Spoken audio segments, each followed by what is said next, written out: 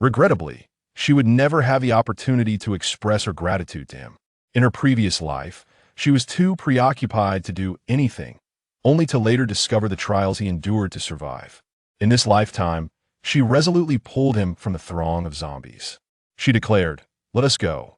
When Li Chen was thrust into the horde by his own brother, he was engulfed in absurdity and irony, casting a derisive glance at the person hidden behind the mass of undead and Klaus. At his eyes in desolation, then he felt a hand grasping his, as that individual amidst the sea of corpses spoke to him. "Let us go." From that moment forth, he never relinquished that hand. Later, Li Chen inquired of her, "Why did you save me back then?" The young woman before him smiled gently and softly replied, "I wish to say thank you." A formidable dark lord, brooding and ruthless, yet devoted solely to the female protagonist, paired with a gentle, resilient, and healing female lead.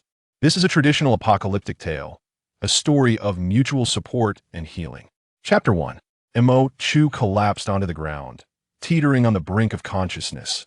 When she beheld a figure kneeling before her, his expression stifled and his eyes crimson. He rasped, "You must not die." Mo Chu was beyond uttering a word. In her final moments, she never anticipated that the singular individual to come to her rescue would be him. As the outermost wall of the base crumbled, the entire compound instantaneously transformed into a hellish battlefield. The air was filled with screams and the sound of severed limbs hitting the ground, when suddenly a young girl lunged in front of Mo Chu, her back facing a sixth-tier zombie with it. S claws raised. Mo Chu forcefully kicked aside the zombie that lurked behind her, swiftly turning around to roughly pull the young girl to her feet and push her back, her voice LD as she commanded, "Run." The girl appeared momentarily stunned, failing to react at first. Pressed against the wall, she gazed at the woman standing before her and stammered, Dr. Mo. At that moment, Mo Chu had no intention of engaging in idle conversation. Her eyes were fixed on the formidable sixth-tier zombie before her, and she reiterated emphatically, "Run." But you are a healer, possessing extraordinary abilities. Yet, she refrained from voicing her thoughts. Before her stood Mo Chu, the esteemed Dr. Mo, a figure of grace and elegance, revered by countless hearts in the base. However, now, she was covered in grime and blood, appearing disheveled, and far from the image of a healer, she resembled a warrior instead. Half an hour prior, their team had insisted on participating in the mission to vanquish that vile creature, leading to a fallout between the previously harmonious Mo Chu and they. Our leader. Her teammates had gathered to berate the doctor for half an hour, and out of boredom, she had slipped away to frolic.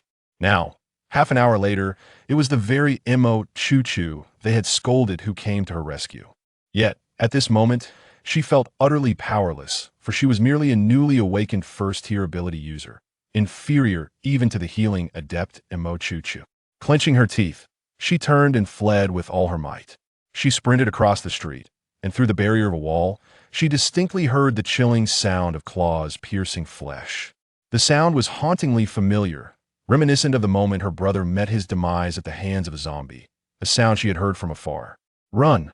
Run with all your might." As Mo Chu extracted the crystal core from the fallen zombie, using a machete she had hastily picked up from the street, the creature's claws plunged into her chest. Perhaps it was the abruptness of the moment, she found herself momentarily devoid of pain. She discarded the machete and glanced down at her chest, instantly realizing her fate was sealed. Slumping against the wall, the reality of her situation hit her belatedly.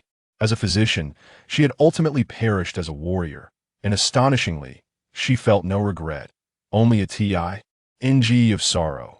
The protective wall of the survival zone had been breached, and she was acutely aware that the entire population of this area would meet their end here today. Whether it was sooner or later, death awaited her regardless. Her vitality slipped away like grains of sand through her fingers as she gazed up at the dim sky, unexpectedly reminiscing about the past. She recalled her fortunate yet powerless existence since the onset of this apocalypse. Fortunate enough to awaken her supernatural abilities, she possessed the means to survive in this perilous world, affording her a better existence compared to those ordinary souls struggling to stay alive. Unfortunately, the power she had awakened was of the healing variety, necessitating reliance on the protection of others for her survival, leaving many aspects of her life beyond her control. Before she became known as Dr. Amo, she had always felt helpless. At the very beginning, it was the dawn of the apocalypse. During that time, she witnessed a person being thrust into a horde of zombies right before her eyes. Anger surged within her, yet she was powerless to resist, forced to follow the murderer like a mere bystander. She remained oblivious to the trials he endured, but eventually, he transformed into a demon that instilled terror in the hearts of humanity, his infamy eclipsing even that of these zombies. Then came the loss of her dearest friend, the passerby who once lent her a helping hand, and the comrade who fought alongside her. One by one, they departed due to her helplessness, until she was left utterly alone. Ultimately, Imo Chu evolved into Dr. Imo. She struggled for 6 long years in this desolate world, and today, she could finally bring it to an end. As her consciousness wavered, she suddenly became aware of a tall figure kneeling before her, obscuring the light that surrounded her. The individual breathed heavily, their imposing form trembling slightly, as if suppressing a torrent of intense emotions, or perhaps harboring profound sorrow. Who could it be, having been left utterly solitary, who would mourn her demise? With great effort, she opened her eyes, only to perceive a blurred dance of light and shadow. She reached out, attempting to grasp something, but her fingers, once lifted, fell back down weakly. A large hand suddenly clasped hers, its touch colder than that of a dying person. Gradually, the scene before Imo Chu sharpened. She widened her eyes to behold a tall man, his face obscured by a black mask, half kneeling in front of her.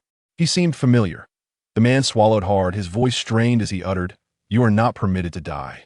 Who is he? Why would he forbid her from dying? She parted her lips instinctively and asked, "Who are you?" The man stubbornly replied, "You must not die." He attempted to lift Imo Chu, but as soon as he moved, a torrent of blood surged from her chest. The atmosphere around him grew increasingly oppressive as he hastily rose and declared, "I shall fetch a physician."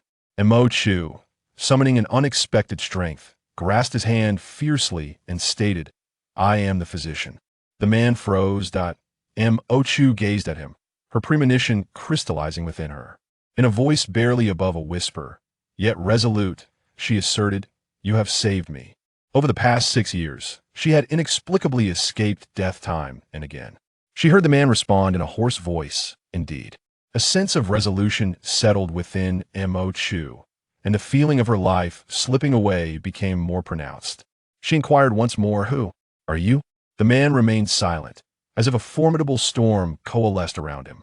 Imo Chu watched as he slowly raised his hand and removed the cloth from his face, revealing a visage both familiar and alien to her. She heard the man utter, "I am Li Chen." Imo Chu stared at him, a wave of absurdity crashing over her. Li Chen? How could it possibly be Li Chen? Years ago, she had abandoned him alongside others, and now, the very person who had come to rescue her was him. Her eyelids grew heavy, unable to bear the weight, and she closed her eyes, soon feeling Li Chen gently support her, allowing her to lean against his shoulder. She heard herself inquire, "Why?" Li Chen fell silent for a moment. Her consciousness was becoming increasingly heavy, and she realized she could barely hold on any longer. A sense of regret lingered in her heart. Her final question might remain unanswered. Then, she saw the man before her slowly lower his head and place a kiss on her forehead, a gesture weighed down by unspoken emotions. In a hushed tone, he said, "Because I like you." For a moment, Imo Chu thought she had misheard due to some illusion. But why? As her awareness began to fade, she could no longer utter that question. "Li Chen, there are too many obstacles below. Our vehicle cannot move. Everyone except the driver, get on the roof."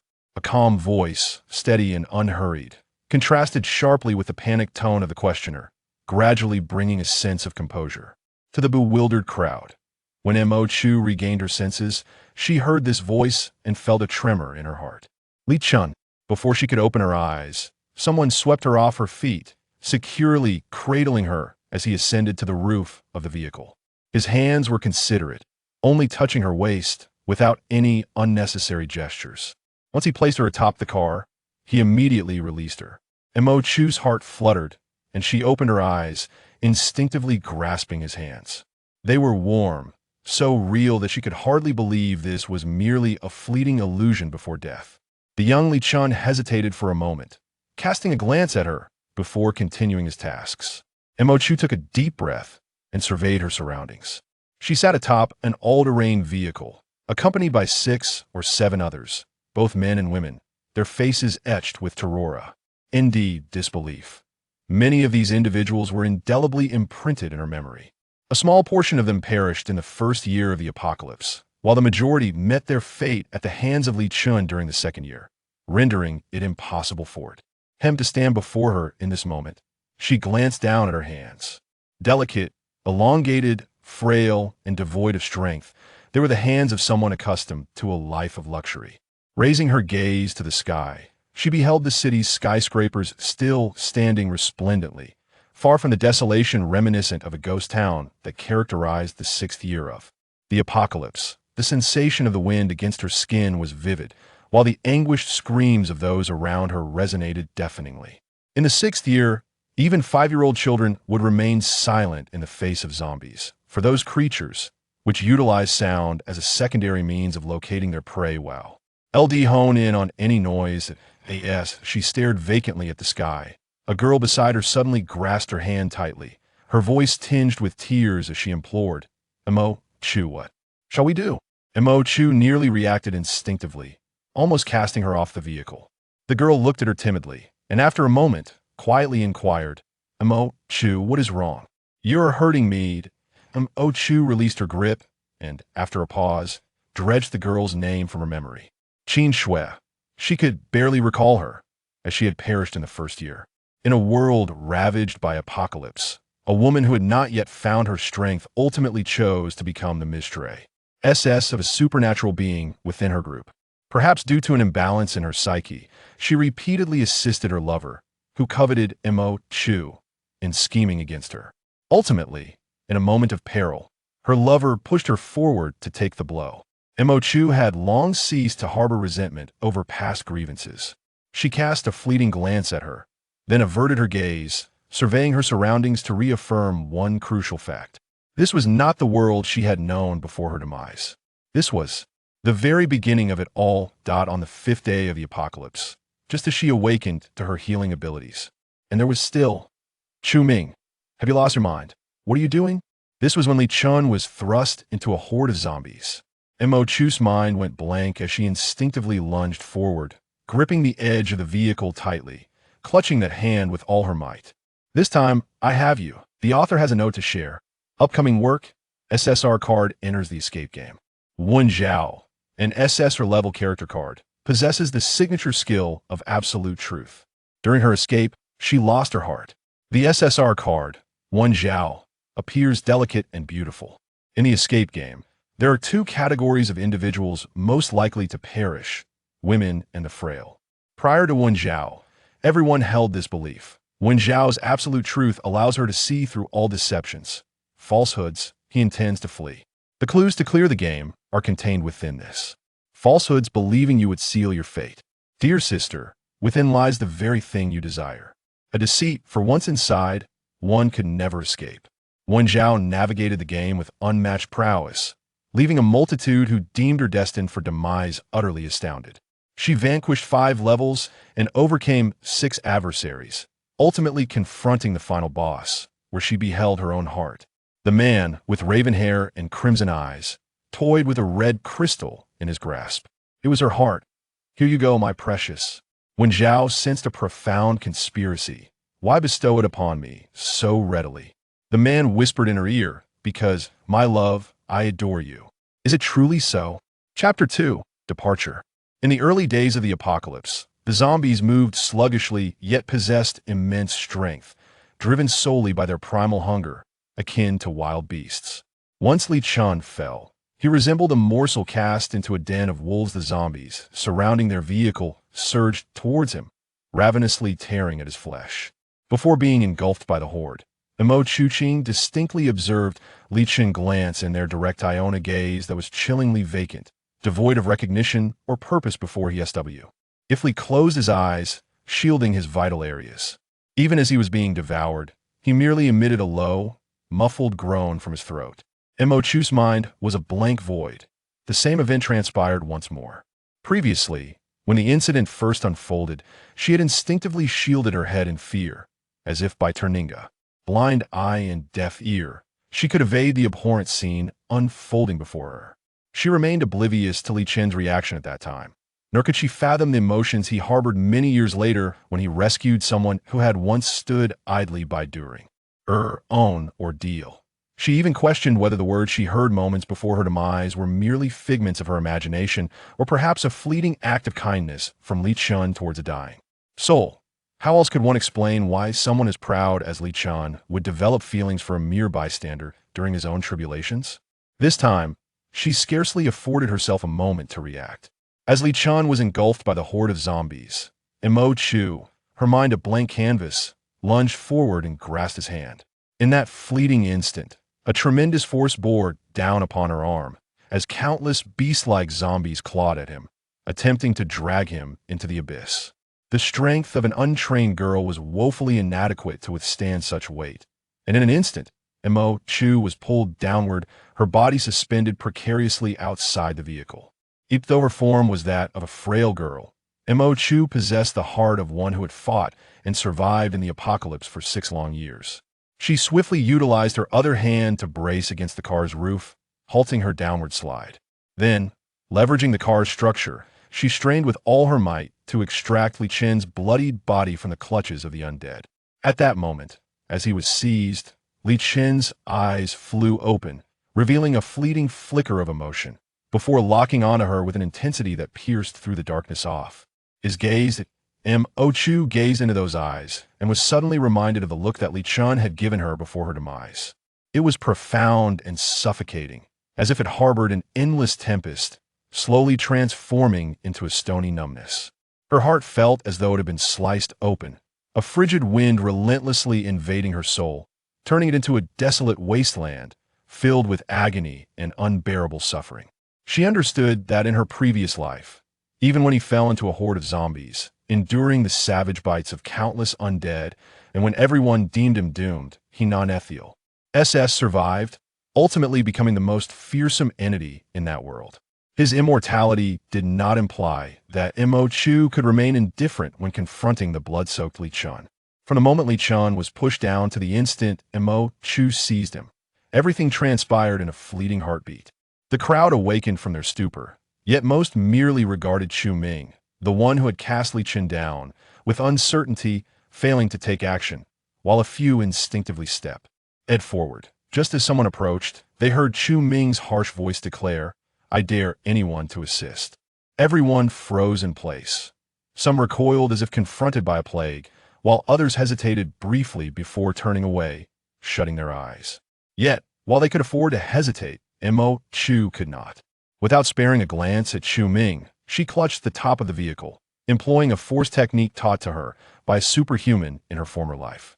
Behind her, Chu Ming observed with a grim expression, his features marred by a mixture of malice and envy. Oblivious to his presence, Mo Chu continued to pull Li Chen with determination. Then, she felt the hand she grasped tighten abruptly. In the next moment, she heard Li Chen's hoarse voice say, "Hold on to me tightly." Mo Chu was taken aback and instinctively tightened her grip on his hand. In the following instant, she witnessed Li Chen forcefully extracting his legs from the throng of zombies. Defying gravity. Seizing the opportunity, she exerted herself and pulled him onto the car's roof.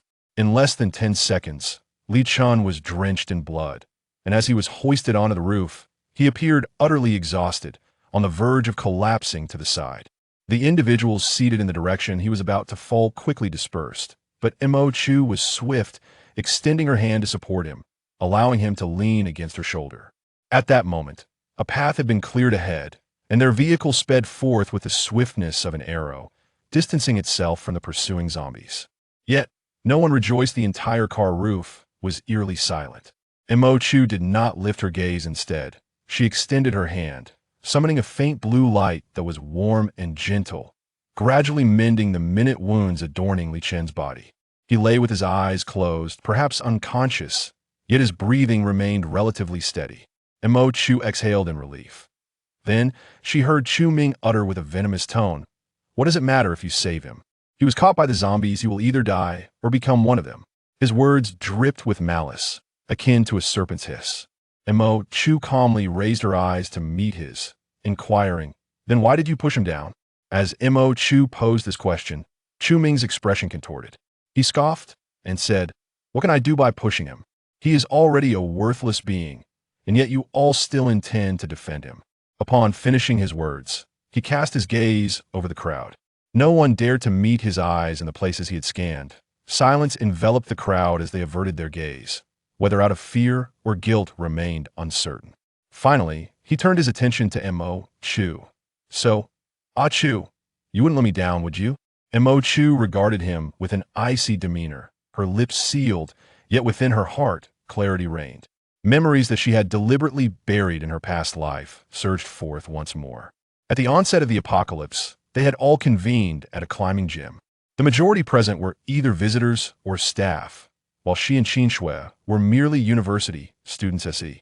Eking excitement, and Li Chen and Chu Ming were good friends, well acquainted with one another. When they arrived, the two were engaged in a friendly competition, with Li Chen leading the way. Then, the apocalypse struck one by one. The people around them inexplicably transformed into ravenous monsters, many unable to react before being bitten to death by those beside Th. In that moment, the swiftest was Li Chen, who led the remaining survivors out of the climbing gym. In truth, he had saved them all from the very beginning. Thus, Li Chen had become their de facto leader, orchestrating their survival with remarkable order. However, 2 days ago, a subtle shift began to unfold. 2 days prior, Mo Chu and Chu Ming exhibited symptoms of fever, culminating in Mo Chu awakening her healing abilities, while Chu Ming manifested the power of entanglement. Mo Chu's healing abilities were rather feeble thus far. She could only mend superficial cuts inflicted by a small blade, and she found herself utterly powerless against deeper wound. DS, let alone the much-anticipated capability to cure the zombie virus. This left many in a state of profound disappointment, with some even concluding that Mo Chu had awakened a virtually useless ability. During that time, the only source of solace for her was Li Chen, who reassured her that all powers begin as diminutive. In truth, Li Chen's assertion held merit. In her previous life, healing abilities were deemed ineffective due to their inability to combat the zombie virus and their limited efficacy. Why during the early days of the apocalypse, particularly when medical supplies were still relatively abundant. As a result, healing powers were often regarded as superfluous and dismissed as inept. It wasn't until the 3rd year of the apocalypse that the first healer to break through to the 3rd tier exhibited the ability to thwart the zombie virus. Only then did society begin to acknowledge the significance of healing practitioners, prompting various special task forces to cultivate them.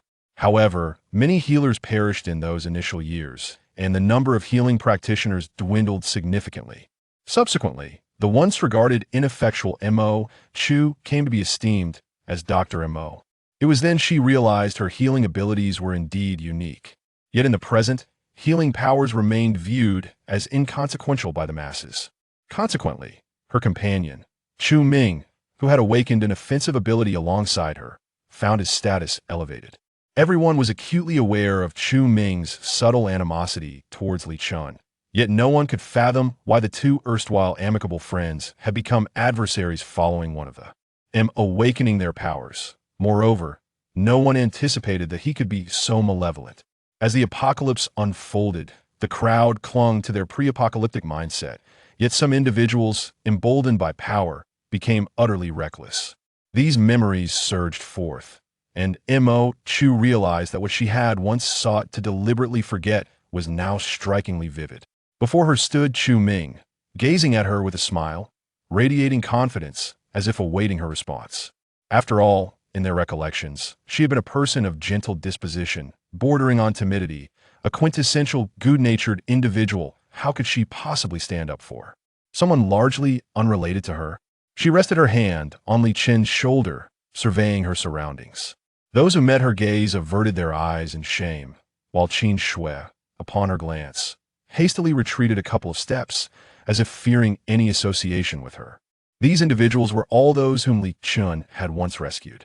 Once, Mo Chu had been one among them. Yet now, she had no desire to tread the path of her past, nor to engage in actions that might lead to future regret. Finally, she turned to Chu Ming and spoke deliberately. You can now kill your brother without cause, and in the future, you may well kill us for other reasons. In an instant, Chu Ming's expression soured, revealing a mix of resentment and jealousy, contorted into a visage akin to a malevolent ghost. Those who heard Mo Chu's words displayed expressions rife with unease. They had never contemplated, or perhaps dared to consider, such possibilities, but Mo Chu had shattered their trepidation. Vo Chu was not mistaken, for in the near future, he indeed pushed someone aside to shield himself from danger, and at that time, his mistress, Qin Shui, met a tragic fate beneath the CLAWS of a zombie. He was the very lover to whom Qin Shui clung, the one who had long coveted Vo Chu after Li Chen departed. However, this time, Vo Chu was resolute in not entangling herself with these psychologically twisted individuals any longer. She cast a glance at Qin Shui, who promptly recoiled. Shifting her gaze, she surveyed the crowd and declared, I intend to take Li Chen with me. Who among you wishes to accompany us? No one responded, yet this was anticipated by Vo Chu. Clenching her teeth, she hoisted Li Chen on her back and prepared to leap from the vehicle. Behind her, Chu Ming let out a derisive laugh, saying, Vo Chu, with your seemingly useless healing ability, you plan to carry a man infected by zombies? How long do you truly believe you will survive? Do you think you will perish at the hands of those zombies outside, or will it be at the hands of the transformed Li Chen? He chuckled, a hint of mania in his voice, and continued, if you abandon Li Chen now and follow me from this moment on, I assure you that you will live well. Vo Chu responded with a soft laugh, her voice unwavering and calm. I guarantee I will outlive you. Tightly gripping Li Chen, she whispered, Li Chen, we are leaving. Chapter 3. The warehouse. The slender figure of the young girl bore the weight of an adult man. Mo Chu, lacking the strength and physique acquired from 6 years of arduous training in her previous life, stumbled instinctively but managed to grasp Li Chen firmly. Then, the soft hands that had hung limply before her rose, tightly clutching her own. Li Chen's pallor appeared even more pronounced against the blood splattered across his face. Yet when he opened his eyes, it was as if his weakness had vanished. He remained the formidable Li Chen. He murmured, put me down. Without a moment's hesitation, Mo Chu released him, swiftly supporting his arm. Li Chen was gravely injured, yet he stood remarkably steady. Beside them, Chu Ming's expression darkened abruptly. However, Li Chen did not spare him a glance, quietly stating, we must go. Though aware that Li Chen would not succumb easily, Mo Chu felt a wave of relief wash over her upon witnessing his return to consciousness, a significant burden lifted from her heart. She clung to him tightly, nodding earnestly. The streets of the city were a gruesome spectacle of corpses and blood, yet the silhouettes of the man and woman conveyed a sense of calm and resolve. Behind them, Chu Ming watched with an acute sense of envy. The woman he coveted had chosen to accompany a worthless man. It was always thus. Yet in this apocalypse, he found solace in his awakened abilities. In a world teeming with monsters, he was a force to be reckoned with. In contrast, someone as powerful as Li Chen, without any awakened powers, was rendered merely a burden. He finally experienced the sensation of having the upper hand. Yet, this seemingly worthless individual, devoid of any supernatural abilities. Why should he be perceived through the same lens as before, as if he were still that inept person, eternally reliant on his own shortcomings? Even now, on the brink of death, poised to succumb to his own hand, he has been pathetically betrayed by a brother he once trusted, yet he remains indifferent, as if he had never truly acknowledged him. The woman he desires would rather save a useless person and depart with him than follow him. It is as if he were still the same powerless man from before. No, he has awakened his latent abilities. He is a formidable force. Chu Ming's facial muscles twitched violently as he cast a menacing glance at Li Chen's retreating figure, uttering with venomous intent, Li Chen, I await the news of your demise. It echoed like a curse. Mo Chu momentarily froze, then felt an inexplicable sense of relief wash over her. A peculiar mixture of laughter and tears. She nodded and softly remarked, let us depart. The man and woman supported each other, leaving the gaze of all behind. As Mo Chu resolved to take Li Chen away, she deliberately prolonged their departure until their vehicle had exited the horde-infested area. She wished to rescue Li Chen, but was determined not to have him perish at the hands of the undead the moment they disembarked. Fortunately, Chu Ming was sufficiently provoked by her that he failed to notice her intentions. Yet, she dared not gamble on whether Chu Ming might change his mind halfway through. Seeking to annihilate Li Chen, Thus, she relied on the city's convoluted terrain to swiftly remove them from his sight. No sooner had they escaped his gaze than Li Chen collapsed, and only then did Mo Chu realize he had been enduring the ordeal all along. Mo Chu dared not administer treatment to him in this precarious location. Instead, she assisted Li Chen in sitting down and surveyed their surroundings. They found themselves in a narrow alley flanked by towering buildings. Some windows were ajar, and the infected residents, transformed into zombies, could potentially leap down at any moment, lured by the scent of blood, rendering the area quite perilous. As Mo Chu conducted her reconnaissance, a zombie from the second floor of a nearby building poked its head out of a window, drawn by the smell of blood. Fortunately, it was momentarily hindered by the window's railing, allowing Mo Chu to spot it just in time. With a dagger she had retrieved from Li Chen, she swiftly dispatched the creature. At this juncture, the zombies were merely powerful. As long as they did not gather in numbers, an ordinary person could handle them. However, many people's instinct upon encountering a zombie was to flee in fear, which ultimately led them to become prey. Once the zombies evolved, ordinary individuals would find it nearly impossible to escape. Mo Chu could not extract a crystal core from that zombie's brain, but she remained unfazed. She quickly assessed the terrain around her, formulating a plan, and helped Li Chen move toward the end of the alley. She noticed that across the street stood a large shopping mall, and behind it, a modest warehouse with a single entrance connected to the mall. That was precisely where she intended to go. On the 5th day of the apocalypse, the once bustling residential buildings and office towers had transformed into a paradise for the undead. Entering such high-rises was akin to stepping into a den of zombies. One could never ascertain whether the door at the end of the corridor concealed a living person or a horde of the undead. In this dire scenario, a secluded and sparsely populated warehouse represented the optimal choice. As Mo Chu traversed the path, she encountered at least 5 or 6 zombies, all drawn by the acrid scent of Li Chen's blood. Although her physical condition was less than ideal, armed with a knife and 6 years of experience in dealing with such threats, she navigated through the perilous situation without incident. Among the 6 zombies, she managed to extract a crystal core. Gazing at the core in her hand, she understood that this was the key to her swift advancement. In the early days of the apocalypse, those among the first awakened with abilities were unaware of the existence of crystal cores. It was not until more than half a month later that the community of ability users gradually learned of their significance. By then, crystal cores had become more precious than food and water. However, as a waste ability user, Mo Chu had no access to such resources. Now, with the streets littered with zombies and their corpses, an opportunity presented itself. Had it been the Mo Chu before her awakening, it would have been impossible for her to transport a nearly 9-meter tall, 80-kilogram unconscious male. Yet now, though it was a struggle, she successfully brought Li Chen to a warehouse. The warehouse door stood wide open, appearing to have been ransacked. Most of the food and water had been taken, leaving only some puffed snacks and other small items that were cumbersome to carry. Aside from these, the rest consisted of unopened clothing and miscellaneous goods. Fortunately, the warehouse was devoid of zombies. Mo Chu felt a flicker of disappointment but quickly placed Li Chen on an unopened mattress and swiftly assessed his condition. Before the apocalypse, Mo Chu was a medical student. It was evident that his external injuries were not severe, as he had not sustained any damage to major arteries. However, a grayish hue had already begun to appear on his face, a symptom indicative of infection by the zombie virus. A heavy weight settled in Mo Chu's heart. He had not merely been bitten by a single zombie. Rather, he had been besieged by a horde. The virulence of the zombie virus was such that even the slightest scratch from a zombie's claw could lead to infection. Observing his injuries, Mo Chu could not help but think that had he not possessed the fortitude to survive in his past life, where he not only endured but also awakened formidable abilities, he would genuinely believe he was doomed to perish. The injuries that would spell certain death for others, what had he endured to survive them? Surely, they were not memories one would cherish. Taking a deep breath, she draped a coat over Li Chen's shoulders, swiftly closed the warehouse door, and retrieved an unopened roll of tape. She meticulously sealed all the windows in the warehouse, ensuring that not a trace of the blood scent could escape. Initially, the zombies lacked vision.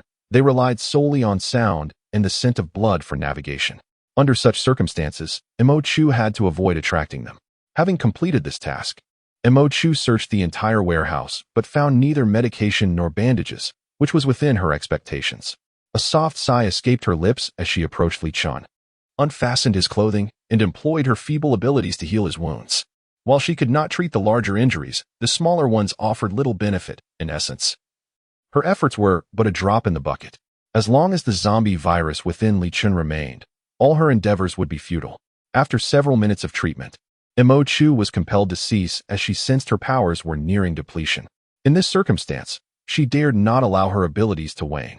Yet, uncertain whether it was her powers that had a slight effect, she found that Li Chen had awakened when she ceased her efforts. A surge of joy filled her heart as she quickly retrieved a bottle of water she had unearthed from a hidden corner and brought it to his lips. However, Li Chen turned his head aside, avoiding the bottle. Mo Chu was taken aback. "Li Chen?"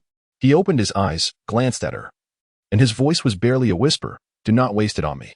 Mo Chu furrowed her brow, perplexed by his notion of waste.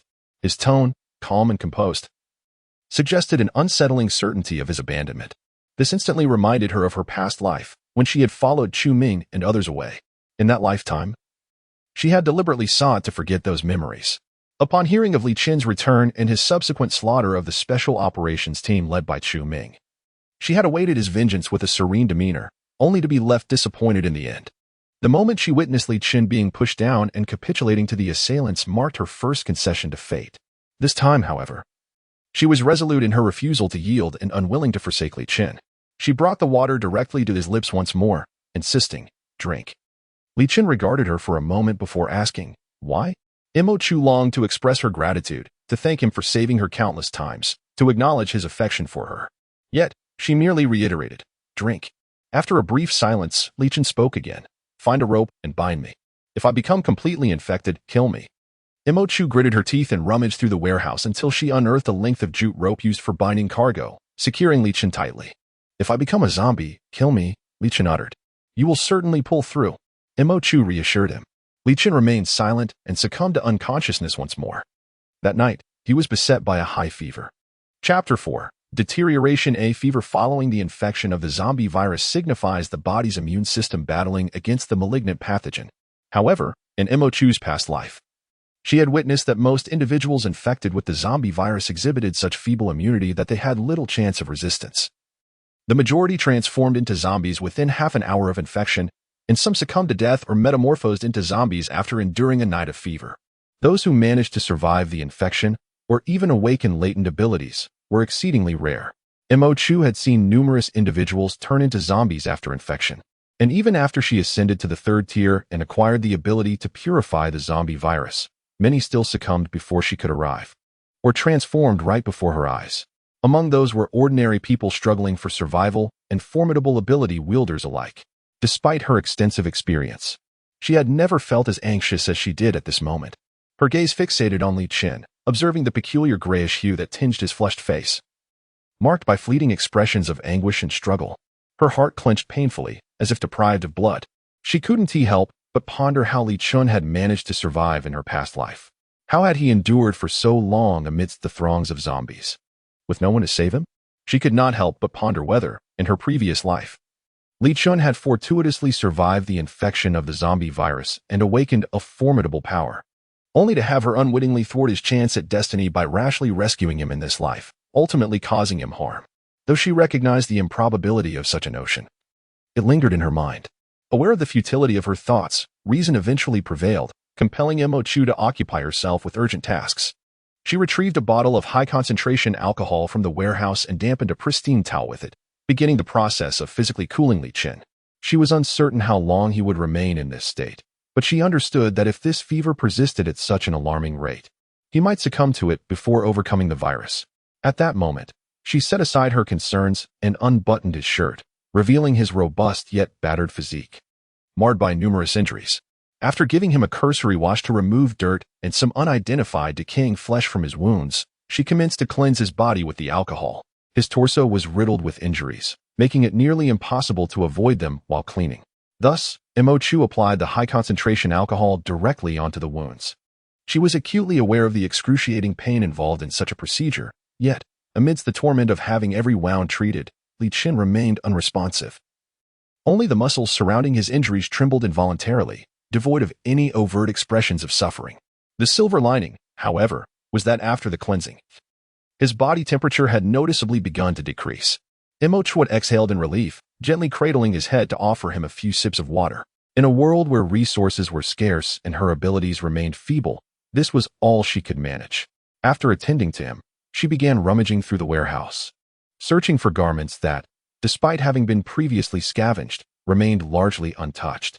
She found a thick, somewhat rigid black coat, a short-sleeved athletic shirt, loose-fitting trousers, and a pair of military-style combat boots. The trousers were made of a similar sturdy fabric as the coat, although uncomfortable in this weather. This enveloping material could prove life-saving against the bites of the undead. She changed out of her long-sleeved shirt, shorts, and sneakers, donning the new attire instead. Once clad in her new ensemble, she scavenged 2 motorcycle helmets, one designed for men and the other for women, to keep close for her impending departure. Though the gear appeared rudimentary, the helmets provided a semblance of protection, rendering her somewhat armored against the zombies that threatened her. Following this, she consumed 2 packets of potato chips and half a pack of wafers, chewing on 2 pieces of candy to ensure she had ample strength and energy to face any unforeseen circumstances. Then she settled on the ground, gazing at the unconscious Li Chen, her mind drifting into oblivion. Outside, the sky had darkened, enveloping everything in silence, occasionally pierced by eerie sounds of gnawing and the haunting roars of the undead. As she listened to these unsettling noises, a profound sense of reality washed over her, as if she had been transported to another realm. Not long ago, she had felt the agonizing grip of death, yet now, everything around her signified that she had been granted a second chance. This time, she chose a different path from the very beginning. She rescued Li Chen and distanced herself from Chu Ming and his companions. Harbored no regrets about leaving Chu Ming. Her only lament was that in her previous life, her timidity had delayed her resolution to depart. In her former existence, Chu Ming's covetous gaze had never wavered. Initially, he had shown a modicum of caution due to her status as an ability user, but as his own powers grew and he discovered her abilities were rendered useless, he became increasingly brazen, first through insinuations, then overt declarations, and finally, outright threats. He had never directly forced her, not out of noble character, but rather because he seemed to harbor a desire for her to submit of her own volition, to utter the words of consent, just as he had said before her departure, that he awaited her plea. The members of their team had all chosen to turn a blind eye.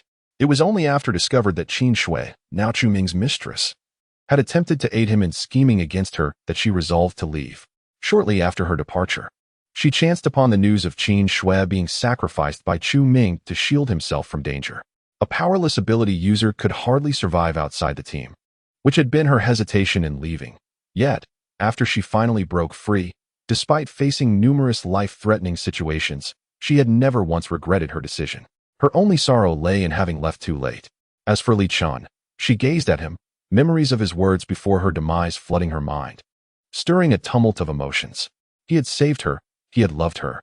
She began to harbor doubts about whether anyone would come to her rescue. It wasn't until a fateful occasion when, after 2 days without finding potable water, an elderly woman, who had been observing her with cold indifference, unexpectedly offered her half a bottle of water upon awakening from a brief slumber. Overcome with gratitude, she accepted the woman's gift. Much later, as the skilled physician known as Mo Chu Qian, she meticulously sought out the elderly woman, employing 2 second-tier crystal cores to extract the truth behind that moment of generosity. The woman revealed that after Mo Chu Qian had fallen asleep, a man had purchased the half bottle of water from her using the same 2 second-tier crystal cores, instructing her to present it to Mo Chu Qian once she awakened. The value of second-tier crystal cores back then was incomparable to that of the present. Who was this benefactor? Many times thereafter, she pondered the identity of her savior. It was not until the end of her life that she uncovered the answer: Li Chen. He had even professed his affection for her, a notion that bewildered her profoundly. She believed that if she were ever to endure the same fate as Li Chen had, she could never bring herself to love someone who had once abandoned him alongside his murderer. Indeed, apart from Mo Chu Qian, none of those who had departed with Chu Ming survived beyond the 2nd year. The true culprit, Chu Ming, faced Li Chen's merciless retribution. He subsequently assembled a special task force of over 20 members, none of whom returned alive from Li Chen's wrath. The Li Chen she knew was ruthless and far from genteel, though she could find no reason why he would harbor affection for her, especially after having silently rescued her on numerous occasions. She preferred to believe that this was merely a benevolent deceit towards a dying soul. However, Given the ruthless and malevolent nature of Li Chen in his past life, it is utterly illogical for him to utter any benevolent falsehood without reason. Thus, even though she finds it implausible, the truth remains that in his previous existence, Li Chen truly harbored feelings for her. She gazed at him, her expression a tapestry of complexities. The Li Chen of her memories was akin to a demon lord, a figure far more feared by ability users than even the undead. The mere mention of his name could silence a crying child. It was rumored that he had tortured Chu Ming for 3 days and nights, and the carnage left in his wake rendered even the most battle-hardened ability users hesitant to approach. In moments of joy, he could lavish a few 4th-tier crystal cores on a mere stone, yet in his displeasure, he could reduce an entire city to smoldering ruins, turning terrifying zombies into lambs awaiting slaughter at his command. He seemed to be an entirely different person from the one who had rescued them from the rock-climbing gym. Imochi was uncertain whether his drastic change in demeanor stemmed from the betrayal he endured while fighting for survival amidst the horde of zombies. She was also unsure whether her decision to save a dark overlord was right or wrong. Regardless of how many times he had saved her, he remained the merciless demon lord of the apocalypse, the nightmare that haunted everyone's dreams. She had saved a demon lord. Her debt to him was not merely one life. While others could forsake him, she was unable to do so. In this life, he had done nothing. And if she chose to remain a passive observer, she would be no different from those who had cast him into the abyss in their previous lives. Imochu let out a deep sigh. She rose to her feet and checked on Li Chen once more, only to discover that not only had he failed to improve, but his temperature, which had just begun to decrease, was once again on the rise. Imochu applied alcohol to lower his temperature once again. At this moment, the warehouse was devoid of any lingering scent of blood, replaced instead by a pervasive aroma of alcohol. Throughout the night, Imochu tirelessly administered alcohol to cool Li Chen, scarcely finding a moment's respite. Despite his apparent disinterest in awakening, Li Chen's pulse remained remarkably steady, even after a night of feverish turmoil that would have likely incapacitated an ordinary person. However, as dawn approached, his condition began to deteriorate. Having just finished applying alcohol to his body, Imochu noticed a sudden grayish hue enveloping his wounds, which then began to decay rapidly, reminiscent of a zombie's affliction. Startled, she had no time to react before witnessing a grimace of pain contort his features as the rotting wounds gradually regained their normal color, as if suppressed by some unseen force. Yet, the anguish on Li Chen's face intensified, his muscles trembling subtly in a state of unconsciousness. This was not a promising sign. She approached to check his forehead, intending to call his name, when a faint sound from outside the lowered door caught her attention. Creak. Chapter 5. Sigh. Creak. Imochu halted her movements, holding her breath. The outside was soon filled with a series of rustling noises, as though something sharp was incessantly scratching at the door. The sound both delicate and persistent. Imochu recognized this sound all too well. It was the distinctive noise made by a zombie's claws scraping against a sharp object. There was indeed a zombie lurking just outside the door. However, the zombie may not have noticed the presence of anyone in the warehouse. If it had perceived the existence of others, its instinct would have driven it to assault the door rather than merely scrape it with its claws. The noise it created might have been unintentional, yet Imochu could not allow this to continue. In the stillness of the night, even the slightest sound could attract the insatiable hunger of a zombie at the dawn of the apocalypse. This solitary zombie could potentially summon a horde, which, in the absence of other stimuli, would not disperse on its own. Should she permit this zombie to persist in making noise, it would not be long before a whole swarm gathered outside the warehouse, effectively trapping Imochu, a first-tier healer, and Li Chen, whose fate remained uncertain, within. They would find it impossible to escape. When faced with a single zombie versus a multitude, Imochu naturally opted for the former. Glancing once more at Li Chen, she silently retrieved the dagger she had previously set down, and, taking hold of the remaining length of rope used to bind Li Chen, secured one end around her waist. She then ascended the foldable ladder leaning against the wall and opened a small window at the top of the warehouse, just large enough for one to squeeze through, fastening the other end of the rope to the window. Her movements had already drawn the attention of the zombie outside. Yet Imochu denied it the opportunity to call for reinforcements. Without hesitation, she leaped down from the more than 2-meter-high window, pressing her knee against the zombie's neck and swiftly plunging the dagger into its brain. As the blade struck something hard, Imochu deftly twisted her wrist, extracting a crystalline core from the zombie's nape. Her fortune was indeed favorable this time. Imochu withdrew the crystal core and rose from the corpse, only to stagger slightly. A sharp pain throbbed in her knee. She rolled up her pant leg, and discovered that the knee she had used to kneel on the zombie was now a vivid red, likely due to the overwhelming impact, and it appeared to be on the verge of swelling. Chu couldn't help but let out a bitter smile. If she had used her 6th-tier physical prowess to kneel on a 1st-tier zombie, she could have easily snapped its neck. However, with her 1st-tier physical condition applying pressure to a 1st-tier zombie, the result was merely bruising her own knee while also needing to deliver a finishing blow to the zombie. During her brief absence, Li Chen's condition had deteriorated further. His face was now tinged with a bluish hue, alarmingly close to the pallor of the zombies in this apocalyptic world. Moreover, Chu keenly observed that his nails had elongated significantly. Their once normal color now shrouded in a grayish tint, increasingly resembling those of a zombie. Instinctively, Chu began to channel her abilities. A small orb of blue light gathered in her palm, and, as she pressed it against Li Chen's body, it vanished without a trace, as if swallowed by the sea. It dawned on her that she was no longer the healer capable of saving lives at will. She had become Chu, the forsaken wielder of abilities. She lowered her hand and reminded herself that even in her past life, Li Chen had managed to survive alone in dire circumstances. What he had endured then was undoubtedly more terrifying than what she witnessed now. Therefore, he would certainly pull through. She closed her eyes momentarily and took out the 2 crystal cores she carried. Absorbing the cores from the zombies was the key to her advancement. In the previous life, there existed a notion that both ability users and zombies were, in essence, infected beings. The distinction lay in the fact that the zombies succumbed to the virus during their lifetimes, while the ability users triumphed over it after infection. Zombies advanced by consuming flesh, including that of their own kind, whereas ability users progressed through the absorption of crystal cores. Fundamentally, the two were not dissimilar. Regardless of the veracity of this theory, it remains a fact that the absorption of crystal cores was indeed the sole pathway for ability users to enhance their powers. At the dawn of the apocalypse, ascending from the 1st to the 2nd tier was relatively simple. 4 to 6 1st-tier crystal cores sufficed to elevate an ability user's energy to a critical threshold. However, this ease was a matter of perspective. Seasoned ability users found it manageable, yet for those who had yet to forge a combat mentality, those who, upon encountering a 1st-tier zombie, instinctively fled, it was anything but easy. Furthermore, not every 1st-tier zombie possessed a crystal core, and the act of absorption carried the peril of reinfection. In her previous life, it was not until 6 months after the onset of the apocalypse that the incapacitated ability user, Chu, finally acquired her 1st crystal core. In this life, however, she had the opportunity to seize this chance much earlier, armed with 6 additional years of experience, enabling her to swiftly ascend to the 3rd tier and circumvent the vicious cycle she had once endured. Even as a seemingly ineffective ability user, she resolved to become a warrior.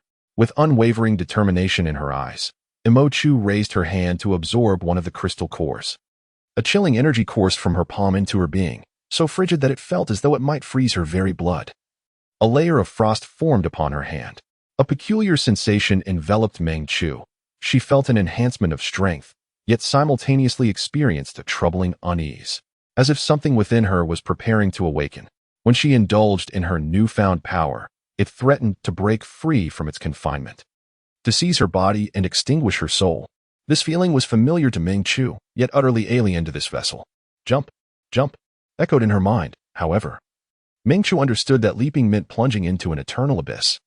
It is no wonder that others claim the first absorption of a crystal core is akin to being reinfected by a virus.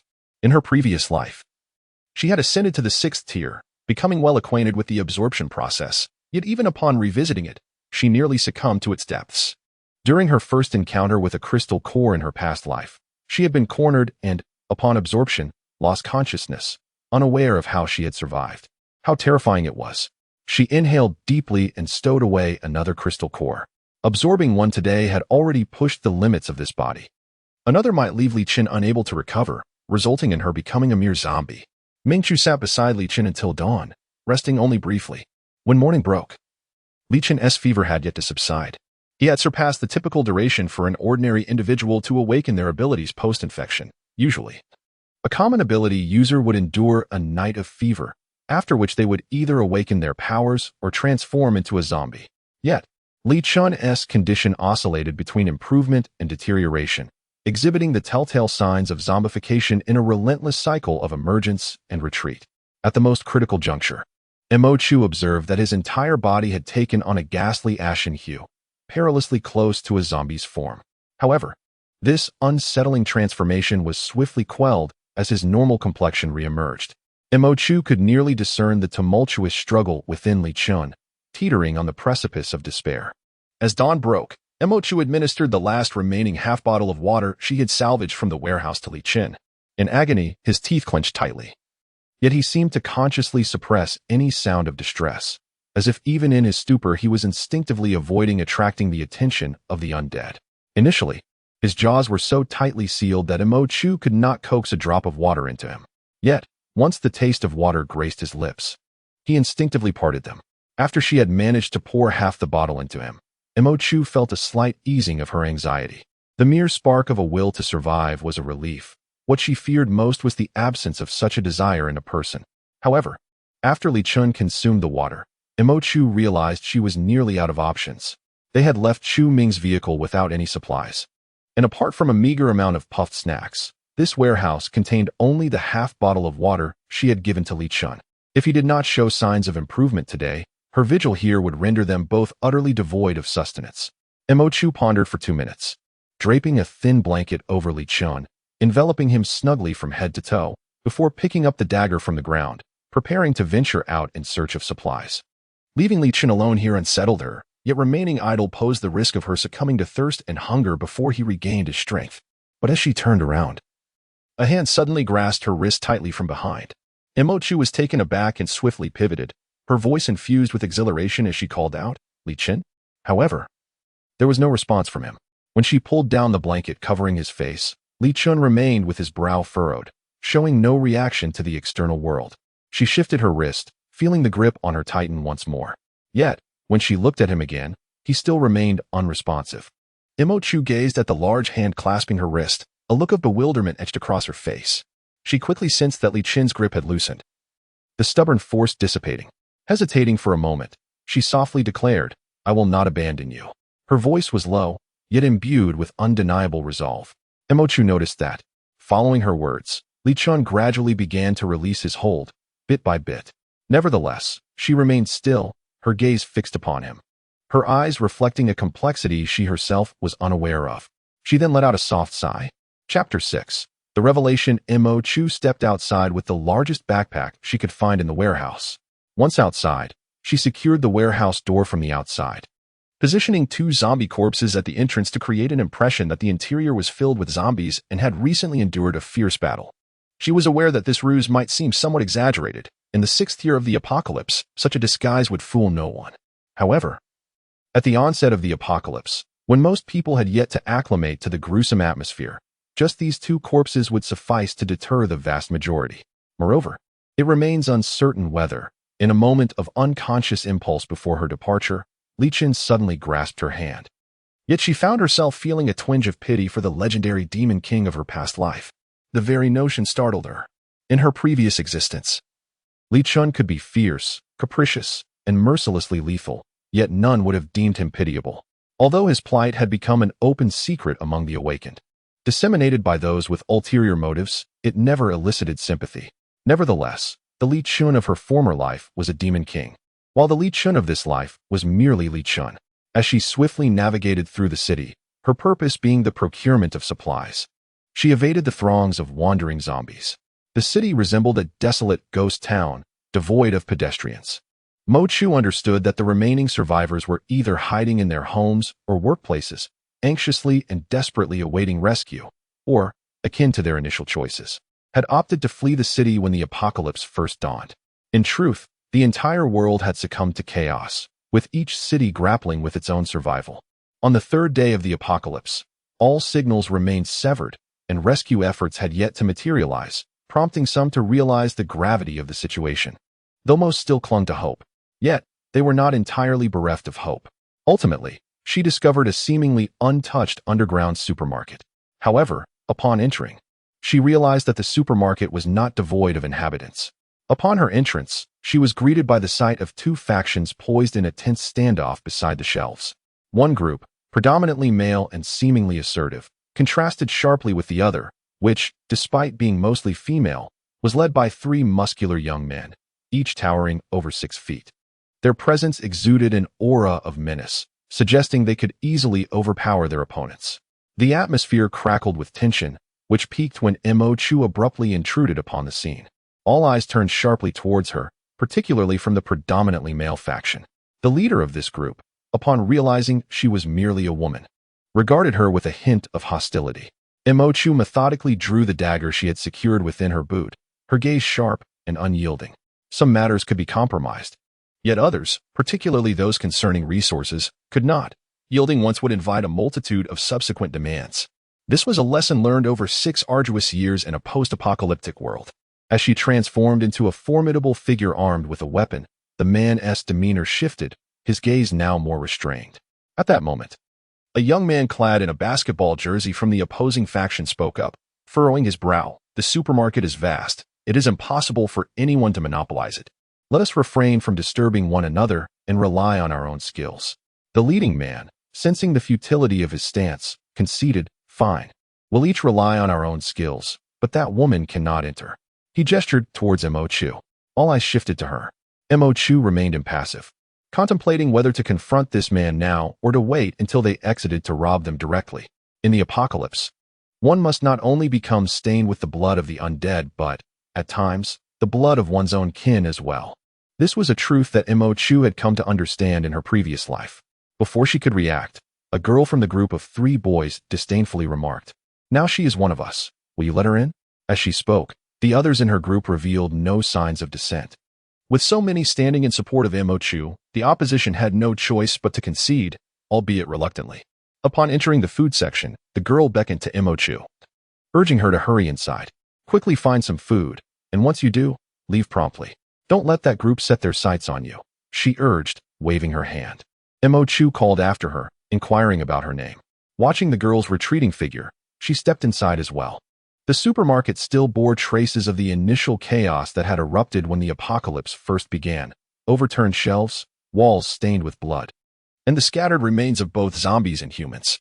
Yet, the absence of zombies despite the commotion suggested that this supermarket was likely devoid of them. Nevertheless, Mo Chu proceeded with caution. She observed the predominantly male group making a beeline for the raw food section, swiftly gathering meat, grains, and flour, indications that they were preparing to stock up for home. In contrast, the younger boys and girls headed straight for the cooked food section, targeting an array of prepared meals and instant snacks. Mo Chu glanced at them briefly before making her way to the beverage aisle, where she filled her backpack with several bottles of purified water and a selection of energy drinks, ultimately packing it half full. In her previous life, having endured the trials of an apocalyptic world for many years, she possessed a profound understanding that in such dire circumstances, water surpassed food in significance. After filling her containers with water, she swiftly seized a handful of chocolate and stowed it in her side pocket, then commenced her search for all high-sugar, high-calorie sustenance, as well as non-puffed grains, such as oatmeal. Glancing upward at the shelves, her gaze fell upon her desired items, and she added 2 jars of canned fruit to her collection. Her determination was unwavering, and her movements were swift. She was acutely aware that within this supermarket, it would be improbable to find compressed rations, let alone the military-grade provisions she had once equipped special task forces with. Under these circumstances, high-sugar, high-calorie foods could rapidly replenish energy, while grain products were far more satiating and enduring than ordinary cooked meals or instant food. Canned fruit, in particular, served as a precious source of vitamins in the apocalypse. Once her backpack was nearly full, she lifted it, feeling its unusual weight, slinging the burden over her shoulder. She surveyed the supermarket once more, unexpectedly spotting the man who had harbored ill intentions toward her upon her entry, now silently breaking away from his group and heading in a certain direction. Contemplating the man's earlier behavior, she furrowed her brow and followed him. Upon catching up, she immediately observed him cornering a young girl named Ing Yi between the shelves and the wall, one hand forcefully covering her mouth while the other tugged at her clothing. In a world stripped of order, the wickedness of some individuals could manifest with alarming swiftness. The fire within Mo Chu suddenly ignited as she swiftly approached. Before the man could react, she seized his hair from behind, exerting all her strength to smash his head against the adjacent wall. A heavy thud reverberated throughout the supermarket, leaving the man dazed, stars dancing before his eyes as blood gushed from his forehead. Mo Chu brutally pressed a towel against his wound, ensuring the scent of blood would not attract any zombies, then decisively stomped down twice, the sound of breaking bones echoing through the air as the man's fingers snapped. She stifled his screams with another towel, raising her foot once more to crush his shattered hand, gazing at him as one would a corpse. The man, in excruciating pain, could barely muster a cry, teetering on the brink of unconsciousness. At that moment, Ying-yi finally reacted. Mo Chushin had anticipated tears and panic, but to her surprise, the young girl immediately grasped a nearby rolling pin and swung it down upon the man on the ground, carefully ensuring she made no unnecessary noise.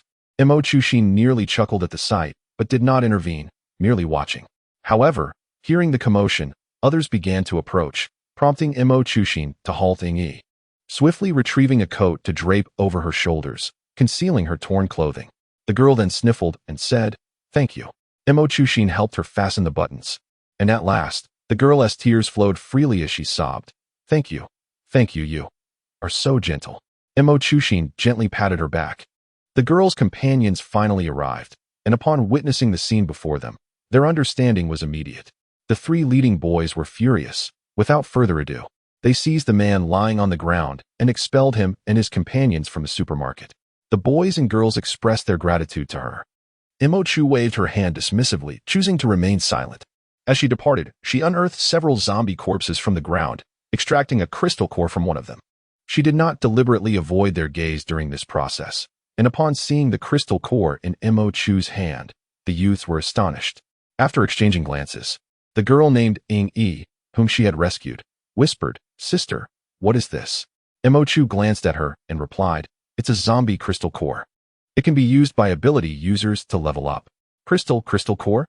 The expressions on the faces of the boys and girls were one of disbelief, some marveling at the existence of such cores, while others inquired if Mo Chu's abilities were akin to what they had envisioned.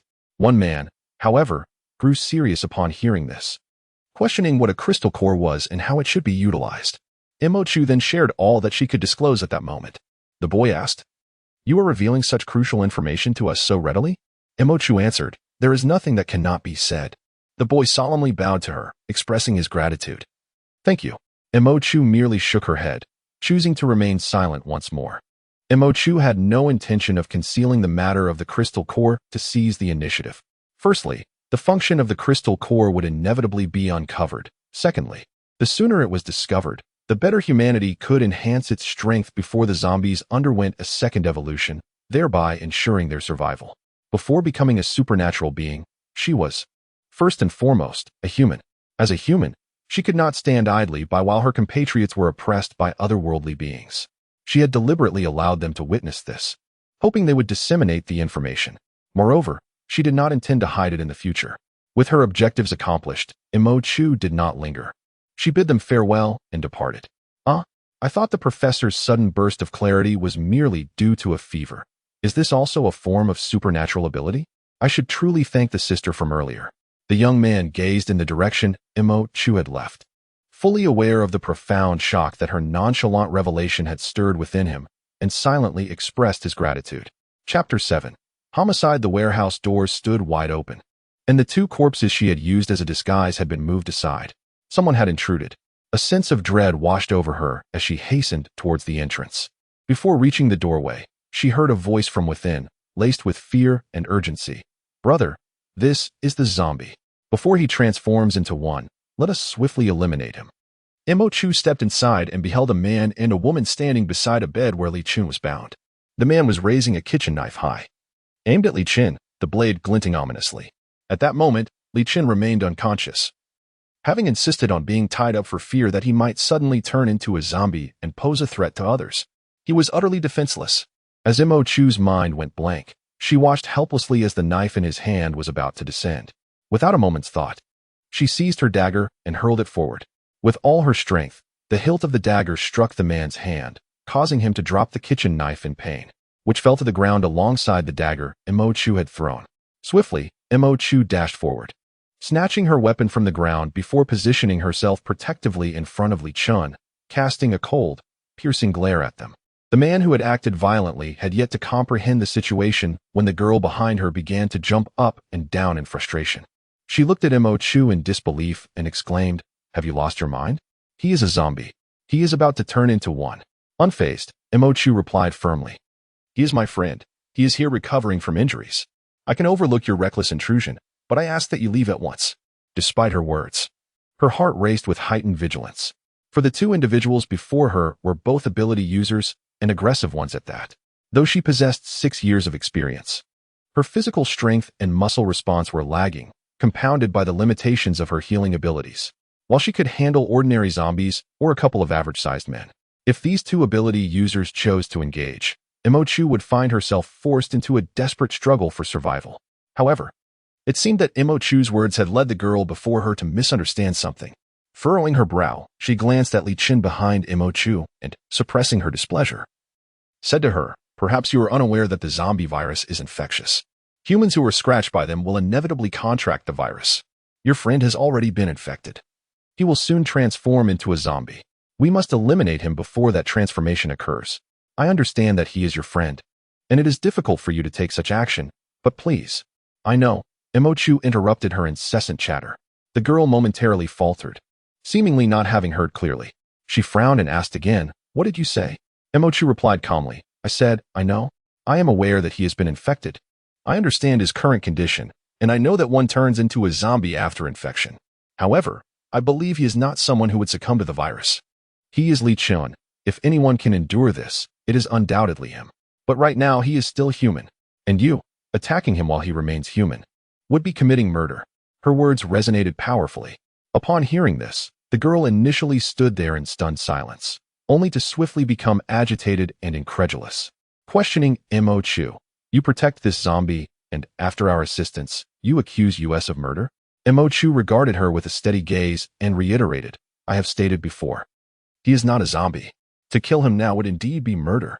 The girl still wished to argue, but the man beside her restrained her. He cast a glance at Imochu and stated, "You must understand that all those infected by the zombie virus have turned into zombies. If you do not eliminate him now, you may face a mindless zombie in the future." Imochu met his gaze and replied simply, "He won't." The man chuckled in disbelief. "What if he too becomes a zombie?" Imochu paused momentarily before responding, "Then I shall kill him myself." Before the man could retort, the girl beside him, visibly agitated by Imochu's audacity, huffed and wrenched her hand free from her brother's grasp. Moreover, for those with abilities, especially those of lower tiers, a lack of control over their powers during moments of heightened emotion can lead to uncontrollable outbursts. While her brother remained oblivious, Imochu sensed an impending danger and discreetly heightened her vigilance. As anticipated, the next moment, she observed a dark circle materializing beneath the girl's feet. Fueled by her anger directed at Imochu, a black line swiftly emerged from within that circle, inching towards her. Imochu felt the looming threat. Just as she contemplated evading, a surge of red flames suddenly erupted behind her, fiercely intertwining with the advancing black line. The dark tendril dissipated almost instantaneously, yet the flames showed no signs of retreat. Instead, they pursued the origin of the black line to ensnare the girl. The girl's brother reacted more swiftly than she, instantly pulling his sister away and casting a wary glance over his shoulder towards Imochu. Imochu's heart raced. This was Li Chen. He had succeeded. However, when she turned her head, she found that Li Chen remained in a deep slumber, still unconscious. Yet, several strands of fire emanated from him, enveloping Imochu entirely within the protective circle of flames, as if guarding her, silently confronting the adversaries. A myriad of complex emotions surged within Imochu's heart. "Brother." She heard the girl speak, her voice laced with an undercurrent of fear. Those endowed with supernatural abilities are most attuned to the threats posed by others of their kind. Yet the danger emanating from Li Chen could only be perceived by those two siblings, for Imochu belonged to his protective sphere. Imochu steadied her mind and turned to face the siblings. The girl was surrounded by a radiant blaze, illuminating her typically serene and non-threatening beauty, evoking an aura of inviolable dignity. Her expression remained as tranquil as before, yet the countenance of the siblings had shifted, particularly that of the girl, whose initial arrogance as a supernatural being towards ordinary people had completely dissipated. Imochu calmly raised her head, conjuring a sphere of blue light in her hand. She gazed at them and inquired, "Are you supernatural beings?" The man among the siblings replied, "Yes." Imochu continued, "By coincidence, I am also a supernatural being. You are aware that ordinary people infected with the zombie virus will turn into zombies, correct? However, you may not know that there is also a certain probability for ordinary people infected with the zombie virus to awaken supernatural abilities. The man glanced at her, then at Li Chen behind her, his expression akin to that of a ghostly apparition. Imochu retracted the glowing sphere in her hand and stated, thus, your earlier attempt to harm him was tantamount to murder. The man was at a loss for words, a faint blush of shame creeping onto his face. The girl, feeling somewhat indignant, was about to speak when her brother pulled her back. Imochu, now leave. She gazed at them, her expression devoid of emotion. After acquiring abilities, some chose to act recklessly, while others deluded themselves into believing they were champions of justice. The latter was somewhat preferable to the former. Yet if one acted without the capacity for thought, the difference was hardly significant. This time, they refrained from uttering anything further, swiftly departing with the man clutching his sister's hand.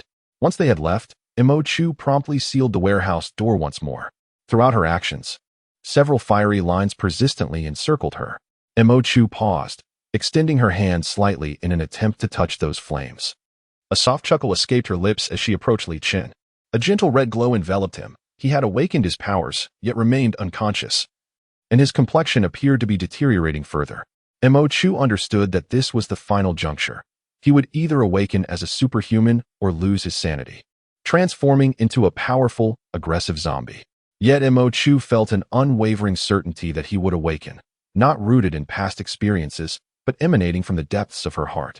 Observing the red glow surrounding him stirred a complex mix of emotions within her. When the two siblings had raised their blades against him, he did not resist. However, when Imochu faced danger, even in his unconscious state, he had summoned his powers to protect her. In his previous life, at the brink of death, he confessed his affection for her. She remained unaware of when he had developed such feelings or the reasons behind them. However, in this lifetime, although Imochu and he had only recently become acquainted, knowing merely each other's names, Li Chen chose to protect her nonetheless. She was uncertain whether Li Chen still harbored feelings for her in this life. Yet, at this moment, all she wished to convey to Li Chen was her gratitude. Thank you for loving me, but what merit do I possess? She bent down, retrieving a bottle of water and a packet of oatmeal from her backpack, blending them into a liquid meal to feed Li Chen. He remarkably, even in his unconscious state, making it effortless for Imochu to nourish him. After administering the oatmeal, she hesitated for a moment before leaning closer to his ear and softly whispering her thanks, despite his inability to hear her. By afternoon, Imochu heard the sound of helicopters above the city, accompanied by the emergence of numerous survivors who rushed from their hiding places to witness the revival of this desolate urban landscape. Concurrently, after 6 days of silence, all electronic devices in the city received a message. All survivors are advised to travel light and await the arrival of rescue teams tomorrow. Please confirm whether you exhibit any symptoms of fever or have any injuries. Special abilities users are to report upon entering the rescue team. Fellow citizens, disaster has befallen us, yet humanity perseveres. Upon reading this message, Imochu was enveloped by the jubilant cheers of the entire city. The survivors, having concealed themselves for so long, disregarded the potential danger of attracting zombies, as they celebrated the flicker of hope. Humanity still harbors hope, and those they trust have not forsaken them. Only Imochu, upon receiving this message, felt her hands tremble ever so slightly. She alone understood that this communique was the last piece of information transmitted to everyone's electronic devices. And from that moment forth, technology would be nearly severed from the desolation of the apocalypse. Tomorrow, the military, having recuperated from their grievous losses, would lead all the inhabitants of this city to safety. Subsequently, various survival zones, supported by the military, prominent families, and powerful ability users, would emerge around the city, gradually evolving from desolation to prosperity. However, the city, plagued by its vast population and unique terrain, had become a veritable nest for the undead since the outbreak, rendering it unsuitable for human habitation. Tomorrow heralds the dawn of a new historical chapter, marking humanity's genuine response to the apocalypse. And on that day, will Li Chen awaken? Chapter 8. Awakening that evening, the city seemed to come alive once more with the arrival of that message. Imochu remained in the warehouse, occasionally hearing the sounds of survivors venturing out in search of supplies. Groups of 7 or 8, or even a dozen, cautiously traversed the streets, whispering about the impending rescue. It was the 6th day of the apocalypse. Prior to this, those with the means had chosen to flee the city by car. The survivors still within the city were either too fearful to venture out, unable to leave for various reasons, or clinging to hope for salvation. Now, merely due to a single piece of information, hope had been rekindled in all hearts, and the once lifeless city was infused with a flicker of vitality. Mo Chu chose not to venture outside. She firmly closed the warehouse door and, after a prolonged contemplation, resolved to absorb another crystal core. It had only been a day since her initial absorption, and the decision to undertake this endeavor so soon was arguably unwise. However, buoyed by the experiences of her previous life, she opted to give it a try. The worst-case scenario involved her body rejecting the newfound power. Yet as a 6th-tier ability user in her past life, she possessed methods to remedy such a situation. The confrontation with the 2 ability users during the day shattered the sense of security she had cultivated over 6 years of experience. The formidable powers that erupted from Li Chen while he was unconscious left her astounded, leading her to a stark realization. There is no fairness in the realm of abilities. As a discarded 3rd-tier ability user, she recognized that if she wished to avoid the missteps of her former life, she could not solely rely on past experiences, for such knowledge would lose its advantage as ability users became familiar with their powers and the harsh realities of this apocalyptic world. She must find a way to stay ahead of the majority. Yet, this was not the only reason behind her impulsive decision to absorb the crystal core. More importantly, she sought to prepare for the arrival of tomorrow. Tomorrow, the first batch of military rescue teams would enter the city, bringing forth survivors and ability users, establishing the first survival zone, Inland City. Following this, various specialized survival zones would sprout beyond the city like mushrooms after rain, becoming the lifelines for survivors and ability users alike. Tomorrow, humanity would step into a new era, and she, determined not to be swept away by the impending tide as she was in her previous life, aimed to be ready for the changes that lay ahead. Mo Chu took a deep breath, gripping the crystal core tightly in her hand, and closed her eyes. In an instant, her consciousness was drawn into a whirlwind of power. Surrounding her, red flames twisted and curled, as if knights were guarding their master, unwaveringly loyal and inviolable. The entire warehouse fell into silence, with only the faint sounds from outside, belonging to humanity and the undead, echoing intermittently. Li Chen found himself in a dream. He was acutely aware that it was a dream, recalling everything he had experienced before entering this realm of slumber. Yet, the scenes within this dream were terrifyingly vivid. In the dream, he was suspended on a cross, scorched by fierce flames. He could feel the searing pain of fire against his skin. The invisible flames first burned his flesh, then devoured his very essence, ultimately gnawing at his bones. He experienced the agony with an unsettling clarity. When this torment reached its climax, and the unseen flames consumed him entirely, everything would begin anew. He would once again endure the excruciating sensations of fire searing his skin, flesh, and bones, a relentless cycle. The flames that scorched his body also devoured his sanity. Whenever the pain became unbearable and the urge to surrender surged, the intensity of the agony would immediately wane. The stronger his desire to relinquish, the more diminished the pain became, as if tempting him to give in. In moments of weakness, he could not help but ponder why he should persist. What reason did he have to endure such suffering? He understood the implications of surrendering, yet did he possess a compelling justification to continue? In this world, who could inspire him to persevere? Who could make him willingly bear such torment? As he contemplated this, a voice suddenly resonated within his heart, whispering that there was indeed something. Who could it be? The flames before him erupted violently, engulfing him in their fiery embrace, yet astonishingly, he felt no pain. He opened his eyes to behold a silhouette emerging from the crimson flames. A frail girl was sprawled atop the car, her delicate arms grasping the descending man with a fierce determination, holding on tightly despite the overwhelming weight threatening to pull her into the abyss. Before her loomed terrifying zombies, while behind her stood indifferent humans. A voice suddenly echoed in his ear, declaring, "Let us go." There was a girl, still waiting for him to awaken. Li Chen abruptly opened his eyes. The distant sound of cheers reached his ears, and he found himself staring at the dim yet distinct ceiling of a warehouse. His senses had heightened to an extraordinary degree, amplifying even the faintest sounds around him. Upon awakening, a vivid crimson flame ignited around him, mirroring the vision he had witnessed in his dream, instantly incinerating the ropes that bound him. He sat up, his gaze abruptly halting. The girl, who had appeared in his dreams mere moments ago, was now seated beside him on the bed, her eyes closed and utterly undisturbed by his movements. Lost in her own world. Surrounding her were several strands of fire, standing sentinel as if guarding her. The source of these flames was him. In the next instant, the girl he was observing unexpectedly opened her eyes, locking gazes with his. Li Chen, feeling a mix of embarrassment and fascination, attempted to look away, yet found himself irresistibly drawn to her. He observed the girl before him, her face alight with astonishment and delight, her eyes gradually brightening. He heard her exclaim, "Wonderful, you're awake." In that moment, a profound sense of tranquility enveloped Li Chen's heart. How fortunate it was that she awaited his return. He had not been forsaken. He replied, "I have awakened." Li Chen's revival indeed took Mo Chu by surprise.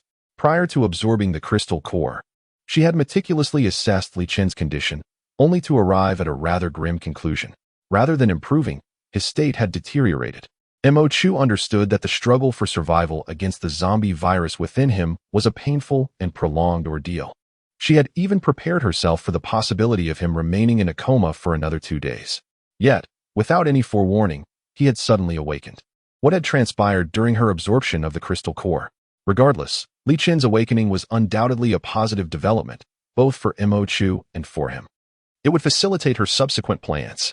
As Mo Chu pondered how to articulate her intentions, she was interrupted by Li Chen's sudden inquiry.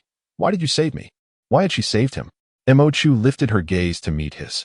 The young man before her bore the pallor of one recently recovering from a grave illness. Yet his eyes were dark, imbued with an inscrutable depth, calm yet enigmatic, compared to the gentlemanly figure who had once carried her to the car's roof upon her awakening.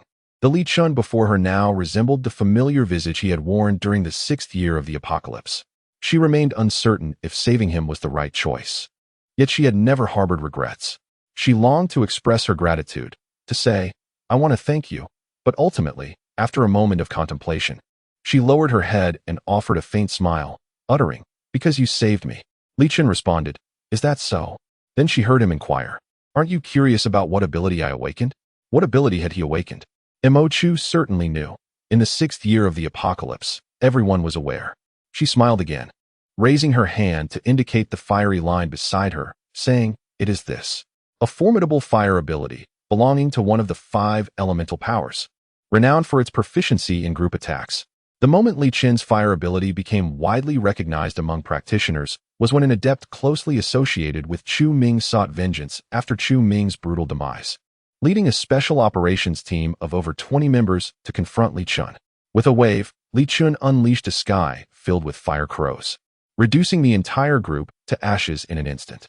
Prior to this, people only understood that the closer one was to the 5 elemental abilities, the rarer they became. And the 5 elemental powers represented the pinnacle of strength in the apocalypse. It was only after Li Chen obliterated a special operations team with a single strike of his fire ability that the terrifying nature of the 5 elemental powers became apparent. And from that moment on, the name Li Chen evoked fear and silence. Mo Chu remarked, "You possess fire abilities." However, the young man before her shook his head, stating, "Fire abilities and ability concealment." As his words lingered in the air, his entire form abruptly vanished from the mattress, only to reappear without warning an instant later. A glimmer of amusement danced in his eyes as he regarded her. Mo Chu felt as though she were losing her senses. Li Chen, was he a dual ability wielder?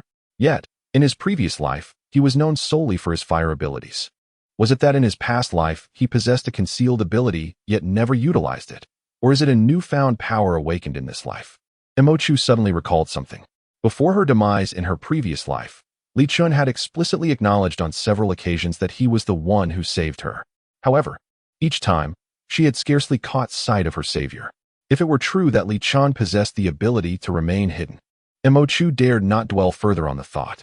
She forced herself to sever the train of contemplation and raised her gaze to meet Li Chen's. He was still watching her intently. She sincerely remarked, "You are remarkable." Mo Chu's eyes followed the flickering lines of fire, a tinge of regret stirring within her. Then, she heard Li Chen say, "Thank you for saving me." Despite having rescued her numerous times, it was now he who expressed gratitude. Mo Chu felt a pang of discomfort. She swiftly shifted the topic to the message she had received earlier that day. The rescue team will arrive tomorrow. They are likely to establish a temporary survival zone outside the city. Will you accompany them? Li Chen remained silent for a moment before inquiring, "And you?" Chu hesitated briefly before responding, "I will not accompany the rescue team." She spoke of you and I, rather than us. Chapter 9. Resources. I will not accompany the rescue team. The young woman before him fell silent for a moment upon hearing this. Li Chen took a while to respond. She pondered whether she should leave with the rescue team, yet reiterated that she would not. The atmosphere grew heavy with silence, and for reasons unknown, an unsettling feeling crept into Chu's heart. She always felt that she had misspoken, yet she could not pinpoint the exact flaw in her words. However, as she gazed at Li Chen, an inexplicable sense of guilt washed over her. Fortunately, after a brief moment, he inquired, "If not with the rescue team, where do you intend to go?" The instant he spoke, Chu exhaled in relief. She lifted her gaze to Li Chen, whose pallid complexion and profound eyes obscured his thoughts. Yet, when faced with this question, she hesitated. After a moment's contemplation, driven by a lifetime of trust in Li Chen, Chu reflected and softly replied, "I wish to go to Haishur." The journey from here to Haishur spanned 1,000 miles, fraught with unknown dangers in a world rampant with zombies, devoid of high-speed trains or automobiles. Nevertheless, this was not a whimsical decision. She was acutely aware of the perils involved. As a healer with extraordinary abilities, traversing such a distance alone, without comrades, posed significant risks. Yet after careful deliberation, she resolved to proceed to Haishur. Her motivation was not rooted in the presence of familiar friends or family there. In truth, her parents had tragically perished in an aviation disaster 2 years prior to the apocalypse, leaving her unburdened. Her desire to reach Haishur stemmed from a compelling reason that she could not ignore. Haishur was rich in crude oil. In the 3rd month of the apocalypse, a survival zone known as White Island emerged in the outskirts of Haishur, founded upon what was once the largest oil well in the city. By the end of the 1st year of the apocalypse, the White Island survival zone had leveraged its oil resources to become the most competitive enclave on the continent. At the dawn of the apocalypse, all individuals were consumed by a desperate struggle for sustenance, clean water, abilities, and weaponry, oblivious to the critical significance of crude oil. In truth, the importance of crude oil during the end times was beyond imagination. In regions devoid of crude oil, survival became an arduous endeavor. White Island thrived solely due to its access to crude oil, despite lacking other resources. Its abundance of oil allowed it to flourish year after year in the aftermath of the apocalypse, rendering it nearly unstoppable. In the 3rd year of the apocalypse, Chu arrived at White Island, and through her unique identity as a healer, she gradually established her roots there, rarely venturing into the outside world thereafter. Ultimately, she met her demise on White Island. In her recollection, the stark contrast to White Island's fortune was the survival zone of Lin City. The first survival zone in Lin City was established and controlled by the military, initially well organized. However, as time passed, the inadequacies of hastily established resources became apparent, leading to a dire situation where ordinary individuals resorted to slaying zombies for food, with a single first-tier zombie yielding only a packet of biscuits. During that time, she and Chu Ming were within that survival zone, and it was there that Chu Ming revealed his fangs, coercing Chu into submission with the promise of food. Later, as other survival zones in Lin City emerged, they alleviated the strain on the first zone, improving the dire circumstances. With the memories of her past life intact, these events held no secrets for her, prompting her to thoughtfully choose to journey to Sea City. Yet, she was acutely aware of her true reasons for going to Sea City. How would she explain this if Li Chen were to inquire? Chu was in deep contemplation, pondering whether to concoct an excuse, such as seeking relatives in Haishur, when she heard Li Chen's calm voice say, "Then I shall accompany you." Startled, Chu lifted her head. Li Chen gazed at her astonished expression, offering a faint smile as he reiterated, "I will go with you." Was Li Chen truly willing to accompany her? He did not even inquire about her purpose for traveling to Haishi, yet he was resolute in his decision to join her. To be candid, Chu had never envisioned sharing her journey with Li Chen. Initially, her act of saving him was solely driven by a desire to help. It was an expression of gratitude and a following of her own heart. She had never considered that after rescuing him, he would choose to accompany her. To her, Chu was Chu, and Li Chen was Li Chen. After her intervention, they ought to pursue their own paths, devoid of further entanglement. Who could guarantee that his affection for her in a past life would persist in this one? Furthermore, she had no justification to expect someone to follow her without complaint for an arduous journey of over 1,000 miles. As she hesitated, she heard Li Chen inquire, "Do you Not wish for that? After a brief moment of uncertainty, Imochu softly asked, Do you not need to find your family? The young man replied with serene composure, I have no family. Imochu fell silent, suddenly recalling that Li Chen and Chu Ming were seemingly close companions. Before their falling out, Chu Ming had even expressed that their bond transcended that of mere brothers. To be betrayed by a brother-like figure in the absence of family. Imochu sighed quietly within. Li Chen then asked, May I accompany you? She was uncertain whether it was compassion for the formidable demon king from her past life, or simply a lack of reasons to refuse, but after a moment of hesitation, she surprisingly uttered, All right. Following her words, a bittersweet smile crossed her mind. She never imagined that, upon being given a second chance, she would possess the courage to accompany the demon king. Raising her gaze, she found the legendary demon king intently observing her, causing her heart to flutter. Very well. If they were to embark on this journey together, he, known for his fearsome reputation in a previous life, would inevitably remain by her side for a while due to the debt of gratitude he owed her. However, it was unlikely he would remain with her, a healer, forever. After discussing their respective paths ahead, the night had deepened considerably. Having endured 2 days of fatigue, as Li Chen finally awoke, she felt a sense of relief wash over her, and her exhaustion quickly caught up with her, lulling her into slumber. As she drifted into a deeper sleep, she vaguely sensed someone lifting her and placing her onto something soft. She turned over, sinking further into her dreams. The following day, before dawn, she faintly detected movement within the warehouse. This time, she sat up alertly, only to find Li Chen, who was donned in full gear and carrying a large backpack, resembling someone preparing for departure. Confused, Imochu inquired, Li Chen, where are you going? Li Chen turned to her, a hint of apology in his expression, and softly replied, I'm sorry for waking you. Imochu waved it off nonchalantly and asked, Are you heading out? He gestured towards the backpack behind him and spoke in a calm yet deliberate manner. Today the rescue team will enter the city, while they carry away the survivors. They will undoubtedly also take the supplies within the city. If we do not accompany the rescue team, we must gather as many resources as possible before their arrival. In that moment, Imochu was jolted into awareness. She felt a pang of regret for having been so accustomed to her former life as a physician that she had neglected these fundamental necessities. Instantly, she sprang from the mattress, realizing that although she had fallen asleep against the wall, she found herself inexplicably on the mattress. However, there was no time to ponder this mystery. She hastily gathered her hair, slung another empty backpack over her shoulder, and declared, Follow me, I know a good place. With that, she led Li Chen to the supermarket where she had scavenged supplies the previous day. As they traveled, more pedestrians began to appear, mostly groups of 7 or 8 young adults. When they stirred the zombies, they swarmed together, creating a scene that was alarming yet manageable. It was a far cry from the helplessness they had initially felt in the face of the undead. It was evident that the survivors were increasingly adapting to this apocalyptic reality. With the growing number of people in the city, she fervently hoped that the supermarket from the day before would remain untouched, at the very least providing her with some remnants. Yet upon arriving at the supermarket, she was astonished to find it remarkably intact, showing no signs of looting. Compared to her last visit, it had not changed at all.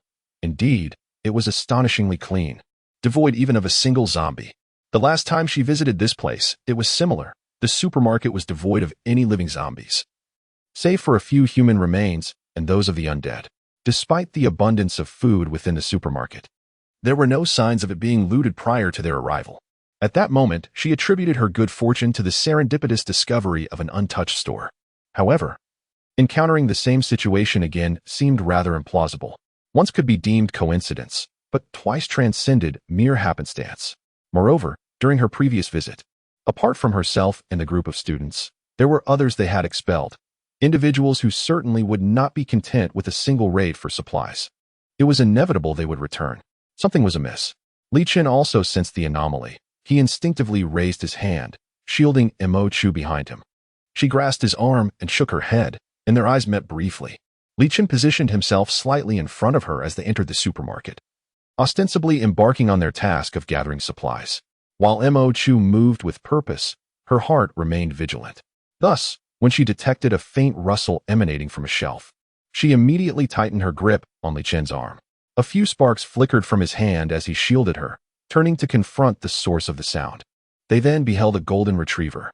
Its size was more than double that of a typical dog, and its eyes glowed with a translucent red hue, unmistakably indicating it was not an ordinary golden retriever. Mo Chu recognized it instantly. This was a mutated dog, or rather, a supernatural canine, an animal awakened with extraordinary abilities. At present, this rare extraordinary canine gazes at her with excitement, panting eagerly, attempting to bypass Li Chen to approach her, its tail wagging joyfully. Chapter 10, Little Gold. Li Chen waved his hand, igniting a line of fire on the ground, blocking the golden retriever. The enormous golden retriever, distressed, boldly crossed the fiery barrier, only to feel the searing flames singe its fur, prompting an aggrieved whimper as it retreated 2 steps. It gazed at Mo Chu across the fire line, its eyes filled with shock and grievance. Mo Chu had never realized that one could perceive such a sense of injustice within a dog's eyes. Yet she was unfamiliar with this golden retriever. Meanwhile, Li Chen regarded the golden retriever with a menacing expression, seemingly ready to take action due to its threatening demeanor. Mo Chu quickly intervened, whispering to him, "Let me check it out." Li Chen frowned slightly, but Mo Chu shook her head, reassuring him it was all right. After a moment's hesitation, Li Chen withdrew the fire line before them. As soon as he did, the massive golden retriever bounded forward with enthusiasm. Mo Chu had no time to react as Li Chen swiftly lifted her waist to evade the oncoming exuberance. The golden retriever landed alone, disappointed. To prevent further advances from the golden retriever, Li Chen swiftly traced a circle of fire around it, leaving the dog anxiously pacing within its confines. Meanwhile, Li Chen released Mo Chu, taking a couple of steps forward to half-squat in front of the golden retriever, calmly stating, "I am uncertain whether you can comprehend my words. But if you wish for her to approach, it would be wise to behave." The golden retriever sensed a threat, baring its teeth ferociously and crouching in a poised stance, ready to attack. Li Chen coldly remarked, "If you do not behave, you shall remain in your confines." The golden retriever glanced at Li Chen, then at Mo Chu, who was firmly shielded behind him. In a fit of agitation, it began to scratch the ground with its paws, ultimately resigning to a half-crouch, thus reaching an unspoken agreement. Li Chen's demeanor was grave and earnest. In his deep, dark eyes, one could glimpse a hint of the demonic essence from Mo Chu's past life. Yet, for reasons unbeknownst to her, Mo Chu found it amusing to witness him solemnly threatening a golden retriever. Unable to contain herself, she erupted into laughter. Li Chen looked at her in surprise, prompting Mo Chu to quickly stifle her mirth, clearing her throat and adopting a serious expression. He studied her, causing her to feel increasingly uneasy. She thought she caught a fleeting smile on his lips, though it was difficult to ascertain. Just as her confusion deepened, Li Chen nodded at her and said, "Proceed." This time, the golden retriever exhibited far more compliance.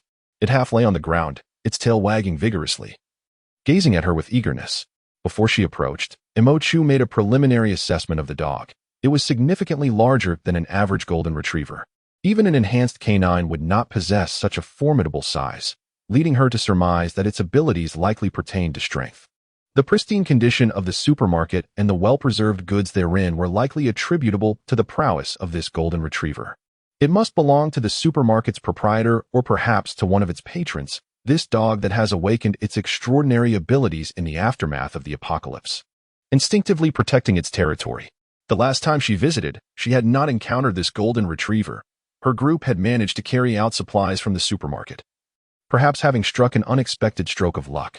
As Mo Chu pondered this, she cautiously approached the golden retriever, mimicking Li Chen's demeanor by crouching down, bringing her gaze nearly level with the dog's. The golden retriever looked at her with eager anticipation. After a moment's hesitation, Mo Chu extended her hand to pat its head.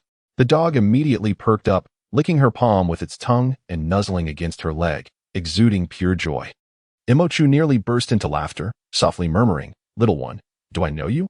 The golden retriever responded with a couple of playful barks. Its behavior suggested recognition, yet she truly did not recognize it.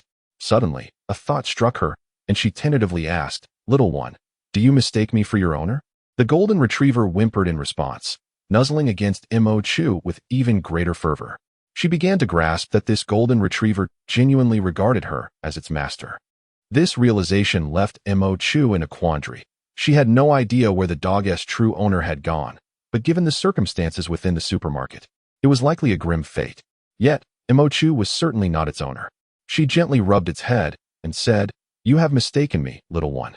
With that, She stood up, intending to consult with Li Chen on how to address this predicament.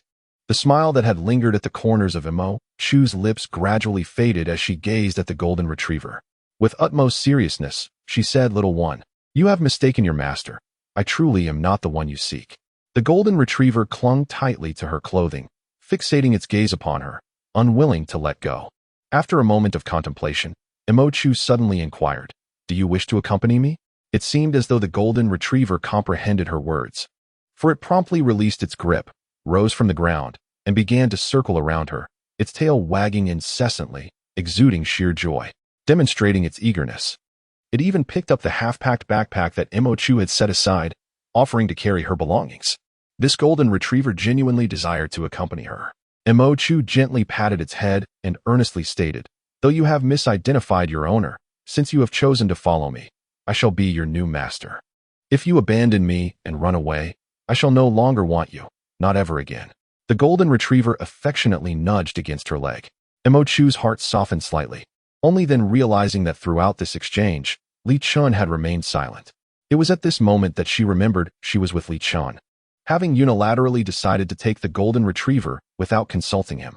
A twinge of guilt washed over her as she turned to him and softly asked, "Li Chen, may I take it with me?" Li Chen's expression revealed no discernible emotion, leaving her uncertain as to whether he was pleased or displeased.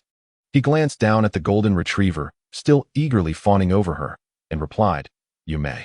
A sigh of relief escaped Chu as she affectionately ruffled the golden retriever's fur before resuming her task of organizing her supplies. There were only 2 of them now, and with the golden retriever included, it was merely 2 individuals and 1 dog. The items in this supermarket were beyond their reach.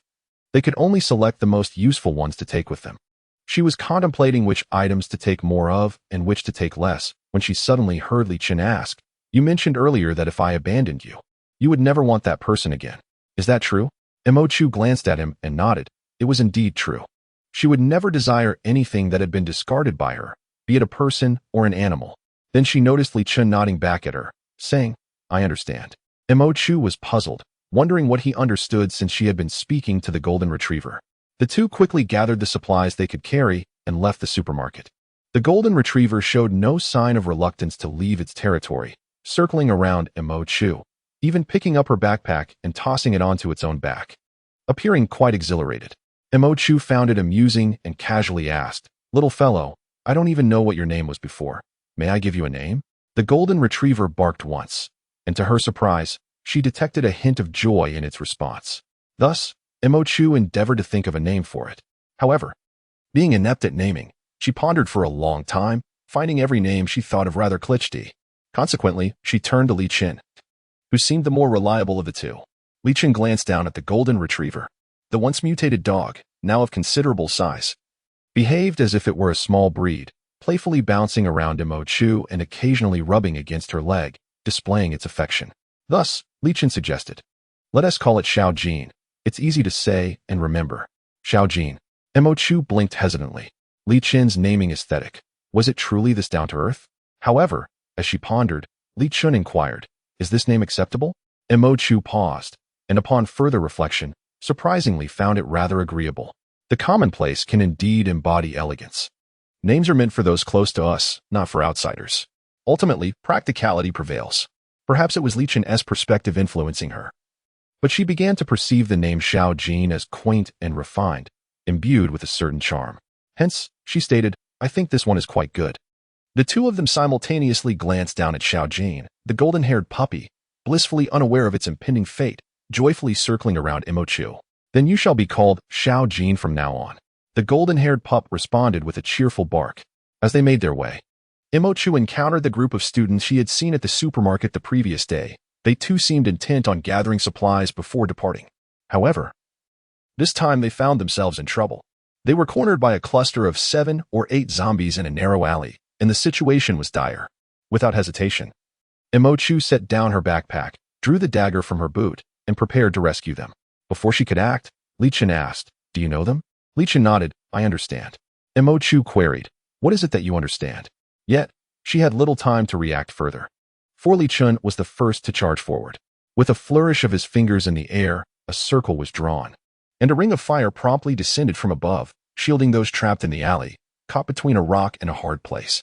Xiao Jin was the second to charge forward, perhaps seeking to impress Mo Chu.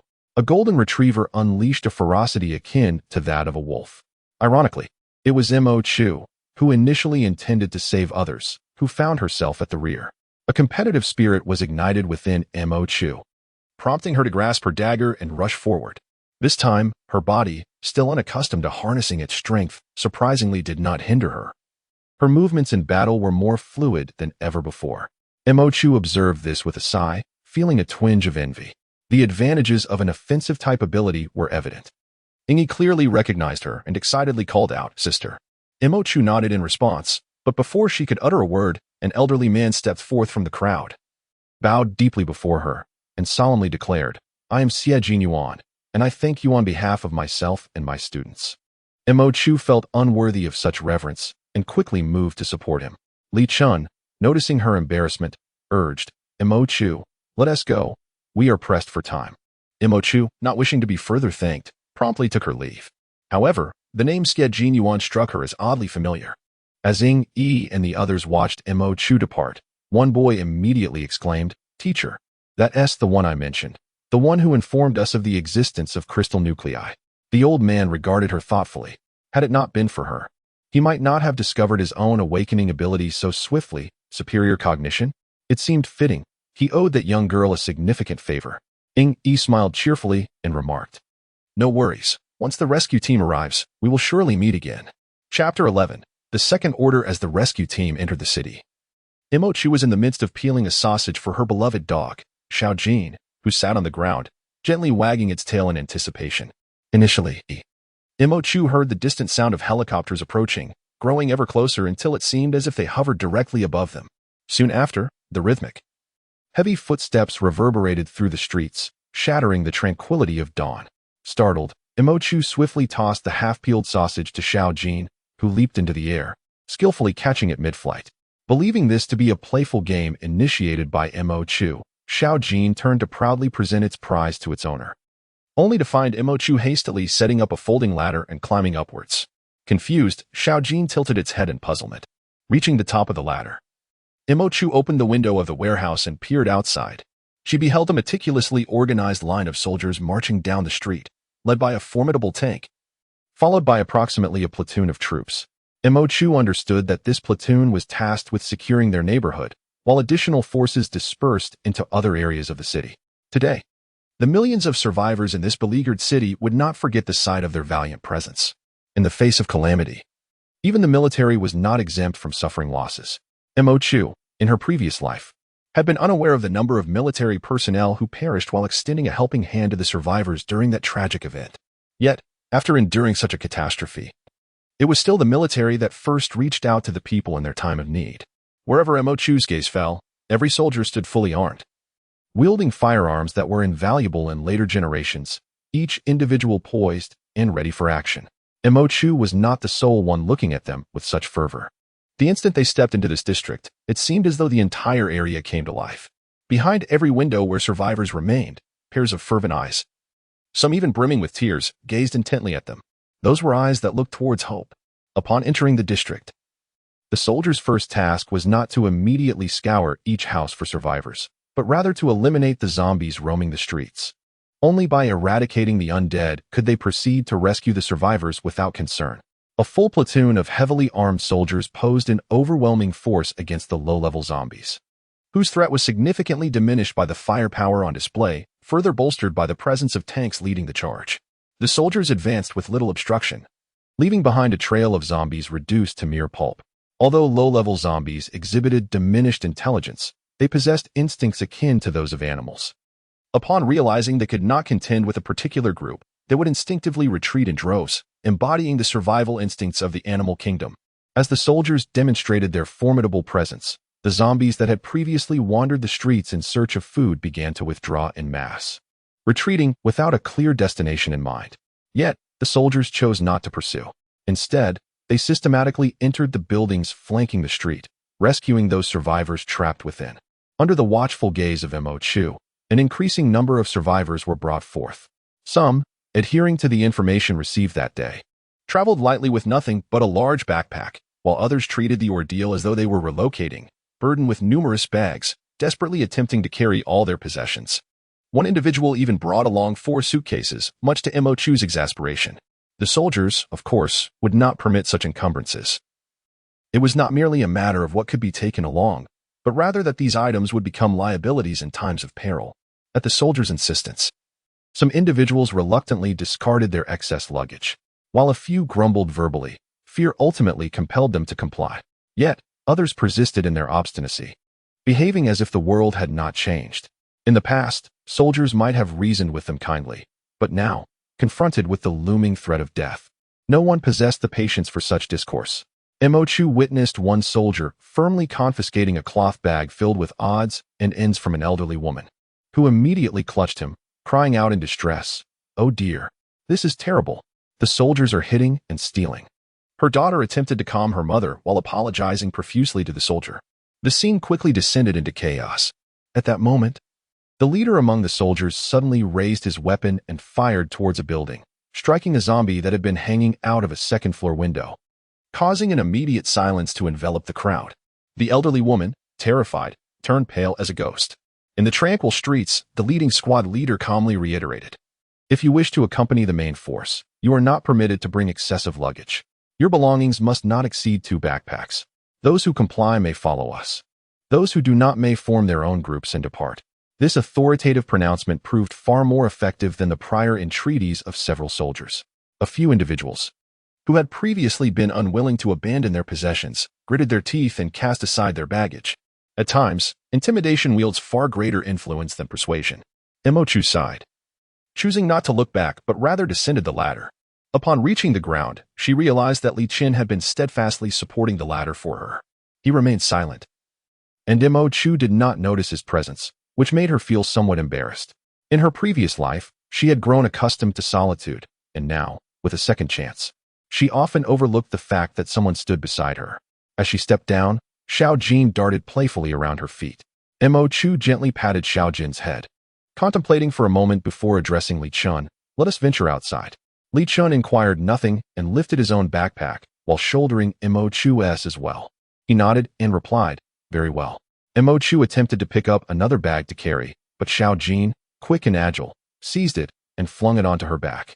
Left with empty hands, Mo Chu gazed at Li Chen and then at Xiao Jin, her expression tinged with confusion. Li Chen, was he always so agreeable in her past life? Without a single question, he simply acquiesced. Reflecting on it, she realized she could not recall any distinct impressions of Li Chen from her previous existence.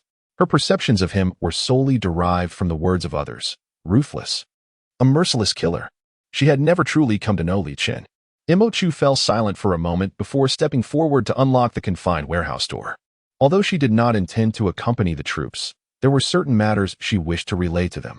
The knowledge they possessed would undoubtedly be more beneficial than her solitary understanding. Furthermore, she sought to locate the elder named Xie Jinyuan. Their emergence from the door attracted the attention of others, yet no one scrutinized them closely. The survivors, organized by the soldiers, rested in place, while fully armed soldiers formed a perimeter around them. Medical personnel systematically examined the survivors for injuries. Mo Chu and Li Chen found a corner to sit and rest. No sooner had they settled than a piercing scream echoed from a distant building, followed by the sounds of gunfire. The soldiers present instantly recognized the gravity of the situation and swiftly raised their weapons. The 2 soldiers who had just spoken exchanged glances and simultaneously exclaimed, "It's Squad Leader Ji." Indeed, trouble had arisen. The crowd grew restless, retreating en masse away from the building. Mo Chu and Li Chen shared a glance. Li Chen nodded at her, and together they began to move against the tide of people. As they advanced, the gunfire from the building continued unabated.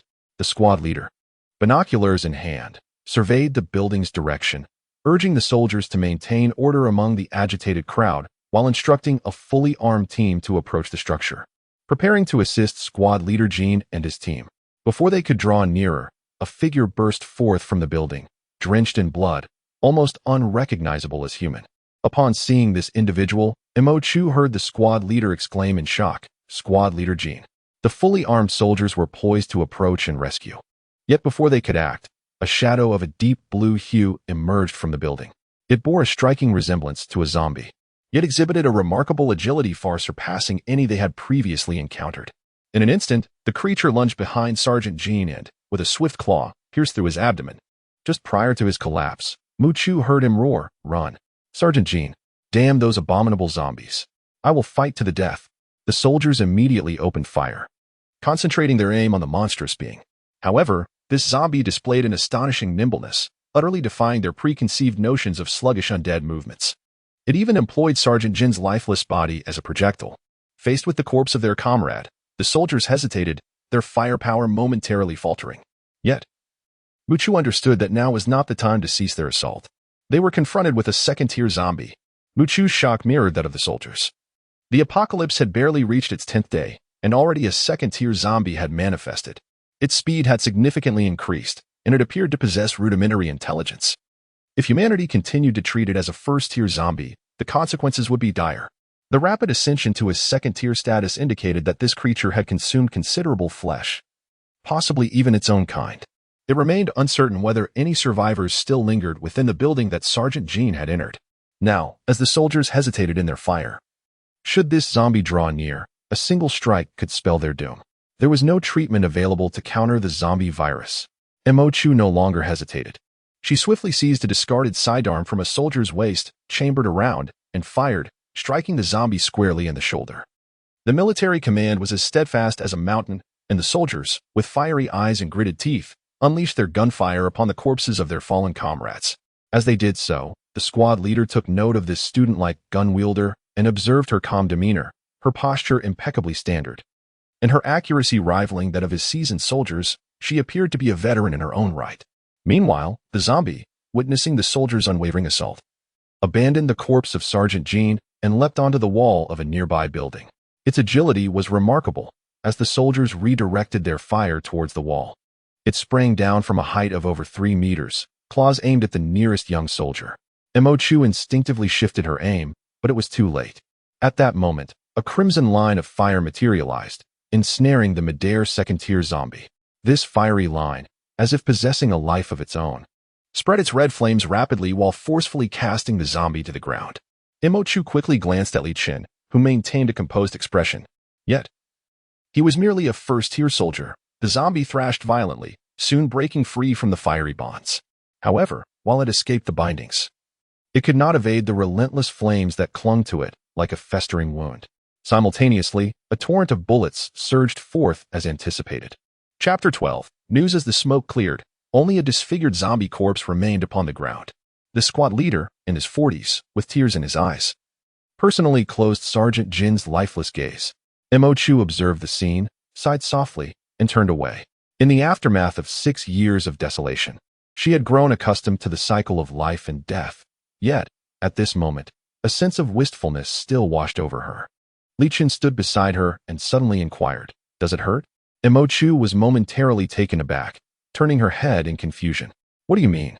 I haven't even fired yet. How could it hurt?"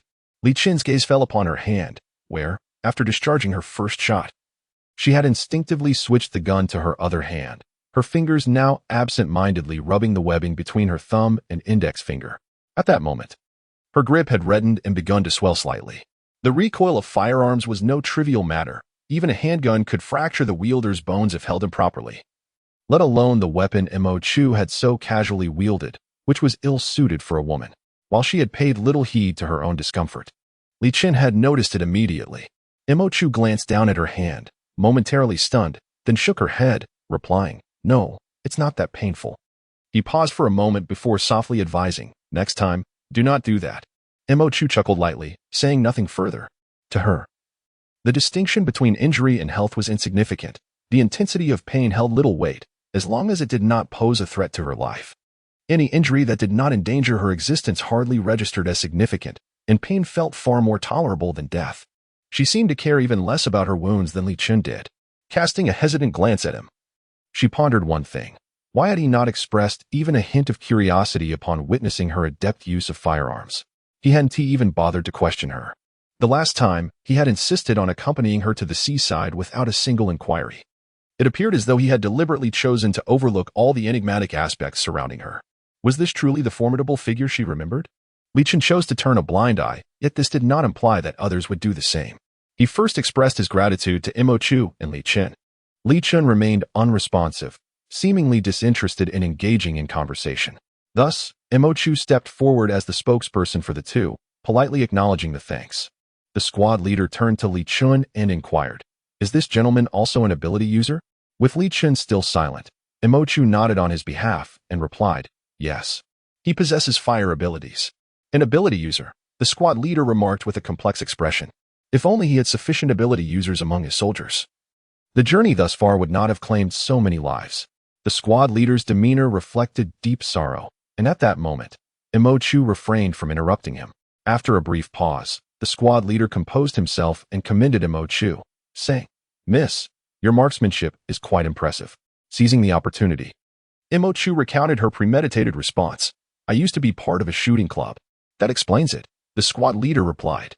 However, internally, he harbored doubts about the credibility of her claim regarding the shooting club. Those who wield firearms are seasoned veterans. How could they fail to distinguish between the standards of a club and that of professional marksmen? While the young lady's displayed prowess may not qualify her as a sharpshooter, it undoubtedly reflected the skill of an expert. If clubs were filled with such talent, then perhaps the soldiers who slept with their rifles should consider retirement. Yet, he refrained from voicing these thoughts and instead inquired about the names of the two individuals before him. The man and woman before him did not appear to be ordinary individuals. Indeed, one among them possessed extraordinary abilities. He had witnessed firsthand how this man ensnared the zombie in an instant, granting them a precious opportunity. The girl, amiable in demeanor, readily introduced herself and her companion. The squad leader contemplated how to integrate them into his team, while outwardly expressing gratitude. "On behalf of my brothers and myself, I thank you both. Had it not been for your timely intervention, young Shun might not have survived today. Please, feel free to make any requests, as long as it is within our capabilities. We shall do our utmost to accommodate." As he finished speaking, the man named Li Chen remained inscrutable, while the girl tilted her head thoughtfully and replied, "Actually, there is one thing I would like to ask of you, squad leader." Her words seemed to alleviate the squad leader's tension. As long as they had a request, there was a chance to bring them into the fold. With a smile, he nodded in encouragement. "Please, go ahead." Imochu spoke up. "I would like to request an item from you, squad leader." Instinctively, he glanced at the firearm in her grasp, surmising that she might desire a gun. Such a request would certainly enhance his prospects of recruiting them. After all, the army possessed an abundance of weapons. If they were willing to join, he could procure any model for them. Thus, he inquired with a grin, "What is it that you seek?" However, the girl did not ask for a firearm as he had anticipated. Instead, she extended her hand toward the man beside her, who drew a dagger from his waist and handed it to her. The girl approached the disfigured zombie, dagger in hand. He was oblivious to her intentions, his eyes wide with curiosity, as he witnessed the knife deftly twirl in the girl's hand. In an instant, she extracted a lustrous, transparent crystal from the skull of the zombie, which landed in her palm, still tainted with a dark green, unidentified liquid. Yet, she exhibited no revulsion, casually wiping it on the tattered remnants of the zombie's clothing. She then raised the crystal before him, stating, "I desire this. Although it is our shared spoils, I wish to request a favor from the squad leader." The squad leader, taken aback, exclaimed, "This is..." Imochu gazed at the crystal in her hand, a subtle smile gracing her lips. This was undoubtedly a second-tier crystal core. In less than 10 days since the apocalypse began, she had acquired such a prize, a feat she could hardly have imagined in her previous life. She was resolute in her pursuit of it, convinced that even if she voiced her desire, the squad leader would surely grant it to her. The value of the information she possessed far outweighed that of the crystal core. Holding the crystal before her, she squinted at the sun and remarked softly, "This is a crystal core. It is the source of power and the root of all evil in this world." The squad leader, clutching a recording pen, hurriedly departed, boarding a nearby tank, almost forgetting to bid farewell to Imochu and the others. The recording pen captured every word she had just uttered. The fact that a battle-hardened squad leader could be so flustered underscored the significance he placed on the information Imochu had revealed. He understood its immense importance. Li Chen gazed at the departing figure of the squad leader, narrowing his eyes as he softly inquired, "Is it truly appropriate to divulge such a significant matter to them?" Imochu, seated against the wall with her chin cradled in her hand, cast her gaze into the distance and gently shook her head, replying, "There is nothing inappropriate about it." She was acutely aware of the implications that would arise should the news of her rebirth be revealed. She had never intended to disclose this secret in any form, as it was meant to remain confidential, even from Li Chen. Yet, she chose to take the risk of revealing the matter of the crystal course. In her previous life, half a month after the apocalypse began, the zombies residing in the city collectively ascended to the second tier. The second-tier zombies were a far cry from their first-tier counterparts. They were more agile, significantly more aggressive, and possessed heightened intelligence. These zombies ventured from the cities into the human survival zones in search of sustenance, while the first-tier ability users, who had yet to grasp the nuances of their powers and had not undergone any enhancements, suffered devastating losses against the second-tier zombies. Imochu was one of those directly affected. She was a survivor of that calamity and knew precisely how many lives were lost that day, both among ability users and ordinary people. It was only after that tragedy that humanity discovered the utility of the crystalline cores within the brains of the zombies. Prior to that disaster, although some had noticed the existence of these cores, their true nature remained a mystery, and few dared to recklessly attempt to extract anything from the zombie brains. While scientists endeavored to study the function of these cores, the zombies began their evolution ahead of humanity. At this moment, Imochu simply wished for a swifter progression. As the zombies began to evolve, humanity ought not to find itself in a position of passivity when that calamity struck. People should not be reduced to mere lambs awaiting slaughter. She inhaled deeply and gazed into the distance. In truth, her motives were far from noble, nor were they particularly altruistic. Having faced death once, she cherished her life more than anyone else. Everything she undertook was predicated upon the foundation of her own safety. However, observing her reaction, Li Chen was left to misconstrue the situation. He looked at Imochu and remarked, "Pursue whatever it is you desire, I assure you. As long as I draw breath, no one shall harm you." Imochu abruptly lifted her head, meeting Li Chen's gaze. "You." Yet before she could articulate her thoughts, the small figure of Jean, who had been resting at her feet, suddenly sprang to his feet and called out. Both Imochu and Li Chen turned in unison to see the squad leader, who had only just boarded the armored vehicle, hastily descending and approaching them. Imochu instantly forgot what she was about to say. Li Chen pursed his lips, casting a glance at Jean, remaining silent. The squad leader hurried over, beads of sweat glistening on his forehead as he apologized to Imochu. "I sincerely apologize, Miss Imo. The information you provided was exceedingly valuable, and in my moment of excitement, I lost my composure."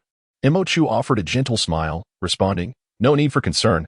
I fully comprehend your feelings. I would likely react in the same manner." She promptly interrupted him, saying, "I believe it is best for you to prioritize disseminating this information among the abilities users before considering anything else." The platoon leader was momentarily taken aback. But what if not all supernatural beings are suited for absorption?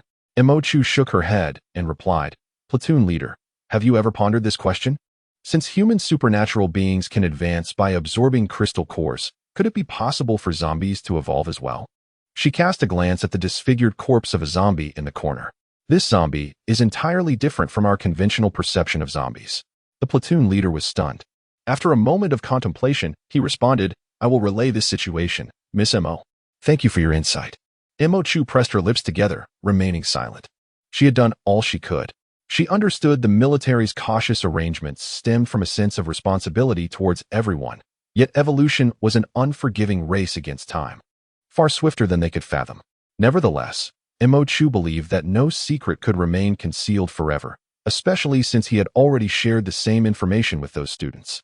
The capacity for information to spread among individuals was equally formidable. As she contemplated this, a soldier suddenly rushed over, his face alight with excitement as he exclaimed to the platoon leader, "Platoon leader, Professor Xie Jinyuan has been located." "Xie who?" "Xie Jinyuan?" Imochu abruptly lifted her head. Xie Jinyuan was the instructor of the very students she had rescued not long ago. At that moment, the name had merely seemed familiar to her, and she had dismissed it in her mind. However, now, seeing the soldier's animated demeanor as he announced Xie Jinyuan's discovery, Imochu suddenly recalled who Xie Jinyuan was. Xie Jinyuan, a renowned biomedical scientist prior to the apocalypse, specialized in research concerning the human brain's neural functions. In the wake of the cataclysm, he devoted all his efforts to the study of an antidote for the zombie virus. However, it was not enough for Imochu to remember him, as nearly all surviving scholars had redirected their research towards the development of a cure for the zombie virus, aspiring to fundamentally eradicate the infection. At that time, countless research topics concerning the antidote proliferated, and the number of related experts and scholars was overwhelming. As a mutant who had thrived in perilous circumstances, Mo Chu had little inclination to pay attention to these individuals. Yet, she distinctly remembered Xie Jinyuan, for his reputation was indeed formidable. He was a researcher with awakened abilities, holding a unique status even among his peers. His power was not of an offensive nature, yet it proved extraordinarily beneficial for a scientist, supercognition. Following the apocalypse, Professor Xie Jinyuan's brain capacity experienced unprecedented development, rendering him nearly comparable to a large-scale computer. His cognitive abilities were astonishingly potent, regardless of the complexity of calculations. The vastness of data, or the density of variables, he could process it all in his mind, executing rapid computations akin to a machine. He could be likened to a human calculator in this new world. In an era when most experimental conditions had vanished, and some laboratories could scarcely find a functioning computer, Xie Jinyuan's contributions were beyond imagination. Every situation carries both advantages and disadvantages. The overexertion of the brain is not necessarily beneficial. As the level of his extraordinary abilities increased, his body gradually became unable to bear the burden of his mind. Ultimately, he chose to maintain his ability at the third tier, ceasing the absorption of crystal cores. Before Mo Chu's demise, she and her laboratory remained the most promising venue for researching a cure for the virus. Yet now, someone has suddenly revealed to her that Xie Jinyuan, who once sent shockwaves through the scientific community in her previous life, had once resided in the same city as her. By a stroke of fate, she even managed to save him this time. She recalled that in her past life, it was rumored that Xie Jinyuan was perpetually confined to a wheelchair, surrounded by no students, only a solitary assistant. She was unaware of the reason behind his disability or the whereabouts of his students. However, had Mo Chu and Li Chen not appeared during the zombie siege that morning, their chances of survival would have been non-existent. This suggests that it was indeed that very incident that led to his loss of both his students and his legs. With this thought, Mo Chu exhaled deeply. Given the opportunity to start anew, everything would surely improve. Not only had she rescued Li Chen, but she had also acquired a second-tier crystal core early on, all while inadvertently saving Xie Jinyuan. The gentle flutter of a butterfly's wings heralds a transformation in history. Yet, what changes shall she bring about?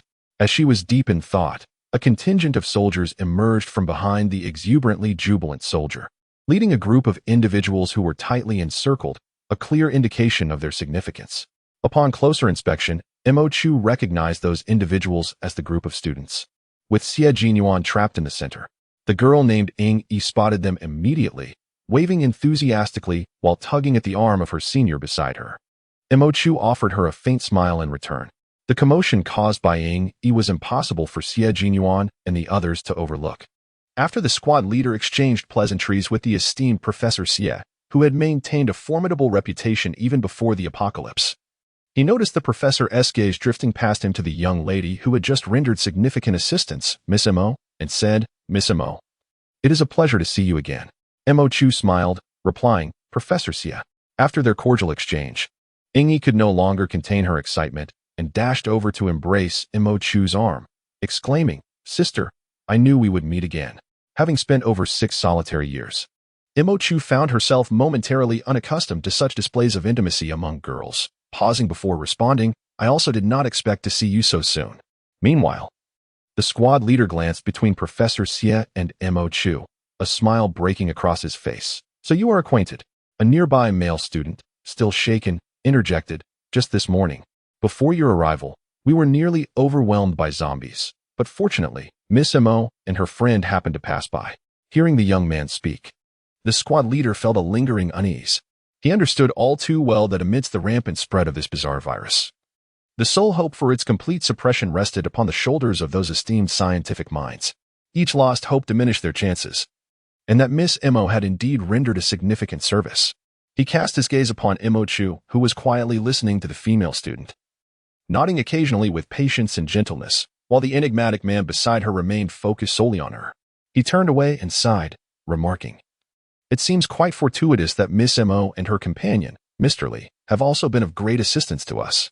Who knows, they may have aided all of humanity." Mo Chu quickly waved her hand dismissively. Professor Xie then turned his attention to Mr. Li, expressing his gratitude. Mo Chu hastily glanced at Li Chen, expecting him to exhibit the same aloofness as before, But to her surprise, he politely nodded at Professor Xie and uttered a courteous "You're welcome." With Xie Jinyuan located, they had accomplished one of their tasks. The squad leader arranged for Xie Jinyuan and his students to sit in a less crowded corner, assigning soldiers to keep watch. After a moment's thought, he also placed Mo Chu and Professor Xie together. The squad leader, burdened with a demanding task, swiftly departed to manage the increasing number of survivors on the streets. Seizing the opportunity, Ingi initiated a conversation with Mo Chu, while her senior brother eyed the little dog, Jean, at Mo Chu's feet, eager to pet the creature. Mo Chu's patience surpasses that of the average student. Whether she is speaking or listening, she exudes a gentle warmth akin to a gentle spring breeze. Accompanying her is a languid golden retriever resting at her feet. Initially, it was only Ingi who engaged her in conversation, but soon, other students gathered around her. These students, drawn to Mo Chu, ensured that the atmosphere remained lively and vibrant. Even when she finds herself alone, she possesses an innate ability to attract a crowd. Li Chen stood at the periphery, observing the animated scene surrounding Mo Chu, contemplating the stark contrast between their worlds. The girl encircled by her peers glanced in his direction, prompting him to mask his earlier somber demeanor with a smile. She then turned to her companions and shared a few words before bending down to navigate her way through the throng, emerging breathless and exclaiming, "Today, us students are truly enthusiastic." For a moment, Li Chen felt as though he were in a dream. As Mo Chu approached, he found himself momentarily at a loss for words. After a pause, he finally managed to say, "You are quite popular. They all admire you." Mo Chu's eyes sparkled with amusement as she replied, "I believe so too." It was the first time since his awakening that he had witnessed her so delighted. Unconsciously, his lips curved into a smile, a subtle gesture that felt far more genuine than his previously forced expressions. Amidst the crowd, Ingi's gaze remained fixed on Mo Chu and the tall, handsome young man beside her. Witnessing this, she turned to her despondent senior, who was sulking due to the absence of a dog to pet, and exclaimed, oh my, I can guarantee that man harbors ulterior motives towards our Mo Chu." Her senior, bewildered, raised his head and queried, "What ulterior motives?" Ingi looked at her senior's imposing stature with disdain, finally grasping the meaning of the phrase tall but lacking intellect. While harmony prevailed on their side, trouble brewed on the other, where the squad leader was stationed. As more survivors were rescued, the pressure on the medics tasked with checking for fevers and wounds intensified. Yet, some survivors were reluctant to cooperate, leaving everyone exasperated. The squad leader repeatedly emphasized the necessity of confirming that no one had been infected before they could depart. The presence of even one infected individual posed a grave threat to all lives. Those suspected of infection would be isolated and taken away, rather than abandoned, as this was a matter of respect for everyone's lives. However, when it came time to examine one individual, some still refused to cooperate. A man averted his gaze, claiming, "I accidentally cut myself while chopping vegetables at home." The medics, trained to discern such injuries, could easily tell that this was no mere knife wound. Instantly, the medics were on high alert, signaling for nearby soldiers to escort him away for isolation. The surrounding crowd hastily withdrew, fearful of approaching him. As the soldiers advanced to take the man to the vehicle for solitary confinement, his father immediately intervened, protecting his son while vehemently declaring, "I told you it was a knife wound. Can't you be reasonable? Medic, while we can discern the nature of the wound ourselves, if your son were to transform into a zombie amidst the crowd, whose life could you truly account for?" The father continued to argue, "This is not a zombie-inflicted wound. It is a knife injury. You claim it to be a zombie attack. Where is your evidence?" The medic, utterly exhausted both physically and mentally, reflected on the similar occurrences that had transpired multiple times in a short span. Just as she contemplated enforcing mandatory measures, a female voice suddenly interjected, exclaiming, "Evidence? I indeed possess it." Chapter 14. Farewell. Evidence? I indeed possess it. The medic swiftly turned to face the source of the voice and beheld a young girl standing behind her, recognizing her as the one who had lent a hand during the skirmish. The girl confidently declared she had evidence. The squad leader, having noticed the commotion, approached just in time to hear her words, his expression a mix of astonishment and delight. Inquiring, "Miss Mo, do you have a means to discern whether someone has been infected by the zombie virus?" Mo Chu nodded. As a medic, she certainly had the capability to differentiate. This was the most fundamental skill. Though currently engaged in combat, she remained, at her core, a healer. Without further ado, she stepped forward, seizing the arm of the man in question. The man's father attempted to intervene, but was swiftly restrained by Li Chen, who firmly pinned him to the ground. Wishing to avoid complicating matters for Mo Chu, he refrained from using force, merely holding him down. A faint blue luminescence ignited at Mo Chu's fingertips. And before anyone could discern its nature, she promptly pressed the glowing essence into the man's arm. The blue luminescent stone lay still beneath the sea. As the wound on the man's arm suddenly revealed a hint of green beneath the thin line of blood, Mo Chu observed this trace of green, then lifted her gaze to the man's face. He seemed to realize something, his complexion pale, beads of sweat forming on his forehead. And the arm captured by Mo Chu trembled incessantly. He looked at her with a desperate plea. The man's father, pinned to the ground, emitted pitiful sounds. A nearly 60-year-old elder whose plight was heart-wrenching. Yet, Mo Chu felt no compassion for them. Moments ago, a group of enthusiastic students had praised her for her gentleness and patience, but now her heart had turned to iron, devoid of sympathy. If this man were to transform into a zombie amidst the crowd, who would mourn the innocents ensnared by his fate? She resolutely lifted the man's arm, displaying the greenish wound on his arm to the others, and calmly stated, "This is a wound inflicted by a zombie." In an instant, two fully armed soldiers surged forward to restrain him and usher him towards the nearby isolation vehicle. The man emitted a sound that was a blend of despair and weeping, while his father let out a cry that was scarcely human. Mo Chu rose and stood aside, coolly observing the scene. This was the apocalypse. This was the true end of days. The survivors surrounding the man had largely scattered moments before. But upon witnessing him being subdued by the soldiers and taken to the isolation vehicle, one among them recalled their own near encounter with a zombie and shouted, "What are you waiting for? Just kill him. What if he turns into a zombie and escapes?" The individual who had spoken was immediately silenced by the outburst. Mo Chu listened, internally agreeing with the sentiment. In a previous life, many individuals exhibited a similar tendency. Before dealing with the undead, they turned on their fellow beings. The squad leader took some time to address the situation at hand, and with the example set as a warning to others, coupled with the presence of Mo Chu, who could discern the infection of the zombie virus, their pace of inspection hastened significantly. However, once an infected individual was identified, the anticipated resistance would inevitably ensue. For at present, infection with the zombie virus was almost synonymous with becoming a zombie. No one wishes to confront their own mortality. Hence, they prefer to delude themselves, hiding within the crowd, even if it poses a threat to others, as if such evasion could spare them from doom. Some individuals, harboring sinister intentions, sought refuge among the masses, thinking, "If I am to perish, I shall take a few with me." Mo Chu had encountered such people frequently in her past life, and she herself had nearly become a victim. As these thoughts crossed her mind, she hugged her arms tightly. Li Chen glanced at her and suddenly removed his jacket, draping it over her shoulders. She looked at him and inquired, "Why?" Li Chen replied, "I thought you might be cold." Mo Chu shook her head and returned the jacket to him, saying, "In this weather, how could I possibly be cold?" Li Chen refrained from saying much more, merely nodding as he accepted the jacket back. He did not genuinely believe she was cold. He merely wished to extricate her from the inexplicable solitude that enveloped her. Such an expression was unbefitting for Mo Chu. Then he heard her softly utter, "Thank you." Li Chen paused momentarily, feeling an inexplicable warmth in his ears. Mo Chu observed the medical personnel diligently attending to their tasks, and she couldn't help but chuckle softly, remarking, "It seems that my healing abilities are not entirely futile. At the very least, they prove useful in this moment." She had merely uttered her thoughts in passing, yet to her surprise, Li Chen responded with earnestness. "Great power is often born from weakness." Mo Chu paused, taken aback. Those words echoed in her mind. Li Chen had spoken them during her moments of despair when she believed her abilities to be worthless. He truly regarded her powers as valuable, despite the prevailing sentiments of others, and even her own doubts. After a brief moment of astonishment, she smiled at him and replied, "I feel the same way." Li Chen stood there for a moment, then reciprocated her smile. They exchanged glances, and the atmosphere between them became so serene that it felt impenetrable to outsiders. At that moment, the sergeant, who had initially approached to express his gratitude, hesitated, sensing that he had arrived at an inopportune time.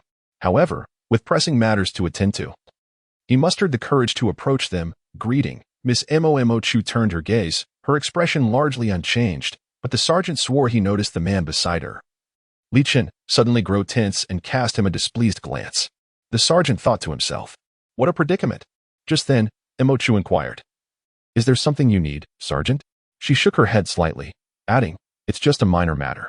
After exchanging a few words, she overheard the squad leader subtly inquiring, "Miss Mo's ability can detect whether others are infected with the virus. which is truly unprecedented. This was clearly an inquiry into her powers. Imochu had nothing to conceal. So she replied, "Squad leader, please extend your hand." Although the squad leader was perplexed, he complied and extended his hand. On it lay a deep wound, a result of his hasty encounter with a second-tier zombie, where he had inadvertently scraped it against a sharp object, oblivious to the blood that had ensued. Imochu's fingertips glimmered with a vibrant blue light, larger and more radiant than before, resembling the depths of the ocean. She pressed the luminous orb into the squad leader's palm, and to his astonishment, the deep wound began to heal at a visibly rapid pace. In mere moments, the area where the injury had been became smooth and unblemished once more, if not for the newly formed flesh appearing significantly pinker than the surrounding skin. One would scarcely discern that a gaping wound had existed moments prior. The squad leader watched in wide-eyed disbelief at this astonishing spectacle, nearly questioning the reality before him. Yet, as he moved his hand, the pain that had once lingered had vanished, leaving only the remnants of blood around the area as a testament to the injury that had just been.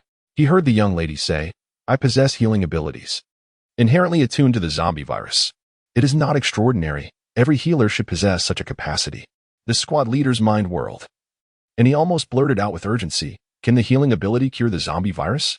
Imochu regarded him for a moment, observing as the squad leader gradually regained his composure, before she replied, "Not at present.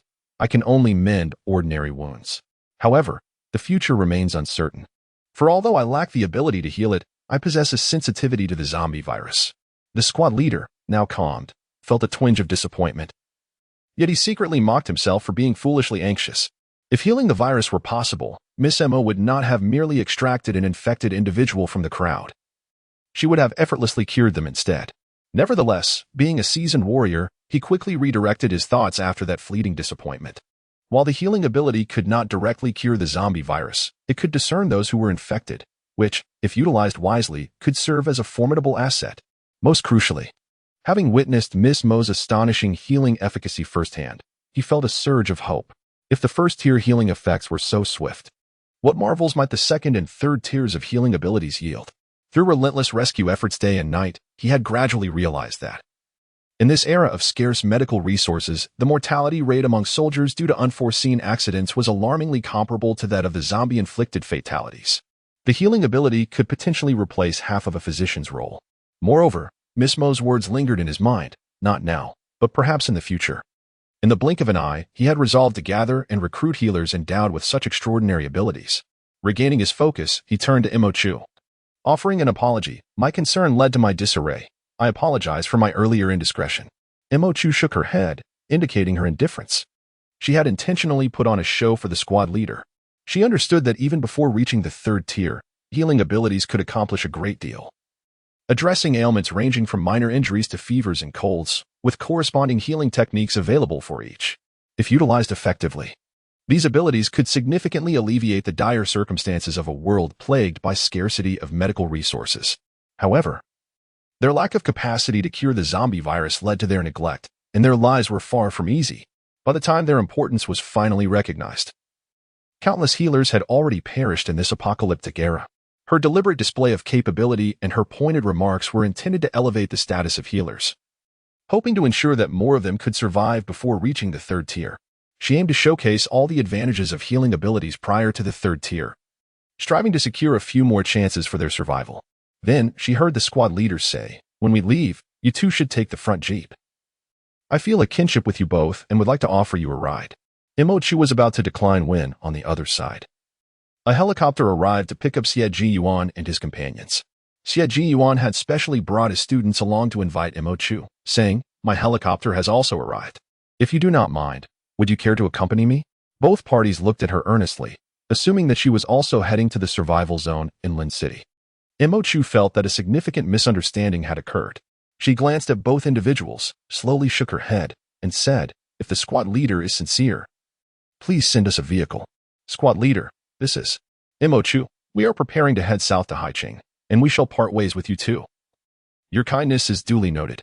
The expressions of the two individuals before him suddenly turned regretful, and Dingy even gasped, her face a canvas of disbelief. She smiled and said, "The mountains are high and the waters are deep. May fate allow us to meet again."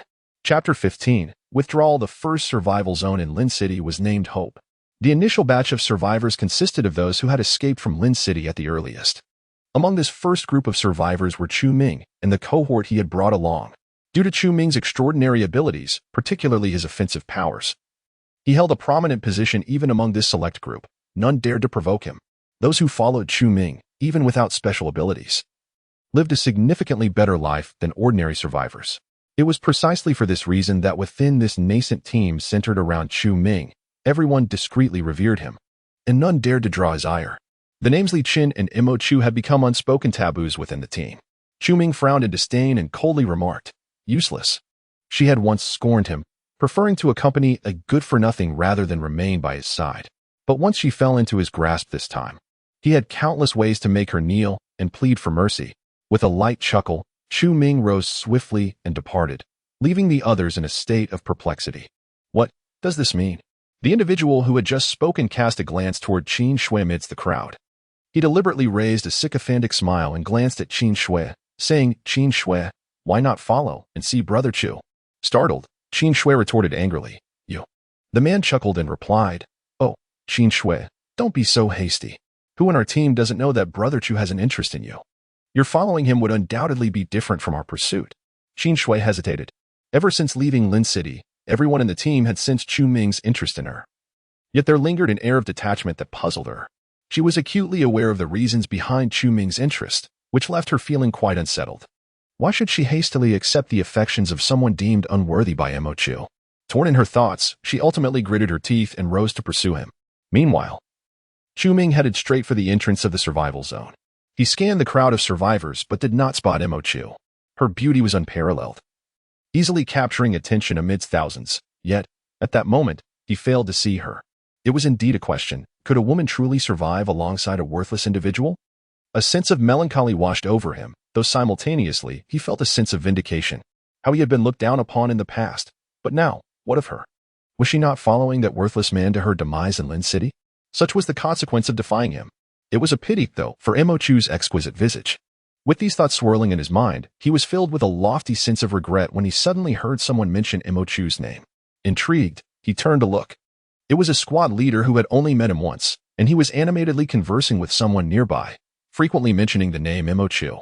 An unsettling premonition gripped Chu Ming's heart, causing his expression to instinctively darken. Yet, he quickly restored a cheerful smile, exuding warmth and generosity as he approached the squad leader to engage in conversation. The squad leader recognized him and greeted him with a hearty pat on the shoulder. Chu Ming subtly withdrew, inquiring, "Did I just hear you mention the name Mo Chu?" The squad leader responded with surprise, "You know Mo Chu?" Chu Ming replied, "I have a friend named Mo Chu. She is a remarkably beautiful girl." The squad leader laughed heartily. "Well, your friend is quite extraordinary." A wave of unease washed over Chu Ming, amplifying his foreboding feeling. He forced a smile and asked, "In what way?" "I recall Mo Chu being a rather gentle and delicate girl. Could she truly be of assistance to you?" The squad leader's eyes widened. "Gentle and delicate are not the same. That young lady is indeed kind to others, but she is far from weak. Without her, we might have suffered considerable losses." Then, he began recounting the numerous heroic deeds Mo Chu undertook during the rescue, his words brimming with admiration and even reverence for her. Chu Ming's smile nearly faltered. How could this be Mo Chu? How could this possibly be the timid, fragile girl who was so powerless that she relied on others for survival? Yet, one remark from the squad leader shattered his hopes. "Do you have a friend named Li Chen? He is with Mo Chu, and that young man is truly remarkable." He effortlessly subdued a second-tier zombie with his fire abilities. Alas, if they had not insisted on leaving, I would have certainly brought them to our survival zone. This statement struck Chu Ming like a thunderclap, shattering all his illusions, pride, and self-satisfaction. He felt as though he had reverted to that ordinary person devoid of any abilities. Li Chen, is he alive? Not only is he alive, but he has also awakened his powers. The Mo Chu who has repeatedly helped them navigate crises. And the formidable Li Chen, are they truly the individuals he once knew? Chu Ming felt as if he had been slapped harshly across the face. He could no longer maintain the smile on his face and hurriedly took his leave, his expression contorted into a ghastly visage as he turned away. Even more horrified was Qin Shui, who had been eavesdropping on the entire conversation. Mo Chu, is she not dead? And the Li Chen she saved is alive as well? She recalled the trepidation she had felt in the past few days following Chu Ming. Thinking of the legendary warrior Mo Chu and her powerful companion Li Chen, and a torrent of jealousy and indignation surged within her, nearly bringing her to tears. Why? Why is it that Mo Chu, despite her dire circumstances, can still turn the tide? Why is fate so unjust? Why? That night, Chu Ming destroyed everything visible in their team's room, resembling a malevolent spirit, leaving the entire team in a state of fearful silence. While Qin Shui's room remained unnervingly calm, on the other side, after the rescue team had departed, Mo Chu, who had successfully acquired a military jeep, did not immediately leave Ling City. On the first day following the retreat of the rescue team, they commenced hunting in this utterly desolate city. Indeed, hunting. Just as zombies can feast upon humanity, preying on flesh, so too can humans turn the tables, hunting the zombies for their crystal cores. At present, the majority of zombies in the city remain at the first tier, presenting a fleeting opportunity to amass these cores. However, once the zombies ascend to the second tier, the city will irrevocably transform into a stronghold of the undead, making it exceedingly perilous for humans to approach what was once their domain without a multitude of superpowered individuals at their side. Mo Chu's notion was undeniably audacious. Yet when she broached the subject with Li Chen, she was met with an unexpected lack of astonishment. After a moment of contemplation, he even appeared to concur with her plan. Mo Chu could only marvel at his reputation as the Dark Lord of her past life. Through the hunting strategy she proposed, she finally witnessed the true extent of Li Chen's powers after his awakening. Although Li Chen, at the first tier of abilities, could only manifest flames as a mere line of fire for combat, this line was not a tangible rope and could be easily broken by the formidable strength of the zombies. However, while the zombies could escape the line of fire, they could not evade the flames that clung to them like a relentless parasite. The crimson flames possessed an overwhelming adhesive quality, capable of incinerating anything they touched. Driven by an unyielding resolve to consume everything in their path, in Li Chen's hands, it became the most formidable weapon. He often merely needed to stand atop a height, manipulating the flames, while coldly observing the zombies struggling and howling in the inferno. Eventually, he would descend with composure, retrieving the crystalline cores from the ashes of the incinerated undead. Mo Chu watched this spectacle several times, astonished. Then, accompanied by Xiao Jin, she plunged into the flames where Li Chen was engaged in battle, targeting the tough-skinned zombies that were encircled by Li Chen's fire and were not in immediate danger of perishing. When Mo Chu was pulled out, she was still somewhat dazed, unsure of his sudden actions. Li Chen, observing her bewildered expression, felt an unusual surge of anger, yet he restrained his emotions, stating, "Do you not see how perilous the flames are? What if you get hurt?" Mo Chu, of course, understood the risks, but her perspective diverged from his. She furrowed her brow and replied, "I am aware, but we are comrades in arms now. I must assist you in battle. Your flames will inevitably miss or fail to extinguish some. If no one steps in to deliver the finishing blow, it becomes perilous." Li Chen's anger subsided momentarily. Yet he still frowned, saying, "You could inform me beforehand so that I can coordinate with you." Mo Chu shook her head. "Your abilities are far superior. There is no need for you to accommodate me. If you deliberately try to coordinate with me, it will only hinder your powers. It is better for me to support you." This encapsulated Mo Chu's mindset, maximizing the benefits of combat, with all efforts directed towards ultimate victory. A rather pragmatic approach for a post-apocalyptic world. Li Chen regarded her in silence for a while. That evening, he absorbed his first crystalline core. Since he could not prevent her from taking risks, he resolved to become stronger. Chapter 16. Provocation. The following day, a military jeep silently departed from the nearly deserted Lin City. The sound of the jeep's movement attracted countless zombies trailing behind, yet the occupants remained indifferent, relentlessly navigating through the streets littered with abandoned vehicles. Only when the zombies drew near would a burst of flames erupt before them, encircling the horde in a fiery barrier, impeding their advance. Li Chen, however, halted the vehicle and declared, "We cannot proceed." Mo Chu lifted her gaze ahead and realized that indeed, further passage was impossible. The narrow street was completely obstructed by 3 compact cars that had collided, effectively sealing off their route. There was no way for them to maneuver through. Mo Chu sighed wearily at the sight. When she had demanded a vehicle, her insistence was fervent, driven by a mindset shaped during the 6th year of the apocalypse. In that time, transportation was of utmost importance. Without a vehicle, reaching other bases was nearly impossible. Thus, she had sought a car as her means of transit.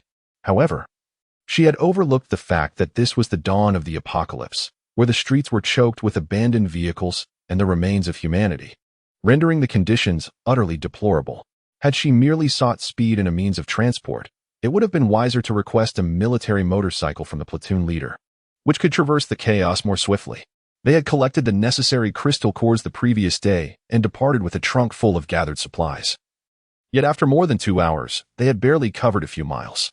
Li Chen exited the vehicle and Imochu followed suit, while Xiao Jin squeezed through the rear window. The trio, a girl, a boy, and a dog, stood before the formidable blockade of 3 cars. Imochu approached and observed that among the 3 vehicles, 2 were desolate and devoid of occupants. It was uncertain whether the owners had perished, becoming a meal for the undead, or if they had transformed into zombies themselves. In the 3rd vehicle, however, Imochu discovered a human corpse.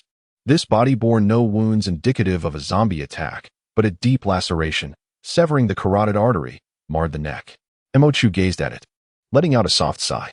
In this post-apocalyptic world, one could die not from the hands of the undead, but tragically at the hands of one's own kind. How ironic. She turned to Li Chen and said, "Let us take a detour." Li Chen nodded in agreement. Thus, the 2 once again altered their course. The previous night, Li Chen had absorbed his first crystal core. He possessed formidable abilities, far surpassing others in both quality and intensity. Imochu had anticipated that his initial absorption would proceed smoothly. However, it took an unexpected turn. After absorbing the crystal core, Li Chen reacted intensely. When he closed his eyes, Imochu was unaware of what he beheld, but in that fleeting moment, his body temperature soared. The veins in his wrist threatening to burst through the skin, and his nails turned an ashen hue, symptoms that suggested a potential second infection by the virus. Alarmed, Imochu hesitated not, preparing to intervene forcefully to halt Li Chen's first absorption. Yet, he suddenly opened his eyes, seemingly awakened. Though the crimson hue that enveloped his gaze revealed a blend of tranquility and madness, an expression far removed from one of genuine clarity. At that moment, Imochu's vigilance reached its zenith. Tentatively, she called out to Li Chen, and his gaze turned toward her. Imochu's heart trembled, a shiver coursing up her spine. He looked at her, and after a moment of confusion, there was an oceanic calmness in his eyes. Those were Li Chen's eyes. It was then that he truly awakened. With danger averted, Imochu felt an authentic sense of relief wash over her. When Li Chen called her name in a voice tinged with huskiness, she found that her name had never sounded so melodious. Fortunately, Li Chen had pulled through. At that moment, that singular thought occupied her mind. However, in the aftermath, Imochu was left perplexed. Generally speaking, the more powerful the ability user, the lesser the risk of infection when absorbing a crystal core. Given Li Chen's formidable powers, how could he nearly falter during this process, even more so than she? In her past life, Li Chen was regarded as the strongest among humans. It could not possibly be an issue pertaining to his powers. If there were problems with Li Chen's abilities, then nearly half of the ability realm would be in peril. Thus, it must be a matter concerning Li Chen himself. In that fleeting moment of absorbing the crystal core, what did he perceive that caused him such disarray, leaving him unable to counter that surge of energy? Yet, despite their deep connection spanning both lives, Imochu recognized that their bond had not yet reached a level of complete openness. Thus, with Li Chen remaining silent, she too refrained from inquiry. Nevertheless, on this journey, Li Chen was notably more taciturn. Although he was not typically a loquacious individual, Imochu could perceive that he was different today. Not wanting to broach the subject of yesterday's events, she blinked and inquired, "You've been driving for quite a while. Would you like me to take over for a bit?" In truth, Imochu did not possess a driver's license. She had never had the opportunity to obtain one in either her past life or this one. However, after 6 years in the apocalypse, it was inconceivable that she could not drive. Li Chen shook his head, replying, "I'm not tired." Imochu then playfully popped a piece of chocolate into his mouth. Li Chen, momentarily taken aback, felt the chocolate melt in his mouth, surprisingly devoid of any bitterness. He then heard Imochu say, "Even if you're not tired, you should replenish your energy." In the back seat, Xiao Jin, noticing that Imochu had fed Li Chen but not him, barked in indignation. Imochu swiftly tossed him half a sausage, and he contentedly closed his mouth. Li Chen observed Imochu's exasperated expression and couldn't help but chuckle. After more than 2 hours on the road, with the sun reaching its zenith and approaching noon, they finally navigated out of the city center. Li Chen relied on his memory to find the way, winding through various routes until they finally merged onto the national highway. Unlike the city streets, the highway was considerably broader and had far fewer abandoned vehicles, allowing their speed to increase at last. After navigating the congested and dilapidated roads of the city for what felt like an eternity, Imochu yearned to drive at full speed for 30 miles in celebration. After another half hour, Li Chen pulled the car over to the roadside to rest and eat. Mo Chu perched atop the car, nibbling on a piece of bread while glancing down. Li Chen crouched beside the car, casually nibbling on his food while peeling off the wrapper of a piece of bread to feed Xiao Jin. The little creature seemed quite delighted. However, Mo Chu watched with a growing sense of concern. Xiao Jin had a considerable appetite, likely due to its awakened power being of the strength type. Its consumption surpassed that of both Mo Chu and Li Chen combined. Mo Chu had initially calculated that their provisions would barely last until they reached Haicheng. But it appeared that a new plan would be necessary. As Mo Chu absent-mindedly munched on the bread, his thoughts wandered. At that moment, 3 small cars suddenly appeared on the opposite side of the road, hurtling towards them at a remarkable speed. Mo Chu glanced over and signaled to Li Chen to pull aside and allow the vehicles to pass. Li Chen stood up, casting a distant glance before guiding Xiao Jin to the roadside. Initially, Mo Chu paid little heed to the 3 vehicles. However, as they approached, their speed abruptly decreased simultaneously. Moments later, they surged forward with a velocity far greater than before, swiftly encircling Mo Chu and his companions. Sensing something amiss when the cars slowed, Mo Chu instinctively reached for his waist, and by the time the vehicles came to a halt, he had already drawn his dagger. In contrast, Li Chen remained still, his hand absent-mindedly stroking Xiao Jin's head, his eyes betraying a serene yet sharp coldness. 3 vehicles came to a halt, their doors swinging open as 7 or 8 men emerged. At the forefront stood the most robust among them, exuding an air of haughty arrogance. He was the first to notice Mo Chu, leisurely surveying her from head to toe before deliberately casting a glance at the dagger clenched in her hand, emitting a languid chuckle from his throat. In that fleeting moment, Li Chen's composed demeanor shattered. He abruptly raised his gaze towards the man, a flicker of crimson flashing in his eyes, swiftly replaced by a chilling coldness. Yet, to his surprise, Mo Chu remained unperturbed. She recognized the peril they faced and calmly inquired, "What brings you gentlemen here?" The leading man, however, disregarded her question, directing his attention to Li Chen, who had remained silent throughout. With an authoritative tone, he commanded, "Leave this woman and your provisions behind, and I shall allow you to depart." Instantly, another man chimed in. "Brother Ji, their vehicle is also quite valuable. A military jeep, I wonder where they acquired it." The others erupted into boisterous laughter. Amidst their mirth, Brother Ji raised his fist, his arm swelling impressively as he brandished it with pride, casting a condescending glance at the man before him. They had executed such deeds countless times, emboldened by their abilities, and had never faltered. He gazed at the 2 individuals before him, eagerly anticipating their pleas for mercy. However, the situation unfolded contrary to his expectations. The 2 before him did not exhibit the fear or desperation he had anticipated. Instead, the woman regarded him with indifference, her gaze tinged with a hint of derision. The unexpected reaction from the other party left Ji Gu somewhat flustered. He felt an unsettling sense of panic creeping in. Yet this unease swiftly transformed into irritation at the other's lack of awareness. Just as he intended to voice his thoughts, the woman turned to him and coldly uttered, "Xiao Jin." Whom was she calling? Before he could comprehend, a massive golden retriever suddenly sprang forth from the side, leaping into the air and exposing its formidable fangs as it lunged toward the individual beside him who had requested the jeep.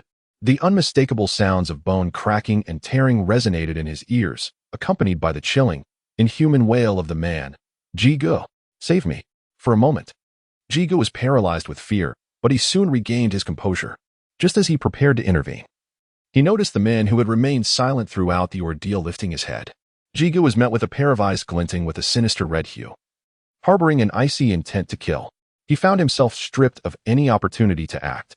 Chapter 17. Taking action. Crimson flames blazed ferociously, rapidly engulfing the 3 vehicles encircling them. Ji Gu writhed in agony on the ground, clutching his arm. From fingertip to elbow, it was charred and blackened. His face was a mess of tears and snot, a far cry from the formidable figure he had been while wielding his powers moments before. Beside him, the man who had demanded the jeep followed in his elder brother's footsteps, his arms rendered limp and hanging by his sides, having been mercilessly torn by Xiao Jin, unable to emit even a sound of pain. Just moments ago, this brother Ji was the center of attention, adored by his followers. Yet, in the blink of an eye, those loyal subordinates distanced themselves in sheer terror, their eyes fixated on the 3 vehicles engulfed in flames. Then darting back to the 2 individuals writhing in agony on the ground, their expressions a portrait of dread. This was a supernatural being. This was the true essence of an extraordinary power. The abilities they had previously witnessed were mere enhancements like Brother G's strengthened arm, which, though formidable, still bore the hallmarks of street brawls. But this man wielded fire with an effortless flourish, conjuring a blazing inferno that seemed insatiable, consuming all in its path. He stood there, nonchalant, yet in that serene moment, he severed the mightiest arm of Brother G in their minds. This was the reality of a true supernatural entity. Fear intensified among the onlookers. Muchu even noticed one individual wetting his pants, while a seemingly young boy sobbed uncontrollably, his face streaked with tears and snot, evoking a sense of pity. Yet, Muchu felt no compassion for them. This group was well-versed in violence, clearly having engaged in such acts more than once or twice. Who would mourn for those they had tormented? Muchu had grown accustomed to the malevolence that thrived among humanity in the apocalypse. Yet she could not fathom that within less than half a month of the end times, there were individuals so eager to embrace such wickedness.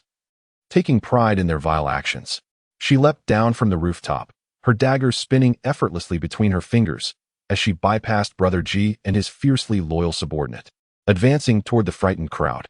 As Muchu passed by Ji-gu, the disabled ability user suddenly lifted his head, his gaze directed at Muchu filled with profound hatred. Muchu paid little attention to the disdainful glances of a defeated foe who posed no threat. However, Li Chen could not afford to overlook it. Following closely behind Muchu, as they passed Ji-gu, he slightly bent down and whispered in a voice only they could hear. "Should you dare to look at her again, I shall burn your eyes as well." The man's tone was eerily calm, devoid of any malice, as if he were merely stating a fact.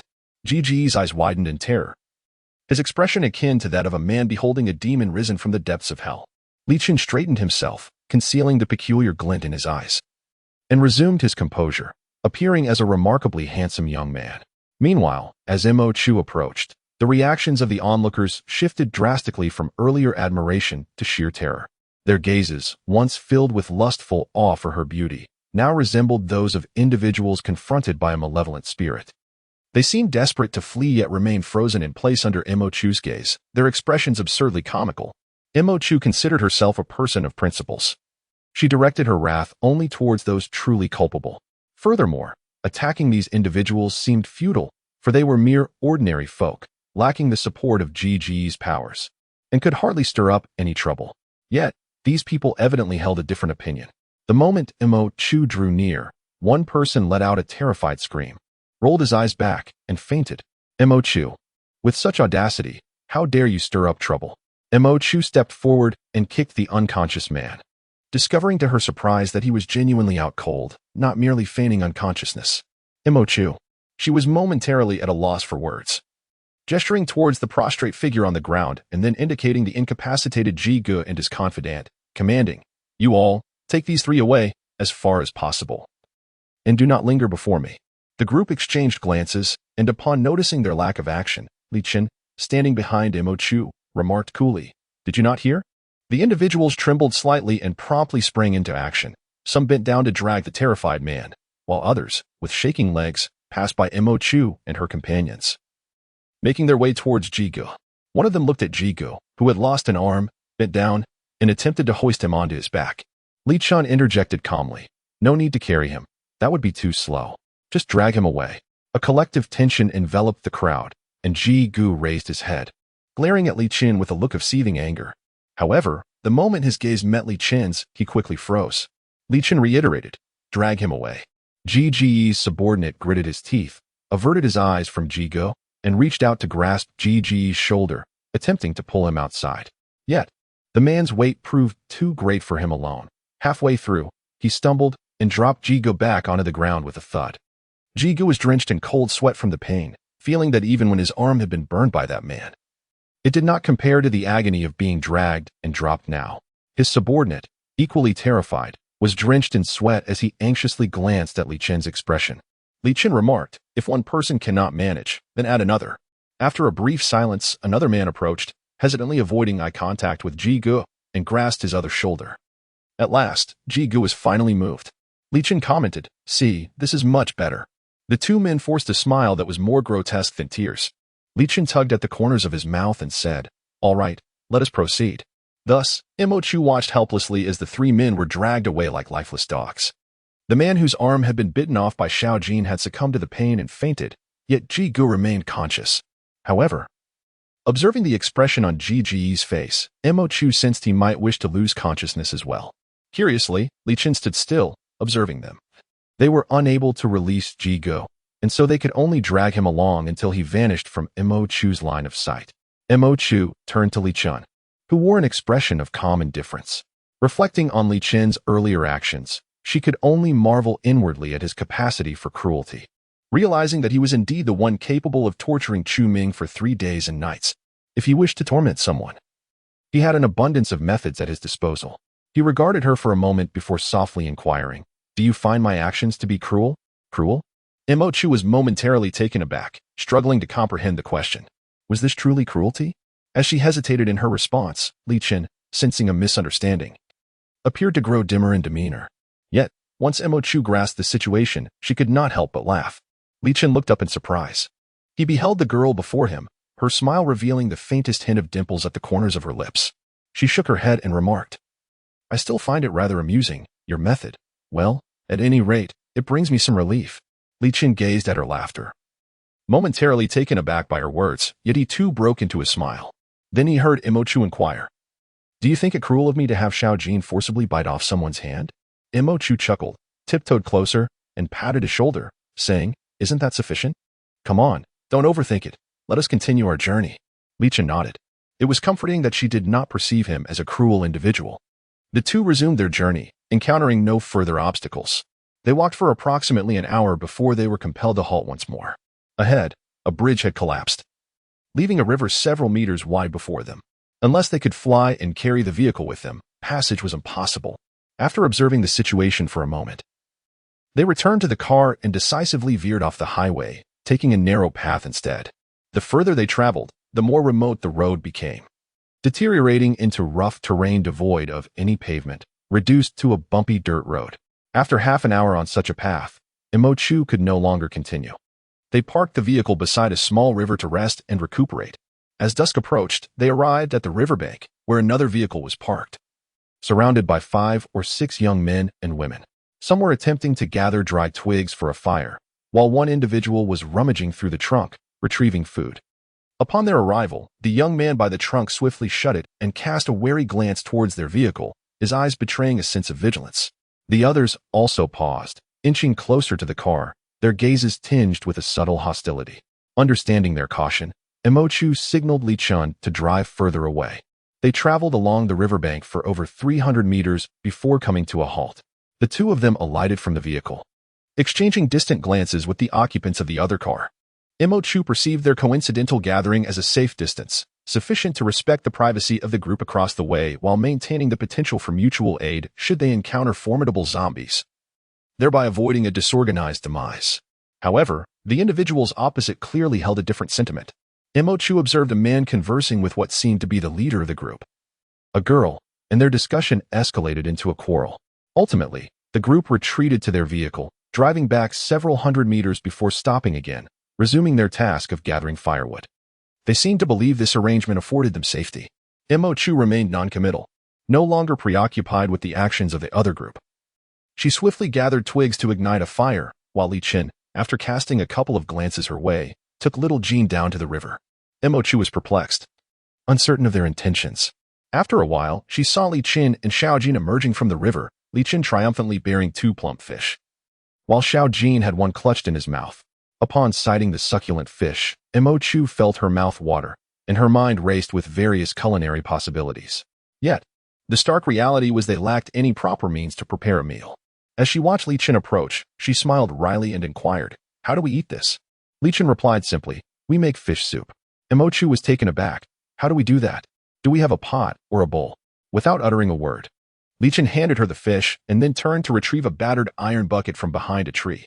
Using Mo Chu's dagger, he skillfully sliced away most of the bucket's sides, leaving only the bottom and a portion of the wall, thus fashioning a makeshift pot. Flames flickered from his hand, encircling the bucket as the accumulated grime fell away. He then rinsed the bucket in the river, emerging with a pristine iron pot. Li Chen declared, "We have a pot now." Mo Chu could only marvel, who exactly has survived 6 years in this apocalyptic world. Thus, they set about cooking the fish in their iron pot. Lacking any seasonings, Mo Chu resorted to using a bit of white liquor to mask the fishy odor. However, after such a long time without a warm meal, as the water in the pot began to boil and the enticing aroma wafted through the air, her appetite was piqued. Simultaneously, she heard a distinct sound of someone swallowing. Slurp. Chapter 18. The Scream Slurp. In the stillness of the night, apart from the crackling of the firewood, a sound resonated loudly and distinctly, reaching the ears of Mo Chu and Li Chen, making it impossible for them to overlook. They exchanged glances. And then Mo Chu followed the sound with her gaze. A girl was crouching behind the tree where they had just picked up a bucket, cradling half a bundle of firewood in her arms. One of her hands was extended towards a dry twig on the ground, seemingly having stumbled upon them while foraging for kindling, and she remained frozen in that position, her eyes fixed intently on Mo Chu and Li Chen. More precisely, her gaze was riveted on the pot of fish soup before them. Mo Chu even thought she detected a hint of green in the girl's eyes as she stared at the soup. Mo Chu mused. So it was her who made that sound just now? Was it really necessary? A pot of bland fish soup, is it worth it? Despite having survived 6 years in a post-apocalyptic world, and although she had never been a formidable figure, she could confidently proclaim that she was battle-hardened. Yet, she had never encountered such a situation. Steeling herself, she cleared her throat and spoke. Upon hearing her voice, the girl abruptly turned to look at her. In the flickering firelight, Mo Chu finally discerned the girl as features. She possessed strikingly handsome features, but sported boyish eyebrows that lent her a youthful demeanor. When she spoke, her small tiger teeth were revealed, adding a touch of endearment to her appearance. The girl glanced between Mo Chu and the pot of soup. Mo Chu asked, "Would you like some soup?" The girl replied, "Do you have any seasoning?" As two individuals spoke simultaneously, they abruptly ceased, exchanging glances that revealed the spark of excitement in each other's eyes. In a moment of unspoken agreement, they swiftly reached a consensus. Moxu, inspired by her enthusiasm, eagerly nodded in affirmation, urging Li Chen to lower the flames. Perhaps it was merely an illusion. But Moxu perceived a hint of amusement in Li Chen's gaze as he extended his hand to adjust the fire, causing the flames to diminish instantly. However, at that very moment, the man who had earlier shut the trunk upon spotting Moxu's arrival hastily approached. He cast a wary glance at Moxu and the others before tugging at the girl, lowering his voice in a manner he presumed would go unheard. "Didn't I tell you not to come here to gather firewood? Why are you here?" The girl replied nonchalantly. "So what if I came?" The man's irritation was palpable as he retorted, "What did you just discuss with them?" The girl, without hesitation, replied, "I told them I would fetch some seasonings. They invited me to drink fish soup." Her excitement reignited, she added, "I must hurry to get the seasonings." Just as she prepared to depart, the man grasped her arm, almost instinctively exclaiming, "Absolutely not." Frowning, the girl questioned, "Why not?" The man momentarily faltered but soon regained his composure, declaring with conviction, "What I say goes. I am your boyfriend. Would I ever put you in harm's way? I'm doing this for your own good." Upon hearing this, Mox's smile faded, replaced by a subtle sense of distaste. "I am your family, your beloved, your friend. Therefore, every decision I make on your behalf is for your own good, regardless of your willingness." Then, she heard the girl candidly inquire, "Do we have a pot?" The man responded with silence. The girl continued, "Can you catch fish?" Again, the man remained silent. Ultimately, the girl concluded, "So where are you going to get me fish soup?" The man, slightly agitated, retorted, "How can you? Ever since you awakened your powers, you have become increasingly disobedient. Do you find me useless? Do you no longer want me?" The girl remained silent for a moment. And then Mo Chu heard her softly say, "Don't you think the issue lies with you?" Her voice was faint, contrasting sharply with the lively and spirited tone Mo Chu had just heard. For some inexplicable reason, Mo Chu felt an urge to laugh. And then she truly laughed out loud. As Mo Chu relaxed, her features softened, illuminated by the flickering flames, her lips curled into a smile, giving her an ethereal quality, as if she might dissolve into the fire at any moment, evoking a sense of unpredictability. The girl stared, momentarily stunned. She quickly exclaimed, "Wait for me," and then violently tugged her boyfriend away, hurrying off. Mo Chu watched them depart, the mirth in her eyes gradually fading. Li Chen observed her and suddenly extended a piece of chocolate towards Mo Chu. She paused for a moment, bewildered, before accepting it. Li Chen said, "Have a piece." Mo Chu looked at him and laughed once more. Moments later, Mo Chu overheard a heated argument. A sharp voice accused a girl of hoarding their food, while the girl's so-called boyfriend remained silent. The girl retorted, "If you believe I am in the wrong, it would not be too late to put down the bread in your hands, as all of this was gathered by me. An abrupt silence ensued. After a brief pause, the girl approached with an air of nonchalance. Chu did not pry further and accepted the condiments she handed over. They were quite comprehensive, ranging from salt and monosodium glutamate to pepper and cumin. In Li Chen's capable hands, these ingredients transformed into instruments of culinary delight, and a richer aroma began to waft through the air. Chu quickly retrieved 3 emptied mineral water bottles, slicing them in half to create rudimentary cups. She then plucked a branch from a tree, whittling it down to fashion a pair of chopsticks. These makeshift utensils cradled a delectable fish soup. Taking a sip, Chu was struck by an explosion of exquisite flavor on her palate. Wondering if it was truly Li Chen's skill or simply the fact that she had not savored cooked food in quite some time. Meanwhile, the girl, who had not enjoyed a warm meal in over a week, eagerly consumed the freshly ladled soup without a care for its heat, relishing every moment. The pot of soup was swiftly devoured by the 3 of them, leaving nothing behind. Sated and content, the girl reclined freely on the ground, exclaiming, "Now this is the life." She then turned to Chu and Li Chen, inquiring, "What are your names?" It was rather amusing that after sharing a meal together, they remained unaware of each other's identities, each wondering who among them was the more carefree. Chu smiled and replied, Chu. The girl waited for a moment without hearing Li Chen speak and then inquired, "What about that cool guy over there?"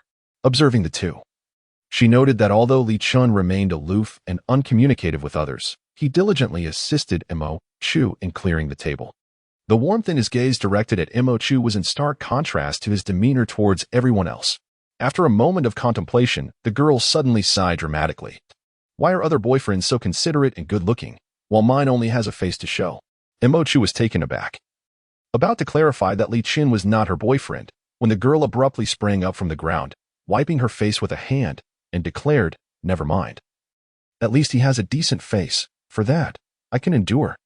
Chu thought, well, a handsome face is indeed a form of resource. With that, she momentarily lost her words for explanation.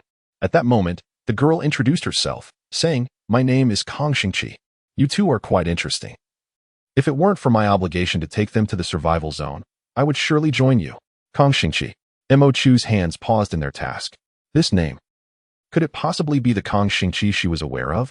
She looked up to see the girl, content and cheerful under the flickering firelight after a satisfying meal.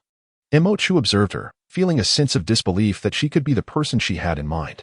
Although she herself had no knowledge of what the Kang Xingqi she knew looked like in her previous life, it was evident that this girl possessed a different disposition altogether. Doubt clouded her mind, and just as she was about to voice her concerns, she noticed the girl's boyfriend rushing towards them. Swallowed her words, while smile faded. The man furiously exclaimed, "You know very well," interrupted him, her expression suddenly enlightened. "Oh, I see. It's because you can't sleep without me keeping watch. Right?" The man's countenance darkened considerably, yet appeared to speak casually, her demeanor strikingly sincere. This time, refrained from further comment. From behind, observed, her doubts deepening. Could truly be the same person she had known in her previous life? Grasped her hand, looked up to find his chiseled features illuminated by the firelight. And he softly urged her, "You should rest in the car. I'll handle this." Conceded without argument, nodding as she climbed into the vehicle with. Moments later, joined them.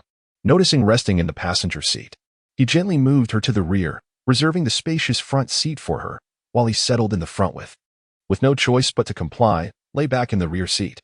As the night wore on, she was abruptly jolted awake by a sudden palpitating fear. Her eyes flew open just in time to see sit up in the front. Their gazes locked for a fleeting moment. Simultaneously, a piercing scream shattered the stillness of the night. Chapter 19. Nightmare. A chilling cry shattered the tranquil darkness, and exchanged a glance, both immediately exiting the vehicle. Unsheathed the dagger from her waist with a sharp sound. Attempted to follow, but swiftly shut him inside. The two of them had absorbed the crystal cores. Yet Xiao Jin had never ingested even a single core. The entity that had arrived this time was evidently formidable. The sound emanated from the direction of Kang Xingqi. And after a piercing scream, silence ensued, leaving one to ponder whether the source of that cry was alive or perished. Simultaneously, the individuals near Kang Xingqi roused from their stupor. And even from a considerable distance, Chu could discern a cacophony of chaos, prompting her to furrow her brow. The situation remained ambiguous. The nature of the assailant was unknown, as was the fate of those in peril. Their own panic would only serve to facilitate the entity's malevolent designs. Imochu signaled to Li Chen, who nodded in acknowledgement, and the two of them approached stealthily. As they drew closer, they overheard Kong Xingqi's voice. Her tone was stern and devoid of warmth, starkly contrasting the earlier nonchalance. She coldly commanded, "No one is to exit the vehicle or make a sound. Count among yourselves who is missing." After a brief silence, someone whispered, "Su Shishir and Zhao Xie are unaccounted for." Another voice timidly inquired, "That sound must have belonged to Su Shishir, but what of Zhao Xie?"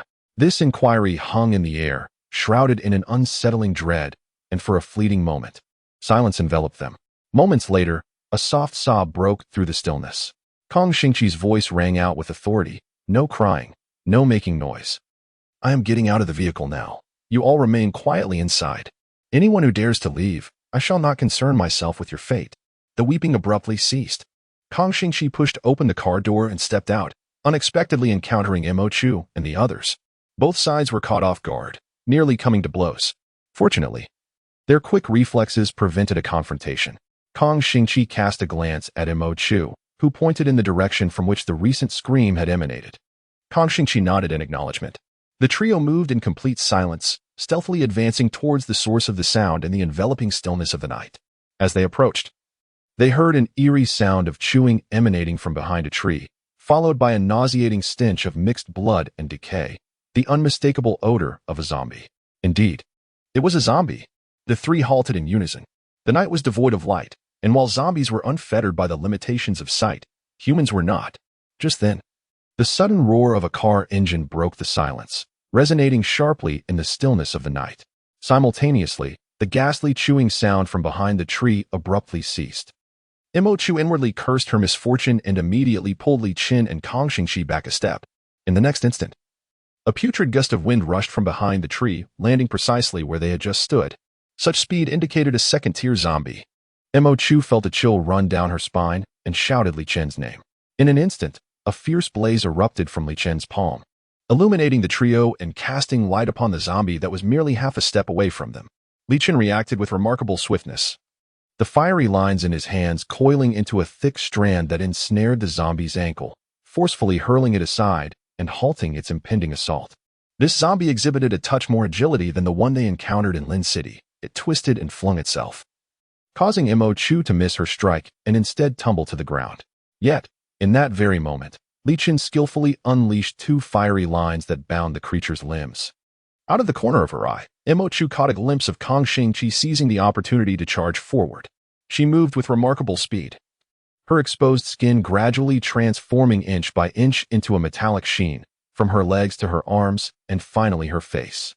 By the time she reached the zombie, she appeared as if she were a robot forged of metal. Without hesitation, she confronted the zombie, raising her fist to meet the razor-sharp claws that had escaped the fiery binds, the clash resonating with a metallic clang. Imochu was momentarily taken aback. This ability. In her previous life, the Iron Maiden Kong Xingqi was most renowned for her capacity to metamorphose into metal, and in her later years, she could withstand the zombie's claws with her formidable physicality and scathe. Imochu inhaled deeply. This Kong Xingqi was indeed the same one she had heard tales of in her former existence. How insignificantly small this world truly is. However, now was not the time for such reflections. Kong Xingqi had already engaged the zombie, while Li Chen once again restrained its limbs. The fierce flames entwined around the creature's appendages, consuming them, and the duo effectively neutralized its mobility.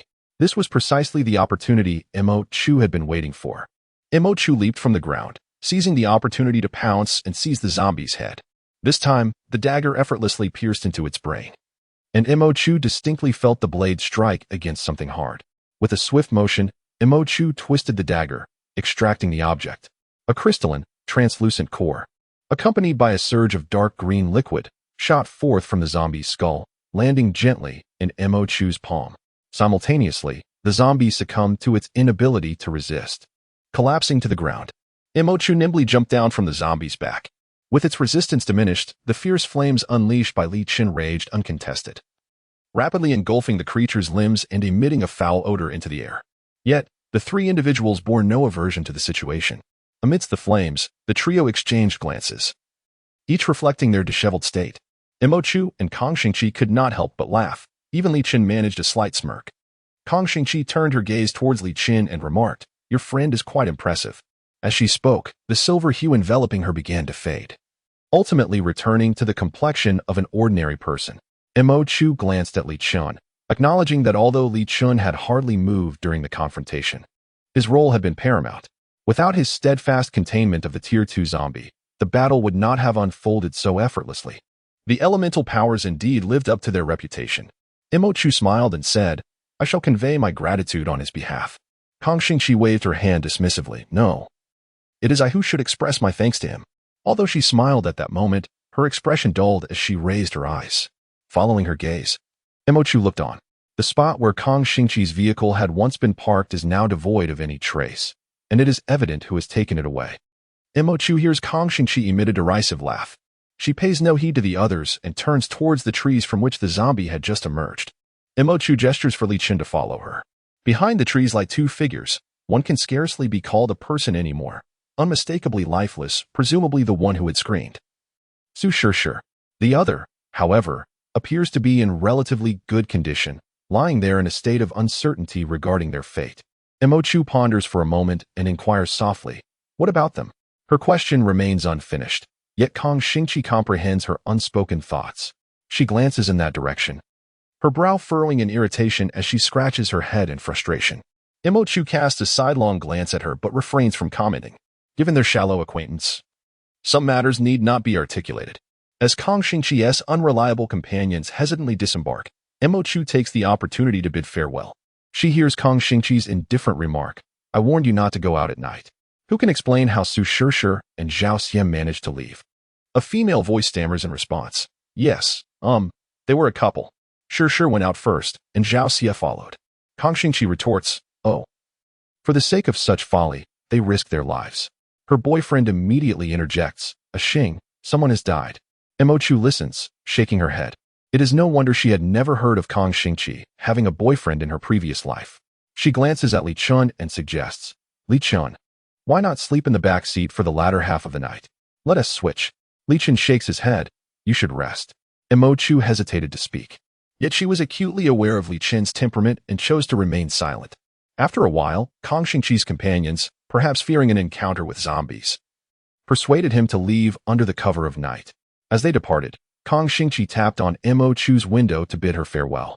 To be honest, Mo Chu felt that she was not so much persuaded as she was simply worn out by their insistence. In the latter half of the night, while Li Chen had succumbed to slumber, Mo Chu lay wide awake in the spacious back seat, unable to find rest. Her thoughts lingered on Kang Xingqi. In her previous life, the name Kang Xingqi was nearly as infamous as Li Chen's. She was driven solely by monetary gain. As long as the price was right, she would engage in the most sordid of deeds, having committed numerous murders for profit. What lingered most vividly in her memory was the time someone had paid her to assassinate Li Chen. The intention was merely to test the limits of the ironclad reputation that promised no target was beyond her reach for the right price. To see if she would dare to confront Li Chen. To her astonishment, she actually accepted the payment and attempted to kill him, only to be relentlessly pursued by Li Chen from the desert to the coastal city, ultimately forcing Kang Xingqi to ally with Li Chen's arch-nemesis. Nevertheless, she remained fixated on monetary gain. As soon as Li Chen departed, she sought out the individual who had commissioned the task to collect her final payment, even coercing him into doubling the amount.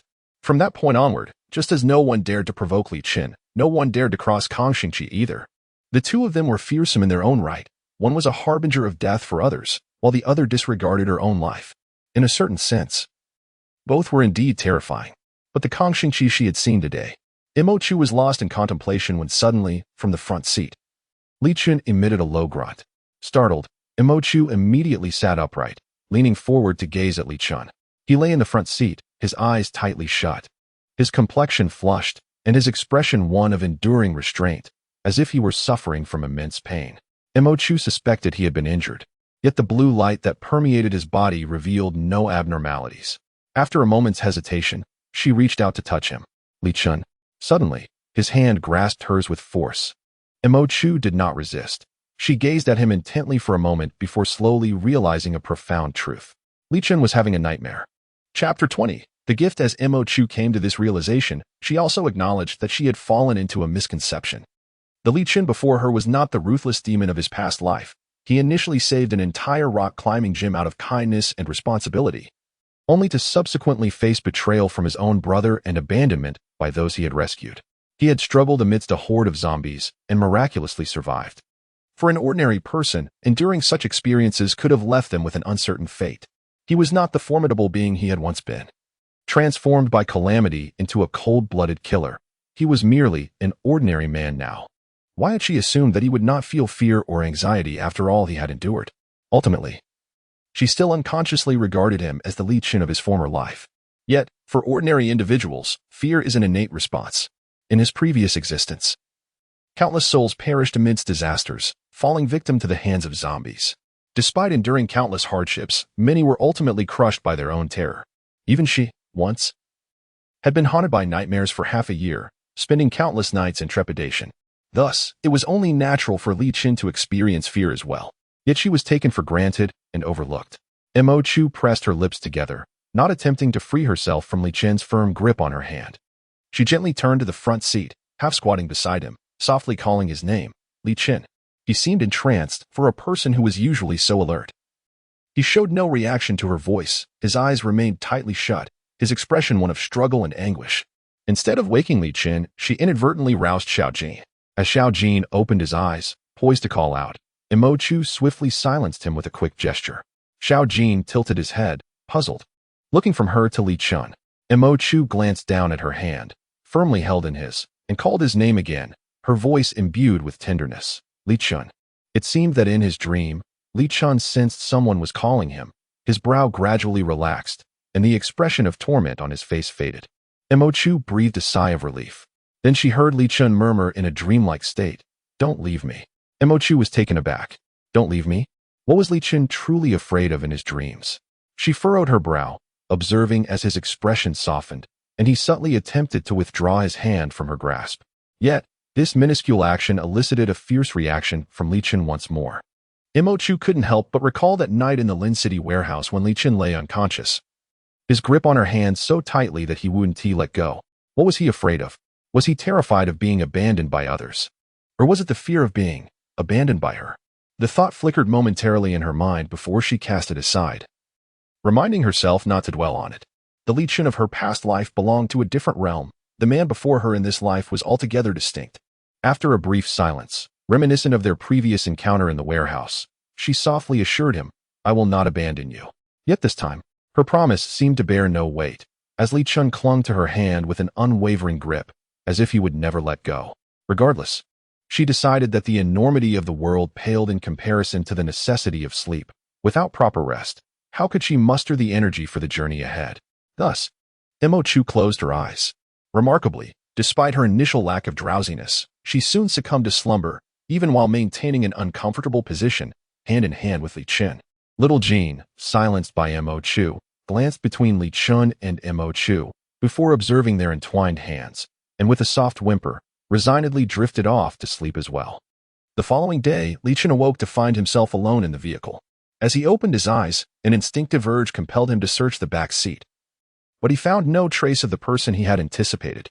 A wave of panic surged within him, and as he surveyed the empty cabin, a sense of disarray washed over him. However, he quickly regained his composure, scanning the interior until he spotted Mo Chu's backpack, and noted the absence of little Jean as well. The daylight outside was already bright. He paused, then chuckled at his own lack of calmness. As he relaxed, he became acutely aware of a dull heaviness in his head. Whether it was due to oversleeping or insufficient rest, he felt as though he had not slept at all. Despite the night that had passed, he raised his hand to shield his forehead, momentarily pausing as his hand swept across his line of sight. The hand before him was long and strong, yet it felt disconcertingly empty. He clenched his fist, a fleeting sense of loss washing over him. Though he could not quite grasp what it was that he felt disappointed about, Li Chen closed his eyes briefly, suppressing the heaviness in his mind, and pushed open the car door to step outside. As he alighted from the vehicle, he caught sight of Mo Chu, moving steadily along the riverbank, her back illuminated by the rising sun. A small dog circled around her, darting at her feet. She still bore traces of moisture. Her usually neat ponytail, now a disheveled cascade down her back, half dry and half wet, suggesting she had just taken a bath. Upon spotting Li Chen, her eyes sparkled with delight, and she hurried toward him, coming to a halt before him. Li Chen, she called. Li Chen's gaze was solely on her, and instinctively, a smile broke across his face. He rummaged through the car, retrieving a clean cloth, intending to help her dry her hair. However, as his hand reached halfway, he abruptly halted, instead offering the cloth to her and softly saying, "You can wipe your hair with this." Mo Chu, oblivious to his earlier hesitation, took the cloth and hastily rubbed it over her hair a few times. After fiddling with her locks, she deemed it sufficient and returned the cloth to Li Chen. The entire exchange barely lasting 2 minutes. Li Chen remarked, "I woke up late and delayed my journey." Mo Chu shook her head, saying, "What rush? Whenever we leave, we leave." As she spoke, she extended her hand, which had been resting behind her back, revealing a glistening crystal core nestled within her open palm. Li Chen gazed at her in astonishment. Mo Chu said, "Here, this is the crystal core of the second-tier zombie from yesterday. I already possess one, and this one is for you. It will be just right for you when you attempt to break through to the second tier." Li Chen gazed at the crystal core, and his heart, once as still as stagnant water, felt an unfamiliar sense of confusion. He pressed his lips together and asked, "For me?" Mo Chu chuckled. "How can this be considered a gift? You were the one who exerted the most effort in dealing with that second-tier zombie yesterday." Although Mo Chu's words were meant to commend his strength, for some inexplicable reason, when he heard her insist that this was not a gift for him, a flicker of disappointment washed over Li Chen's heart, and his joy at the second-tier crystal core dimmed. He stared at her for a moment, shook his head, and said, "You should keep this. I don't need it." Mo Chu did not allow him to finish speaking and directly thrust the item into his hand, asserting, "What is rightfully yours belongs to you. Moreover, I am still merely a healer. No matter how formidable I become, my abilities are limited. Only by growing stronger together can we enhance our chances of survival." Such a rational mindset, advocating for fair distribution and prioritizing strength. Li Chen tightened his grip on the crystal core and replied solemnly, "All right. To become powerful." Li Chen awoke, yet Mo Chu chose not to leave immediately. She wanted to allow Xiao Jin to absorb the first crystal core before reaching the next survival zone. After all, Xiao Jin was an animal. No matter how intelligent it appeared, it did not possess human-like reasoning. In her previous life, Mo Chu had never seen anyone raise a supernatural creature, leaving her momentarily at a loss as to how to facilitate the absorption of a crystal core by a supernatural animal. Instead, it was Li Chen who, after hearing Mo Chu's intentions, without uttering a word, directly retrieved a first-tier crystal core from their storage and tossed it before Xiao Jin. Li Chen observed her and remarked, "Although Xiao Jin is an animal, his sensitivity to power surpasses that of humans due to his innate instincts."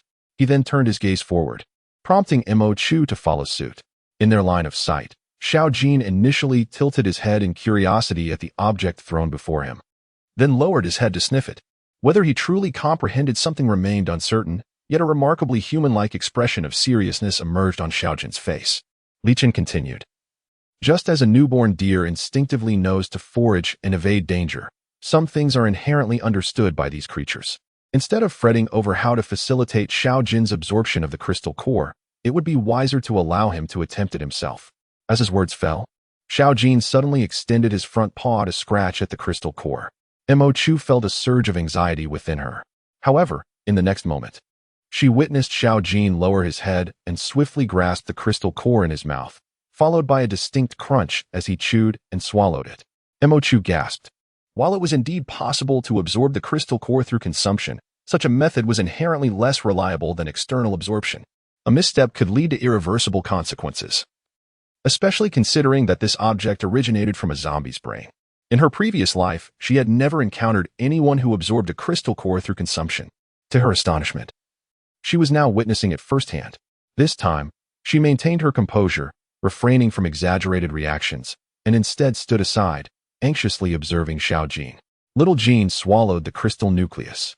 Initially, everything seemed normal, but after a moment, it appeared somewhat disoriented as it shook its head. Its legs weakened, causing it to collapse onto the ground, trembling uncontrollably. Mo Chu observed with grave concern, ready to intervene and halt Little Jin's absorption at the slightest sign of trouble. However, after trembling for half a minute, Little Jin suddenly opened its eyes wide and coughed violently a few times. It seemed to regain its strength and, albeit unsteadily, managed to rise from the ground. Mo Chu felt a wave of relief wash over her. The absorption had been successful. A smile broke upon her lips as she bent down to stroke Little Jin's head, rewarding it with a piece of sausage. "Little Jin, Perhaps sensing the significance of its accomplishment, nuzzled against Mo Chushin's leg, eagerly seeking affection. Li Chen, who had been silently standing behind her, spoke up as Mo Chushin finished feeding little Jean, and it stood upright. Mo Chushin, I am preparing to absorb the second crystal nucleus. Chapter 21. Saving lives. It had not been long since Li Chen's first absorption of a crystal nucleus. Even with Mo Chushin's 6 years of experience in the apocalypse from her previous life, the interval between her first and second nucleus was too brief. She felt a tinge of recklessness. Therefore, she deliberately refrained from absorbing a third nucleus for a period, allowing her strength to stabilize and avoiding any hasty actions that could lead to unforeseen consequences. At that time, circumstances had left only one of them conscious, and she had to empower herself to survive. In the present context, devoid of urgency, Li Chen, merely a day and night after his initial absorption of a crystal nucleus, resolved to absorb a second one. Mo Chu regarded him with a mixture of emotions, while Li Chen returned her gaze with serene composure. Every adult must take responsibility for their own life, and each adult is bound by the principle of refraining from interfering in the lives of others, especially when that individual is Li Chen. Throughout these days spent in his company, he appeared to be a man of agreeable disposition, even inclined to acquiesce to her every word. Yet Mo Chu was acutely aware of his pride and stubbornness. They exchanged glances for a brief moment, and Mo Chu nodded quietly, affirming, I will stand by you. Li Chen smiled faintly, tightening his grip on the crystal nucleus, and closed his eyes. At that instant, Mo Chu felt her heart leap.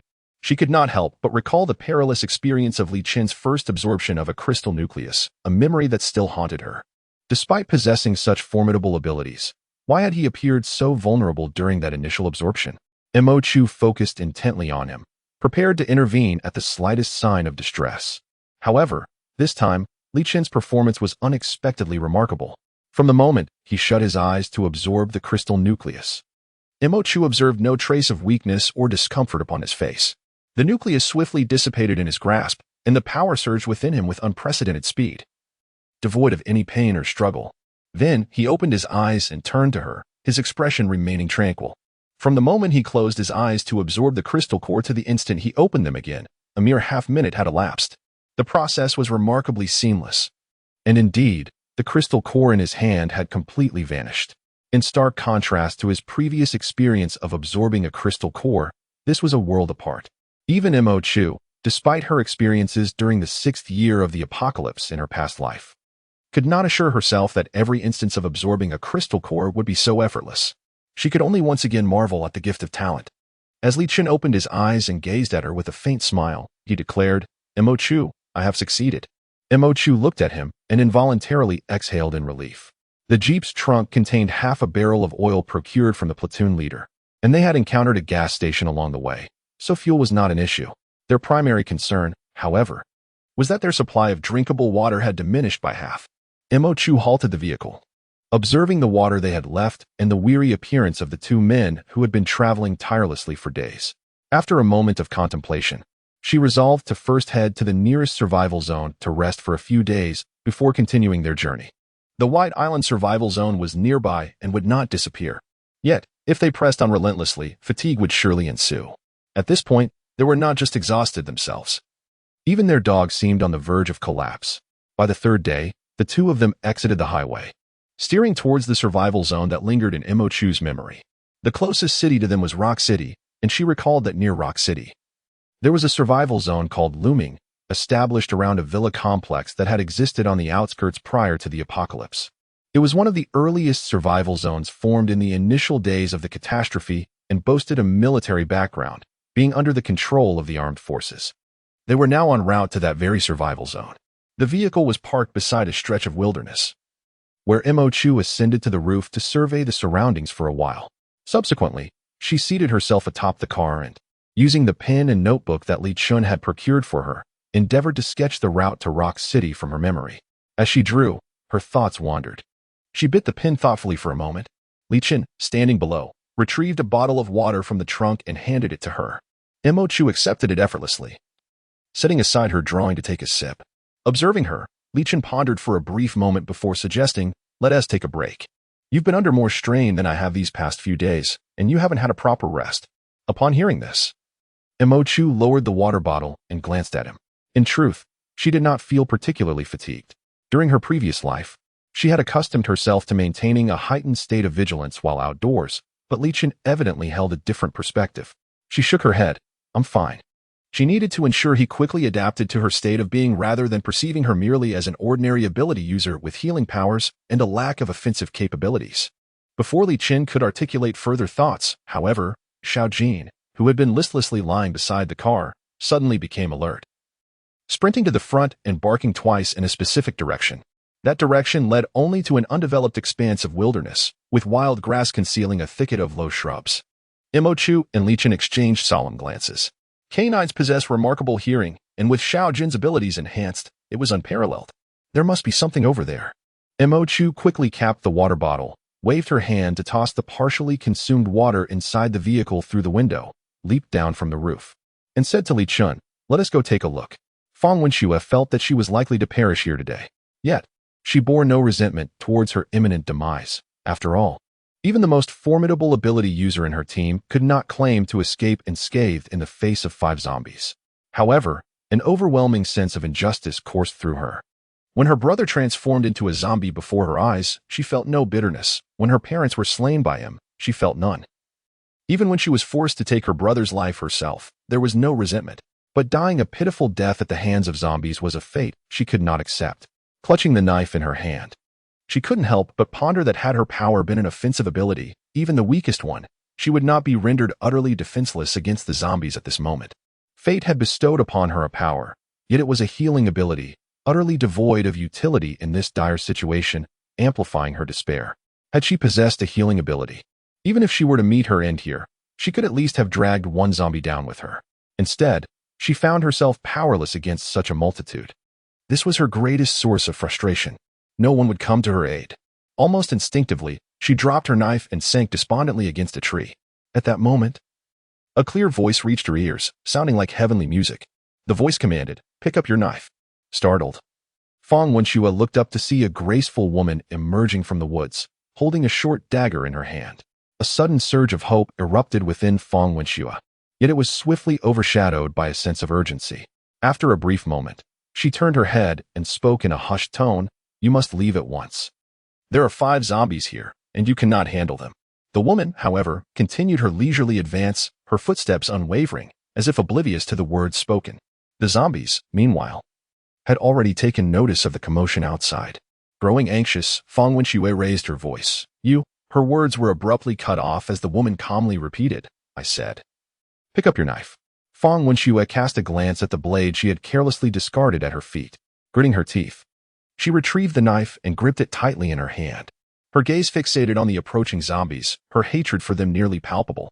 Very well, death was inevitable. Even if she possessed healing abilities, she resolved to take one of them down with her before she met her end. As she steeled herself for the confrontation, she heard the woman emit a soft chuckle, saying, "Excellent." Before her eyes, the woman moved with the swiftness of the wind, silent and agile. Trailing behind her was a blazing plume of crimson flames. In the next instant, Fang Wenxue's eyes widened in astonishment. Mo Chu struck decisively, plunging her knife into the zombie's nape with precision, skillfully extracting the crystal core from its brain. The zombie collapsed with a resounding thud, and the red flames immediately enveloped it.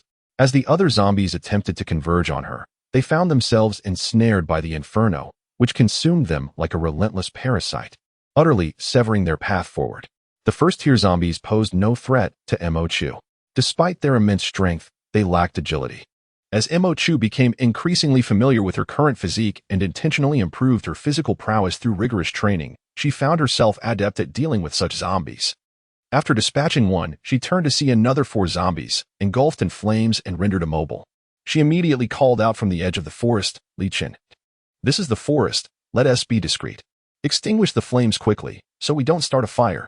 Li Chen emerged from the woods, responding affirmatively. He swiftly extinguished the flames, leaving the 4 zombies resembling charred remains. With effortless ease, Mo Chu collected the crystal cores from each of the zombies.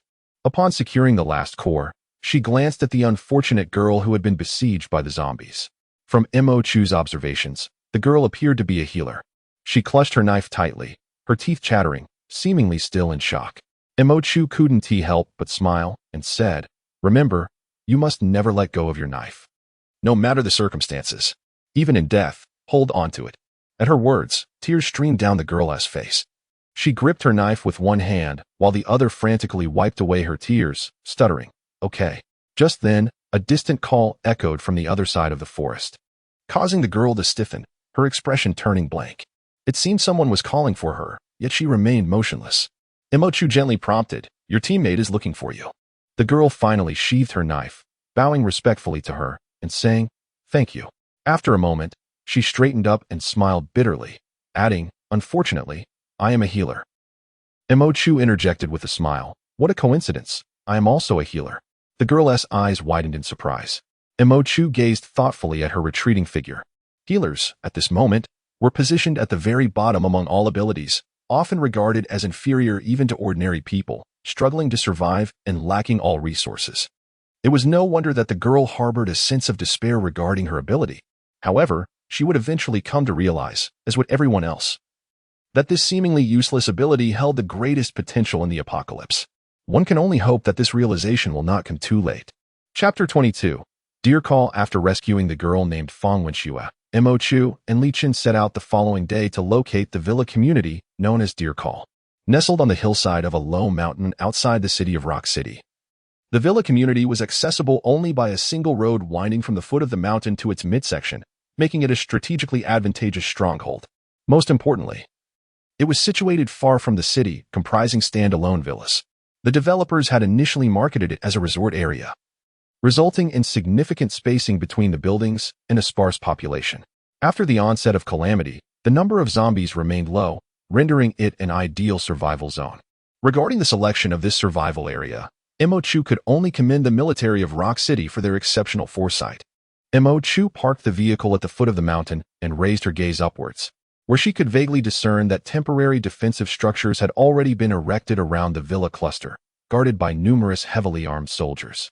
It was evident that a survival zone was beginning to take shape. On the solitary winding road leading to the villas, checkpoints were established every few steps, and the scrutiny for entry and exit was exceedingly stringent. Imochu stood at the base, observing with binoculars for a while, and inwardly nodded in approval. The looming survival zone, being one of the earliest established, had remarkably endured through the 6th year of the apocalypse, and its burgeoning influence was indeed not to be underestimated. There was a reason for this resilience. Setting down the binoculars, she heard Li Chen, who had been waiting for her to finish, inquire whether this was the place she had mentioned. Li Chen nodded affirmatively and stated, "All right, let us ascend." Throughout the exchange, he had not questioned how Imochu came to know of such a location, especially in a time devoid of communication and information. Nor had he expressed curiosity about her clarity on the matter. He resembled a silent machine, never asking why, as if programmed to trust her unreservedly. Imochu remained uncertain whether this was a blessing or a curse. Nor could she fathom why the once proud and vengeful demon king of her past life treated her with such unwavering faith. However, pondering such matters was futile. After 6 years in her previous life, she had learned the invaluable principle of avoiding actions that could jeopardize her survival and refraining from thoughts that could lead to confusion. The military jeep slowly ascended the winding road. As they were seated in a military jeep, their inspection attracted additional inquiries, which Muchu painstakingly clarified. The vehicle gradually advanced halfway when another small truck obstructed the road, a throng of individuals arguing beside it, completely blocking the narrow passage. They found themselves unable to proceed. Muchu furrowed her brow and, accompanied by Li Chen, exited the vehicle to ascertain the situation. To her surprise, she spotted the young girl from the treatment department amidst the crowd. The girl evidently noticed her as well, a spark of excitement illuminating her face. After a moment of contemplation, Muchu approached. The crowd, still on edge, ceased their quarrel upon their arrival. A young man at the forefront regarded them warily. His voice taut as he inquired, "Who are you?" Muchu smiled gently, "We intend to head up the mountain, but unfortunately, your vehicle is blocking the way." The man frowned, a hint of irritation in his tone. "Very well. We will move the vehicle immediately." With a slight smile, Muchu replied, "Thank you." One of the individuals in the group climbed into the truck and maneuvered it away from the center of the road. Seizing the opportunity, Muchu winked at the young girl, saying, "We meet again." The girl appeared taken aback by Muchu's initiative to engage her, her demeanor bubbling with excitement. "Oh, it's you again. Thank you so much for your help last time. Truly, thank you, sister." Just as Mu Chu was about to respond, someone beside her interjected, asking, Wen Shui, do you know them? The girl named Wen Shui instantly lost her smile, hesitating for a moment before stating, yesterday, when I encountered those 5 zombies in the woods. It was they who saved me. Upon hearing this, the gazes of the onlookers shifted dramatically. 2 individuals confronting 5 zombies must undoubtedly be formidable supernatural beings. The evident irritation on the face of the young leader dissipated immediately. He flashed a smile and stepped forward, saying, I thank you both on behalf of Xiaoxue. Mo Chu's smile was faint. She nodded and replied, You're welcome. However, her willingness to engage prompted the young man to chatter incessantly. Mo Chu remained silent. The young man glanced at Fang Wenxue, suggesting that she should express her gratitude. Fang Wenxue's expression soured, her lips pressed tightly together, unwilling to speak. Noticing this, the young man let out a cold laugh and remarked sarcastically, Xiaoxue is indeed strong-willed, a healing-type supernatural being, yet insistent on joining them to battle zombies. Even a simple task like scouting can lead to a zombie encounter, requiring the assistance of you two. Thankfully, our team is kind-hearted, willing to take in a healing type. Fang Wenxue's expression grew increasingly uncomfortable, bordering on mortification. Mo Chu displayed no emotion, observing the young girl who was still tightly gripping the knife she had wielded the day before. She recalled the girl's words. Meanwhile, their team had already moved aside. Li Chen, impatient with their conversation, drove the vehicle closer to Mo Chu, urging her to get in. The young man took this opportunity to inquire about the abilities of the two. Healing type? Through the car window, Mo Chu observed the expressions of those individuals, which resembled the visage of someone who had seen a ghost. The leading youth, taken aback, stammered for a while before uttering, Healing? A healing type? Mo Chu regarded him with a cold gaze. However, it did not take long for the youth's demeanor to regain its composure, as he likely convinced himself that Mo Chu was merely jesting. Mo Chu rested her chin on her hand, watching them intently, and beckoned to the young girl, saying, Extend your hand. The girl, bewildered, extended her left hand. A noticeable knife wound marred her hand, the cause of which remained uncertain, whether it was an accident or something else entirely. Mo Chu infused a cluster of blue luminescence into the girl's wound, which healed at a visibly rapid pace. Mo Chu regarded her and remarked, You are, after all, a healer. Why neglect your own injuries? Wang Wenxue stammered, You truly.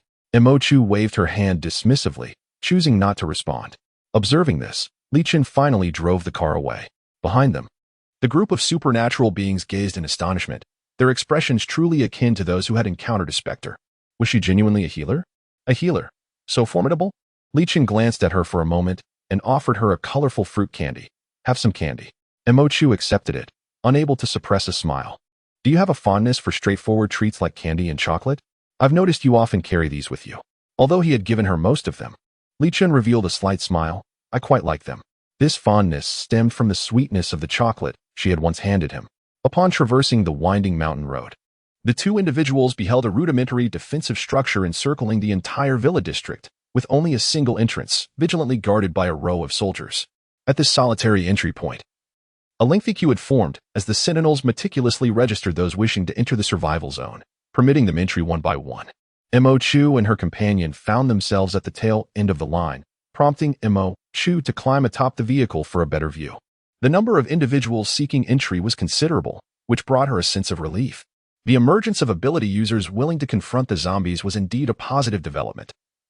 Humanity's capacity for adaptation was far more robust than she had anticipated. She quietly descended from the roof, patiently awaiting her turn in the queue. It was then that they encountered a familiar face. When Kang Xingqi approached and tapped on their window, Mo Chu was momentarily taken aback. Interestingly, Kang Xingqi initially rapped on Li Chen's side before realizing her mistake and swiftly redirecting her attention to Mo Chu's window. Mo Chu hastily lowered the glass, her expression one of surprise as she exclaimed, Kang Xingqi? Kang Xingqi beamed upon seeing her, revealing 2 small canine teeth, and remarked, You two are so slow. I've been waiting for you here for 2 days. Mo Chu chuckled. Did you know we were coming here? Kang Xingqi, with a hint of pride, replied, I inquired around and discovered that this is currently the only survival zone in the vicinity. If you needed to replenish your supplies, you would inevitably come here. Mo Chu scrutinized her once more and asked, So you just happened to be here? Kang Xingqi shook her head. I've been stationed at the gate for 2 days waiting for you. Mo Chu, you are truly too slow. As she spoke, She blinked and extended her hand towards Imochu, exclaiming, "It's good to see you again." Imochu chuckled softly, grasping her hand in return. "Indeed, it is." She found it increasingly difficult to believe that the iron-willed woman from her past, who dealt with matters in such a ruthless manner, was now the very person standing before her, Kang Xingqi. Releasing her grip, Kang Xingqi cheerfully remarked, "Wait here, I will take you inside." As the vehicle drove in, the once picturesque villa community, adorned with lush mountains and clear waters, was now filled with makeshift structures. The formerly opulent villas stood in stark contrast, appearing out of place among the temporary accommodations. While they walked, Kang Xingqi provided introductions. "The villas here are no longer habitable. The military has requisitioned them for storage purposes. Presently, both ability users and ordinary individuals reside in these temporary shelters, as new housing is still under construction. We must make do for now." Upon hearing this, Imochu lowered her gaze to the piece of paper handed to them by a soldier at the checkpoint, which bore a series of numbers. Kang Xingqi pointed out, "That is the number for your assigned house. Alas, my residence is quite far from yours. It may be inconvenient to visit." Imochu was well aware that this was the house number, requiring no further reminder. However, she had just realized that she possessed only a single number. This indicated that the soldier had implicitly assigned her and Li Chen to share a room. Imochu, Chapter 23, Shadow. Naturally, there was no time to waste. Given the current housing crisis in this survival zone, it is not uncommon for 3 or 4 individuals to be crammed into a makeshift dwelling. They being just 2. Approached the young soldier to request an additional shelter, which might provoke a sense of annoyance in him. Imochu silently tightened her grip on the identification tag in her hand, refraining from uttering a word. In her previous life, she had not been a stranger to cohabitation with males. It was an inevitable discomfort for those with abilities when venturing out. There was no room for compromise in such situations. She had once spent a night in a cramped space of less than 6 square meters, alongside 4 men and 2 other women. She had grown accustomed to such circumstances, yet she feared that Li Chen might find it unsettling. Moreover, sharing a space with Li Chen felt distinctly different from being with others. It struck her as somewhat peculiar. She turned her gaze towards Li Chen only to find him intently focused on driving, his expression serious, seemingly unaware that she possessed but a single identification tag. Perhaps it was of little consequence since the other party seemed indifferent to the matter. Thus, she decided to let it go and pressed the tag firmly into her palm. Quickly dismissing the thought, Kang Xingqi, seated beside her, eagerly pointed out the nascent features of the survival zone through the car window. In truth, there was little of significance to highlight. Imochu gazed outside, witnessing a scene of desolation and stagnation. The makeshift shelters for survivors clashed starkly with the opulent neighborhoods that once thrived before the apocalypse.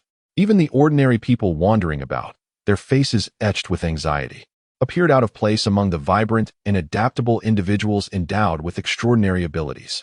On one side stood a throng of empowered individuals, animatedly engaged in fervent discussions while wielding an array of weapons. On the other, ordinary people appeared dazed and panicked. Imochu observed a young woman, whose alluring figure contrasted sharply with her vacant demeanor, lingering by the roadside. After a brief moment, a middle-aged empowered man approached and tossed her a bag of instant noodles. Silently, she accepted the offering and followed him into a nearby makeshift dwelling. Kang Xingqi, witnessing this scene, felt her expression gradually dull, an air of weariness washing over her.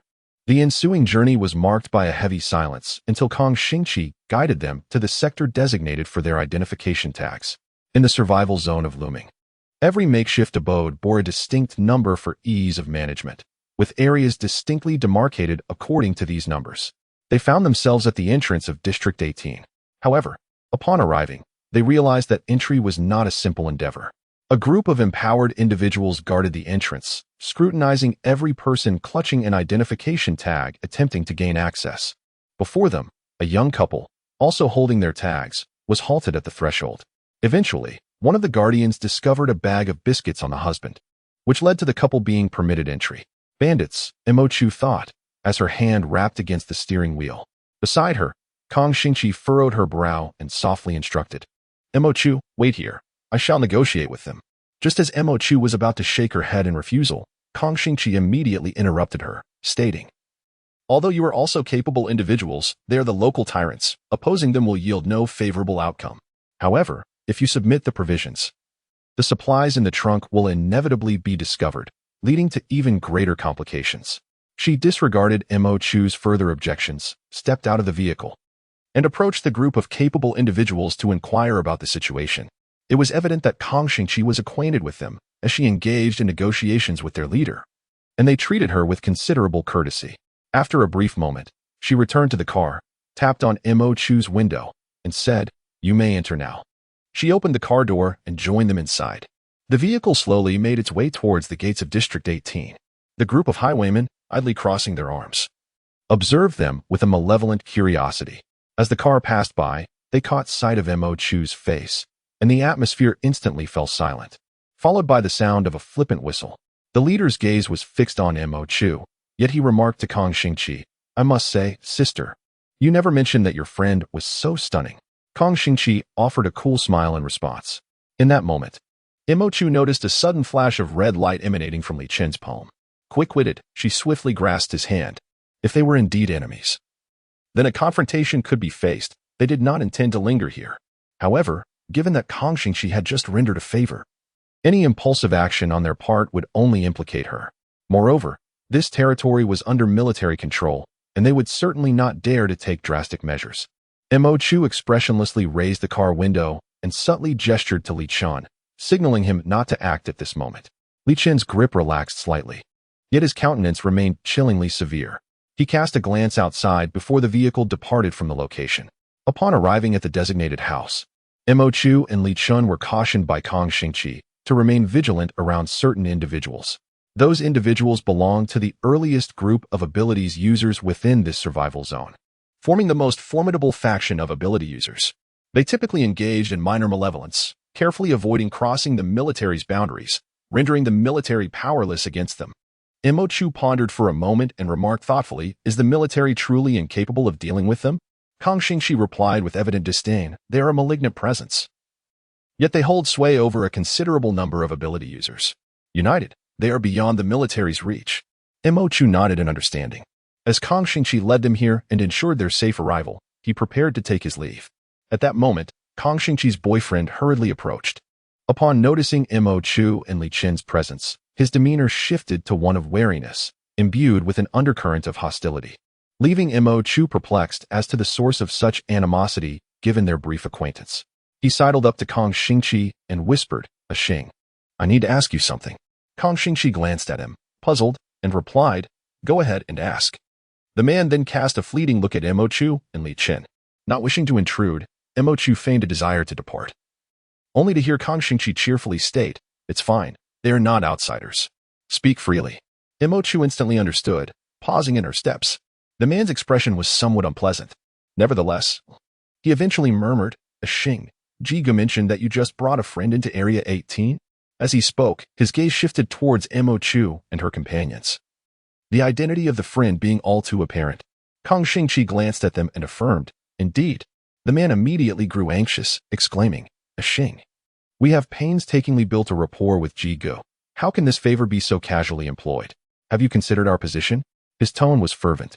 Yet Kang Xingqi maintained a cheerful demeanor, replying, "It is I who have forged the relationship, and this favor belongs to me. Rest assured, it won't implicate you." His anger flared in an instant. "Xing, what do you mean?" Kang Xingqi remained silent, merely smiling at him. The man, infuriated, shrugged off her hand and stormed away. Once he departed, the smile faded from Kang Xingqi's face. She gazed in the direction he had taken and murmured, "The third time, it shall be the last." With that, she turned to bid farewell to them. Mo Chu chose not to delve into the meaning behind her last time, simply nodding and stating, "Should you need anything, feel free to reach out." She was keenly aware that Kang Xingqi's teammates could no longer retain her. After Kang Xingqi left, the sky had grown dim. Li Chen entered the room they were assigned to, wordlessly glancing around, only to find a solitary bed. After a brief observation, he declared, "I will sleep in the car tonight. I will keep watch over you." Mo Chu paused for a moment, hesitating before saying, "It's all right, I don't mind." For the past few days, she had been sleeping in the car, enduring the elements, and with slightly better accommodations. There was no need to be particular about other matters. Yet, Li Chen suddenly smiled. Mo Chu was momentarily taken aback by his smile. He reached out, seemingly intending to tousle her hair, but ultimately only brushed the tips of her strands and softly said, "You should sleep. I'll watch over you." He parked the car outside, guarding the sole exit of the room and ensuring her safety. Imochu was momentarily stunned, and an indescribable feeling welled up in her heart. However, before she could savor it, the sensation dissipated. She understood that the decision Li Chen had made was not easily altered. After a moment of hesitation, she retrieved the only blanket in the room and stuffed it into the car. Li Chen attempted to refuse, but Imochu promptly countered, "Now we are teammates. I cannot always expect you to accommodate me." Li Chen paused, then replied, "I don't consider this accommodation." He was merely acting on instinct. Imochu said nothing further and draped the blanket over him, insisting, "Cover yourself." Li Chen chuckled softly and replied, "All right." That night, Imochu found herself alone in the room, successfully absorbing her third crystal core, the process remarkably smooth. Upon waking, she realized that Li Chen, who should have been sleeping in the car outside, was nowhere to be found. Initially startled, she quickly reassured herself that Li Chen could not have encountered any trouble. Reflecting on the events of the day, she could surmise what he was likely doing. With this thought, a wry smile escaped her lips. Originally intending to take matters into her own hands, she was unexpectedly preempted by Li Chen. Then, she couldn't help but wonder. Did Li Chen also exhibit such protectiveness in her past life? At that time, she had refrained from offending him, pondering ways to extricate herself from his grasp. A fortnight later, she received the news of his demise at Li Chen's hands. The lives Li Chen had extinguished were numerous, and she had given it little thought then. Yet, in retrospect, it seemed that every moment was laden with significance. Had Li Chen slain that individual out of personal vengeance, or was it for her sake? Alas, no one remained to provide her with the answers. With a sigh of relief, she surrendered to sleep. As dawn broke the following day, a shocking piece of news reverberated throughout the looming survival zone. The leader of the most formidable group of abilities, the Grey Eagles, had suffered the loss of his left hand and rendered powerless. When Imochu heard this news, she was taken aback, instinctively glancing at Li Chen, only to find him serene, even indifferent. An indescribable sensation surged within her. Increasingly, she could discern the shadows of the previous Li Chen in his demeanor. Chapter 24. The Watch Major Mingju, responsible for liaising with the ability users in the survival zone, entered the office with a beaming countenance. His longtime comrade, Wang Jiang, noticed and couldn't help but jest. "You've worn that frown for days. What has suddenly brought you such joy? I can hardly get used to it. What is the matter? Have those ability users finally decided to heed your words?" Mingju laughed heartily, replying, "Heed my words? They've stirred up chaos once more." Wang Jiang, intrigued, remarked, "You seem delighted despite their uproar. Surely, you haven't been driven to madness by them?" Mingju rested his hands on the table and inquired, "Old Jiang, do you have any idea why they have raised such a commotion?" Wang Jiang clicked his tongue in response, "This is your responsibility. I've only just awakened. What do I know?" Mingju, undeterred by his retort, leaned in with an air of mystery and whispered, "They are in uproar because that leader of the Grey Eagles had his arms severed, rendering him powerless. They are demanding an explanation." Upon hearing this revelation, Wang Jiang was taken aback, leaping to his feet in astonishment. "Is it true that Ji Yang has lost his arm and his abilities?" Mingju replied with a chuckle. "Would I deceive you with such a matter?" Wang Jiang's expression shifted to one of gravity as he bowed his head in contemplation, lost in thought. Recognizing his propensity for overthinking, Mingju urged him, "Excessive pondering is futile now. Given the current situation, Ji Yang's predicament brings us only advantages, not disadvantages. The Grey Eagles are now leaderless. If we act swiftly, dismantling them piece by piece is merely a matter of time. This is the opportune moment to eradicate that malignant presence." Wang Jiang lifted his gaze, still furrowing his brow, and slowly articulated, "I understand, yet Ji Yang, despite his arrogance, is not an ordinary foe. To have reduced him to such a state, rendering him utterly defenseless. When did we acquire such a formidable adversary in our survival zone? And what could have prompted such actions?" Mingju, with a carefree demeanor, responded, "Either Ji Yang has crossed someone and provoked their ire, or there are pre-existing grievances at play.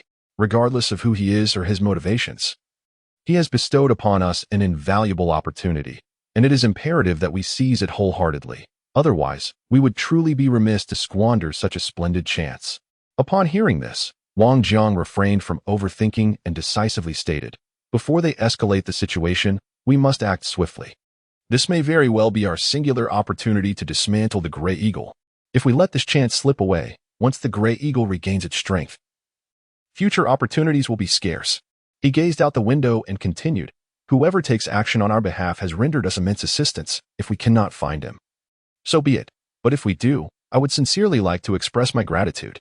As for the Gray Eagle, Mo Chu finally learned the name of the ability user group that had intercepted them yesterday from others in this survival zone. The Gray Eagle is the most formidable ability user faction in the looming survival area, with nearly 80 of the ability users in the region having direct or indirect ties to them. Their leader is Ji Yang, who has been rendered incapacitated, having lost an arm and his powers at the hands of Li Chen. Upon hearing this, Mo Chu felt a sense of absurdity and wonder. She recalled the Gray Eagle and the name Ji Yang. This faction and its leader could be succinctly described as a malignant tumor in her previous life. They were a veritable scourge among ability users, notoriously tyrannical during the apocalypse. While they may not have committed heinous acts on a grand scale, they certainly engaged in their fair share of repugnant deeds. Wherever they went, they ravaged like locusts, extracting every last ounce of resources before departing. Furthermore, this group wielded considerable influence. However, they skillfully balanced their actions, managing to disgust you without ever crossing your bottom line. You find yourself torn between wanting to lash out and realizing that provoking a horde of repugnant lunatics over such trivial matters is hardly worthwhile. Yet, remaining passive only serves to deepen your own disgust as you recall the numerous grievances inflicted upon you in your past life. If one were to argue that Li Chen was feared in his previous existence due to his formidable strength and terrifying reputation, then the infamous Gray Eagles gained notoriety among the supernatural for their knack for repulsiveness. Ironically, the Gray Eagles, who flourished in their former life, ultimately fell from grace at the hands of Li Chen. Ji Yang, for reasons unknown, provoked Li Chen, and while others dared not confront them, Li Chen was even more unhinged. He possessed no weaknesses or reservations. Once he was crossed, the Gray Eagles found themselves on his execution list. None dared to provoke the madman, and in a bid for self-preservation, they hastily withdrew from the Gray Eagles. In the end, only Ji Yang, after a month of evasion, met his demise at Li Chen's hands. At that time, whispers echoed that evil begets evil. In this life, unbeknownst to them, Ji Yang once again fell victim to Li Chen, and this time, it occurred years in advance.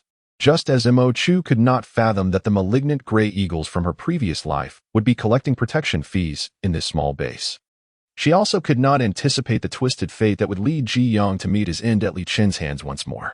History often bears an uncanny resemblance. This realization instilled a sense of panic within Mo Chu, as if no matter how hard she tried or how deeply she intervened, the events of her past life were destined to resurface, whether sooner or later. Due to a tinge of panic, she remained unusually silent throughout the day. By noon, Li Chen, accompanied by Xiao Jin, was repairing the taillight of the vehicle that had been damaged during their recent travels. Mo Chu expressed her desire to take a solitary stroll. Li Chen regarded her for an extended period, his deep-set eyes betraying no emotion. After a moment, he replied, "All right." Mo Chu immediately sensed his misinterpretation of her intentions. Since the morning, when she had first heard the news, her inquisitive gaze had been fixated on Li Chen, leading her to believe he had misconstrued her feelings. The shock stemming from the overlap of his past self and the present one had seemingly led him to perceive her in a different light. Unsure of whether to clarify or how to do so, she hesitated momentarily before departing in silence.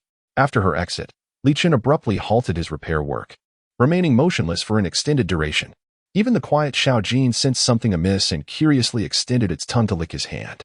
Mo Chu had initially intended to seek out Kang Xingqi, but upon leaving the 18th district, she suddenly remembered that she had forgotten to ask for his address, leaving her in a state of uncertainty. At that moment, she found herself on a tree-lined pedestrian walkway, flanked by a variety of small stalls. A glance revealed an array of wares for sale, all presented by ordinary vendors. However, the items offered were hardly practical in a post-apocalyptic world. In the apocalyptic world, nothing is more vital for ordinary people than food and water. Yet, among the myriad of items being sold, one can find not only an assortment of trivial necessities but also jewelry, gold, and even luxury bags and shoes, once esteemed treasures before the collapse, now merely ornamental and devoid of practical value. They endeavor to exchange these items for a morsel of food that can satiate their hunger. As surveyed the scene, she first bartered a loaf of bread for a moderately used quilt. Then she paused at another stall, her gaze landing on a watch displayed on the ground. This was a renowned men's timepiece from before the world fell into chaos, characterized by its simple yet elegant design and smooth lines, precisely the type of object that, though visually appealing, lacked utility in these dire times. Yet, an impulsive thought struck her: how splendid this watch would appear on his wrist. She vividly envisioned the slender yet strong contours of his wrist, so gracefully formed and undeniably attractive. Compelled by an inexplicable urge, she exchanged her last piece of bread for the watch. As she clutched the timepiece, the vendor's eyes brimmed with gratitude, while the gazes of other scavengers, who were also in search of useful items, regarded her as if she were a fool. In that fleeting moment, felt the sting of foolishness herself. Even with their current abundance, such extravagance seemed unwarranted. Swiftly, she shouldered the quilt and departed, her mind barely registering her original intent to seek solace. A flicker of confusion crossed her mind as she asked, "Is the car still not repaired?" When he approached to take the quilt, instinctively concealed the watch. Li Chen picked up the quilt, glanced at it, and said, "This belongs in your room." Mo Chu nodded in agreement. Seizing the opportunity, Mo Chu discreetly retrieved the watch she had hidden and took a quick look at it. Moments later, Li Chen emerged, and as he stepped through the doorway, he noticed Mo Chu extending a watch towards him. Its lines were sleek, simple, and elegant. He paused for a moment, instinctively looking at Mo Chu. The young woman leaned forward slightly, saying, "You should wear it." A fleeting wave of emotion coursed through Li Chen's heart. Was this truly a gift? Her words were delivered with a remarkable conviction. A smile gradually formed at the corners of his lips as he softly inquired, "Is this for me?" Mo Chu hesitated for a moment, but recalling the events of the morning, she surrendered to a sense of despair and replied, "I suppose so." This time, Li Chen genuinely laughed. He appeared genuinely delighted by the gift, and the shadow of melancholy that had lingered on his face vanished without a trace. Freed from the weight of his previous somber demeanor, his features became more striking, even breathtaking. He accepted the watch and donned it on his wrist, saying, "Thank you." Mo Chu felt a sense of relief in her heart. From that moment onward, she never witnessed him remove the watch. At that instant, both of them vaguely heard a commotion emanating from a distance, specifically from the direction of the main gate. The noise was quite substantial, composed entirely of human voices, rather than mere whispers. Mo Chu glanced at Li Chen and suggested, "Shall we go investigate?" The two made their way to the gatehouse. But before they could approach the main entrance, a strong scent of blood wafted towards them. Someone had been injured. Meanwhile, she heard someone wailing in anguish. "There are no bandages, no medicine. What about the healing abilities? This is certainly not a zombie wound. The healing abilities should be effective, right?" Chapter 25. Revelation. Mo Chu felt a stir in her heart and approached. A throng had gathered at the entrance, where fully armed soldiers were attempting to separate the onlookers while calling for medics. Yet, even summoning the medics proved futile, for the supplies in this survival zone had long been utterly depleted. Mo Chu found herself at the outermost edge of the crowd, unable to discern the situation within. However, the metallic scent of blood pervaded the air, and with her years of experience, she surmised that given the volume of bloodshed, if the injured were still alive, there must be at least 5 to 7 casualties. Pondering this, she inquired of a nearby girl what happened inside. The girl lowered her voice and replied, "A team of ability users encountered trouble while scavenging for supplies." Mo Chu's heart quickened, and she asked, "Were they bitten by zombies?" The girl glanced inside and said, "They went to a dog breeding facility to gather supplies. They didn't encounter any zombies but were instead cornered by a pack of awakened mutated dogs alongside other canines. All these injuries are from dog bites." As she spoke, a look of deep sympathy crossed her face. "It's quite tragic."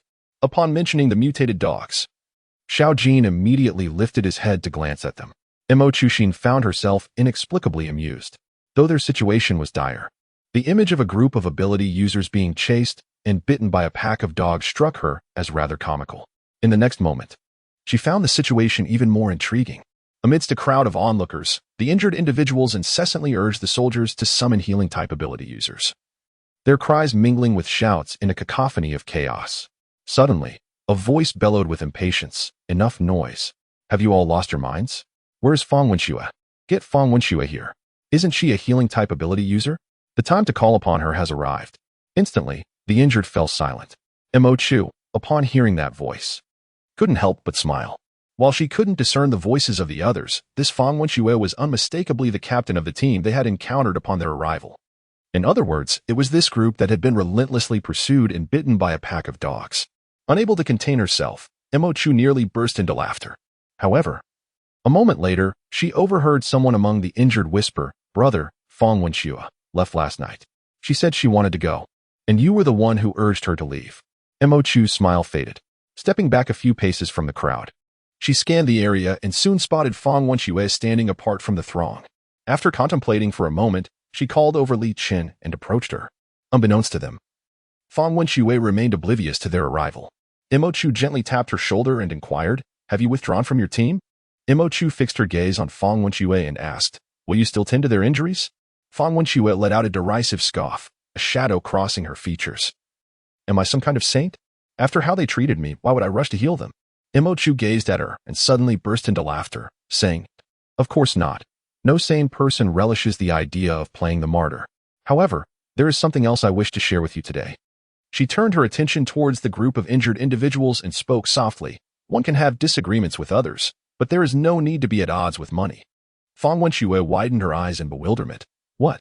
Mo Chu placed her hand gently on Fang Wenxue's shoulder and whispered, "Today, I will show you how someone from the healing profession can maintain dignity in this apocalyptic world." With that, she straightened up and called out to the bustling crowd, "I am from the healing profession."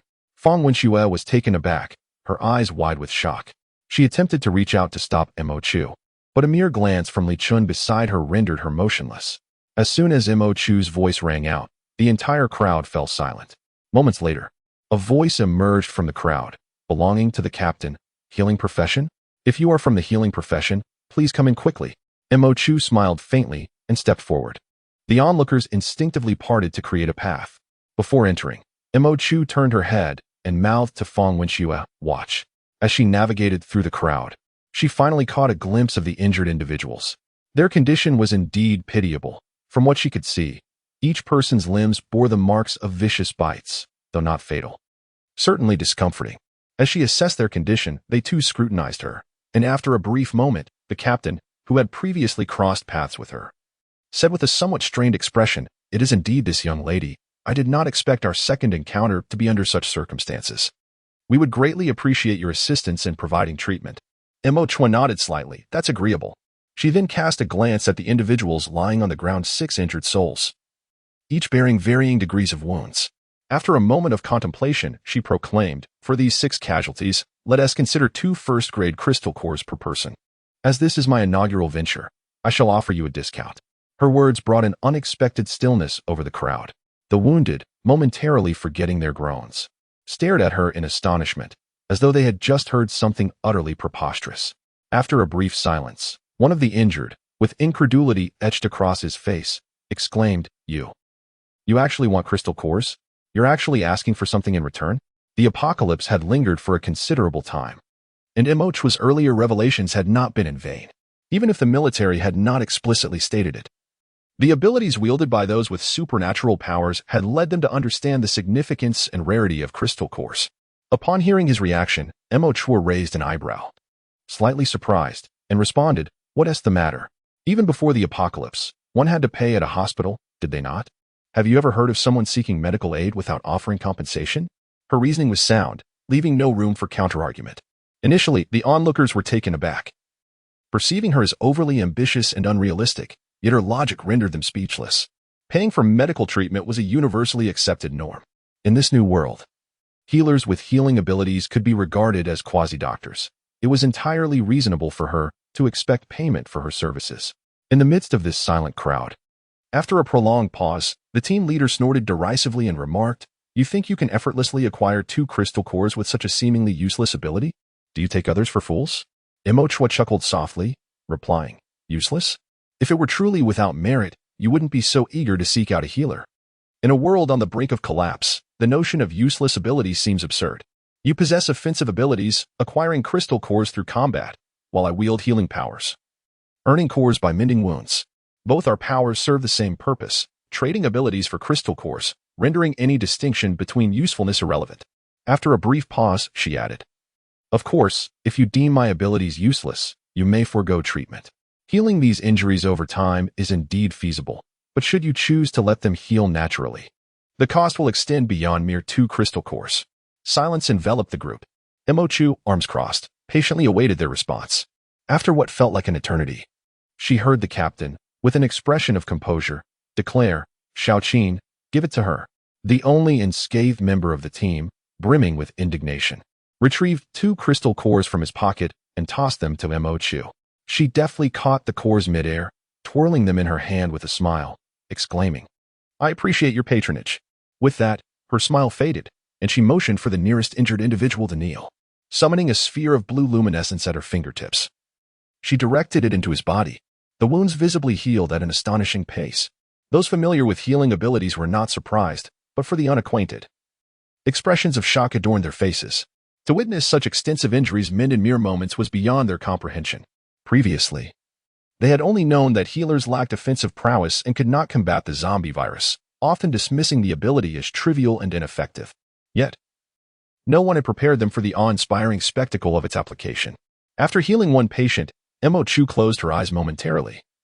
Sensing that her powers had not been significantly depleted, she absorbed 3 crystal cores, standing just a step away from entering the second tier.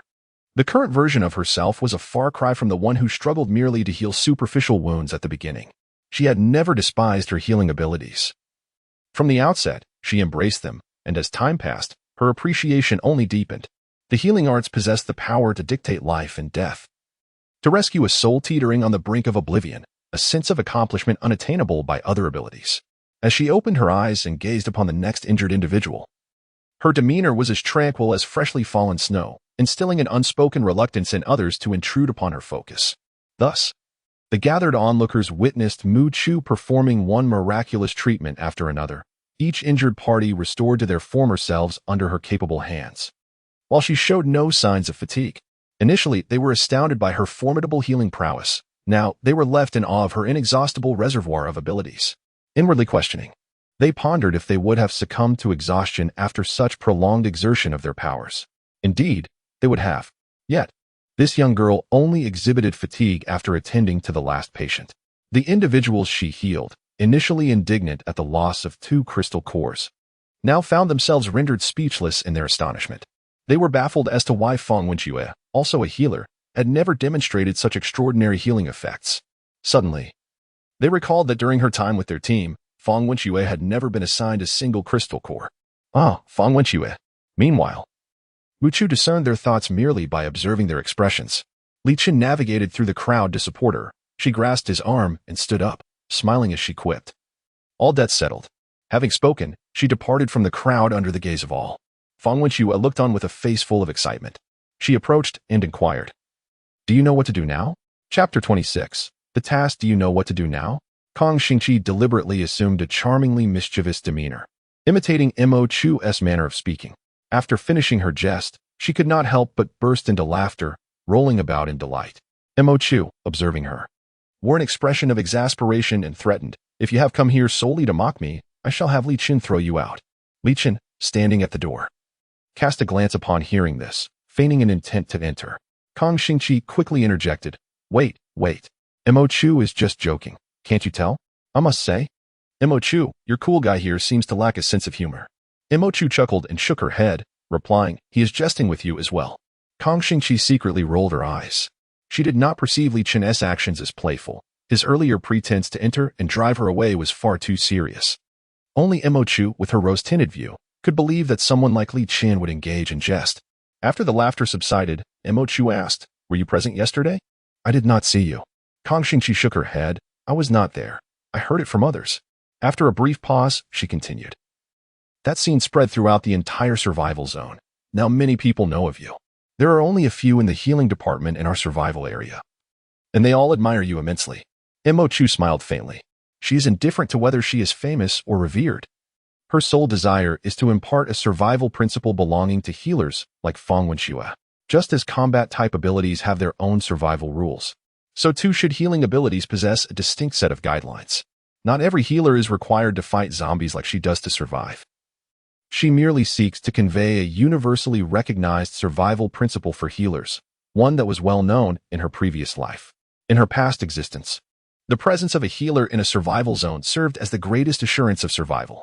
Capable special teams would even pay handsomely to support a healer, while those lacking such prowess would go to great lengths to foster a good relationship with the healers in survival zones for future needs. In the 6th year of the apocalypse, the status of healers was elevated. To enlist a healer for treatment, one had to offer not only sufficient remuneration but also ample respect. In summary, before her demise, no one dared to offend a healer, even if she were utterly defenseless. This stood in stark contrast to the treatment healers received at the onset of the apocalypse. She felt a profound sense of injustice for those healers who perished before the dawn arrived. Kang Xingqi reclined, lazily stating, "No, I came here to find some peace." Instantly comprehended the implication of her words. Her group of teammates resumed their commotion.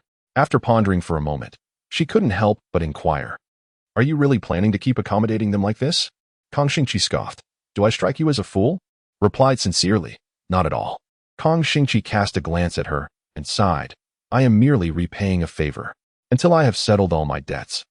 I fear my back will be the subject of scorn." In that instant, Mo Chu comprehended the true meaning behind Kang Xingqi's words during their last encounter. It seemed that this obligation was nearing its end. Mo Chu refrained from inquiring about the nature of the favor that compelled her to endure such a motley crew for so long. Instead, she retrieved 2 cans of cola from beneath the bed, handed one to Kang Xingqi, and opened the other for herself, gesturing a toast towards her with a playful smile. "May you soon conclude your debts." Kang Xingqi drank her cola as if it were mere water, gulping it down in one go before letting out an ungracious belch. After wiping her mouth, she rose and declared, "I must be off. Until next time." Mo Chu asked, "Where are you going?" Kang Xingqi waved her hand dismissively. "To settle my debts." A smile broke across Mo Chu's face. Regardless of the reasons behind the notorious reputation Kang Xingqi had earned in her past life, the current iteration of Kang Xingqi was quite to her liking. However, a thought struck her. Why was it that everyone around her in this life was a villain from her previous one? From Li Chen to Kang Xingqi, every acquaintance she had was, without exception, a nefarious character. Lost in contemplation, she glanced up and found herself meeting the gaze of yet another formidable antagonist. In a moment of impulse, Mo Chu retrieved another can of cola and tossed it to him, inviting him to join her in a drink. Li Chen received the can, his expression a mixture of surprise and hesitation. After a brief pause, he opened the cola can. A twinge of guilt flickered in Mo Chu's heart. Indeed, it is quite a transgression. She managed to coax that cold-hearted villain from her past into drinking cola. After Kang Xingqi departed, Mo Chu found herself contemplating the words she had just spoken, seizing the opportunity under the pretext of shopping to perhaps acquire some valuable resources. She dragged Li Chen out the door. Li Chen remained unmoved by the can of cola, lost in thought. It was unclear whether he disliked carbonated beverages or not. However, when she pulled him outside, he had taken the care to secure the cola in the car, suggesting he did not harbor an aversion to it. The two of them stepped outside together. By chance, just as they exited, they spotted Fang Wenxue from a distance in District 17, adjacent to District 18. She stood at the entrance of District 17, clad in dark attire that subdued her youthful appearance. With a grave expression, she was engaged in conversation with a man. As Mo Chu approached closer, she overheard Fang Wenxue deliberately lowering her voice to project an air of composure. "As long as it's not a zombie bite, I can treat it. However, in the situation you described, I can only staunch the bleeding from your brother's wound and expedite his recovery. I cannot regenerate his severed limb." The man hesitated for a moment, then quietly inquired, "What is your price?" Fang Wenxue paused briefly before responding, "1 crystal core." The man let out a bitter laugh, his face etched with weariness, as though he were about to recount a tragic tale. Fang Wenxue immediately interrupted him, stating firmly, "I offer this price because I know you can afford it. Your team has 3 ability users, and you have ventured out twice in the past 3 days. Do not tell me you do not possess even a single crystal core." The man was taken aback, clearly surprised that such a young girl could perceive them so thoroughly. Taking advantage of the moment, Fang Wenxue stated, "A crystal core comes at a fixed price. Of course, if you find it too expensive, you may seek another therapist. But I must caution you, the therapist from yesterday may not be available and others may not charge less than I do." The man hesitated for a moment, then gritted his teeth and replied, "Deal." The tense expression on Fang Wenxue's face relaxed as she confirmed, "Deal." Mo Chu, observing quietly from a distance, silently departed with Li Chen. With her mind unburdened, a simple outing transformed into a genuine shopping experience. On the same street as the previous day, Mo Chu found nothing of value, while Li Chen took an interest in a knife. Mo Chu quickly discerned that it was a modified cleaver. Its design was not particularly appealing, merely simple and unadorned. Its only merit was its reasonable sharpness. Curious, Mo Chu whispered to Li Chen, "Do you use a knife?" He was a fire-type ability user. Did he have any need for such a weapon? Moreover, in her past life, She had never heard anyone mention Li Chen wielding a knife. He shook his head, hesitated for a moment, and said, "I want to buy it for you." He could not prevent her from taking risks, but he could not deny her even a proper weapon. The knife's owner, sensing a potential sale, immediately exclaimed, "Brother, this knife is yours for 8 packs of instant noodles." Though this price was not exorbitant, it was certainly not trivial either. Even they could not afford to be wasteful. Imochu instinctively wanted to refuse. Upon noticing Imochu's reluctance, the vendor immediately sought to persuade Li Chen, "Brother, consider the current state of the world. Weapons are akin to life itself. Who would not keep a means of self-defense for themselves? If you miss this opportunity, you may not encounter another." His words undoubtedly held truth. In a post-apocalyptic world, weapons are the most precious commodities. If someone is willing to sell them at this price, it is not exorbitant. However, Imochu had her own considerations. The White Island boasted the largest weapon manufacturing system. The reason she was still wielding a dagger, shorter than ideal, was that she intended to select a weapon suited to her needs upon reaching White Island. Acquiring a temporary one now would be a waste. Yet, before she could articulate her reasoning, Li Chen, who had been relatively silent, declared, "I will take it." Imochu was taken aback. Once Li Chen made a decision, he rarely changed his mind. The vendor was overjoyed. The transaction was completed swiftly, and Li Chen turned to hand the blade to Imochu. Thus, she acquired her first long weapon. "Here you go," Li Chen said. Imochu accepted the unremarkable knife, feeling a mix of resignation and amusement. Originally, she thought her actions from the previous day would have minimal repercussions. She had deemed such an outcome the best possible result. However, she was unprepared for the far-reaching consequences of her actions. Believing it to be Kong Xing returning late, she opened the door without a second thought, only to be met with the sight of a man in military uniform standing outside. Imochu froze in surprise. In the next moment, Li Chen immediately positioned himself before him, regarding the man with a frigid demeanor. The man promptly took 2 steps back to indicate his harmlessness and then smiled. "Gentlemen, my name is Wang Jiang. I am not a villain. You may inquire about me with any warrior in this survival zone. They should all be aware of me." Muchu held a favorable impression of the military and gently tugged at Li Chen's sleeve, signaling him not to intimidate the man. Li Chen hesitated for a moment before stepping aside to allow her to emerge from behind him. Muchu approached Li Chen's side, standing shoulder to shoulder with him. Upon witnessing this, Wang Jiang's eyes flickered with surprise. To his astonishment, it was the young girl among the two who held the authority. The girl smiled at him, her voice calm and gentle. "Major Wang Jiang, is there something we can assist you with?" He paused, his expression turning solemn as he earnestly stated, "We would like to invite you both to participate in a military mission. I wonder if you would be willing." Chapter 27. Teammates. 3 kilometers west of Looming Mountain lies an industrial area, where a warehouse, once used for storing food processing materials, stands. Before the apocalypse, it contained over 1,000 pounds of fresh rice, which remains untouched. While 1,000 pounds may seem substantial, in such a vast survival zone as Looming, it amounts to a mere drop in the bucket for each individual. However, given the current circumstances, the military must devise a means to retrieve even a single pound of rice. 3 days prior to their arrival in this survival zone, they first ventured into the industrial district. At that time, everything proceeded smoothly. The density of zombies was relatively sparse, predominantly consisting of first-tier specimens. Under the relentless firepower of the military, they swiftly cleared the entire area. However, calamity struck just as they prepared to advance further. The initial team sent to explore the warehouse was entirely annihilated, leaving the support crew outside to hear nothing but a series of horrifying screams, followed by an eerie silence. As the exploratory team was unable to transmit any signals, a second group was organized with even greater numbers, yet met with the same disastrous fate. The leader, gripped by trepidation, refrained from further attempts. It was evident that something formidable lurked within the warehouse, and re-entering would only lead to further loss of life. This endeavor yielded little, costing them the lives of numerous soldiers. The second reconnaissance took place on the very day of their arrival. They assembled a team of several ability users, collaborating with the military to re-enter the warehouse. This time, they refrained from recklessly opening the door. Instead, 2 adept at stealth ventured inside to assess the situation. Tragically, one of them perished, while the other barely escaped with his life. From the survivor, they learned about the warehouse that had claimed countless lives. It housed a second-tier zombie and a mutated vine-like plant. Upon their entry, the bizarre plant swiftly ensnared all surrounding space, while the second-tier zombie launched an assault, leaving no room for counterattack. Only the survivor, blessed with the ability of teleportation, managed to escape the clutches of death. The second-tier zombies have formed an alliance with mutated plants. Upon hearing this bizarre development, all the supernatural beings they had summoned withdrew from the endeavor.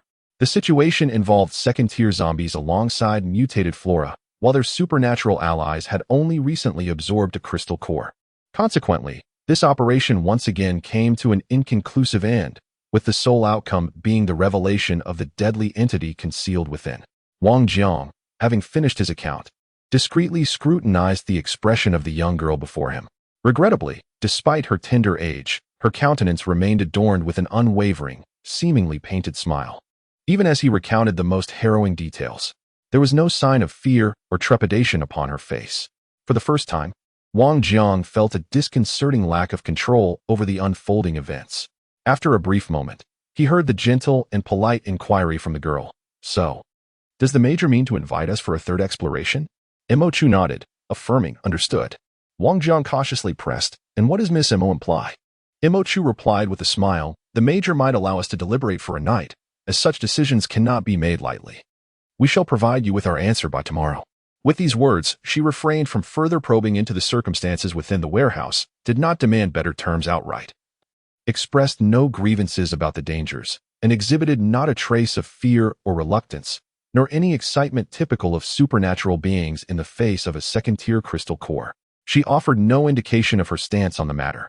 Wang Jiang was left uncertain whether she wished to retreat or was eager to take the plunge. She seemed merely to have listened to a simple story, offering no opinion once the narrator concluded.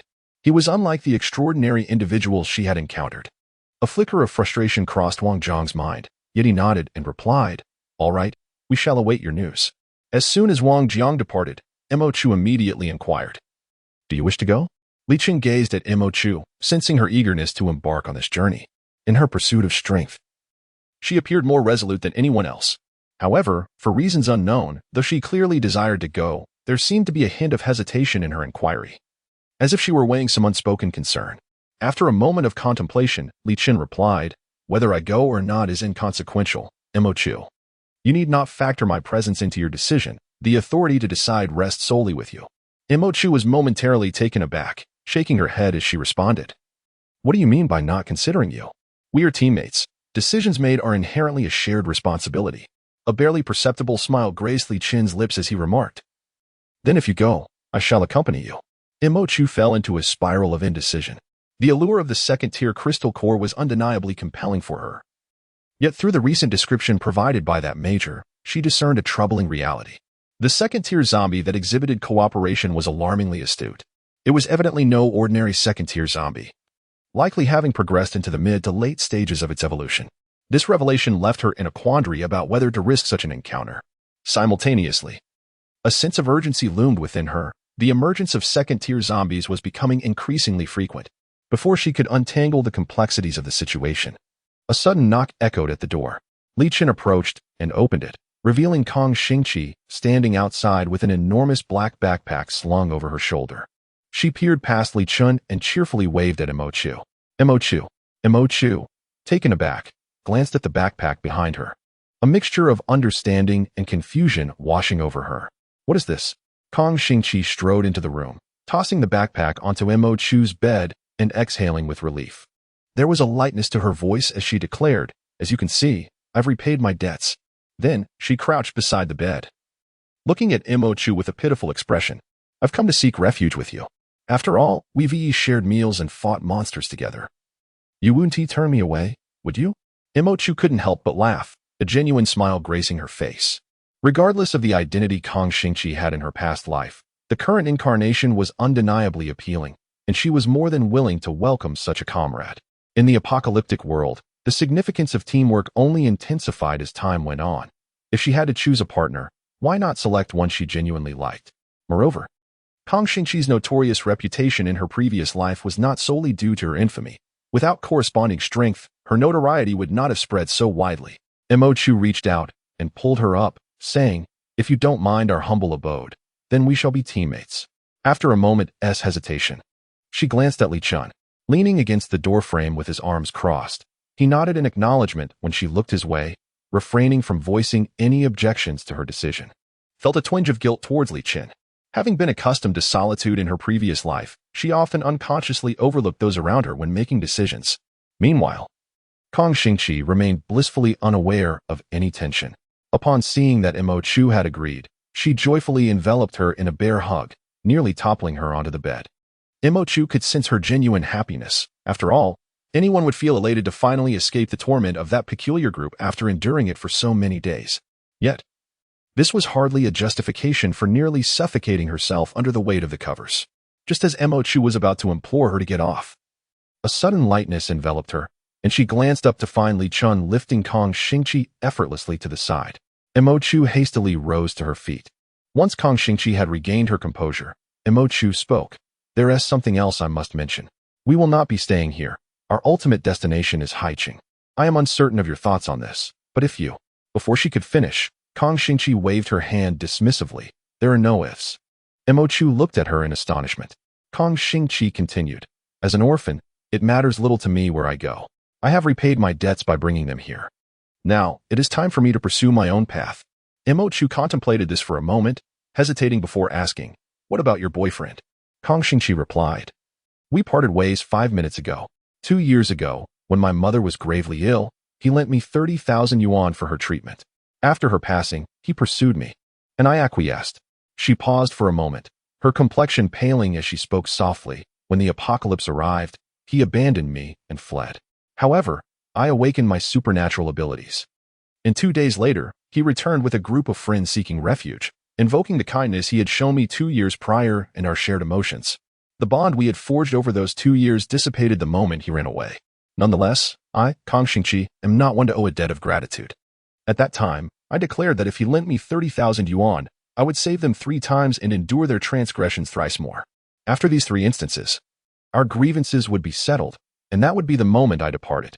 Mo Chu fell into silence for a brief moment. Retrieving the last can of cola from under the bed, she said, "Here, drink." Kang Xingqi instantly brightened, opening the can and gulping down a generous portion. Just then, her ex-boyfriend arrived rather promptly. As they conversed, a voice outside suddenly called out Kang Xingqi's name. Her expression turned icy. Observing this, Mo Chu furrowed her brow and directly addressed Li Chen, saying, "Li Chen, would you kindly intervene? No need to take his life, just ensure he dares not approach again." Li Chen chuckled softly, nodded at Mo Chu, and turned to step outside. They first heard the man outside expressing his dissatisfaction, demanding to know why Kang Xingqi was not coming out. However, soon after, his voice faded away, accompanied by the sound of footsteps and muffled struggles gradually receding. Kang Xingqi stared at her in astonishment, and after a moment of silence under Mo Chu's confused gaze, she exclaimed in awe, "I must say, this feels remarkably like a scene where you hand him the knife to commit murder." Mo Chu feigned a strike, retorting, "Nonsense. At long last." She arrived at her decision. "We shall undertake the mission assigned by the Major." Chapter 28, Approaching. "You did not inform us that you had engaged others alongside us." When Mo Chu and her companions reached the designated meeting place with Major Wang Jiang, they overheard someone exclaiming thus. She lifted her gaze and beheld 3 identical triplet brothers confronting Wang Jiang. Behind him stood 7 or 8 soldiers, armed and vigilant, wary of any sudden aggression from the trio. Wang Jiang maintained his composure and replied with a smile, "Perhaps my esteemed brother Zhang has simply forgotten. When I extended my invitation to you, I made it clear that, as a precaution, I would also invite other ability users." The brother named Zhang cast a glance at him and chuckled. "Second brother, did you hear what Major Wang Jiang just said?" The second brother shook his head. "I did not catch that, elder brother." The man surveyed Wang Jiang and remarked, "See, it cannot be that I alone misheard. Our Gray Eagle's code is well established. We never collaborate with outsiders. Are you not aware of this, Major Wang Jiang?"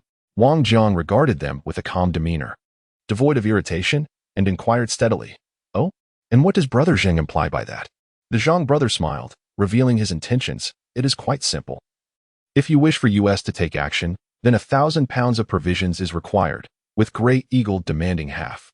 Upon hearing this, Wang Jiang's expression darkened significantly. What had been agreed upon in good faith now seemed to have been turned on its head, an opportunity for extortion arising after all preparations were made. It seems that these 3 brothers intend to seize the moment while the Gray Eagles are leaderless, hoping to resurrect the faction with a mere 500 pounds of grain and position themselves as the new leaders. Truly, They embody the cunning of the former second-in-command of the Grey Eagles. Wang Jiang paused for a moment, having come to a resolution in his heart. He shook his head and replied, "Then it appears we are fated to part ways in this venture." The man of the Zhang surname's expression darkened. And after a brief silence, he forced a smile, saying, "What a tremendous pity." With that, he signaled to his two brothers, and they departed with an air of menace. As they left, they passed by Mo Chu and his companions. Mo Chu glanced at the three-armed figures, instantly recognizing them as the individuals who were originally meant to collaborate with them. 2 women, 1 man, and a dog. The trio scoffed and continued on their way. Wang Jiang also noticed Mo Chu and his group and approached them with a face full of regret. "I apologize. Those individuals were initially my recruits. But now the negotiations have fallen through. I shall seek others, and we can postpone our endeavor." The 3 exchanged glances. Mo Chu turned to Wang Jiang and stated, "I believe we can proceed right now." Wang Jiang furrowed his brow, questioning, "Just the 3 of you?" His original plan was to have the ability users break through the front lines directly, as his troops could offer no assistance. If the 3 brothers had still been involved, he might have considered taking the risk, but with only 3 individuals. Before he could voice his concerns, he heard the girl before him assertively declare, "I believe it is feasible." She did not strike him as someone prone to arrogance or bravado. Wang Jiang frowned and replied, "I would like to hear your reasoning." Mo Chu contemplated the direct approach of the 3 of them, primarily driven by the desire to avoid sharing the coveted second-tier crystal core with others. The departure of the 3 brothers inadvertently aligned with her wishes. However, the most significant reason, and the one that imbued her with utmost confidence, was the fact that my ability level, alongside Li Chen, had ascended to the 2nd tier. She casually uttered this astonishing revelation, for they were to confront a 2nd-tier zombie adept at collaboration. The previous night, both he and Li Chen had absorbed a 2nd-tier crystal core. Mo Chu could sense that she was on the brink of the 1st tier's pinnacle, thus deciding to absorb a 2nd-tier crystal core in pursuit of a breakthrough, which she deemed not to be a reckless gamble. Indeed, as fate would have it, after absorbing the core, she transitioned into the 2nd tier with remarkable steadiness. What took her by surprise, however, was Li Chen's decision to absorb a 2nd-tier crystal core as well, and he succeeded.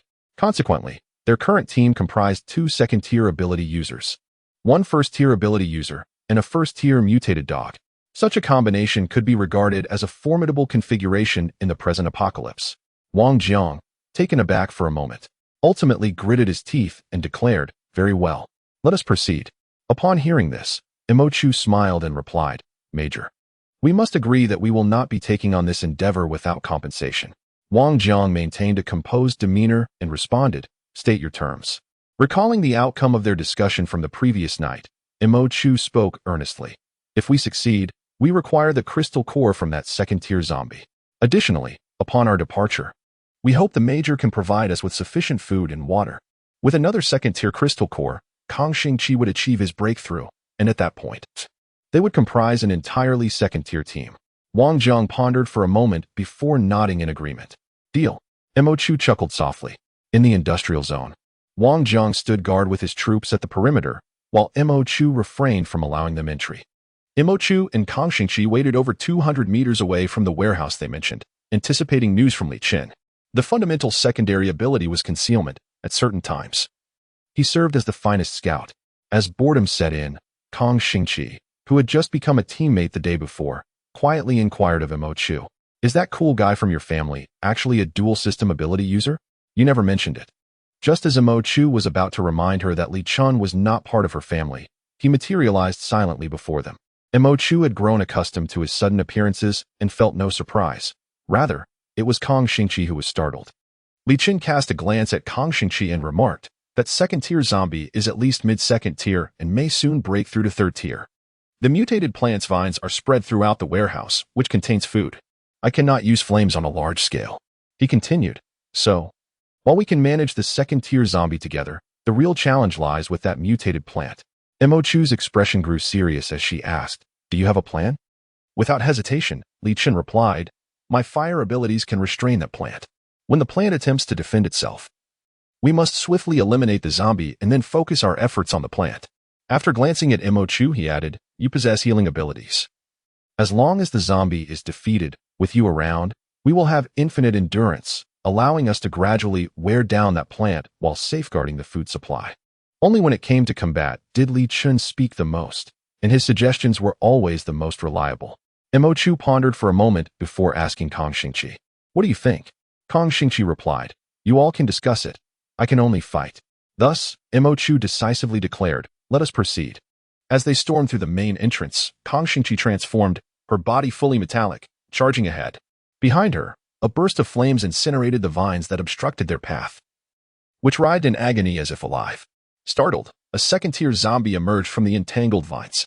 When Imochu's gaze fell upon the figure of the second-tier zombie, she was momentarily taken aback. It distinctly bore the form of a child. Her astonishment, however, did not hinder her actions. With Li Chen dragging the vines, Kang Xingqi confronted the zombie head-on.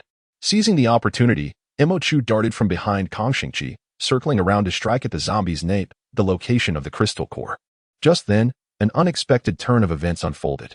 Several flaming vines, disregarding the imminent danger of being engulfed in flames, lashed out toward Imochu in an attempt to rescue the zombie. Alarm bells rang in Imochu's mind as she evaded with all her might. Yet a fiery vine still swept across her arm, rendering it numb in an instant. "Imochu! Imochu!" Two exclamations echoed in succession, and in the next moment, Li Chen swiftly scooped her up, while his other hand unleashed a fiery line that severed the very vine that struck her. The vine fell to the ground, reduced to ashes. Li Chen good. At this moment, Imochu finally noticed that Li Chen's expression was terrifyingly grim. She administered a healing treatment for herself and softly reassured Li Chen, saying, "I am fine."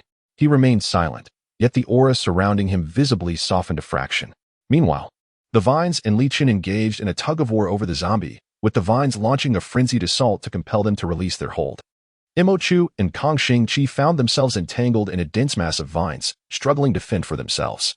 Observing their plight, Li Chen unleashed a torrent of flames, incinerating the attacking vines and significantly alleviating their burden.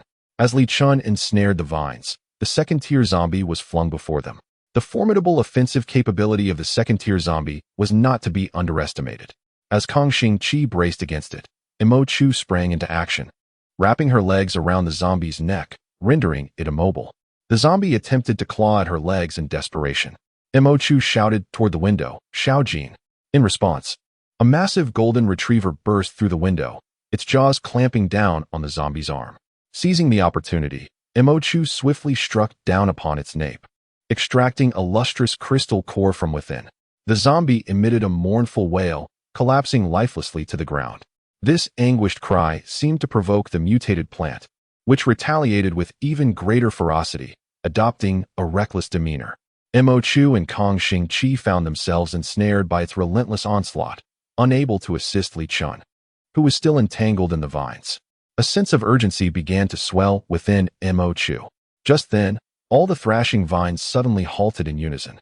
In the next moment, the green vines, as if bereft of all vitality, simultaneously fell limp. Li Chen emerged from the tangled vines, his dark attire stained with deep hues, and a fierce expression lingering on his face. Yet, upon seeing Imochu, his demeanor softened as he uttered her name, Imochu. In that fleeting moment, she felt no inclination to associate him with the formidable demon lord of her past life. Instead, her sole desire was to draw him close, tend to his wounds, and provide him with a clean garment. However, he stood there, seemingly hesitant to approach. Resolutely, Imochu moved towards him, pulling him into her embrace. Wen Zhao, delicate and beautiful in appearance, was perceived as vulnerable in the perilous escape game. It was commonly believed that two categories of individuals were most susceptible to demise: women and the frail. Before Wen Zhao, everyone held this conviction. However, her unwavering authenticity allowed her to discern all deceit. The falsehoods were clear. If one believed them, death was inevitable. "Sister, within lies what you seek," the voice echoed. "Deceptive. Once you enter, you shall not exit." Wen Zhao navigated the game with unparalleled skill, leaving many who anticipated her demise in utter astonishment. She triumphed over numerous challenges, ultimately confronting the game's final boss, where she beheld her own heart. The man, with raven hair and crimson eyes, toyed with a red crystal, her heart. "Here, my dear," he proclaimed. Wen Zhao sensed a deeper conspiracy. Why so readily bestow it upon her? The man whispered in her ear, "Because I love you, my dear." Is it truly so? Chapter 29. Conclusion. Li Chen, remove your clothing, Imochu stated with a serious expression. In his pursuit of swiftness, Li Chen had resorted to a gamble of life and death. Although enveloped in flames that offered him some protection, his injuries were numerous and profound, soaking his black attire in blood. Without hesitation, Imochu instructed him to disrobe right there, immediately attending to his wounds.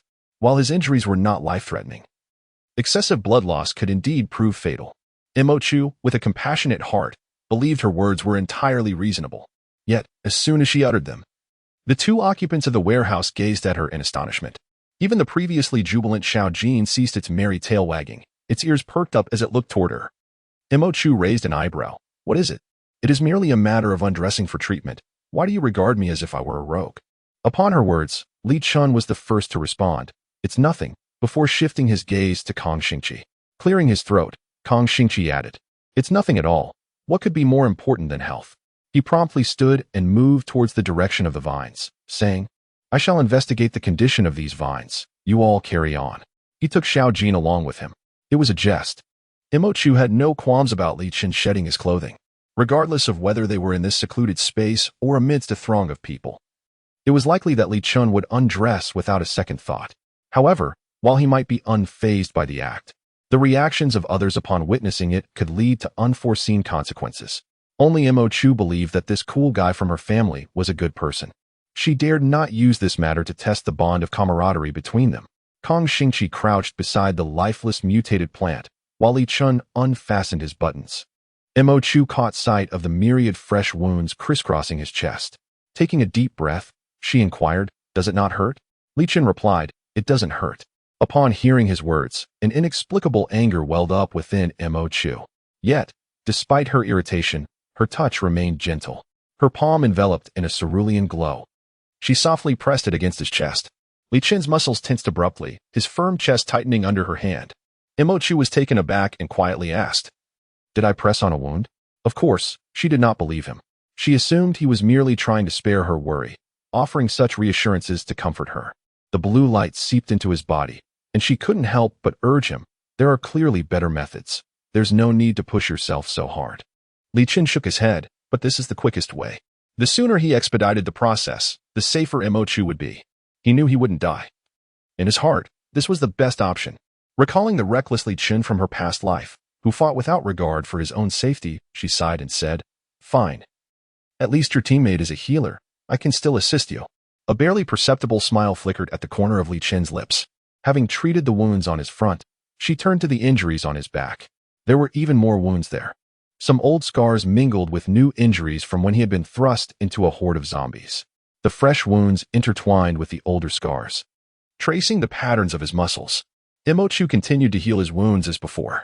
After the treatment was completed, Li Chen casually donned his coat. Imochu rose to her feet and glanced at Kong Xingqi, who was squatting amidst the vines, seemingly engrossed in some investigation. Just as Imochu was about to clarify that the vines did not belong to her, she was captivated by the latter half of Kong Xingqi's statement. Approaching her, Imochu discovered Kong Xingqi crouched in the midst of a substantial mass of vines, with a medium-sized flower pot positioned before her. This was the very spot where the vines had initially taken root. At that moment, a significant portion of the vine's roots had been extracted from the soil, marred by scorch marks from intense flames. Imochu suddenly comprehended why the vines had abruptly ceased their movements. It was because Li Chen had directly severed their root systems. This tactic of undermining their foundation was indeed formidable. It was no wonder that Li Chen bore numerous injuries. He had recklessly charged into the heart of the vines to uproot them. In a desperate bid for self-preservation, the vines must have retaliated with utmost ferocity. For an ordinary person to undertake such an endeavor and emerge unscathed would be a rare feat. Yet, he had only sustained these injuries and managed to exit intact. This was truly fortunate. Imochu exhaled a profound sigh of relief. Just then, Kong Xingqi suddenly parted a vine that hung beside the flower pot, leaning down as if to observe something. After a brief moment, she recited with deliberate clarity, It's pothos. And the pothos will forever be good friends. Imochu responded, What? Kong Xingqi gestured toward the flower pot, indicating the inscription upon it. Imochu directed her gaze to the spot Kong Xingqi had pointed out and beheld a series of crooked letters etched into the surface with a small knife, It's pothos. And the pothos will forever be good friends. Pothos. Imochu gazed at the sprawling vines beneath her feet, then turned her attention to the diminutive second-tier zombie in the distance. She remained silent, But Kang Xingqi articulated her thoughts. Why are these vines so protective of that little zombie? That must be an on, right? Is this the pothose he nurtured? Mo Chu sighed, perhaps. Kang Xingqi echoed her sigh. However, after a brief moment, she resumed her usual demeanor, rising to her feet and declaring, "All right, the mission is complete. Let us depart. The rest can be managed by Major Wang Jiang." With that, she prepared to leave. Mo Chu called out to her, "Xingqi." Kang Xingqi turned her head. "What is it?" Mo Chu tossed the recently acquired second-tier crystal core to her. Kang Xingqi instinctively caught it and, upon examining it, was momentarily taken aback. "This." Mo Chu smiled. "It's yours. Li Chen and I have each obtained a second-tier crystal core. The one we acquired from that second-tier zombie last time fell into my hands.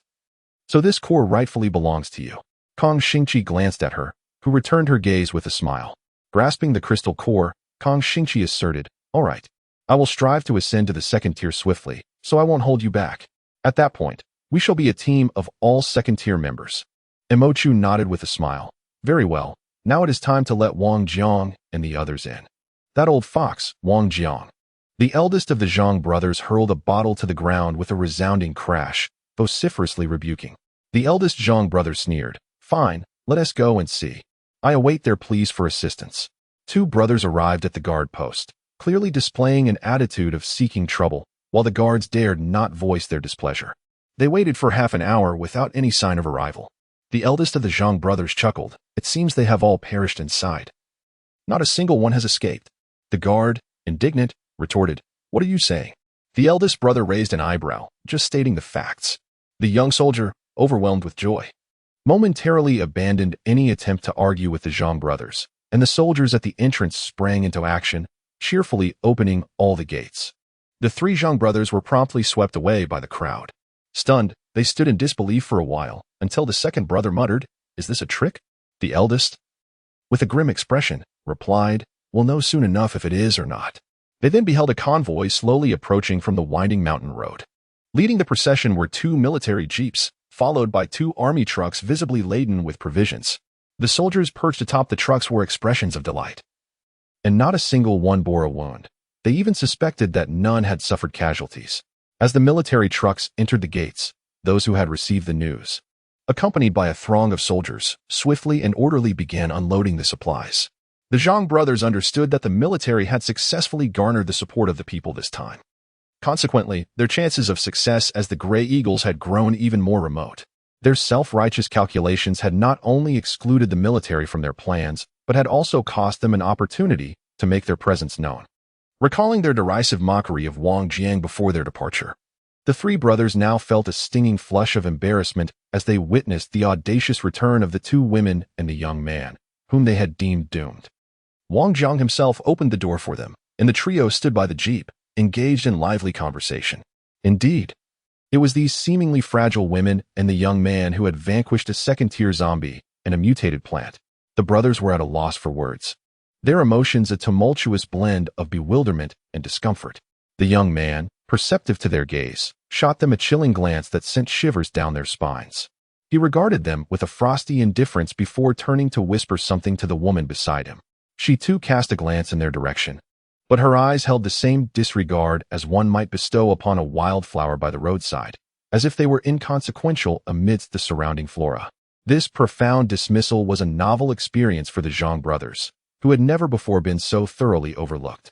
Gritting his teeth, the eldest brother murmured, "Let us go." The trio discreetly withdrew from the crowd, their spirits markedly altered from when they had arrived. Chapter 30. Flames in the aftermath of the apocalypse, all roads lay desolate, with only the ubiquitous abandoned vehicles serving as a testament to the once glorious civilization of humanity. Beside the highway, a brand new military jeep stood parked, yet its occupants were nowhere to be seen.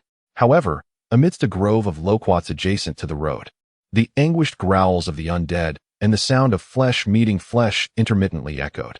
In the loquat grove, Kang Xingqi, his entire body encased in metallic armor, braved the onslaught of the zombies, while Mo Chu seized the opportunity to maneuver behind one of the creatures, aiming a lethal strike at its skull. Yet, this particular zombie exhibited a swiftness and agility surpassing that of any second-tier undead they had previously encountered, possessing a degree of cunning as well. Sensing the imminent danger from behind, It disregarded Kang Xingqi entirely, and despite receiving a blow from him, it swung its claws back towards Imochu. She dodged, but her weapon was ensnared in the zombie's grasp. Imochu! Kang Xingqi shouted in alarm. At that moment, the sheer force of their struggle rotated the zombie. And as it fell, both she and Kang Xingqi found themselves at its rear. Swiftly, she snatched a dagger from Kang Xingqi's hand, and with a decisive strike, plunged it deep into the back of the zombie's skull. The sharp clash of metal against bone rang in her ears as she expertly extracted a gleaming crystal core from the creature. The zombie let out a final, mournful wail before collapsing lifelessly to the ground. Kang Xingqi exhaled in relief, plopping down onto the grass. Gazing at the fallen zombie, she lamented, "This is truly bizarre. One merely seeks to pluck loquats, yet encounters second-tier zombies. Are they so commonplace now, or has our luck run entirely dry?" Imochu remained silent, standing thoughtfully in place. Indeed, Kang Xingqi's observation was astute. Second-tier zombies were increasingly prevalent. From the very beginning, they could occasionally encounter a single one, and even that was exceedingly rare. However, now the likelihood of encountering second-tier zombies has significantly increased. This can only indicate one thing. The number of evolved second-tier zombies is on the rise. The entire zombie horde is evolving towards the second tier, and this trend is becoming increasingly pronounced. Soon, the entire zombie population will transition into the second-tier era, rendering the situation ever more perilous. Imochu exhaled softly and remarked, "It is not that second-tier zombies have lost their value, nor is it merely bad luck on our part. Rather, the prevalence of second-tier zombies is escalating." Kang Xingqi fell silent for a moment, unable to restrain a smile. Imochu continued. With a sigh, she refuted for the 100th time during their journey, "I have said it before, it is not my cool guy. My relationship with Li Chen is utterly innocent, purer than the water you drink." Kang Xingqi retorted, "What I just drank was cola, and it was dark." Imochu. He approached, observing Imochu and Kang Xingqi, first frowning, then inquiring, "Did you just encounter a zombie?" Imochu instinctively glanced down at herself. Her attire was intact and clean, devoid of any foul odors. She wondered how he discerned that they had faced a zombie. She nodded and replied, "Yes. We just went to the Loquat Grove and encountered a second-tier zombie." As she spoke, she tossed a bright yellow loquat to Li Chen, cheerfully saying, "Here, have a loquat." Li Chen caught the fruit, momentarily speechless. Before Imochu could say anything further, Kang Xingqi immediately interjected, "Where are you going? Let us rest a while before we continue. We just fought a battle, and I am utterly exhausted." Imochu, "All right, let us take a break." The three of them sat side by side, sharing loquats. As she enjoyed her second fruit, she heard Li Chen beside her say, "Imochu, I will find you a good knife next time." Imochu paused her movements. She understood that Li Chen was concerned for her, yet he did not wish to imply any doubts about her abilities, thus his choice of words. Imochu smiled lightly and replied, "All right, I shall await that."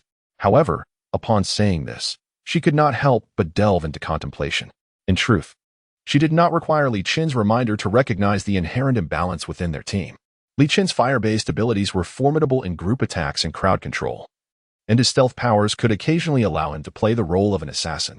On the other hand, Kang Xingqi's complete metallization rendered him a quintessential human tank, impervious to blades and flames. But, to be candid, his combat prowess was somewhat lacking, relegating him to the front lines merely to draw fire. As for herself, she was fundamentally a healer, and on rare occasions, could wield a blade to act as an assassin. They lacked a character with formidable single-target combat capabilities who could confront zombies head-on. After Li Chen departed, they would inevitably find themselves in a predicament, like today, relying on a tank and a healer to face their foes. It seemed that once stability was achieved at White Island, they would need to devise a means to recruit such a skilled individual. Imochu was lost in her thoughts until a buzzing sound resonated above their heads. They looked up to see a helicopter soaring overhead, gradually drifting away. Kang Xingqi observed for a moment and remarked, "Judging by its direction, it seems to be coming from the direction of Lu Ming. Where could it be headed?" Imochu furrowed her brow, contemplating silently. "No, it appears to be coming more from Lin City." After driving for half a day, the trio navigated from the main road to a smaller path, ultimately discovering a place to stay just before dusk.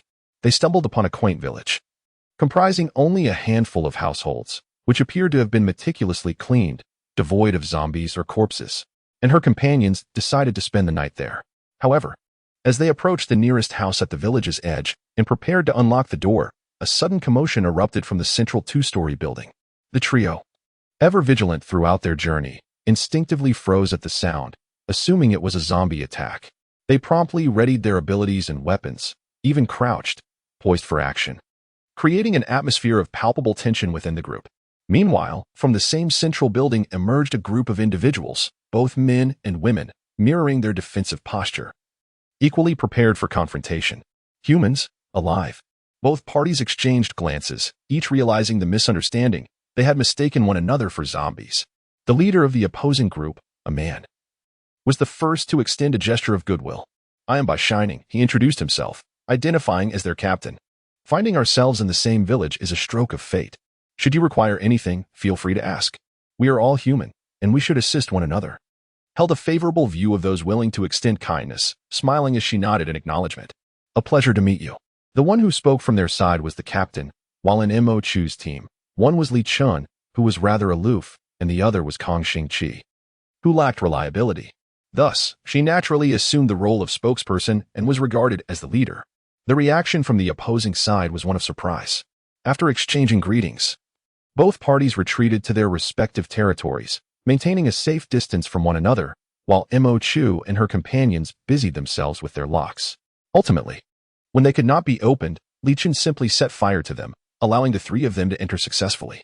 The room was remarkably well preserved, with the kitchen being particularly intact, complete with pots and bowls. Although it was a rustic stove requiring firewood, it moved Kong Xingqi to tears. Having not seen cookware for an extended period while living outdoors, she promptly began to clean the kitchen, while the two girls busied themselves with tidying up. Li Chen, understanding the task, stepped outside to gather firewood for the evening. As the hot water boiled and the rice cooked, the enticing aroma of the meal wafted through the air, nearly bringing Mo Chu to tears of hunger. Thus, the ingredients for the meal were gathered. Although Mo Chu and Kong Xingqi were girls, their culinary skills were limited to merely cooking rice. In contrast, Li Chen displayed a remarkable proficiency in the kitchen. As the chicken sizzled in the pan, Mo Chu stoked the fire, observing Li Chen's demeanor, which was strikingly different from his usual self, and could not help but chuckle. She asked, "Li Chen, I never would have guessed you possessed such skills." In that moment, the typically aloof Li Chen raised an eyebrow and replied, "I have many talents." As he raised his brow, his handsome face lost some of its coldness, revealing a more carefree charm that enhanced his attractiveness. The aroma of chicken gradually wafted through the air. At first, Mo Chu felt indifferent, but upon glancing at Li Chen's face, she inexplicably felt a twinge of hunger. It was clear that she was not alone in her cravings. The group of ability users next door appeared equally enamored. As they were serving their dishes, a sudden knock echoed at the door. Mo Chu opened it to find the captain of the earlier team standing there, looking somewhat pitiful. He said, "The fragrance you have is simply irresistible. My brothers can hardly eat their rations. May we borrow a flame? We won't be able to sleep tonight with this aroma lingering." Li Chen replied, "I will handle it." The captain quickly waved his hands, saying, "No need for that. Just a flame will suffice. We don't require a chef." A flicker of flame ignited at Li Chen's fingertips as he succinctly uttered, "Fire." Chapter 31. The attack. Meanwhile, Kong Xingqi, who had gone to another room for his meal, was also sensitive to the enticing scent. He rushed back and, upon seeing Li Chen with something in hand, instantly lost his fear of Li Chen's icy demeanor, exclaiming in delight, "Sausage! It's sausage!" Li Chen placed the sausage on the table, appearing slightly disdainful as he said in a low voice, "The captain of that team gave it to me." While Li Chen expressed his distaste, Kong Xingqi felt none. He immediately took a piece to the kitchen to slice it. Upon returning, he layered the slices over his bowl of rice and then did the same for Mo Chu. The rich aroma of the sausage filled the air, with each slice soaked in the oil that had seeped from it. Mo Chu smiled and went to cut another piece, placing it atop Li Chen's bowl. During the meal, Mo Chu pondered for a moment and suggested, "Before we leave tomorrow, let's deliver some loquats to that small team. It is prudent to take as much as one gives in all matters. Maintaining a reciprocal relationship is preferable." Li Chen and Kong Xingqi had no objections to her proposal. At around 3 in the morning, Li Chen, who was keeping watch in the living room, was the first to awaken. Simultaneously, Mo Chu and Kong Xingqi, who were sleeping in the same room, stirred from their slumber, only to be met with the frantic cries of Xiao Jin. Mo Chu's heart raced uncontrollably, and she could faintly detect the nauseating scent of decay that signified the presence of zombies. She exchanged a glance with Kong Xingqi, and they quickly rose to their feet. As she opened the door, a shadow rushed towards her through the darkness. Instinctively, she raised her hand to shield herself, only to have a large hand seize her wrist. She heard Li Chen's voice. "It's me." He spoke in a low tone. "A large horde of zombies is approaching. Xiaojin is reacting intensely. The numbers must be significant. We need to leave now." Without hesitation, Mo Chu and Kong Xingqi grabbed their backpacks and departed. The stronger one's abilities, the more acute their senses of impending danger. The urgency in Li Chen's immediate command to flee indicated that the threat was far from trivial. Fortunately, their belongings were in the vehicle. Once they reached the car, Li Chen swiftly drove away from the village in another direction. As they passed by the house where Bai Shining's team was staying, Mo Chu noticed him peering through the window, his expression a mixture of vigilance and alarm. Suddenly, his face tightened, and he quickly withdrew from the window. Mo Chu understood that he was preparing to wake the other team members. Having done all that could be done, she promptly closed the car window tightly. Li Chen, too, accelerated the vehicle, which had previously slowed down. However, before they could leave the village, he suddenly brought the car to a halt. A foreboding sensation surged within Mo Chu, prompting her to quietly inquire, "What is it?" Li Chen replied, "There are zombies approaching from that direction." Zombies were blocking the very path they intended to take. Intent on trapping them within the village, Mo Chu inhaled deeply. They were being encircled. Despite the threat, Bai Shining's team possessed a considerable number of supernatural abilities. And with 2 second-tier abilities among them, there remained a glimmer of hope for collaboration. As they parked the car beneath the 2-story building occupied by Bai Shining, his entire team was just ascending when the two groups collided. Before Mo Chu could utter a word, Bai Shining interjected, "You needn't wait for us. We can fend for ourselves." Mo Chu found herself momentarily at a loss for words, taken aback by his utter lack of awareness. Before she could respond, a girl beside Bai Shining could no longer contain herself and exclaimed, "Silence." She then turned to Mo Chu and asked, "What has transpired?" The entire team was instantly abuzz with chatter. Bai Shining, unable to restrain his curiosity, pressed, "How many are there? Can we fight our way through?" The members of Bai Shining's team began to murmur among themselves, concern etched on their faces. Only the girl who had spoken to Mo Chu earlier continued to gaze at her, asking, "What are your plans?" Mo Chu articulated his objective, "Let us collaborate. Utilizing your 2-story building as our stronghold, we shall firmly defend it. With a barrier in place, they actually stand a chance of turning the tide. Recklessly venturing out would likely lead to their demise without them even knowing how it happened." The girl promptly nodded in agreement. "Very well." Both teams consisted of highly motivated individuals, and upon reaching an accord, they swiftly concealed their 2 vehicles within the thicket behind the building, positioned directly in front of the second-floor windows. In times of necessity, these would serve as their means of escape. Subsequently, everyone entered the building and securely locked the doors. Within Bai Shining's team, there was a metal-controlling ability user who melted down all the metal within the room, sealing every window on the ground floor tightly. The first floor became impenetrable, leaving no entry points, after which they all ascended to the second floor. The second floor was not divided into small living quarters but resembled a large warehouse, supported by several load-bearing columns, with a total of 6 windows on all sides. This layout was advantageous for them. Should any situation arise, they could swiftly provide mutual support. The windows on the second floor remained unsealed, as they needed to counterattack through them. Positioned above, they had the advantage over the zombies below, if executed skillfully. They could eliminate a considerable number of zombies before they managed to ascend to the second floor. In the later stages, if they truly could not hold their ground, it would then be time to seal the second-floor windows. Li Chen maintained a vigilant watch over the largest window on the entire second floor. The members of Bai Shining's team initially harbored doubts about Li Chen's ability to hold the line. However, once he unleashed his extraordinary powers, their silence spoke volumes. Mo Chu did not guard any windows. Instead, she stood resolutely in the center of the room alongside Kong Xingqi, both armed and ready. As a healer and a master of metallic manipulation, they excelled in close combat. The moment the zombies truly approached the windows would mark their time to strike, ideally allowing them to relieve the exhausted ranged attackers. They prepared meticulously, poised for an impending confrontation. As the ominous sounds of approaching chaos mingled with the growls of the undead, Mo Chu hurried to a window, peering into the direction of the cacophony, and gasped in shock. The sheer number was overwhelming. A dense throng of zombies blocked the main road leading into the village, stretching at least 50 meters, and a rough estimate suggested that their ranks exceeded 100. On the opposite end of the road, an equally formidable horde advanced steadily. In that moment, A singular thought consumed Imo Chu. They were fortunate to have refrained from a reckless assault. Otherwise, even they would have been ensnared. With so many zombies, vehicles would be rendered immobile, turning them into mere targets. The relentless attrition of these zombies could spell their doom. While Imo Chu and her companions maintained a semblance of composure in the face of such a vast horde, the mood within by Shining's team was markedly different.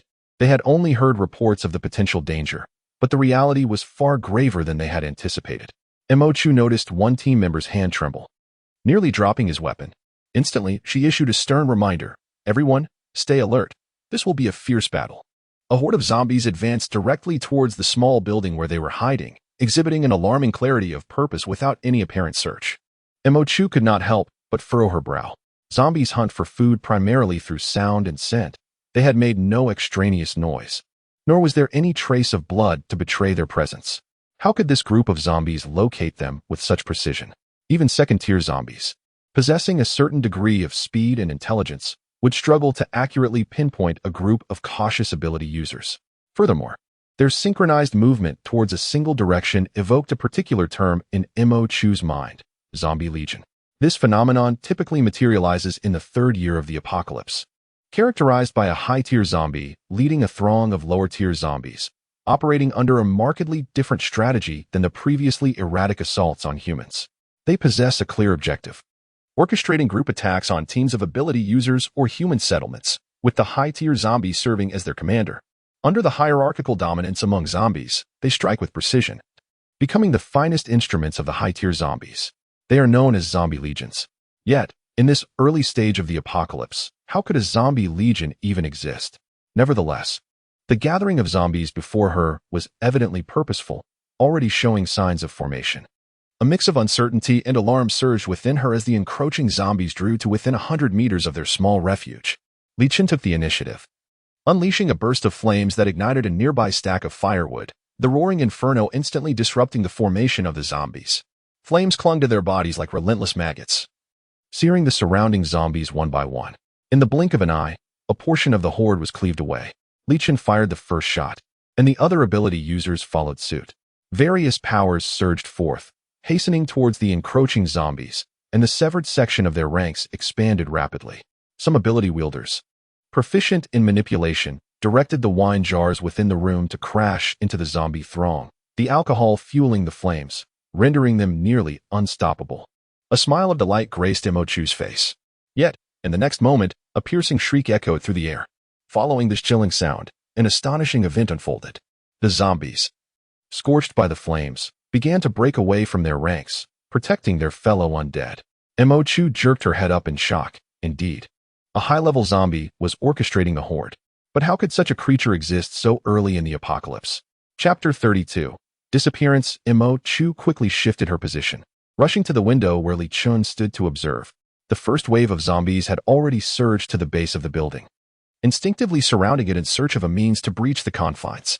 This behavior mirrored that of the zombies they had encountered before, devoid of sight. They could only rely on instinct to attack. All doors and windows on the ground floor had been sealed, rendering it an impenetrable fortress.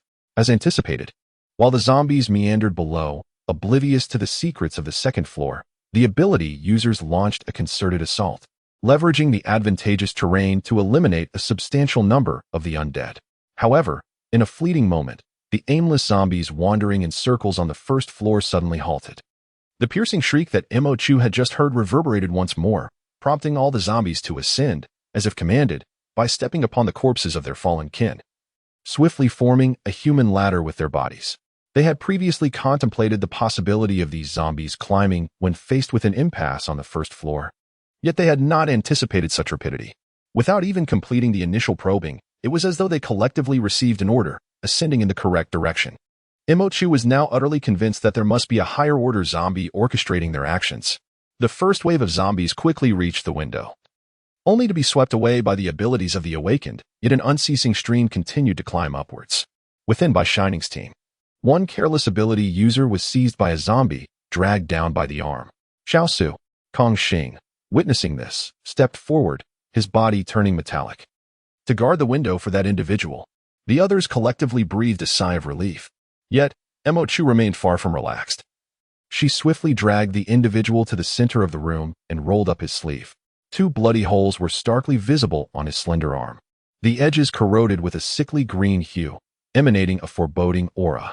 His thin jacket offered no protection against the claws of the zombies. He had been wounded. Xiaosu, upon seeing his own injury, turned pale in an instant.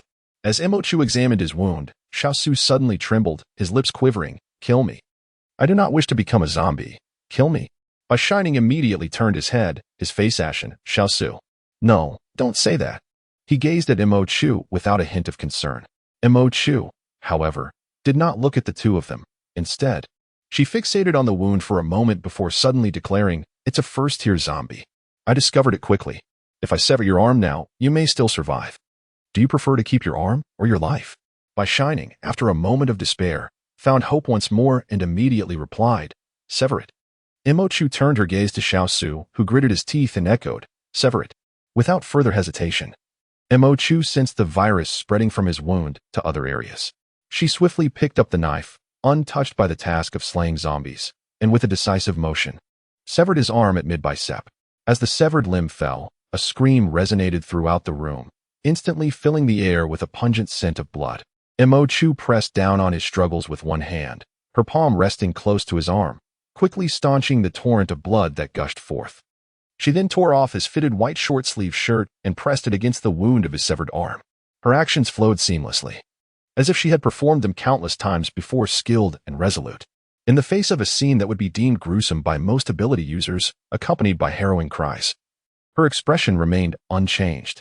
Blood sprayed onto Imochu's face, yet she did not blink. The vivid crimson contrasted starkly with her delicate, fair complexion, creating a chilling effect. Imochu continued her self-directed treatment. While her abilities could alleviate his injuries, the severity of the severed arm's wound was overwhelming, offering no relief from his agony. He writhed and screamed on the floor, even Imochu unable to restrain him. Imochu did not blink, unhesitatingly striking him unconscious. She then turned her attention to utilizing her powers to staunch the bleeding. Once the blood from the severed arm had completely ceased, a thin layer of membrane began to form over the wound. She paused her abilities and wrapped the injury with his white short-sleeved shirt. To err on the side of caution, she bound him and placed him in the corner of the room. Throughout the entire process, the only sounds disrupting the eerie silence of the room were the howls of the zombies outside and the sounds of her abilities in action. Not a single word was uttered. This unsettling quietude was not born of fear of her, but rather a profound reverence. By Shining finally understood why Imochu, the healer among the 3 supernatural beings, had assumed the role of spokesperson.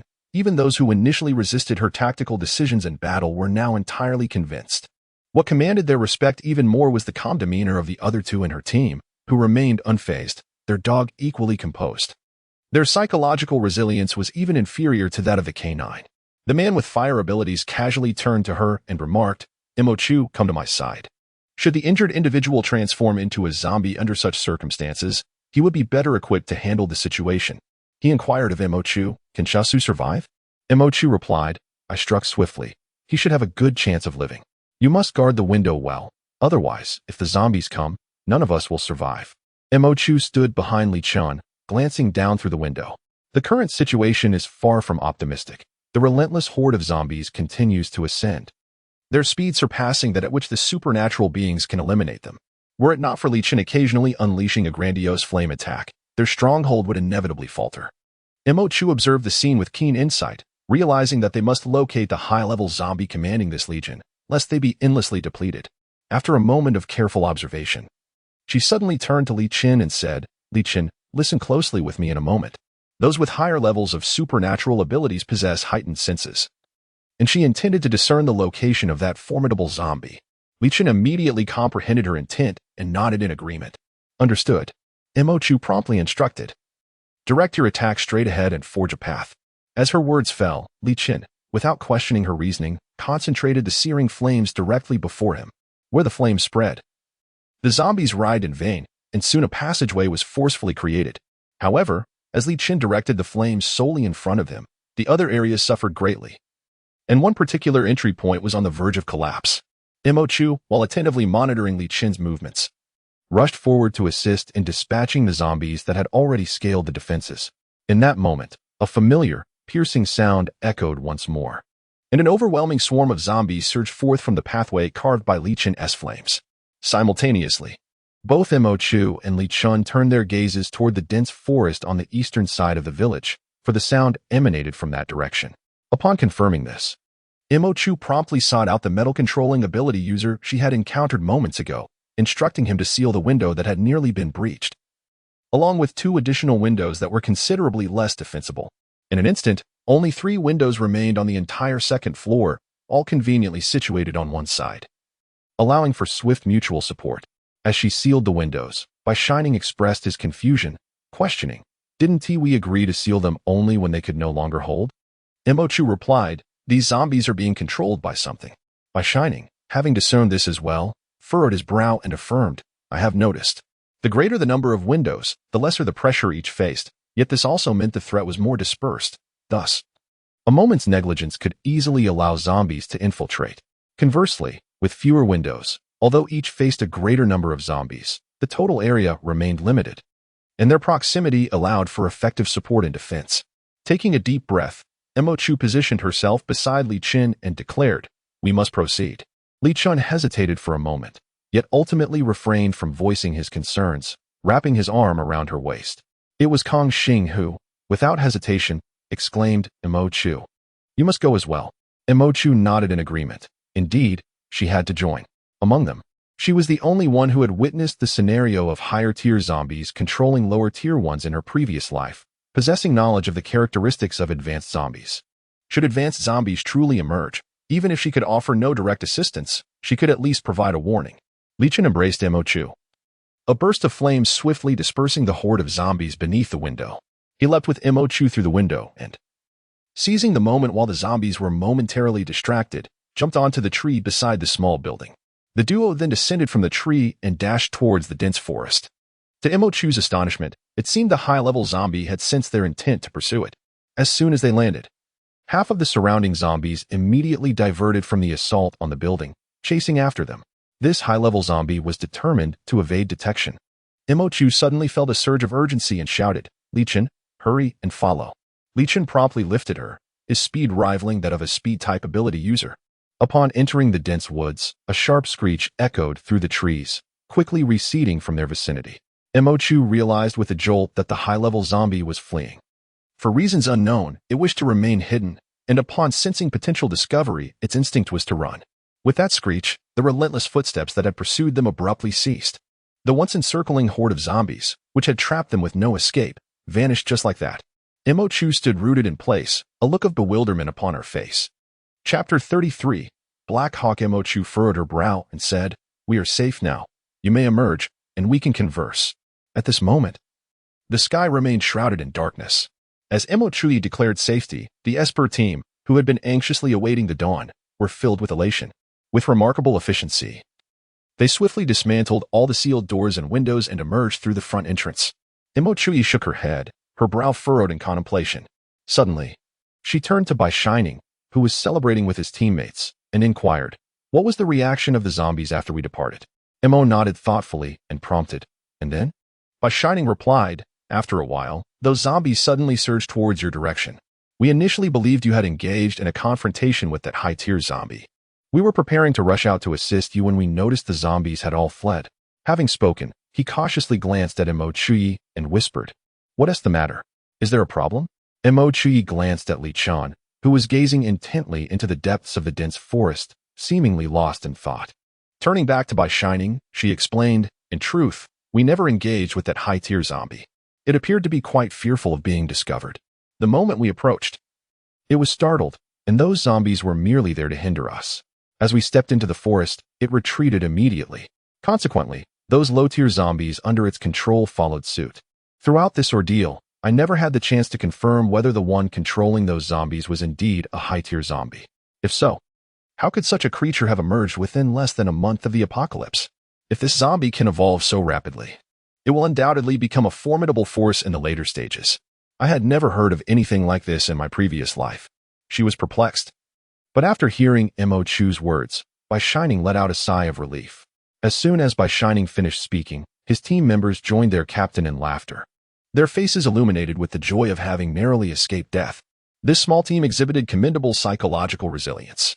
Mo Chu couldn't help but smile as well. After all, pondering excessively was fruitless. By Shining had articulated a profound truth: one must focus on the present in such tumultuous times. Consequently, everyone sprang into action. By Shining's team and Mo Chu's group swiftly extracted the crystal cores from the corpses of the zombies, devoid of any conflict. Whatever they unearthed was rightfully theirs. In no time, the ground was littered with remnants, marking a significant harvest. By Shining then returned to the building to carry out the unconscious Xiao Su, who had lost an arm due to Mo Chu's earlier actions. The group made their way around to the back of the house to retrieve the vehicle they had concealed. The two teams departed together, their vehicles trailing one another as they left the village that had nearly cost them their lives. Mo Chu's vehicle led the way, and as they passed the stone tablet inscribed with the village's name under the cover of night, a sudden beam of high-intensity headlights flashed before them, blinding their vision. Li Chen abruptly halted the car, prompting By Shining's vehicle to follow suit with an emergency stop.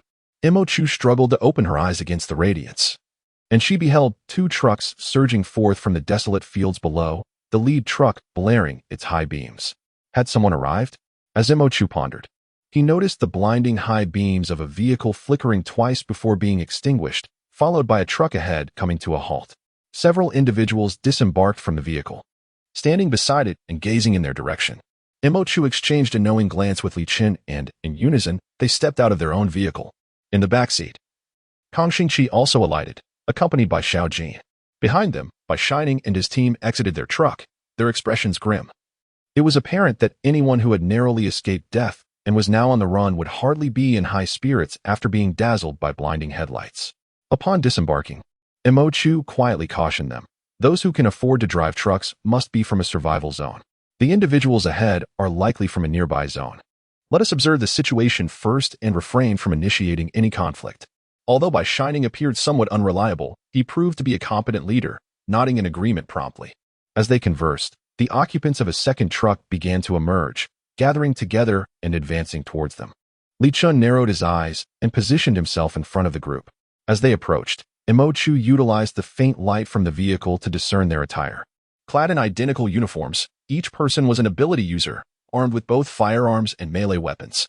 Their appearance bore a striking resemblance to the official ability users from the survival zones governed by prominent families or individual ability wielders that Mo Chu had encountered in his previous life. It appeared that Mo Chu's surmise was indeed correct. They were a special task force of ability users dispatched from a particular survival zone to carry out a mission. As Mo Chu scrutinized the approaching figure, the man at the forefront called out to them from a short distance. "We are the ability users from the Black Sea survival zone. From where have you survivors come?" Indeed, it was a special operations team from the survival zone.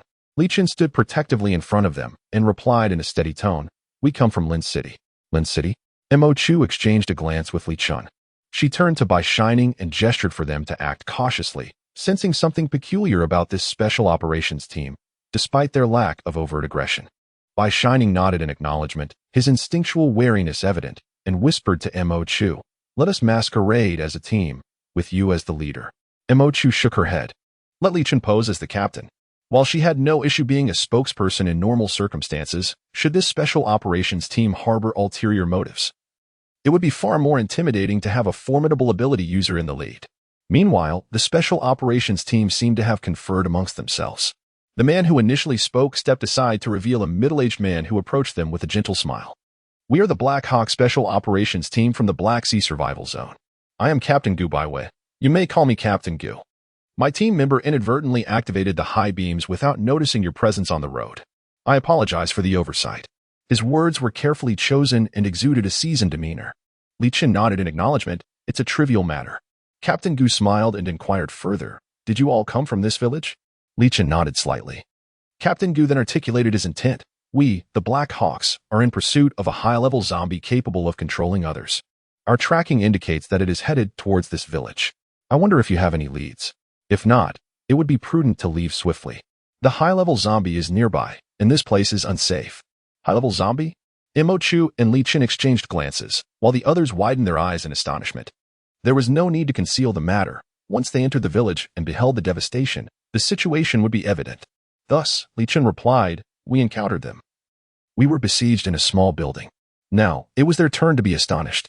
One of Captain Gu's men nearly lost composure as he exclaimed, You faced an attack? Yet you were still alive. Li Chen shot them a cold glance. Captain Gu intervened, apologizing to his team before inquiring, "How did you manage to escape?" "It's not that I doubt your capabilities, but many of my brothers perished inside." Li Chen furrowed his brow, his impatience palpable as he replied, "They fled." Li Chen's emotions were typically concealed, and in that moment, Imo Chu realized it was intentional. Captain Gu expressed his incredulity. "Fled? How could that be?" Li Chen, growing increasingly agitated, retorted, "How should we know?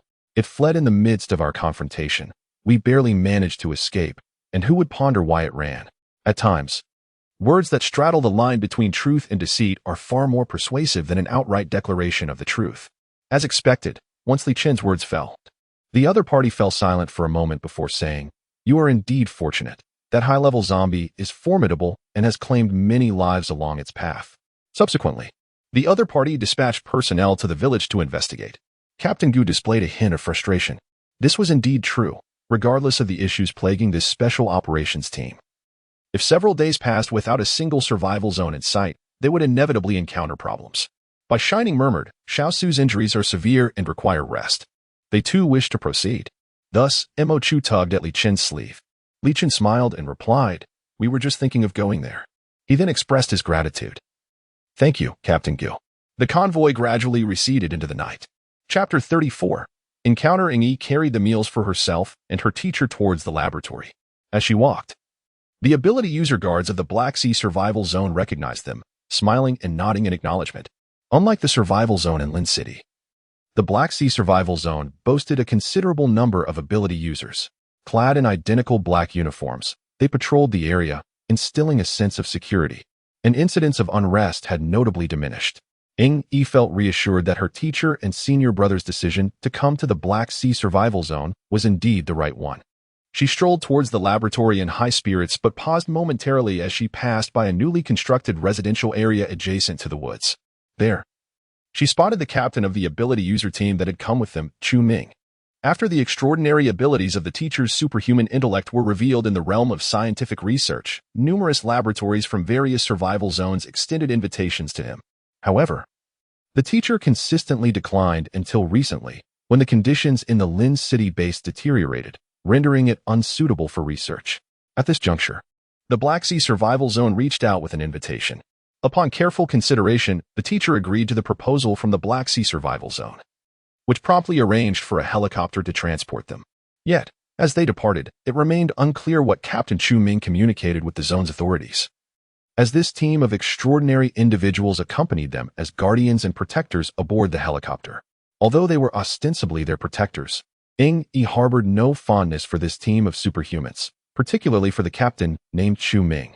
During her time in the Lin City Survival Zone, she had encountered this team, wherein the captain had made a rather deliberate attempt to engage her senior brother in conversation.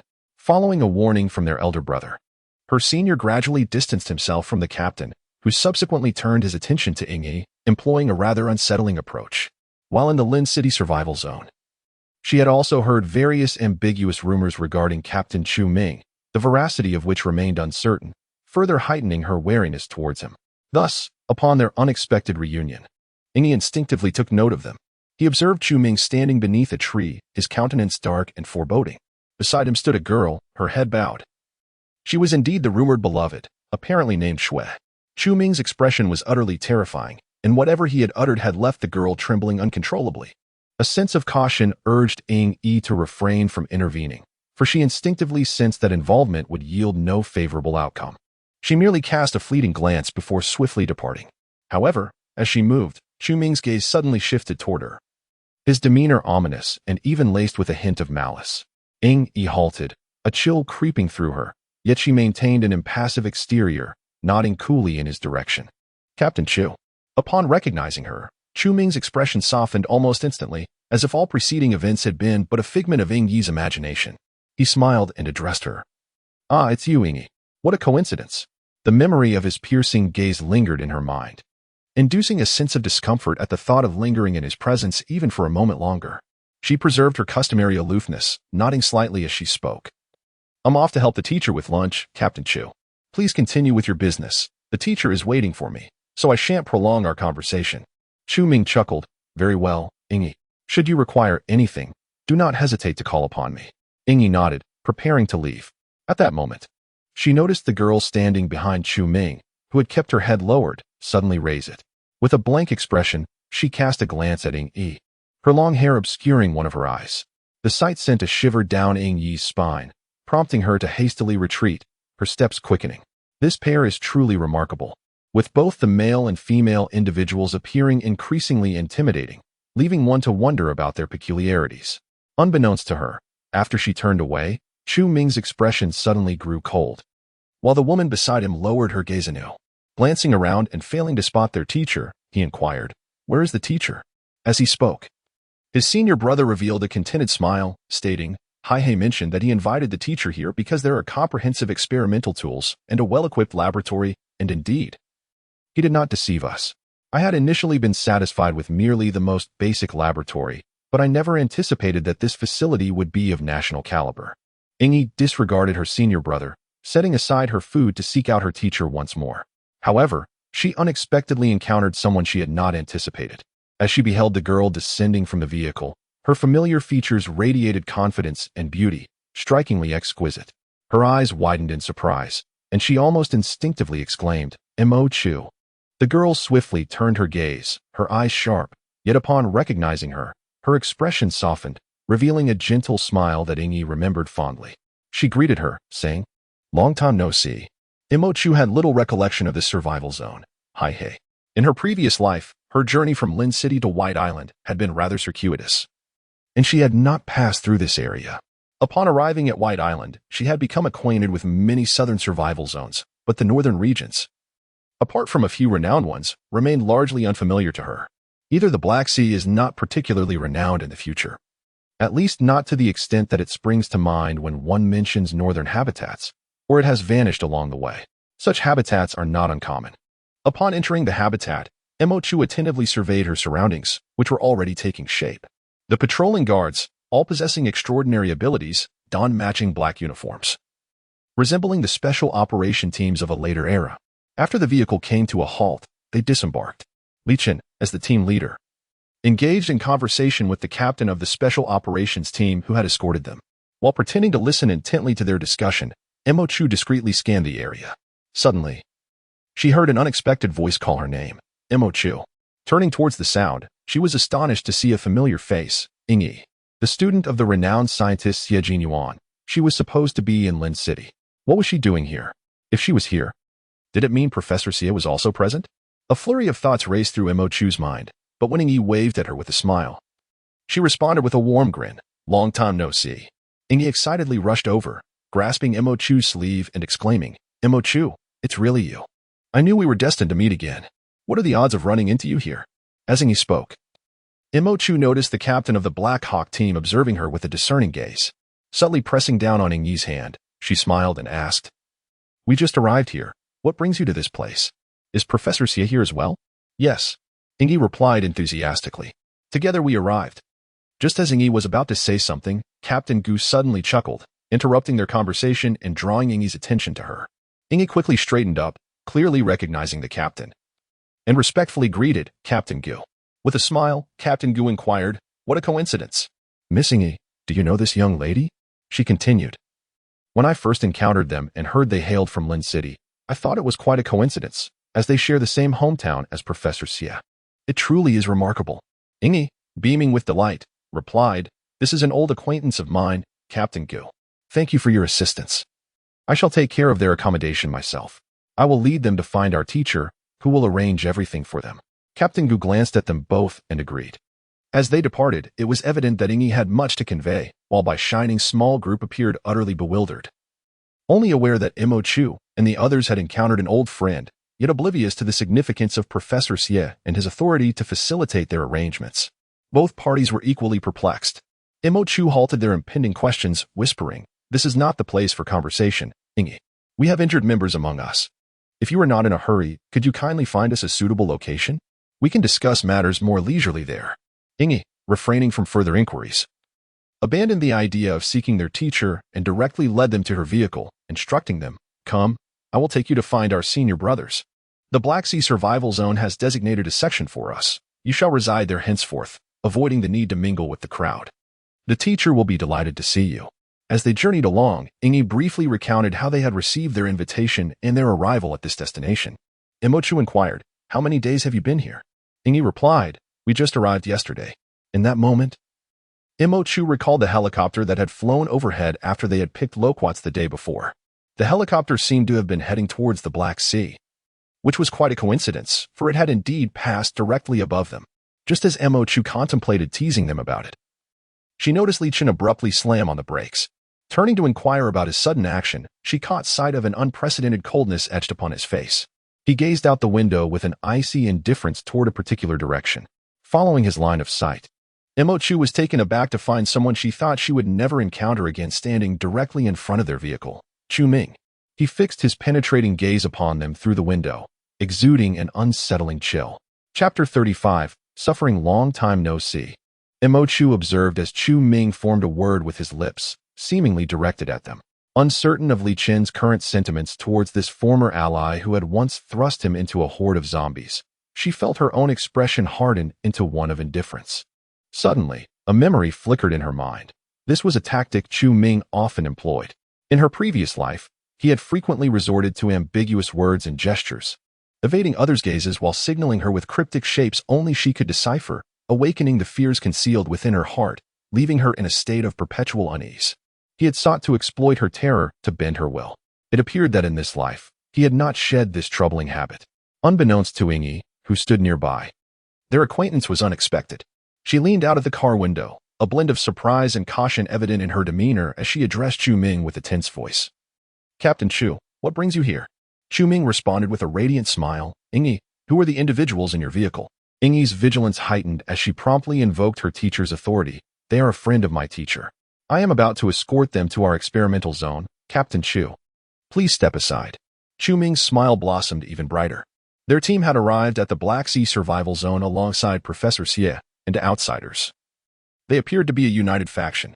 Initially, when arrangements were made for their group to enter the experimental area, Professor Xie had declined, citing the need for a tranquil environment. Deep down, Chu Ming understood that the cunning old fox was wary of him, yet he remained indifferent. As long as the individuals in the Black Sea survival zone perceived their alignment with Professor Xie, they could leverage that connection to their advantage. And he was unconcerned about anything else. However, it became evident that they had rejected the company of those who journeyed with them from Lin City to the Black Sea, only to eagerly welcome his arch-nemesis into the experimental zone. This was, without doubt, a resounding slap in the face for him. Li Chen and Imochu, that treacherous couple, not only survived but also befriended individuals he could never hope to reach. A tempest of jealousy surged within him. With a facade of joviality, he remarked to Ingi, "What a coincidence. Your friends happen to be acquaintances of mine as well." Ingi was genuinely taken aback, instinctively glancing at Imochu. Imochu's expression remained cold and indifferent. Yet a fierce anger simmered within her. The flames of fury blazed ever more fiercely, yet her mind remained astonishingly composed. She felt an intense urge to take action, fully aware that she must do something. This time, her intention was not to witness again the pretentious demeanor of Chu Ming, nor to endure his hypocrisy once more. Suddenly, she spoke. "Ingi, sit tight and close the window." Ingi, perplexed by her sudden remark, instinctively complied, trusting her completely. Meanwhile, Kong Xing quickly surmised her intentions and instinctively clutched Xiao Jin tightly, pressing against the back seat. Upon observing this, Imochu nodded and instructed, "All right, whatever happens next, do not scream." Ingi, still bewildered, nodded in response. In the next instant, Imochu abruptly rose, leaping from the back seat to the front, seizing Li Chen's steering wheel with determination, and immediately slammed down on the accelerator. The fully operational military jeep surged forth like an arrow released from its bow, hurtling directly towards the obstructive Chu Ming ahead of them. Ingi was on the brink of a piercing scream, but fortunately, she remembered Imochu's words. Stifling the cry in her throat, her expression one of sheer terror, Li Chen was momentarily taken aback, but in the next heartbeat, he steadied Imochu by grasping her waist, assisting her to maintain her balance. The jeep, devoid of barriers, charged straight toward Chu Ming. Chu Ming, clearly caught off guard by Imochu's audacity, did not react by evading. Instead, his first instinct was to unleash his powers, dark tendrils coiling around their tires in an attempt to halt the jeep's advance. However, almost simultaneously, a crimson fire line emerged silently. entwining around the shadow and instantaneously severing it. At that moment, Chu Ming had no opportunity to employ his powers a second time. He could either evade or remain in place, risking a collision with Mo Chu to test whether the resilience of an ability user could withstand a forceful impact from a military vehicle. Furthermore, due to his proximity, he was unable to completely avoid the encounter. The military jeep barreled past, brushing against his shoulder with an intimidating momentum, showing no signs of halting. As it passed, Chu Ming even discerned contemptuous laughter emanating from within the vehicle. He realized that this was not a figment of his imagination. Gradually, he straightened his posture, observing the swiftly departing vehicle with an impassive expression. Blood seeped through his clothing from the abrasion on his shoulder. Yet, inside the vehicle, an uneasy silence prevailed. Li Chen remained silent out of understanding, Kang Xingqi showed indifference, and Ying Yi was simply rendered speechless by fear. After a moment, she tentatively inquired, Mo Chu, just now. He is this. Mo Chu refrained from elaborating on Li Chen's past experiences, but given that Ying Yi and the others clearly recognized Chu Ming, she asked, do you know him? Mo Chu chuckled softly and replied, it would be prudent for you to find an opportunity to inform your teacher, while there is still time, to swiftly disassociate from Chu Ming. Either attempt to contact Lin City to request a new team of ability users, or cultivate a rapport with the local ability users of the Black Sea. Chu Ming and his companions are not trustworthy allies. After finishing her sentence, she earnestly added, he is not a good person. If you choose to collaborate with him, be prepared to be thrown under the bus during the most perilous moments. He is a true scoundrel. It would be wise for you to sever ties when necessary. Mo Chu nodded, leaning back in her chair, choosing to remain silent. She instinctively glanced at Li Chen, concerned about his reaction upon confronting this brother who had betrayed him.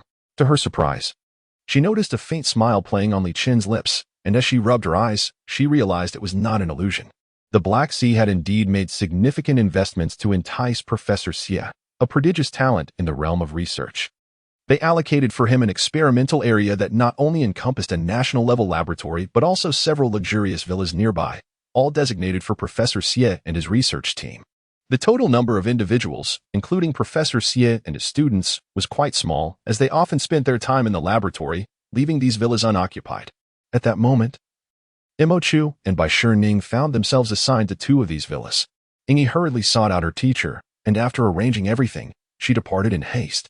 Bai Shining and the others, concerned for their injured teammates, quickly left as well once they had secured accommodation.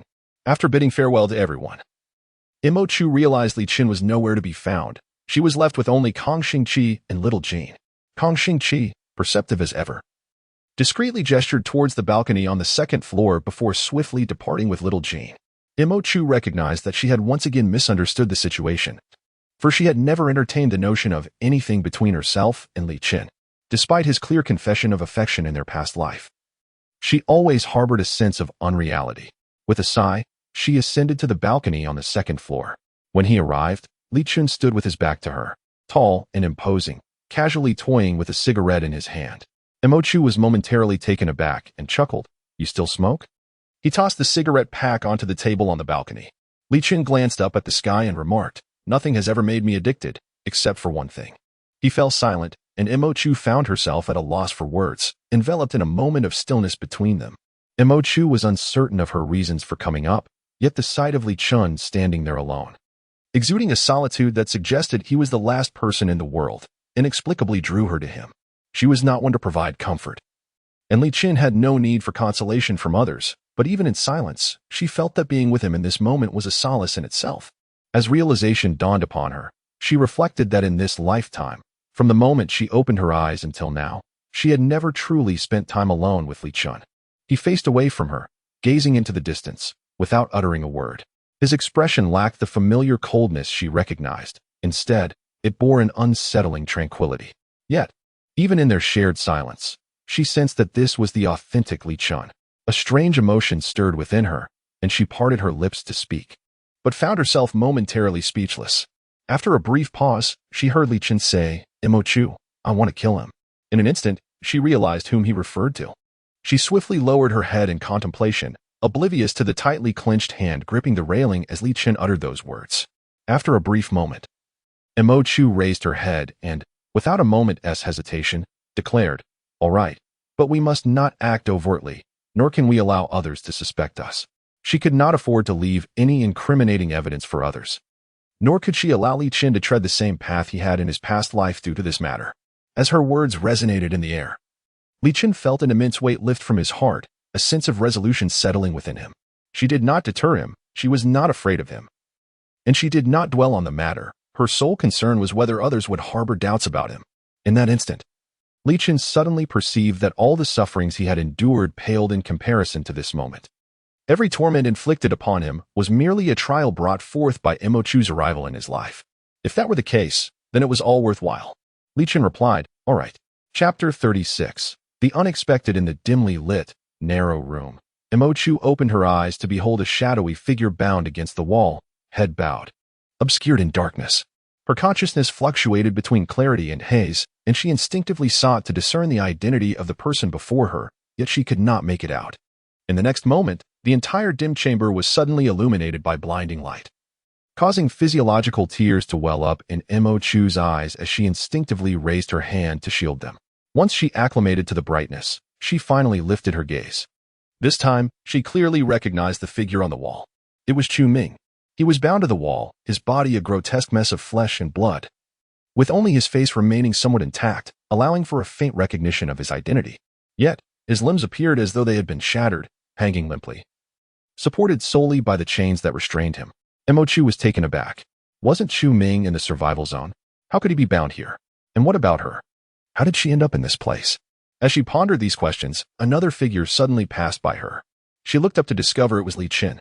A surge of joy flooded Mo Chu's heart. Li Chen had come to find her. Regardless of where they were, he would surely lead her to safety. However, in the next moment, Li Chen walked past her directly towards the bound Chu Ming, seemingly oblivious to her presence.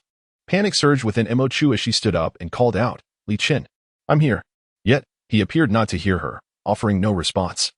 It was then that Mo Chu discerned the expression on his face, an unmistakable aura of lifelessness and indifference that she had never encountered in the Li Chen she knew. At that moment, it seemed as though the world had faded from his sight. The destruction or preservation of this realm held no significance for him. This gaze belonged to one who was utterly detached from existence. The Li Chen she knew was not like this. He could not possibly be so unencumbered by the world. Stunned, Mo Chu instinctively reached out for him, but despite his proximity, her hands passed right through his form. In that instant, an epiphany struck her. This was a dream. Upon realizing that this was merely a dream, Mo Chu let out a sigh of relief. It was just a dream. The Li Chen she knew was not like this. He was not so solitary. She lifted her gaze and beheld Li Chen leisurely approaching Chu Ming, who was bound to the wall, standing just a step away, merely observing him. Mo Chu grasped the nature of this dream. She was witnessing the torment of Chu Ming at Li Chen's hands for 3 days and nights in her past life. Suddenly, anxiety gripped her. Under her tense scrutiny, Li Chen ignited a cigarette but refrained from inhaling. Instead, he extinguished it directly on Chu Ming's body. Chu Ming jolted awake in pain. Li Chen remarked nonchalantly, "Awake. Are we?" Upon seeing Li Chen, Chu Ming's expression twisted as if confronted by a malevolent spirit. He wept and laughed, teetering on the brink of madness, his mind unraveling. He incessantly repeated a phrase, transitioning from indistinct murmurs to increasingly clear declarations. Mo Chu heard him utter, "Li Chen, you will face retribution. You will face retribution." Li Chen chuckled softly and replied, "Do you think I care?" This statement seemed to provoke Chu Ming. He abruptly regained clarity and screamed frantically, "They are all searching for me. They will know you killed me. Li Chen, you will become a pariah, hunted by all. You will be reviled by the masses. Even in my death, you shall not find peace." Li Chen erupted into laughter, and after a moment, he gazed at Chu Ming and said, "So what? Hunted by all? No, with power, they will only fear me. They will dread me, yet remain utterly helpless against me." As he spoke, an expression of cold indifference and arrogance graced his face. Mo Chu stared blankly at him. He was indeed correct. In her previous life, everyone feared him, and none dared to utter his name. He lived atop a pedestal, instilling terror in all. Yet, she recalled Li Chen of this life. In this existence, he would smile, engage her in conversation, and occasionally respond to the jest of others. Suddenly overwhelmed, Mo Chu rushed forward and grasped his arm. This time, she successfully made contact with him. In Li Chen's astonished gaze, she exclaimed, "Li Chen, it is not like this. It is not like this. What is it not like?" A pillow was hurled directly at Mo Chu's head, causing her to jolt upright. Yet, In the dimly lit bedroom, she found Kang Xingqi standing before her, clutching a pillow. Imochu gazed at her for a moment before exhaling in relief. She wiped the sweat from her forehead and shook her head, saying, "It's nothing. Just a nightmare. Nearly a nightmare." She glanced at the darkening sky and frowned. "Why did you wake me up when it's still not dawn?" Kang Xingqi's countenance abruptly turned grave as she spoke in hushed tones. "Professor Xie and the others are in trouble." With a furrowed brow, Kang Xingqi continued, "Li Chen is waiting outside for us. You must get up. We need to discuss this in detail." Only he understood the resources they required at this moment. He would accompany them to spare the ability users from an arduous journey with no fruitful outcome. Ying Yi, the senior who had accompanied Professor Xie, initially intended to dissuade him from taking risks, but after futile persuasion, he had no choice but to follow suit. What initially began as a routine collection of supplies transformed into a significant operation with the involvement of Professor Xie. Yet, the situation did not pose considerable danger, as the area designated for collection was not densely populated with zombies. Even a small team would have faced minimal risk. However, the deployment of numerous teams led to a 1 in 10,000 chance of encountering trouble, and it was precisely this unlikely scenario that Professor Xie and her team found themselves in. A horde of zombies? Upon hearing these words, Imochu abruptly turned her head. "Yes, a horde of zombies," Kang Xingqi replied as they descended the stairs together. Imochu furrowed her brows. "Another horde?" She quickly inquired, "What is the current situation with Professor Xie?" As they hurried down the stairs, Li Chen was already waiting for them below. Upon seeing Imochu, the tension in his brow gradually eased. "Let's go," he said. Imochu instinctively slowed her pace, recalling the dream she had just experienced. She had awakened from it with vivid memories of every frame, and upon seeing him again, she felt a disconcerting sense of distance, as if they were separated by lifetimes. She wondered if, during his 3-day torment of Chu Ming in a past life, Li Chen had felt as he did in her dream. She questioned whether he had been prepared to be feared and reviled by all. Yet, in this lifetime, she would never allow it to happen. The Li Chen she knew was not a ruthless killer. He was simply Li Chen. After gazing at him for a moment, her resolve solidified, and she nodded decisively. "Let us go." 3 individuals ventured forth to the experimental area where the students resided. The students were in disarray, flailing about like headless flies. One was urging their senior to rise, another was inquiring about their junior's whereabouts, while yet another was quietly weeping. Even Ying Yi, whom she deemed the most reliable, appeared utterly overwhelmed. Imochu let out a soft sigh and declared loudly, "Enough. Everyone, quiet down." The chatter ceased abruptly, and all eyes turned towards her, instantly silencing the chaos. With her life-saving influence, Imochu's words still held weight.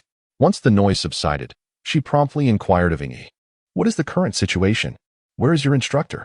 Imochu continued, "So, what are your plans now? Are you not considering going over?" Ying Yi hesitantly replied, "We wish to go, but he is correct. Our presence would only complicate matters." Imochu swiftly interrupted, "Let us proceed together." Ying Yi looked up in shock. "Imochu." Another voice hesitated, "But they've said we cannot go." Imochu sighed deeply. She genuinely felt that these students had been shielded too well under their instructor's protection, to the extent that even after all this time in a post-apocalyptic world, they still retained the innocence of university students who had yet to enter society. Frustrated, she admonished, "Your own instructor, your own seniors, these are your people. Can you truly entrust your safety to a group of outsiders? Whatever outsiders dictate, you will follow, and when disaster strikes, you might not even realize how it happened." Ying Yi looked up in astonishment. Imochu held a favorable impression of this group of students. They were innocent yet sincere, kind-hearted yet not naively so, possessing a healthy sense of vigilance, and open to suggestions. Thus, she was more than willing to impart her knowledge to them.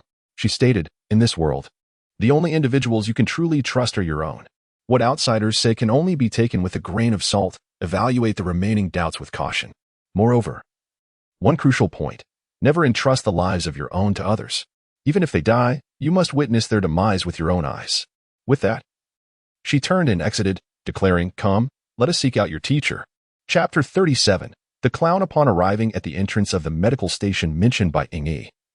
They were predictably halted. The individual blocking their path was a familiar face, the very Captain Gu who had guided them into the Black Sea survival zone. Captain Gu first scrutinized Imochu and her companions before shifting his gaze to Ying Yi and her group, displaying a hint of impatience, albeit mustering some semblance of patience to inquire, "Miss Ying Yi, what brings you here? Were you not instructed to await news in the experimental area?" Ingyi instinctively sought Imo Chu's assistance, but, recalling the numerous predicaments they had already caused her, she resolutely restrained herself. Instead, she met Captain Gu's gaze directly and replied, "My fellow students and I were concerned. We came to check on our teacher and seniors." Upon hearing this, Captain Gu regarded her as one might a disobedient child, shaking his head and stating, "I understand your concern for the teacher. However, the medical station is exceedingly small, and we are understaffed. Your presence not only fails to assist us but also necessitates diverting personnel to oversee you, further worrying your teacher. Heed my advice and refrain from causing any disruption.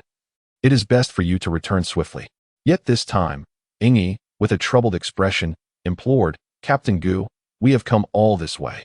Please allow us to see the teacher, for we are truly uneasy." Captain Gu maintained a demeanor that suggested he believed they were jesting.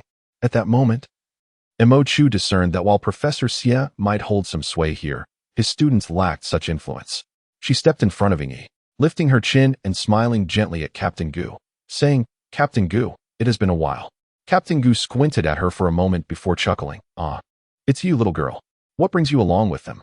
Imo Chu replied with a smile, "I am here to save lives." Captain Gu laughed. "Our medical station is fully equipped. What exactly are you here to rescue?" Imo Chu maintained her cheerful demeanor, saying, "I specialize in healing." Captain Gu's patience began to wane. "I have already mentioned that we have everything. We even have a healing department." Before he could finish, Imo Chu calmly interjected, "I am a second-tier healer, which I suspect you do not possess. I boldly conjecture that I am the only second-tier healer on the entire continent, aside from myself." This time, Captain Gu was rendered utterly speechless. Not only is there a scarcity of second-tier healers, but second-tier supernatural beings are remarkably rare as well, let alone the allocation of resources for healing. Imo Chu's smile softened further, and she inquired, "If there is none, can we still enter?" She had heard that Ingyi's senior brother was injured, yet the nature of his wounds remained unknown. Every passing second this evening could prove fatal. Having spoken, she paid no heed to the man's response and strode forward. Captain Gu attempted to intercept her but was subtly restrained by Li Chen's hand on his arm. A throng of individuals followed closely behind Imo Chu as they entered. Captain Gu, with a dark expression, trailed in after them. The medical station was indeed small, hardly larger than 2 community clinics. It wasn't long before Imo Chu spotted the distinguished Professor Xie, his white hair making him particularly conspicuous amidst the crowd. Before Imo Chu and her companions could approach, a man in a white coat shook his head before Professor Xie, saying, "Professor Xie, the medical conditions in the survival zone are dire. Your student's wound is excessively large. We cannot staunch the bleeding. The healing powers of the healers are ineffective, and we are still uncertain if the zombie virus has spread throughout his body. It is truly..." He shook his head in despair. Imo Chu overheard this, as did the other students. Ingyi's complexion immediately turned pale. She rushed forward, and upon reaching her teacher, tears streamed down her face. Her voice trembled with sorrow as she implored, "Teacher, my senior brother." Professor Xie fell silent for a moment, his voice heavy with grief as he replied, "It is my inadequacy." Imo Chu sighed softly and stepped forward. She immediately spotted an individual lying before Professor Xie's modest sickbed, surrounded by several doctors and healing ability practitioners. The person on the bed had their right leg severed below the knee, and the wound was bleeding profusely. A few healing practitioners were exerting their utmost efforts to stem the flow of blood, while several doctors hung blood bags for transfusion. Yet, despite their endeavors, the blood continued to spill, saturating half the bed. It was evident that the student was drawing more breaths than he was exhaling. Imo Chu softly inquired, "Professor Xie, what is the condition of your student?" Professor Xie looked at her in astonishment. Imo Chu, however, he quickly recalled her identity as a healing ability practitioner and realized that she might be the one capable of saving his student's life. He hastily explained, "He was bitten by a zombie on his calf while trying to save me. In an effort to halt the spread of the virus, I immediately severed his calf. But now our medical supplies are limited, and the bleeding won't stop." Upon hearing that he had acted swiftly to amputate the student's leg, Imo Chu felt a wave of relief wash over her. If the amputation had been performed immediately, the likelihood of the virus spreading was significantly reduced. If the virus had not disseminated, her task now was solely to control the bleeding, which posed no challenge for her. The virus was the real concern. She needed to ascertain that the virus had indeed not spread before she could intervene to save him. Without hesitation, she approached the bed. A nearby doctor, who had been hesitating to speak during their conversation, finally could not contain himself and said, "Young lady, the wound is far too extensive. It cannot be contained." With that, he placed his hands above the student's severed leg, prompting the healing practitioners to instinctively release their hold. As they did, the tenuously controlled wound threatened to erupt in a torrent of blood once more. Captain Gu, unable to restrain himself, scoffed from the sidelines. "I told you not to let them in to create chaos." Meanwhile, a healer, in a moment of panic, was about to rush forward, only to notice that the girl they were all watching remained utterly composed, disregarding Captain Gu's mockery. With a flicker of azure light emanating from her palm, the grievous wound that seemed on the brink of catastrophic bleeding was miraculously halted. The healer, halfway through their motion, widened their eyes in astonishment. The mocking expression on Captain Gu's face froze, rendering it particularly ludicrous.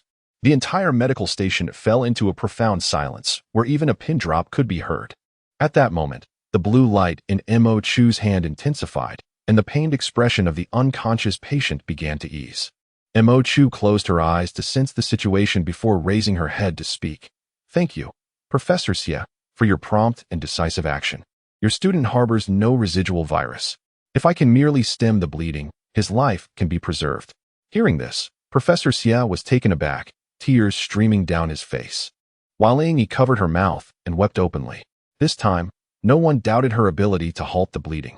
The nearby ability users widened their eyes, gazing at her as if witnessing a miracle. The blue glow enveloped Mo Chu's entire palm, then vanished into the patient's body, and almost visibly, a transparent membrane formed over the severed limb. The bleeding had truly ceased. Professor Xie inhaled deeply, straightened his posture, and bowed respectfully to Mo Chu. Startled, she hurried forward to support him. Professor Xie was helped to his feet without any resistance. He said, "Miss Mo, I owe you once again. A great favor is not to be repaid with mere words.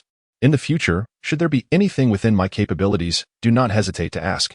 I, Xie Yuan, shall never decline." His words resonated with authority, causing everyone present to draw in a sharp breath. To secure the promise of such a prominent figure in the industry is a realization that any sensible person would grasp. This girl is not to be underestimated. Mo Chu was acutely aware of the implications of Xie Jinyuan's declaration. She had not anticipated such a profound commitment from him, nor did she expect him to voice it in front of so many witnesses. Gratitude can be expressed in private, but by declaring it publicly, he effectively aligned himself with Mo Chu. Henceforth, anyone contemplating ill intentions towards her would have to consider whether they could withstand the ire of a formidable industry titan, one who had numerous bases ready to act at a moment's notice. Instinctively, Mo Chu glanced towards Li Chen. Xie Yuan smiled with relief and nodded. A concerned doctor gasped in dismay and rushed over, but it was evident that assistance was futile. Mo Chu furrowed her brow, puzzled by their intrusion. Before she could voice her questions, Xie Yuan frowned and addressed Captain Gu. "This is the refusal to allow Xie Lao's students to approach while notifying Chu Ming's ability team suggested that Chu Ming was faring quite well here." Mo Chu chuckled softly. However, in the next moment, she heard Xie Yuan's calm voice say, "Captain Gu, you seem to have misunderstood. We have no dealings with Captain Chu. It would be inappropriate to trouble him with such matters." Chu Ming's complexion turned as pale as snow. Captain Gu was taken aback. "But did you not arrive with them?" Xie Yuan chuckled lightly, merely hitching a ride on a helicopter. "In truth, I encountered Captain Chu before boarding the helicopter and found myself equally perplexed." Captain Gu fell silent, casting a dark glance at Chu Ming. "So that is the case." Chu Ming stood rooted to the spot, despite the sweltering heat. He felt as though he were standing in a frigid wasteland. Each word uttered by Xie Yuan sent a chill deeper into his bones. He yearned to step forward and silence him, yet he found himself utterly immobilized. All eyes were upon him, and the piercing gaze of Captain Gu felt like a dagger against his skin. He understood better than anyone that his ability to navigate this environment with ease hinged solely on his connection with Xie Yuan, as everyone presumed him to be in the same camp. Their regard was merely a reflection of Xie Yuan's standing. He was acutely aware that Xie Yuan held him in disdain, but he never anticipated such unrelenting scorn from the old man. He even regretted coming here today. From this moment onward, everyone would be aware that Xie Yuan disavowed him. All the endeavors he had undertaken under Xie's name had now become a source of ridicule. Yet, what pained him the most was witnessing that old cur treat him like refuse while elevating those shameless individuals to positions of honor. It was still dependent on the healing abilities he had once scorned. This was more unbearable than death itself. Meanwhile, The gazes of Mo Chu and Li Chen bore down on him, devoid of hatred, triumph, consolation, or any emotion. They regarded him as nothing more than a mere jester. That was all. Chapter 38. Qin Shui. Since that day, Mo Chu had basked in the limelight, only to distinctly sense that she had become the target of scrutiny. They believed that Bai Shining and Mo Chu were part of the same team. Even Professor Xie was under the impression that Bai Shining's group had been formed after Mo Chu departed from Lin City. No one could have anticipated that Bai Shining and Mo Chu's team were merely two separate groups that fortuitously crossed paths. Bai Shining was oblivious to the unique nature of Mo Chu's healing ability. Initially, he managed to gloss over it a couple of times, but as occurrences multiplied, even the naive Bai Shining began to sense something amiss. Upon the urging of their vice captain, he hurriedly approached Mo Chu to discuss his observations. Mo Chu had assumed that after declining the Special Operations Team's invitation, they would cease their pursuits. To her astonishment, they had instead targeted Bai Shining. This only heightened Mo Chu's suspicions regarding the peculiarities of this survival zone. Their initial engagement with the Special Operations Team could be interpreted as an attempt to recruit her. However, after their captain's team had been rebuffed by her, they fell silent, subsequently resorting to discreet inquiries through Mo Chu's own teammates. The methods they employed were subtle and meticulous, leading her to believe that their intentions were far more genuine in seeking information about her abilities than in their previous recruitment efforts, which felt utterly perfunctory, as if merely following a protocol. Now that the procedure had concluded, it seemed their true objective was to painstakingly extract information about Mo Chu's powers. Mo Chu remained perplexed by their motives, yet her instincts warned her that no good could come from this situation. From the bizarre zombie horde to the inexplicable attempts at recruitment, this survival zone was replete with anomalies. After listening intently, Mo Chu fell into deep contemplation. During her reverie, Bai Shining sat in the living room, indulging in the delightful snacks that Kang Xingqi had casually prepared, devouring them one after another. In no time, he had consumed more than half of the delicacies that Mo Chu had only just sampled. Xiao Jin, unable to bear the sight, attempted to snatch a snack, only to have a paw firmly placed on his hand, accompanied by a reproachful glare. Bai Shining, maintaining his composure, tried to discreetly retrieve his prize from beneath the dog's paw. At that moment, Mo Chu suddenly spoke. "Captain Bai, I must ask you to endure a slight inconvenience over the next few days. Please remain here in the villa and refrain from venturing outside, if you would." Bai Shining quickly straightened up, feigning ignorance of the preceding events, and without inquiring about the situation, readily agreed. "Of course, we were all homebodies before the apocalypse. You needn't worry. Even if it were half a month, we could endure it." Mo Chu couldn't help but smile. However, with the Black Sea survival zone so brazenly inquiring about her, she realized she could not remain passive for long. A lesson had to be imparted to ensure they acted with more discretion. She motioned for Li Chen, lowering her voice. "Li Chen, find a way to locate the individuals who have been inquiring about me through Bai Shining. Give them a lesson. No harm should come to them. But they need to be silenced for a few days." Li Chen glanced out the window and replied, "I can act immediately." This indicated that he had already taken note of those seeking information about Mo Chu. Collaborating with a formidable ally felt distinctly different. Mo Chu patted his shoulder, signaling for him to proceed discreetly and deliver a lesson. Li Chen nodded, then swiftly vanished from sight. Bai Shining was left utterly astonished. Mo Chu set her mind at ease, and then turned to Ying Yi to discuss matters concerning the healers of supernatural abilities.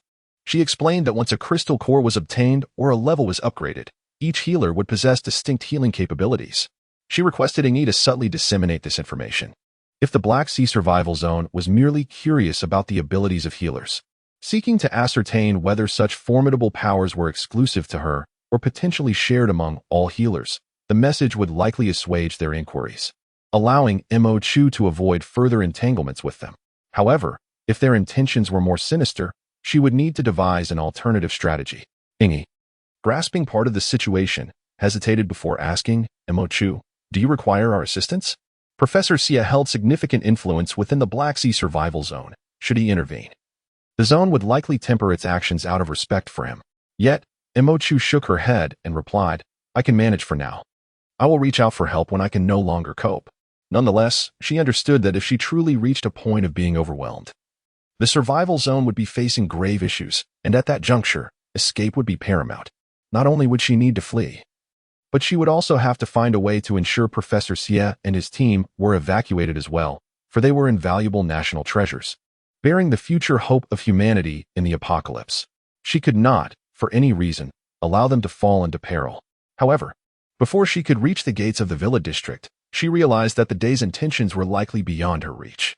She spotted the long-lost Qin Shui standing at the entrance, exposed to the blazing sun. It was unclear how long she had been there, appearing somewhat forlorn and pitiable. Upon seeing Mo Chu, she took a couple of steps forward and called out, "Mo Chu." It turned out she was indeed searching for her. This was not good. It seemed that today she would truly be deprived of that morsel of delicacy. Mo Chu hesitated, her smile fading as she regarded Qin Shui for a moment before responding with a faint smile. "Qin Shui, it has been a long time." The first time Mo Chu laid eyes on Qin Shui was at the very moment she opened her eyes to the world. She had rescued Li Chen, while her dear friend Qin Shui kept her distance. The last time she encountered Qin Shui in her previous life was when she made the decision to leave. At that time, Qin Shui had reluctantly become Chu Ming's lover, simultaneously confiding in Mo Chu about her unavoidable circumstances while handing her a bowl of congee mixed with ingredients after Mo Chu had endured 2 days of hunger. By then, Chu Ming's patience with her had reached its breaking point, and Mo Chu found herself plotting her escape while incessantly speculating on the manner in which he would strike. The answer stood before her, a bowl of congee offered by her friend. She gazed at Qin Shui for a long while before accepting the bowl. As Qin Shui unconsciously smiled, Mo Chu summoned her last reserves of strength and poured the scalding congee into her mouth. She discovered a crystal core from Qin Shui, and with that precious core in her famished body, she fled. The next time she heard news of Qin Shui, someone informed her that Chu Ming's lover had been pushed out to confront the zombies. At that moment, her heart stirred not a single ripple. In this lifetime, the inexplicable butterfly effect has led Qin Shui to compromise far earlier than in her previous existence. She gazed at Mo Chu in silence, and gradually, Qin Shui became increasingly uneasy. Forcing a smile, she ventured, "Ah Chu, it has been quite some time since we last met. Aren't you going to say anything to me?" Mo Chu responded with a gentle nod and a smile. It has indeed been a while. Yet, with that smile, Qin Shui felt her heart sink. She understood all too well that she could no longer decipher Mo Chu. In the past, Mo Chu's emotions were transparent, and had she harbored resentment, she would not hesitate to voice it. If she felt animosity, she would simply turn away. Having spent so much time together, Qin Shui believed she could rely on her understanding to gauge Mo Chu's reactions. Chu Ming shared this sentiment, yet now, confronted with Mo Chu's calm and courteous demeanor, her heart grew cold. She realized that her mission was in jeopardy. What would happen to her if she failed? The thought consumed her, almost to the point of obsession, causing her to forget Mo Chu's presence entirely. Noticing Qin Shui's prolonged silence, Mo Chu began to step away. Suddenly jolted back to reality, Qin Shui lunged toward her. However, Mo Chu was no longer the same person she once knew. As Qin Shui rushed forward, Mo Chu instinctively seized her arm in a firm grip. Since being by Chu Ming's side, aside from enduring occasional verbal and physical torment from him, Qin Shui had not faced much suffering. The pain of her arm being twisted behind her elicited a cry from her lips. In a panic, she shouted, "Mo Chu, please let go of me." Mo Chu paused for 2 seconds before finally releasing her grip, saying, "I apologize, it was a reflex." Qin Shui lowered her head, rubbing her arm, a flicker of resentment flashing in her eyes. However, when she lifted her gaze, her expression transformed into one of pitiful vulnerability. "Mo Chu," she pleaded, "my arm hurts terribly. Could you please let me in to sit for a while?" Mo Chu merely smiled at her, remaining silent. Tears suddenly welled up in Qin Shui's eyes as she spoke with a choked voice. "Ah Chu, I truly missed you after you left. I've been having a difficult time, living in constant fear, and as for Chu Ming, Mo Chu, I realize I have wronged you, but I had no choice. Could you?" Mo Chu shook her head, interrupting her. "Qin Shui, you have not wronged me at all." Qin Shui's heart leaped with joy, thinking she had softened, and immediately responded, "Mo Chu, you are willing to forgive." But Mo Chu shook her head again, smiling as she said, "We were never particularly close. Your choices are your own. So what is there to forgive?" Qin Shui's smile froze on her face. She forced a response, "How could we not be close?" "We." Mo Chu stepped forward, pressing down on her shoulders, rendering her motionless. In her past life, she had been bothered by that bowl of porridge. In this life, she found little to be troubled by. She gently pushed against Qin Shui's rigid shoulders and softly warned, "Also, I advise you to be cautious of Chu Ming. If he is capable of pushing someone once, he can certainly do so a second time." Outside, Qin Shui stood in a daze, and Mo Chu was uncertain when she had departed. Yet, that night, she slept particularly well. However, it seemed that fate was determined to conspire against her. After enduring numerous restless nights, she finally managed to enjoy a peaceful slumber, only to be jolted awake at 10 o'clock by a piercing scream. Mo Chu, feeling irritable, sat up abruptly, only to hear a panicked voice cry out, "Enemy attack! A horde of zombies! The zombies are back!" Chapter 39. What a coincidence! Mo Chu was instantly alert. She hastily gathered her belongings, and just as she stepped onto the staircase, a second-tier zombie suddenly burst through the window, launching a precise assault in the darkness. The sudden shock sent her nerves into overdrive, and her instincts kicked in as she swiftly blocked the creature's claws with her knife.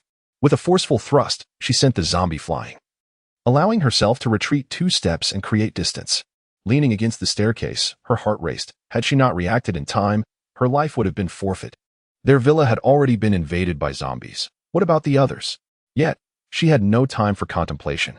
In the enveloping darkness, the second-tier zombie she had just repelled could charge at her at any moment.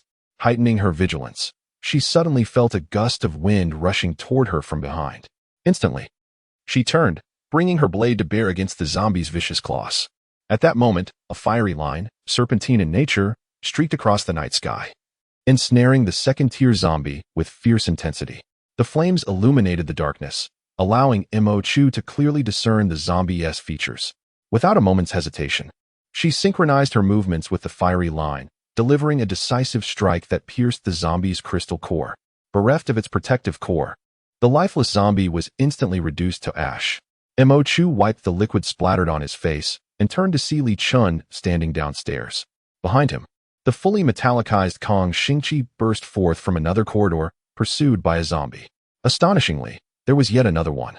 Upon spotting them, Kong Xingqi called out frantically, as if he had encountered family. Mo Chu, hurry, hurry! The zombie was incinerated, revealing a second-tier crystal core that had fallen from its head. As they spoke, chaos erupted outside, with countless voices crying for help and others screaming in terror. Mo Chu's expression shifted. This was dire. Quick, come with me to save them. The cries for help sounded alarmingly close. Surely, Professor Xie and his group were also in peril. Furthermore, the scream that had just roused Mo Chu mentioned that the horde of zombies was returning. What could that again possibly signify? The trio raced towards the experimental zone, encountering a disheveled team led by Shining, who appeared equally bewildered, clearly having endured a fierce battle. Thus, the 2 groups proceeded together to the experimental zone. Upon arrival, however, Mo Chu discovered that the situation there was far more favorable than he had anticipated. Outside the experimental zone, 2 special operations teams had quickly gathered. When Mo Chu and his companions suddenly appeared, the 2 teams were on high alert. Had it not been for Mo Chu promptly revealing her identity, a confrontation might have ensued. The leader of the special operations team, a stranger, cautiously inquired, "Are you Ms. Mo Chu?" The team leader let out a sigh of relief, stating, "We arrived just in time. Xie Lao and the others are quite astute. They have taken refuge in the basement, and they are safe for now. We were preparing to send reinforcements to you, not anticipating your swift arrival." Mo Chu observed their neatly arranged formation, unable to suppress a frown. Their arrival was remarkably prompt. Even Mo Chu and her companions, who resided closest to the experimental zone, had not yet made it, yet the special operations team had already arrived. As they conversed, Ingi must have heard their voices, for she emerged from the door, visibly relieved upon seeing Mo Chu and the others. "You're all safe. That's wonderful."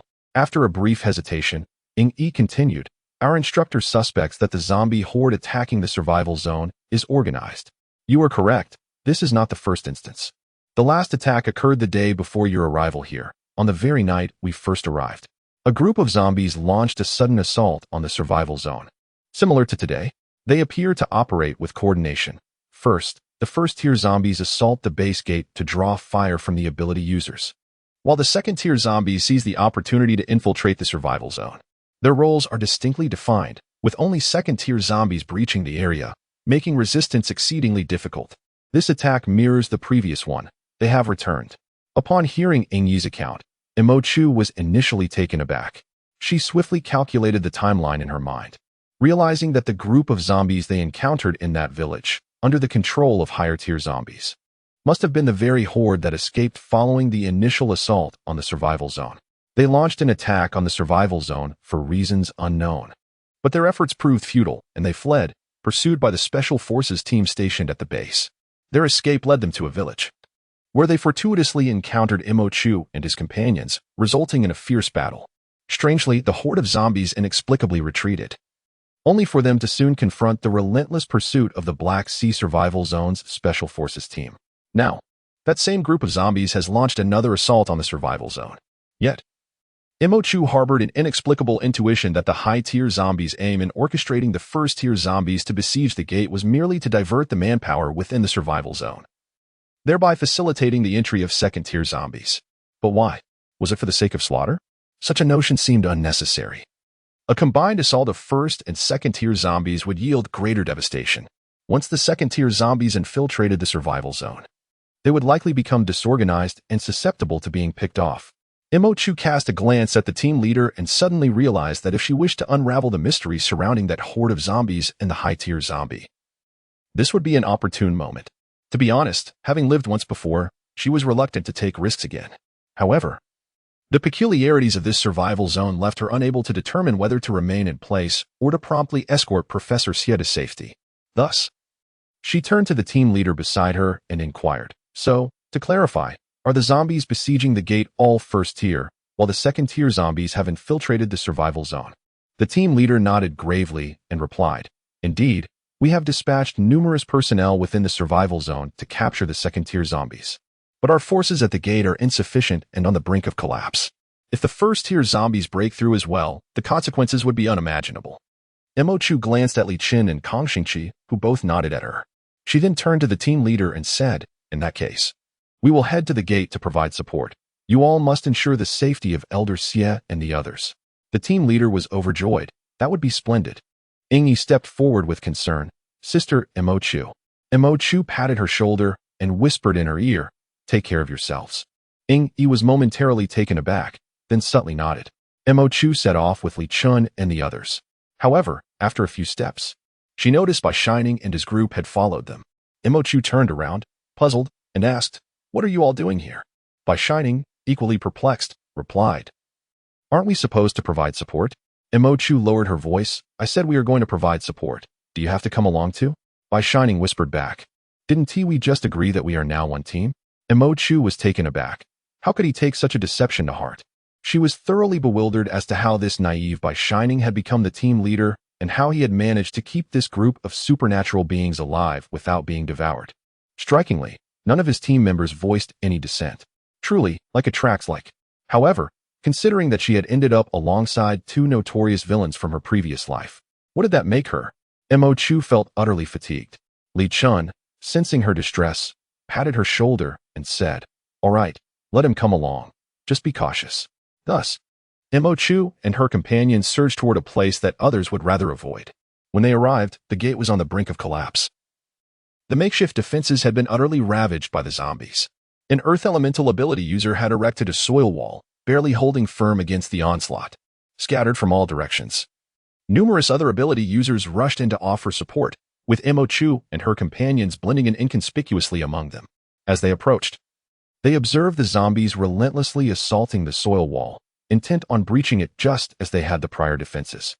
The ability user responsible for the wall was clearly nearing his limits, as the structure threatened to crumble under the pressure. Li Chen, witnessing the dire situation, leaped onto the soil wall, pressing his hands against it. Instantly, a fiery inferno erupted around the perimeter of the wall, incinerating the zombies that had been attempting to breach it. Their formation disintegrated in chaos. Both the special operations team and the reinforcements breathed a collective sigh of relief, and a wave of cheers erupted from the crowd. Amidst the jubilation, Imo-Chu distinctly heard a piercing howl, identical to those she had encountered before. Following the shriek, the flaming zombies abruptly broke away from their ranks, sparing the others from harm. Indeed, it was that high-level zombie exerting control over them. Imo-Chu swiftly ascended the soil wall, pulling Kang Xingqi up alongside her. Their synergy was impeccable, and together, they dispatched the zombies at a pace far exceeding that of their peers. However, Imo-Chu understood that this was but a temporary reprieve. As long as the high-level zombie remained, an unending tide of undead would continue to be summoned, ultimately exhausting the ability users. Her mission was clear. She must seize the opportunity to locate that high-level zombie. The last time it had eluded her, she vowed that this time, it would not escape her grasp again. As Mo Chu contemplated, she suddenly heard a familiar voice calling her name softly from beneath the earthen wall. Mo Chu. Raising an eyebrow, she inquired, "What brings you here?" Qin Shui hesitated before replying. "I came with Chu Ming. He mentioned that there are second-tier zombies in the survival zone, deeming it unsafe, and advised me to follow him." Indeed, with Qin Shui here, it was only natural that Chu Ming would be present as well. Glancing ahead, she soon spotted him behind Qin Shui, his expression devoid of emotion as he gazed at her. Mo Chu met his gaze and unexpectedly smiled. How fortuitous. Chapter 40. Appearance. Chu Ming had always believed that his life should not unfold in this manner. He and Li Chen, both hailing from orphanages, shared the same uncertainty regarding their parents and relatives, with even their names bestowed upon them whimsically by volunteers. Growing up together, these two individuals were destined to lead parallel lives, either soaring to great heights or descending into despair. Yet, Li Chen was different. Despite their identical backgrounds and status, Li Chen consistently overshadowed him, always claiming the top position. In his presence, Chu Ming could only remain a silent shadow.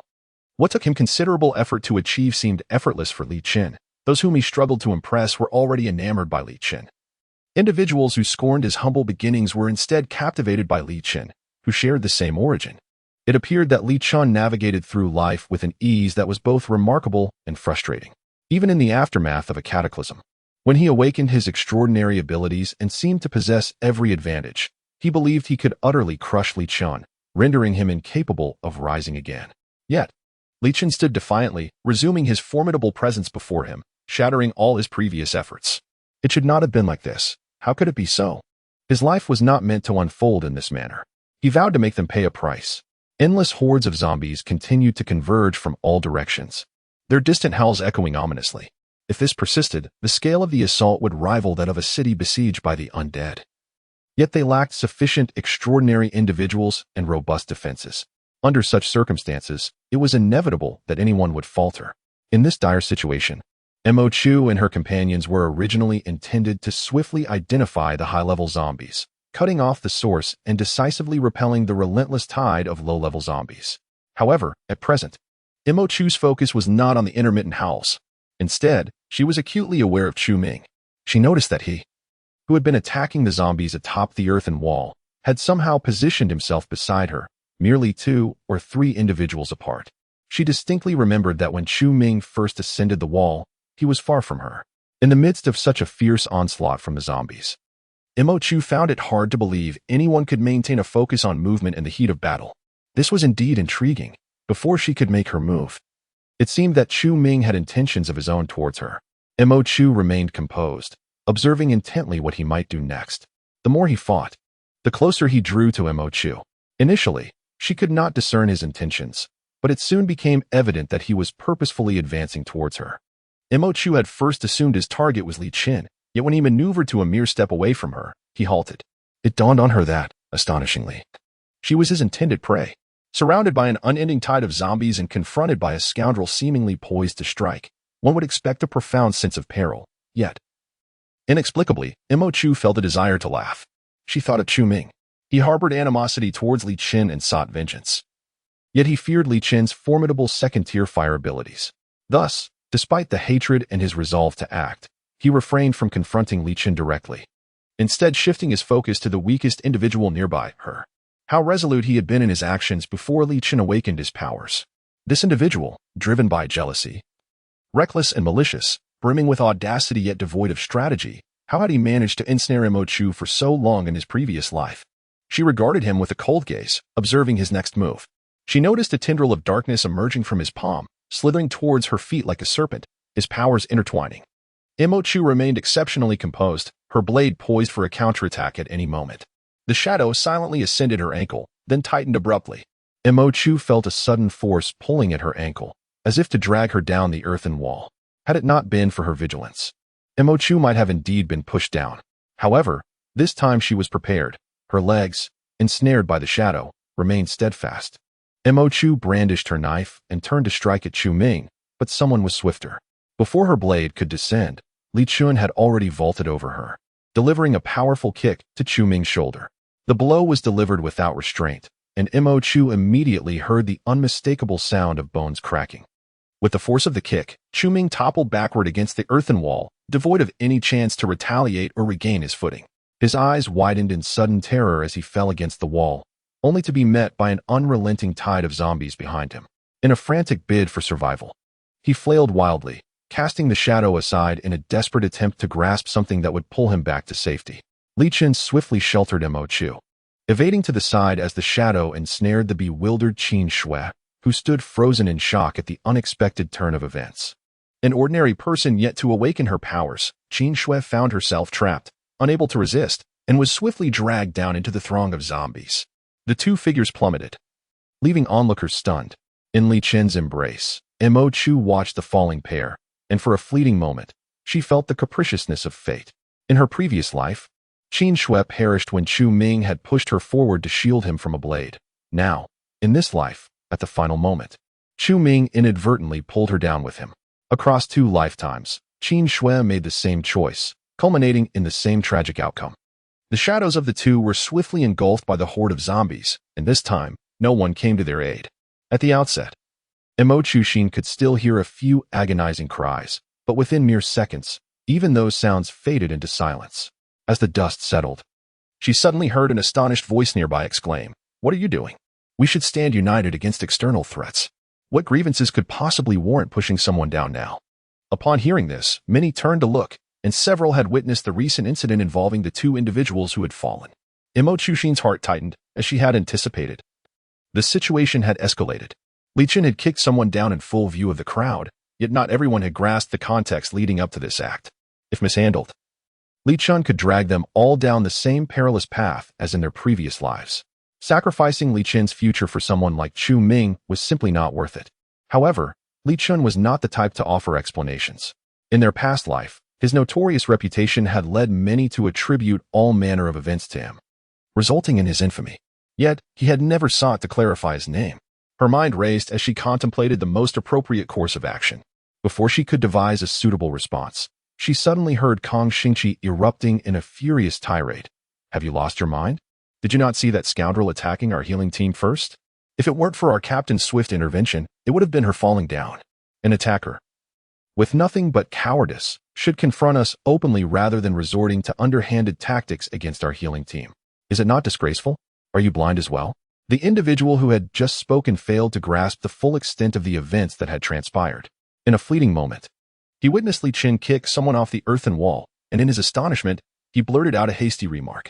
Now, as Kong Xingqi pointed an accusatory finger at him, he found himself momentarily speechless. Beside him, another person, straining his neck, inquired, "Is this just your perspective?" Before he could finish, all eyes were drawn to Li Chen, who, cradling Mo Chu, suddenly bent down and yanked a black shadow from her ankle, the very shadow that Chu Ming had ensnared her with. With flames of crimson licking at his hand, he incinerated the black shadow completely. At this point, no further words were necessary. The adversary's ability had already been entwined around her ankle, validating Kong Xingqi's previous assertions. The onlookers, upon witnessing the extraction of the ability from Mo Chu, were convinced beyond doubt. In a flash of inspiration, Mo Chu buried herself into Li Chen's embrace.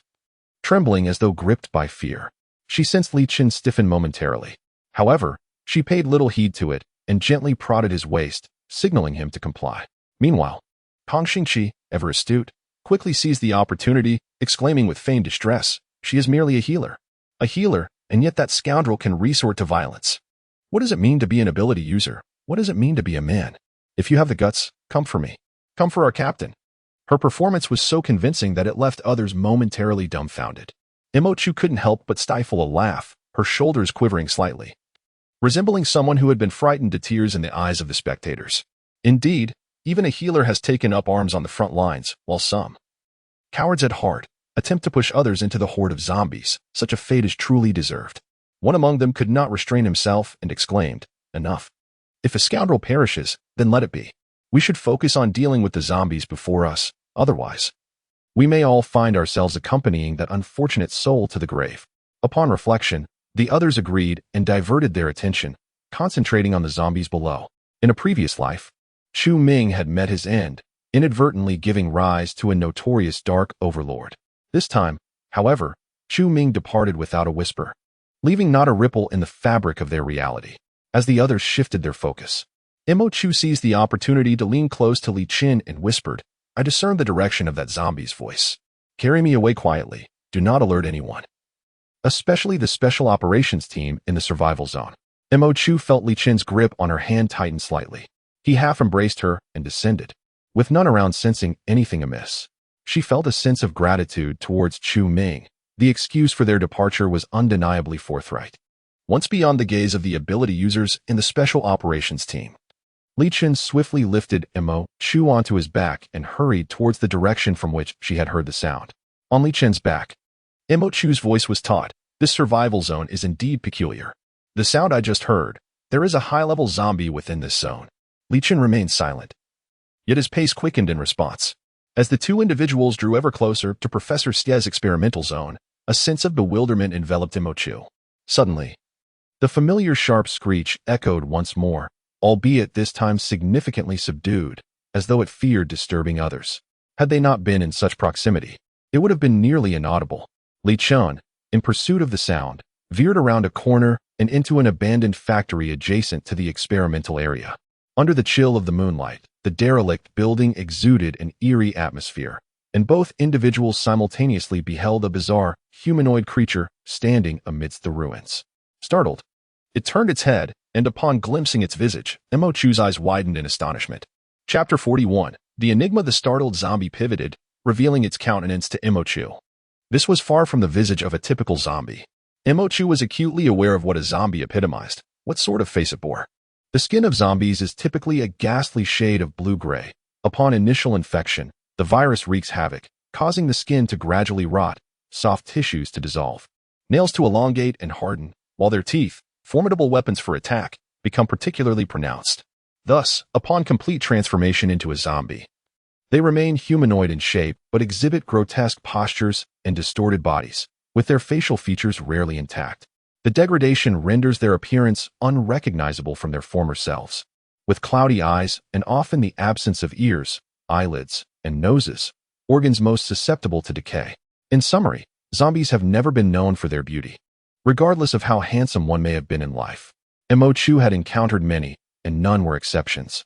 Yet the creature before her bore a perfectly normal human face. Its skin remained a muted grayish hue, limbs still contorted, yet that visage was undeniably human. The features were intact, eyes bright and clear, devoid of the sharp canines typical of a zombie. The sole distinction from an ordinary person was the ashen tone of its skin.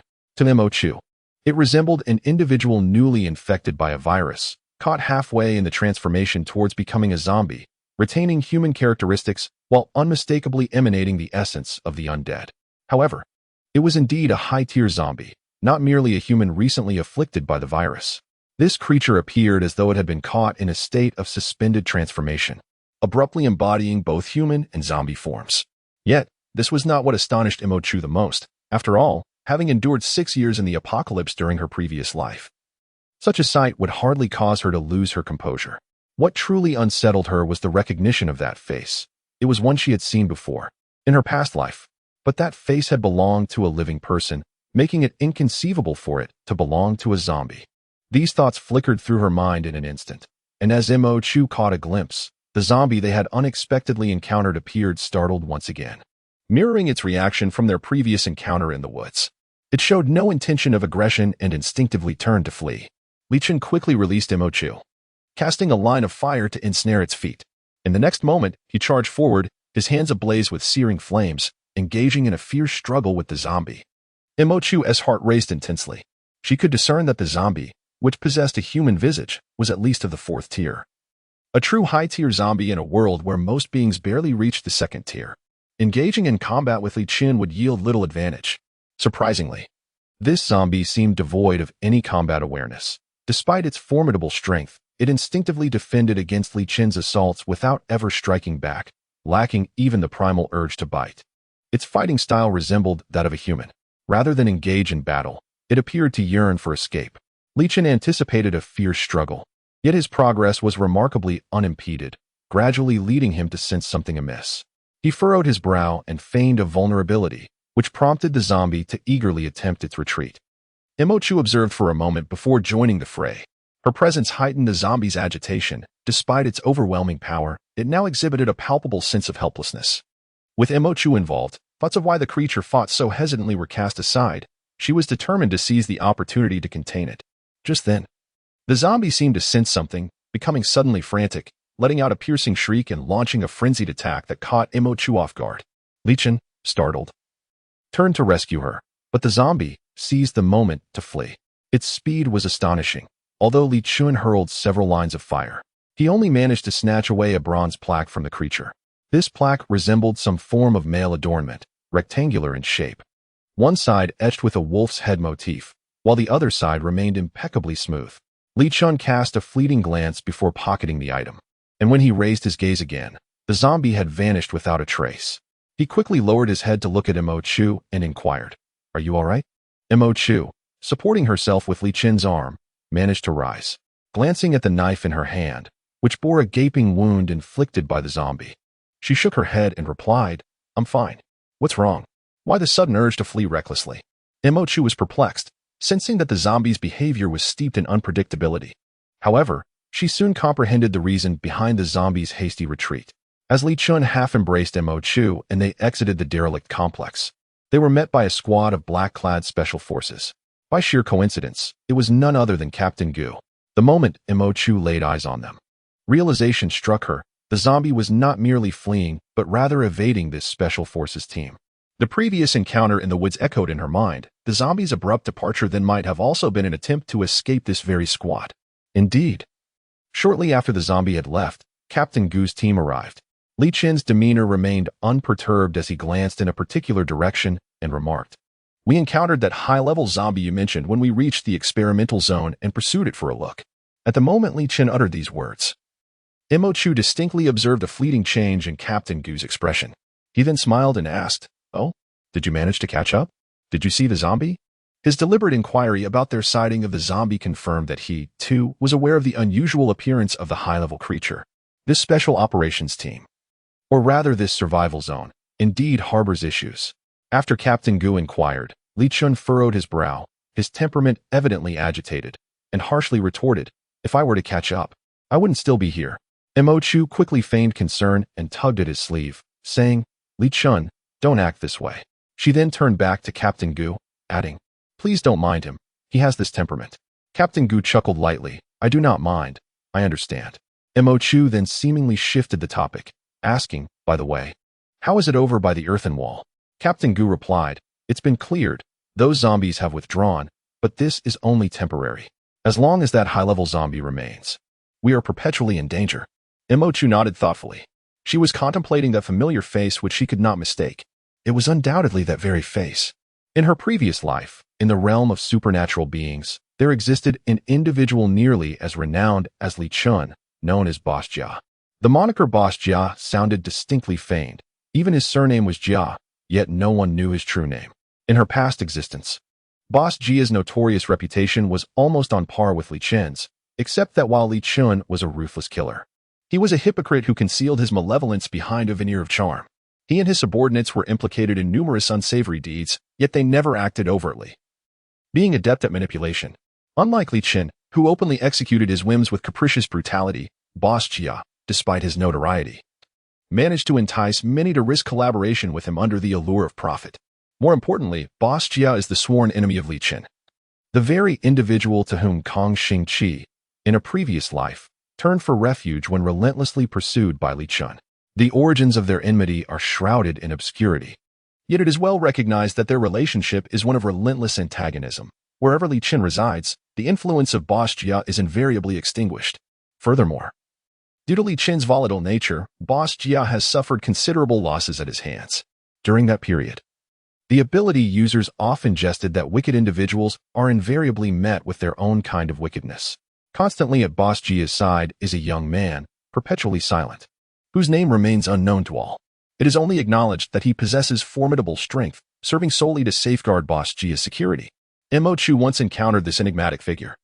At that time, she had barely been on White Island for 6 months when Boss Jia passed through their survival zone for a brief respite, inciting an atmosphere of tension among the inhabitants. Imochu presumed that the power struggles of the elite did not concern her, yet to her surprise, she beheld the shadowy young man accompanying Boss Jia.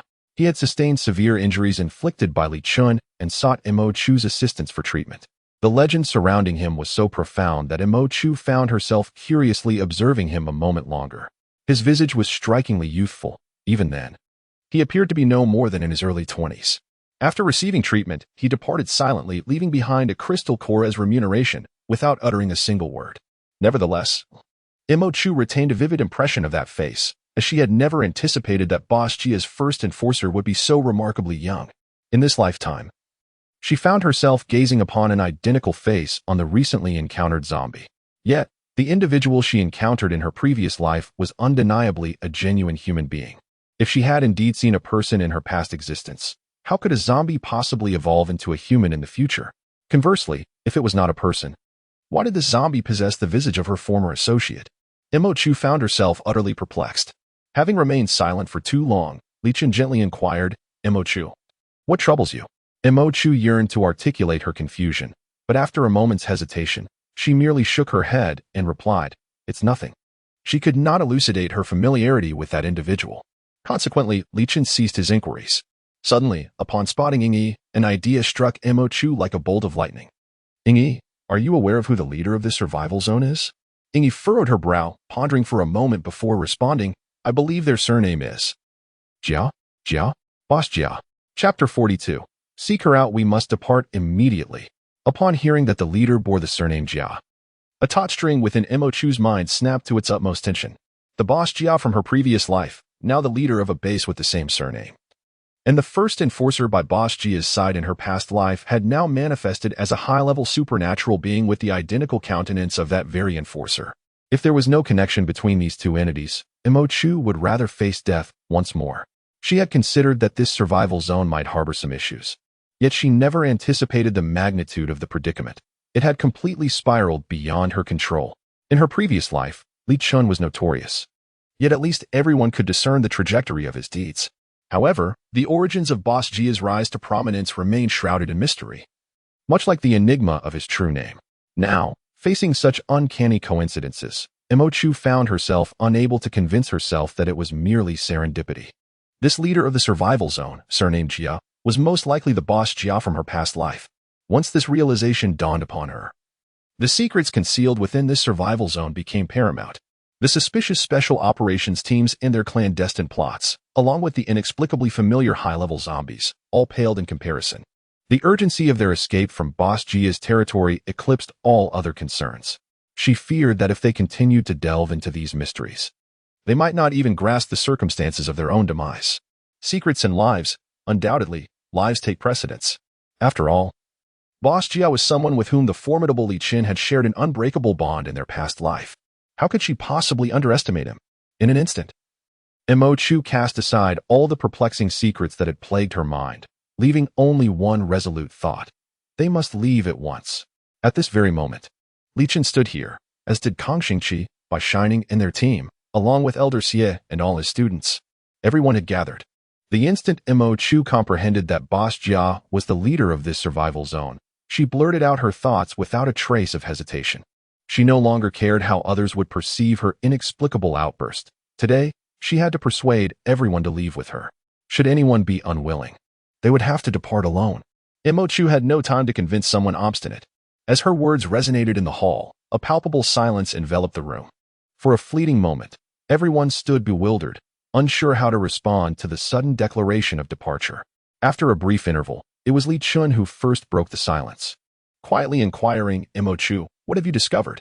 Kang Xingqi scoffed. Are you joking? Do you intend to leave us behind and go off on your own? Their unwavering attitude seemed to offer Mo Chu a semblance of support, alleviating some of her earlier anxiety upon realizing Boss Jia's identity. At the very least, regardless of her willingness to explain, there were those who would unreservedly choose to believe her. When she lifted her gaze to the others, her expression had become considerably more composed. Bai Shining and the others remained in a state of confusion. And Mo Chu did not expect their entire team to respond as swiftly as their adorably naive captain. Instead, she turned her attention to Professor Xie and his group. The expressions on the faces of Ying and the others varied. Some were filled with confusion, while others appeared anxious. Yet, no one spoke before Professor Xie broke his silence. He seemed to be deep in thought.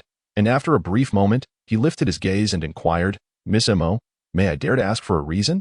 Mo Chu lowered her head, taking a moment to gather her thoughts, and then gradually articulated all the suspicions they had encountered on their journey from that small village to this survival zone. She could not divulge that this survival zone belonged to Boss Jia, necessitating their immediate departure. Instead, she chose to present the doubts, allowing others to discern the irregularities themselves. At that moment, her mind was remarkably calm, as each suspicion sprang forth in her consciousness, ultimately converging upon this survival zone. Each instance, each detail, would raise alarms even in the minds of ordinary individuals. Most notably, there was the zombie with a human face. Just moments ago, they had encountered that advanced zombie in the abandoned factory district, its visage eerily resembling that of a human, as if it had paused mid-transformation after contracting the zombie virus. When they were exiting, they crossed paths with Captain Gu, who specifically inquired if they had seen that particular zombie. Mo Chu meticulously connected all the suspicions she had, and finally exhaled slowly. "Therefore, I find this survival zone exceedingly suspicious. I cannot ascertain the specific dangers it harbors. But a survival zone fraught with potential peril is hardly a place where one can feel secure. Just outside the factory district, I sensed that Captain Gu had uncovered something significant. It would be prudent for us to leave post-haste." After conveying her thoughts, Mo Chu raised her gaze to Professor Xie, awaiting his decision. Professor Xie lowered his head in contemplation for a moment, then suddenly remarked, "The zombie you mentioned may indeed be one that has only partially transformed." Mo Chuxin's heart stirred with interest. "What do you mean?" she inquired. Surprised by the ease of the conversation, Mo Chu could not help but ask, "Do you truly believe in me?" Professor Xie chuckled, "You have saved us twice. What reason do we have not to trust you?" A sense of relief washed over Mo Chu. She turned to Bai Shining and asked, "What about you?" He then responded, "Well, let us depart. We never intended to stay here for long. It is merely a matter of leaving a little earlier or later." Everyone agreed to leave. Mo Chu had initially thought that the most challenging aspect would be difficult to resolve, yet it was settled with such ease. Unable to contain her joy, she exclaimed, "All right, let us leave together." However, given their decision to depart, they could not simply walk out in plain sight. With such a group, especially with the esteemed Professor Xie among them, a blatant exit would undoubtedly raise suspicions. By this time, dawn had begun to break outside. After a brief discussion, they resolved to wait until nightfall to make their escape. Kang Xingqi unearthed a terrain map of the base, intent on finding a discreet and safe route out of the survival zone. At that moment, Professor Xie revealed a side of himself that astonished her. After examining the rather rudimentary map for 2 minutes, he took a red pen from one of his students and, utilizing his remarkable memory, swiftly sketched an infallible path for their exit from the survival area. He pointed at the line on the map and remarked, "This is the most vulnerable area for the superhumans of the survival zone. There aren't enough of them, and this region harbors no significant structures or valuables. Once night falls, we can simply exit through the back door and follow this path. Even an ordinary person could slip away from the survival zone unnoticed." It was at this moment that Mo Chu realized that the seemingly unassuming Professor Xie had meticulously memorized the patrol routes of all the superhumans in the survival zone. Compared to Mo Chu, who possessed the advantage of memories from a past life, it was Professor Xie who exhibited the keenest sense of danger. This was also the first time Mo Chu fully grasped the astonishing nature of what was termed superior cognition. Consequently, the second challenge that Mo Chu anticipated to be somewhat arduous was effortlessly resolved. Everything proceeded with an almost surreal smoothness. As dawn gradually broke, the group gathered to partake in a light meal. To avoid arousing suspicion, Professor Xie and his team remained in the laboratory, just as they had the day before, leaving a few inconspicuous students to quietly pack their belongings. To ensure their departure went unnoticed, many of their belongings had to be forsaken. It seemed their jeep would need to be left behind as well. However, Mo Chu was unconcerned. Vehicles were not particularly hard to come by in the early days of the apocalypse. They only gathered a few lightweight essentials, leaving the rest behind. With everything prepared, they awaited the arrival of the deep night. Yet, in his room, lying on the bed, Mo Chu found himself unable to sleep, despite knowing that he should be conserving his energy for what lay ahead. The journey had been so extraordinarily smooth that an unsettling sensation lingered in her heart, as though foretelling that something ominous was bound to occur. She was uncertain whether this anxiety stemmed from the pressure imposed by Mr. Jia or if it was indeed a harbinger of misfortune. Restless and unable to sleep, she rose to seek out Li Chen. A sudden jolt coursed through her. and her complexion instantly paled. In a hurried manner, she made her way outside, only to encounter Kong Xingqi at the staircase. Without delay, she inquired, "Where's Li Chen?"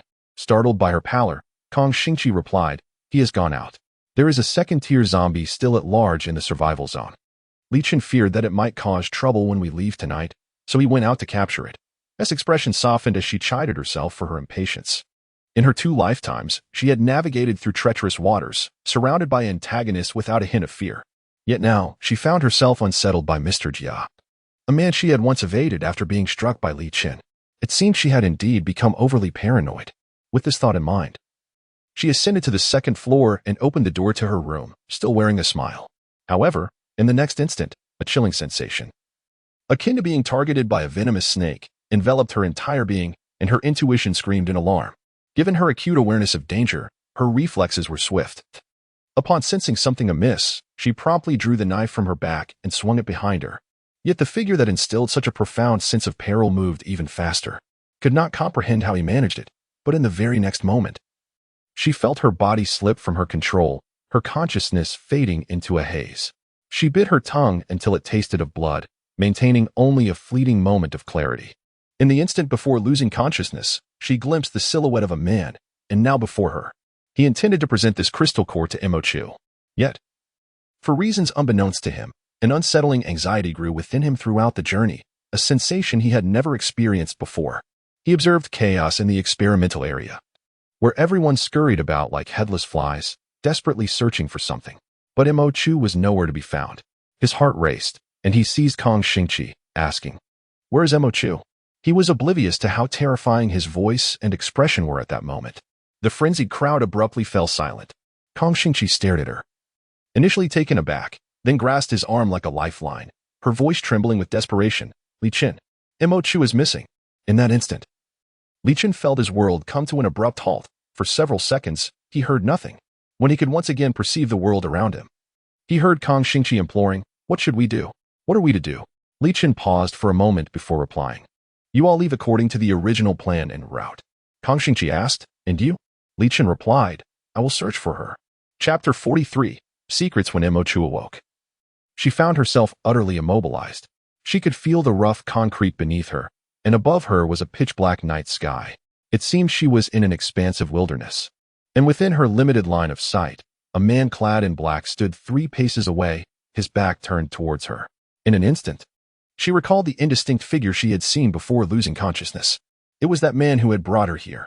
Imochu was unaware of his intentions, whether he was affiliated with this survival zone, or the means by which he had captured her. Yet, at that moment, her clarity was remarkable. She tentatively attempted to move, only to discover that she was utterly immobilized. Resigned, she abandoned this futile struggle and instead endeavored to discern her surroundings through her remaining sense of touch and sight. However, the man who had seized her was exceedingly vigilant. As soon as she made a slight movement, he swiftly turned to face her. Imochu clearly beheld his countenance, and her eyes widened in shock. For a fleeting moment, she even questioned her own perception. She was confronted with a visage identical to that of the advanced zombie she had encountered previously, its features, its expression, all strikingly the same. Yet he was unmistakably a genuine human being, possessing human skin and limbs that moved with remarkable agility, contrasting with the contorted form of the advanced zombie she had witnessed the day before. If the advanced zombie had merely borne a resemblance to a henchman from her past life, then the man before her now appeared to be that very henchman with whom she had shared a fleeting encounter. From his appearance to his demeanor, he seemed to embody the essence of the first henchman she had ever known. A human-faced advanced zombie, 2 identical visages. In an instant, Imochu's mind raced, various doubts flashing through her consciousness until clarity emerged. The man stepped closer, crouching before her, clutching something in his hand. Bathed in the moonlight, Imochu discerned the object he held. It was the bronze medal they had seized from the high-level zombie just the day before, one side polished to a mirror-like sheen, the other etched with a wolf's head. This medal had originally been in Imochu's possession, yet now it resided in the hands of this man. He raised the medal and in a deep, youthful voice inquired, "How did you come to possess this?" Unfazed, Imochu pondered her suspicions and replied nonchalantly, "Oh, are you familiar with this object?" She exhibited no fear as she gazed into the young man's fiery eyes, a light chuckle escaping her lips as she continued, "Not only do I have this, but I have also seen a face strikingly similar to yours." The young man's pupils constricted in an instant, as Mo Chu had anticipated. He could scarcely contain his urgency as he asked, "You've seen him. Where is he?" Mo Chu replied with deliberate calmness, "Is he your brother? Or perhaps a twin?" The young man pressed his dagger menacingly against her skin, slicing through and drawing forth a trickle of blood. His voice dripped with threat as he demanded, "Tell me, where is he?" In that moment, Mo Chu felt a profound sense of relief, despite being the one seemingly at a disadvantage. She exuded a pressure that overshadowed the imposing figure of the man wielding the weapon. The young man's dagger pressed down ominously. Mo Chu did not shy away as she cast her gaze upon him. The two stood in confrontation for a brief moment, before the man suddenly relinquished his dagger and murmured, "You may ask." A smile graced Mo Chu's lips as she posed her first inquiry. "Who sent you to capture me?" "Indeed," Mo Chu mused, pausing for a moment before continuing, "For my second question, why does he wish to apprehend me?" The man decisively shook his head, responding, "I do not know." Mo Chu regarded him with a probing look. After a moment's hesitation, he quietly confessed, "I have been confined in his laboratory." "I truly do not know." He spoke no falsehood. "Very well," Mo Chu said. "For my third question, tell me, what is the man surnamed Jia up to?" The man pondered for a moment before shaking his head, stating, "All I know is that he has imprisoned the first batch of survivors who arrived in the Black Sea survival zone in his laboratory for human experiments. He injects them with the zombie virus. Many have turned into zombies, yet some have transformed into beings with special abilities. He is like a madman, and no one understands what he truly seeks to accomplish." Mo Chu queried, "Are you one of them?" A sardonic smile flickered across the man's lips as he replied, "Yes. I am one of the first batch of survivors, but I consider myself fortunate, for I have become one with special abilities." Mo Chu pressed on. "Then for my next question, you have been wronged by him, possessing great power. Why do you still heed his commands?" The man fell silent for a moment, raising the copper medal in his hand, "Because my brother is in his grasp." Indeed, Mo Chu's suspicions were entirely accurate. As she glanced at the copper medal and then back at him, a glimmer of pity shone in her eyes. She inquired, "You have captured me, yet did not hand me over to that man surnamed Jia. Is it because of this copper plaque?" For a fleeting moment, Mo Chu found herself at a loss for words, feeling a twinge of discomfort in her chest. Memories of her previous life flashed before her, conjuring the image of a silent enforcer, akin to a mere shadow. Was it destined, then, that because of a single bond held by another, one must forever exist as a voiceless specter? She couldn't help but recall the relentless second-tier zombies that had invaded the survival zone yesterday, alongside that advanced zombie, seemingly in search of something. What was it seeking? Its brother, perhaps? Mo Chu exhaled slowly and replied, "Yes, I encountered him just yesterday. He escaped from that man's grasp, and the ability users in this survival zone are now pursuing him, yet they have not succeeded." A flicker of joy crossed the man's face, almost rendering Mo Chu hesitant to divulge what was to follow. Nevertheless, after a brief silence, she spoke, "However, that individual deceived you." The man appeared momentarily stunned. "What?" Mo Chu continued, "He transformed your brother into a zombie, an advanced one retaining a semblance of human consciousness. Now, the entirety of the survival zone is hunting him under the pretext of capturing a zombie. Your brother has become a zombie." The man's elation froze upon his visage, as if struck by lightning, leaving him rooted in disbelief. Mo Chu, swift in her actions, noticed the man still ensnared in the weight of her revelation. Rubbing her chest, sore from multiple attempts to break free from the control of abilities, she exhaled once more and said, "Very well, now let us converse earnestly." The dark hem of the garment swept across the night sky, akin to a great bird darting swiftly through the heavily guarded villa district, disturbing not a single sentinel. This area served as the residence of the leader of this survival zone and his high-ranking officials, fortified with stringent defenses. Yet now, it had been effortlessly breached. Li Chen sensed that there was certainly some hidden intrigue allowing such easy access, yet he had no desire to delve into its complexities. His singular focus was to locate her and take her away. No one could impede him.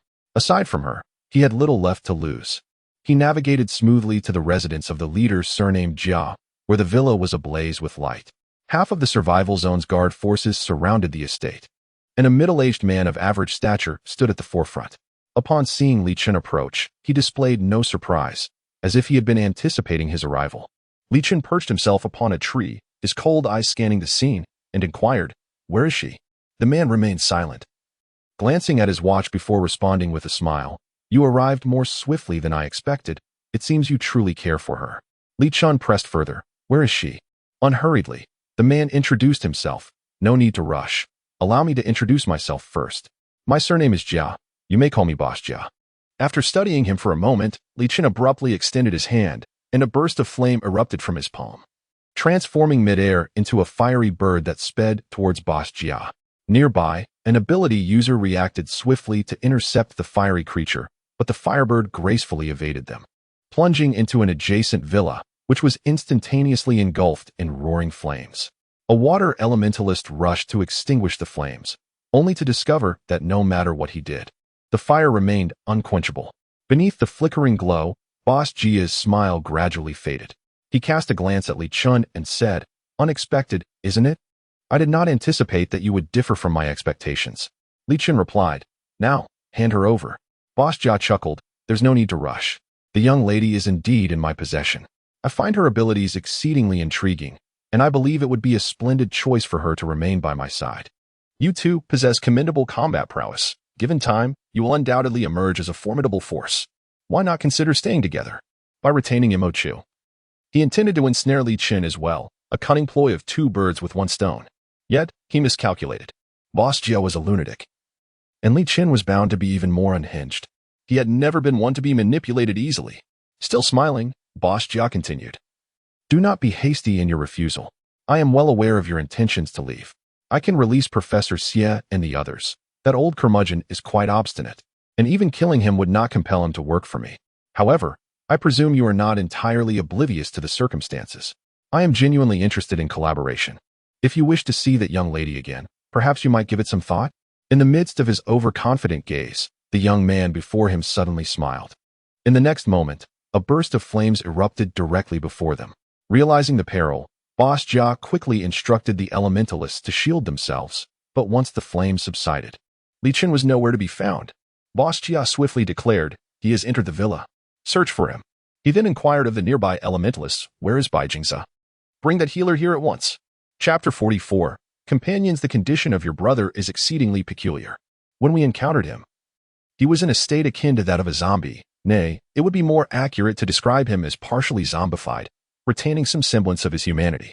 However, his behavioral logic is profoundly bizarre. At times, he irrationally assaults humans. We experienced this when he attacked us outside the survival zone. Conversely, there are moments when he appears genuinely fearful of engaging with humans. During our last encounter, he merely evaded us without attempting to retaliate. During our initial meeting, he inexplicably summoned lower-tier zombies to attack us, displaying a chilling lack of reason, fixated solely on our demise, embodying the essence of a truly soulless creature. Similarly, the group of zombies that besieged Professor Xie and his team outside the survival zone demonstrated no restraint, resulting in significant losses for the special operations team accompanying him. However, their most recent encounter with that particular zombie revealed a stark contrast. On that occasion, when they clashed with him, he exhibited a sense of caution, striving to avoid confrontation, and his actions bore a closer resemblance to those of a human. They witnessed two diametrically opposed traits within him. The more Mo Chue contemplated, the clearer his speculations became. She opened her mouth and said, "Therefore, I surmise that your brother must have encountered some unforeseen incident during his transformation into a zombie. Or perhaps some event forcibly interrupted his metamorphosis. This has resulted in him possessing both zombie and human characteristics, which are in constant conflict. When the zombie attributes prevail, he succumbs to violence. When the human traits dominate." Mo Chu paused, glancing at the despondent figure before her. "When the human attributes take precedence, he will seize every opportunity to seek you." Having articulated her conjecture, she noticed that the individual listening to her remained utterly unresponsive, his gaze unfocused, lost in thought as he stared blankly ahead, softly murmuring something. Mo Chu strained to hear, finally catching him repeating, "How could my brother possibly become a zombie? He cannot become a zombie." His state led Mo Chu to doubt that even if she were to withdraw the dagger and cease her threats, he would muster the will to retaliate. With a sigh, she decided to change the subject and asked him the simplest of questions, "What is your name?" The young man remained silent. Mo Chu patiently awaited his response. After a brief moment, she heard him softly utter, "Bai Jingza." "Bai Jingza," Mo Chu echoed, then inquired, "And what of your brother?" This time, he fell into a longer silence before replying, "His name is Bai Jinghai." "Bai Jingza, Bai Jinghai," Mo Chu nodded, stating, "What lovely names." After a moment of silence, Bai Jingzi suddenly chuckled softly and replied, "Thank you." As Mo Chu Jian observed him regaining some semblance of consciousness, she instinctively tightened her grip on the dagger in her hand. In the realm of combat, those endowed with offensive abilities naturally held an advantage. She had painstakingly maneuvered her way into a position of control, deftly strategizing both offensively and psychologically. She could not afford to be careless and allow him to seize the upper hand again. Bai Jingzi, witnessing her determination, let out a light chuckle and remarked, "If I have lost, then I have lost. Your skills are commendable. There is no need for you to worry about me resorting to any tricks." Mo Chu replied with a smile, "Oh no, no, no. As a practitioner of mental abilities, if I wish to prolong my existence, I must remain vigilant." Mo Chu had accurately discerned his ability, leaving Bai Jingzi taken aback. "How did you know I possess mental abilities?" he inquired. The truth was, she had encountered him in a previous life and had even aided in his healing. However, such revelations were not to be disclosed at this moment. In her mind, she believed that the more enigmatic she appeared, the more advantageous it would be for her. For a brief period, Bai Jingzi fell silent, but after a moment, he responded tangentially, "My brother and I, along with another group from the same city, were among the first survivors to reach this Black Sea survival zone. Yet, what awaited us was not a path to safety, but rather that madman named Jia." He chuckled lightly and continued, "To this day, I remain uncertain of his intentions. He claims that the outbreak of the zombie virus presents an opportunity for human evolution. Those infected by the virus may become zombies and face elimination through evolution. While some may transform into those with extraordinary abilities, these individuals are the ones chosen by evolution. Thus, he injected all of us, the first batch of survivors, with the zombie virus, seeking to discern who would emerge as the chosen ones through evolution. Among that group, only 2 of us survived, myself and my brother. I had always believed that my brother was in their custody. They told me he had also successfully evolved and was now in another laboratory. They assured me that as long as I obediently followed their instructions, they would not harm him. But they deceived me." At the moment he uttered these words, Bai Jingzi's gaze sharpened with an unusual intensity. He then lowered his head to glance at his palms, within which lay 2 identical copper plates. The sole distinction between them was the cords tied to each plate, one red, the other black. He clenched his hand tightly around the 2 plates, declaring, "I no longer wish to take any action, nor do I desire to seek vengeance. I only wish to find my brother. He retains his human consciousness. He remembers me and is searching for me. I must go to him. I have never left his side since childhood. I cannot abandon him. I will find him, heal him, and then together we shall resolve our grievances." Mo Chu remained silent. As a physician who had ascended to the 6th tier in her previous life, she understood better than anyone the implications of this hybrid state between human and zombie. The genes of humanity and those of the undead cannot maintain equilibrium. Bai Jingzi's fragile balance is akin to walking a tightrope. One misstep, and the zombie virus could completely dominate his body. The transition from partial zombification to complete zombification is merely a matter of time. Mo Chu was perplexed as to why he could halt the process halfway. However, she understood the absurdity of human genes attempting to overpower the already mutated zombie genes. At least in her previous life, she had never encountered such an instance. Nor had she heard of anyone reverting from being a zombie back to human. Furthermore, in her past life, Bai Jingzi remained merely a shadow beside Boss Jia, which served as evidence that the Bai Jingzi had not succeeded, and that Boss Jia and his associates had been concealing the truth from him, just like now. From what they could observe, the instances in which Bai Jingzi was overwhelmed by the zombie virus and unleashed violence far surpassed the times when he retained his human consciousness. She was uncertain whether to advise him. Just as she was about to speak, a thunderous explosion echoed from the distance, startling both of them into looking up. They beheld flames raging in the southwest direction of the survival zone, a searing wave of heat palpable even from afar. Bai Jingzi, still unaware of the unfolding calamity, gazed vacantly in that direction and hesitantly asked, "That place is where Boss Jia resides. Why has it exploded?" Mo Chu's heart skipped a beat, her instinctive reaction being one of dread. The familiar crimson flames could only signify that Li Chen had taken action after discovering her absence. She swiftly tossed the dagger that had been resting against Bai Jingzi's neck into his embrace, rising hastily as she declared, "Let us not concern ourselves with anything else for now. If you wish to escape from here, you must accompany me to fight. My companion has taken action against Boss Jia, and if he fails this time, none of us will be able to leave." Beilong suspected he had misheard. Did your companion truly confront Boss Jia directly? Mo Chuyen replied succinctly, indeed. Beilong's muttered under his breath, how audacious of him. Half of the ability users in the survival zone are clustered around Boss Jia, and he has ventured straight into the lion's den. Mo Chuyen urged. Then why aren't you hastening to assist us? If we fail this time, none of us shall escape. Beilong's cursed softly, hastily scrambling to his feet. He tucked 2 bronze tokens into his clothing and hurried to keep pace with Mo Chuyen, racing toward the heart of the flames.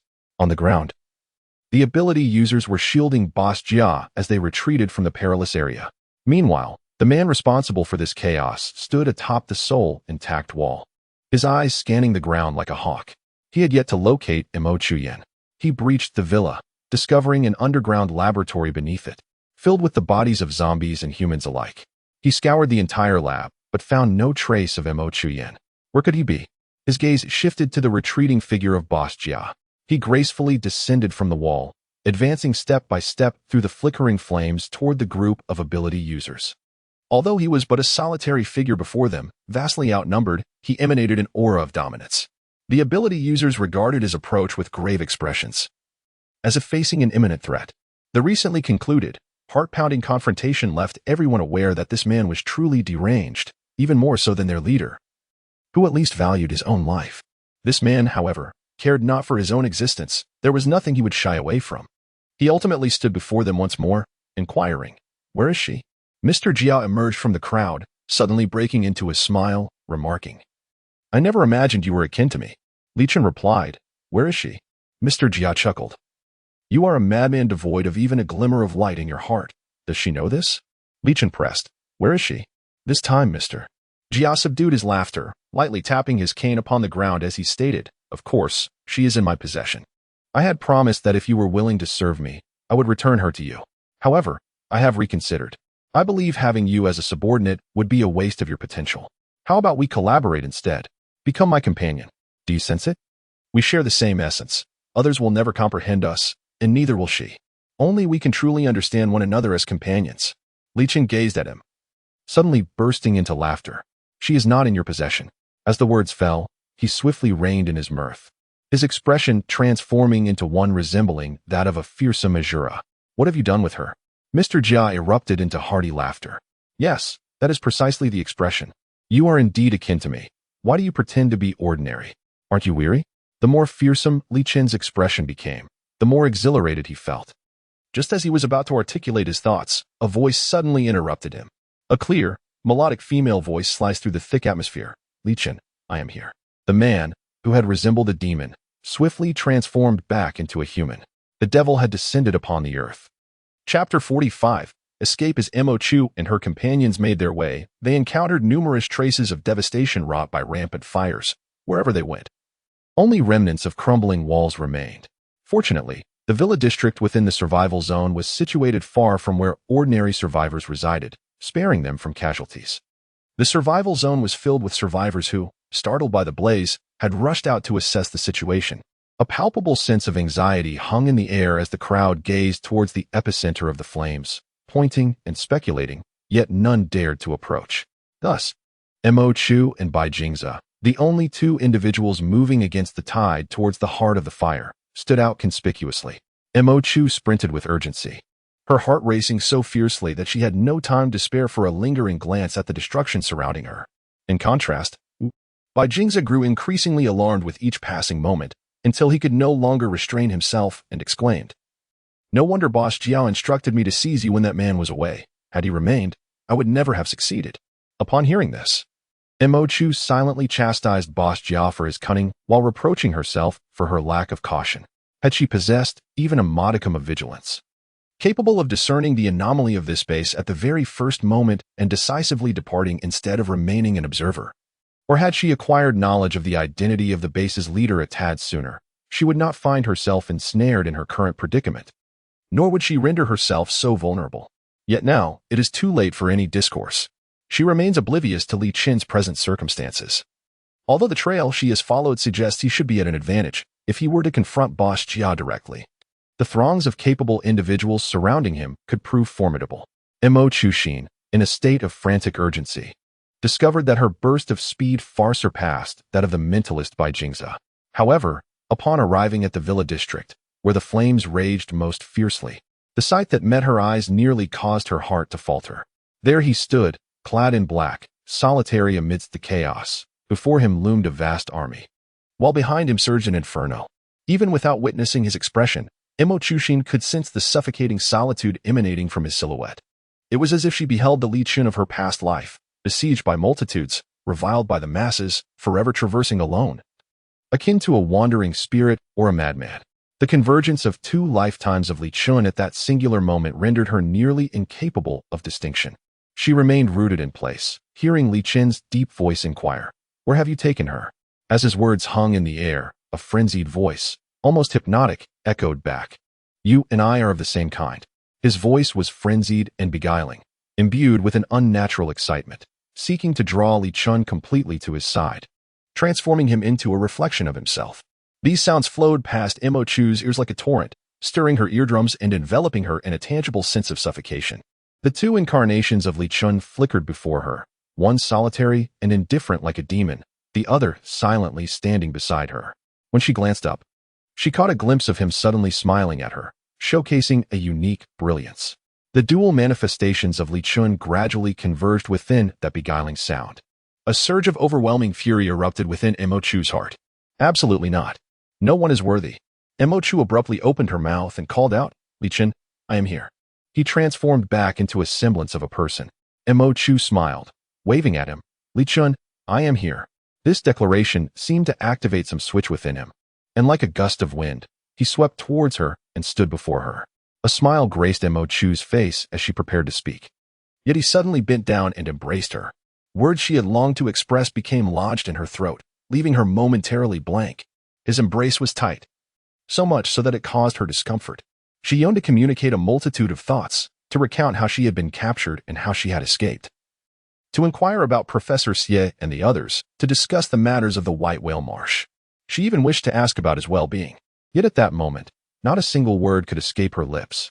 In that fleeting moment of intense emotion, Li Chen released her before Imo-Chu could comprehend her next course of action.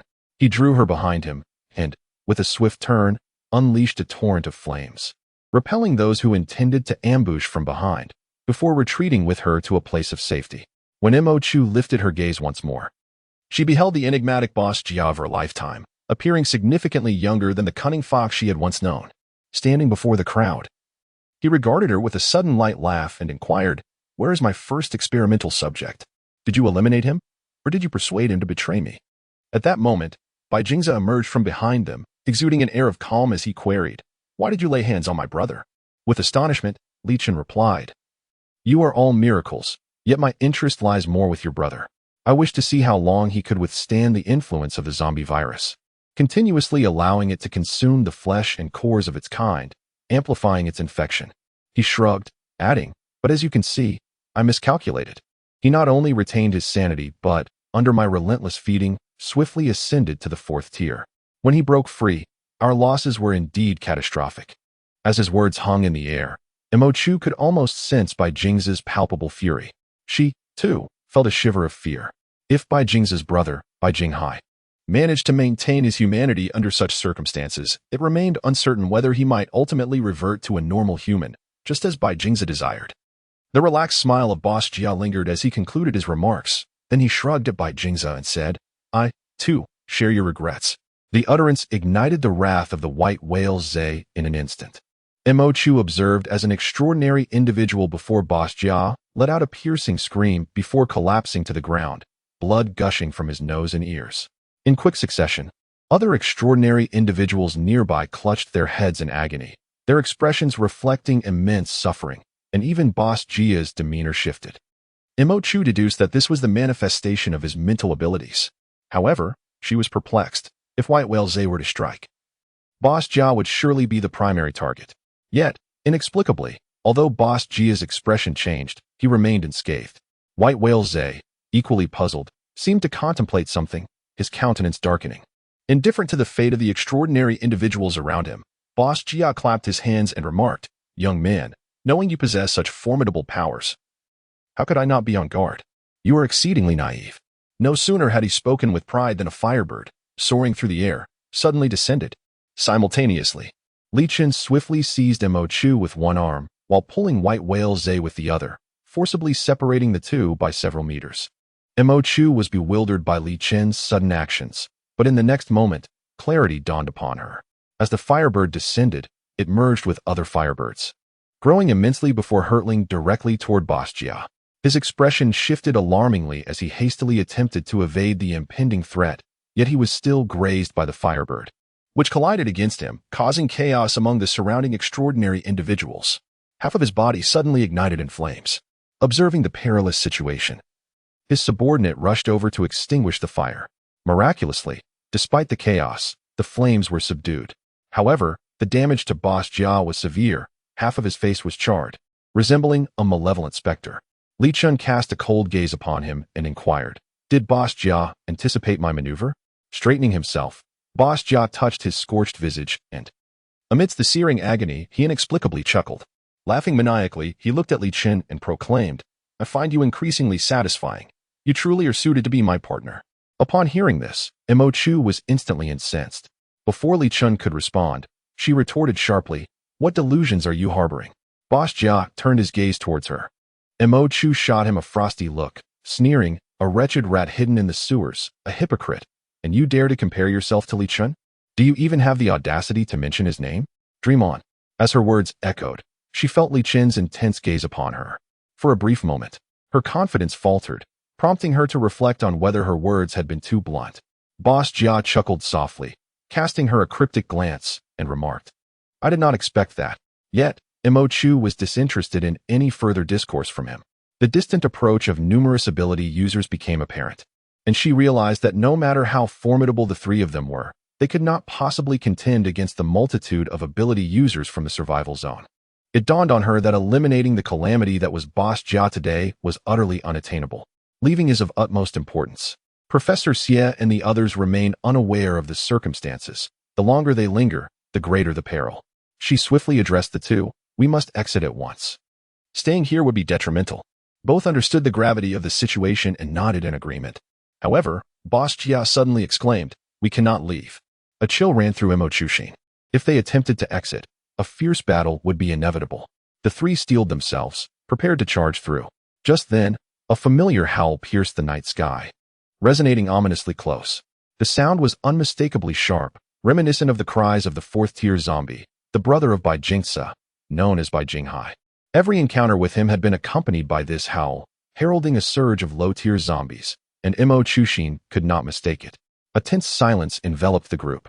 It was evident that the abilities of those surrounding Boss Jia had been strained by their encounters with Bai Jinghai in the past.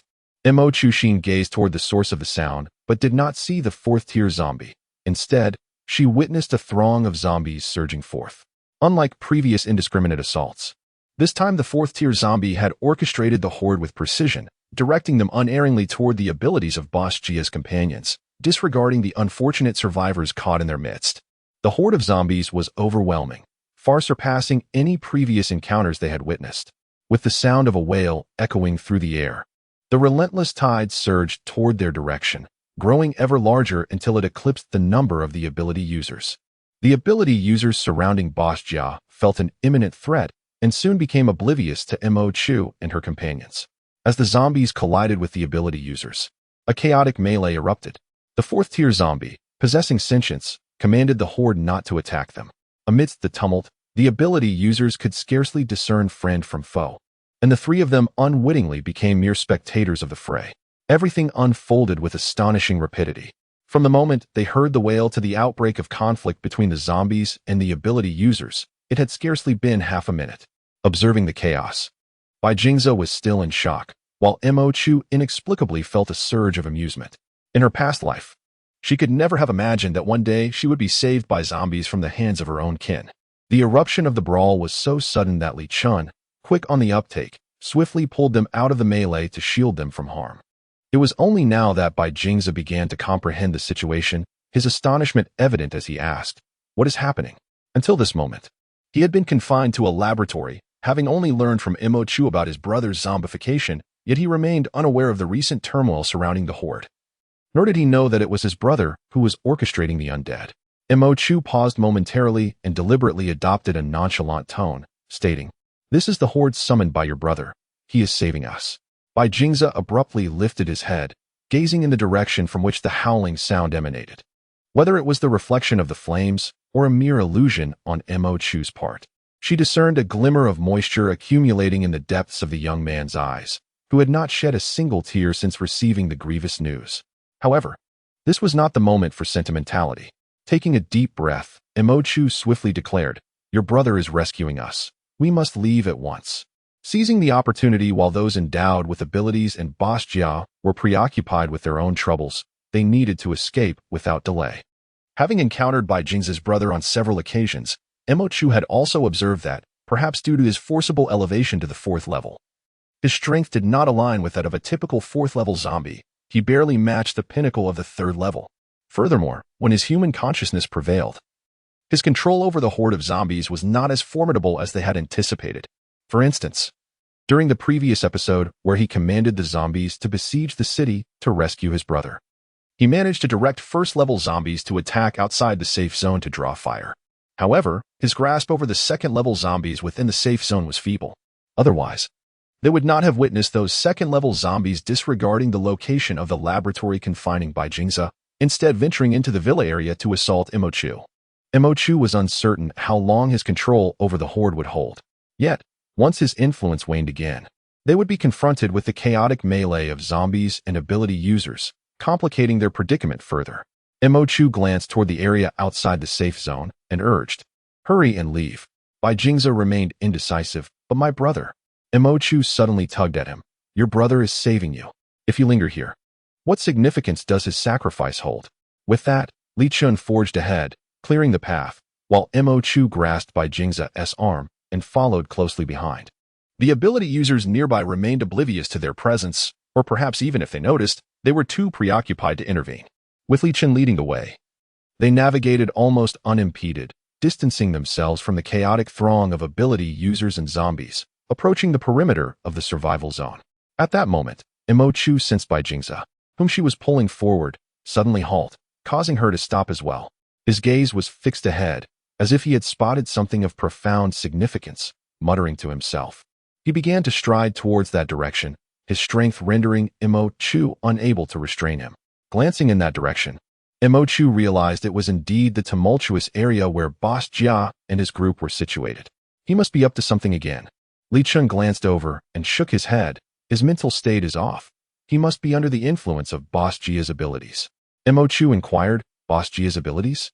To be candid, in her previous life, everyone knew Boss Jia was an ability user, yet no one was aware of the nature of his powers. Li Chen nodded. "Boss Jia possesses a power akin to inducing hallucinations. When I battled him, I was affected, but due to my higher ability level, he could not fully take hold. However, it is evident that Bai Jingze has been influenced." Upon concluding his words, he swiftly struck down upon the neck of Bai Jingze with a decisive blow. Bai Jingze's body went limp and was caught by Li Chen. Simultaneously, Mo Chu sensed that her own situation was amiss. A sense of foreboding gripped her heart. And just as she was about to call out to Li Chen, he reached out and pinched her neck. She felt a sharp pain, and in an instant, clarity returned to her. Upon regaining consciousness, she found her back drenched in cold sweat. Li Chen had already lifted Bai Jingze onto his back, removing his hand from her neck, and spoke in a grave tone, "This place is not suitable for lingering. We must depart swiftly." Beyond the surrounding walls lay the area outside the survival zone. As they touched down, they simultaneously heard the voice of Boss Jia. He chuckled lightly, his voice distant yet eerily close, imbued with a viscous quality. He remarked, "We shall meet again." She pressed her lips together and replied with a faint smile, "Let us see whose hand prevails upon our next encounter." As they descended the mountain, preparing to rendezvous with Professor Xie and the others, Bai Jingze stirred from his slumber. He seemed to awaken from a nightmare, abruptly lifting his head from Li Chen's back, drenched in sweat. Upon grasping the reality of the situation, his first inquiry was, "Where is my brother?"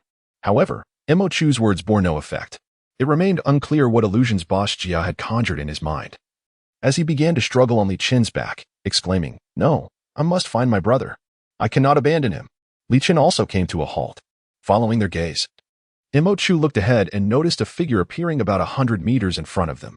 The silhouette was tall and distorted, yet under the faint moonlight, he could clearly discern a dark blue face. It was Bai Shui. the elder brother of Bai Jingzhe.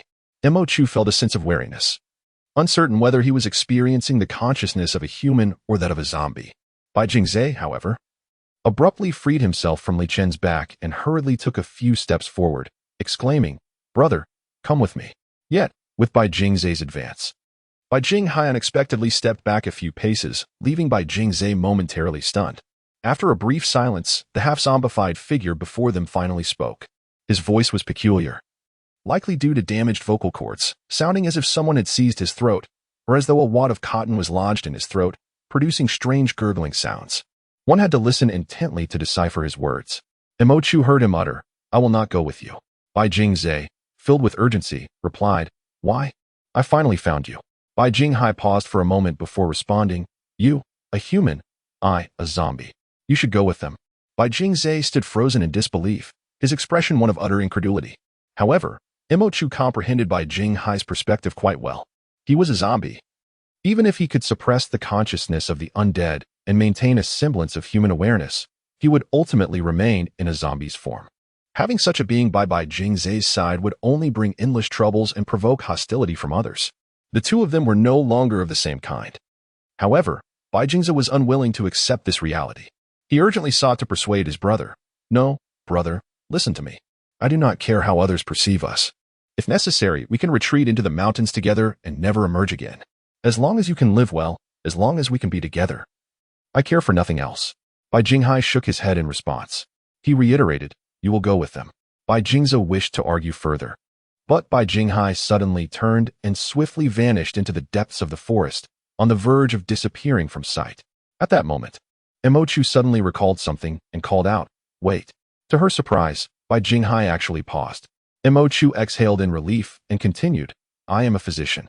After my powers increase, I may be able to cure the zombie virus. As long as you maintain your human consciousness, wait for me to enhance my abilities.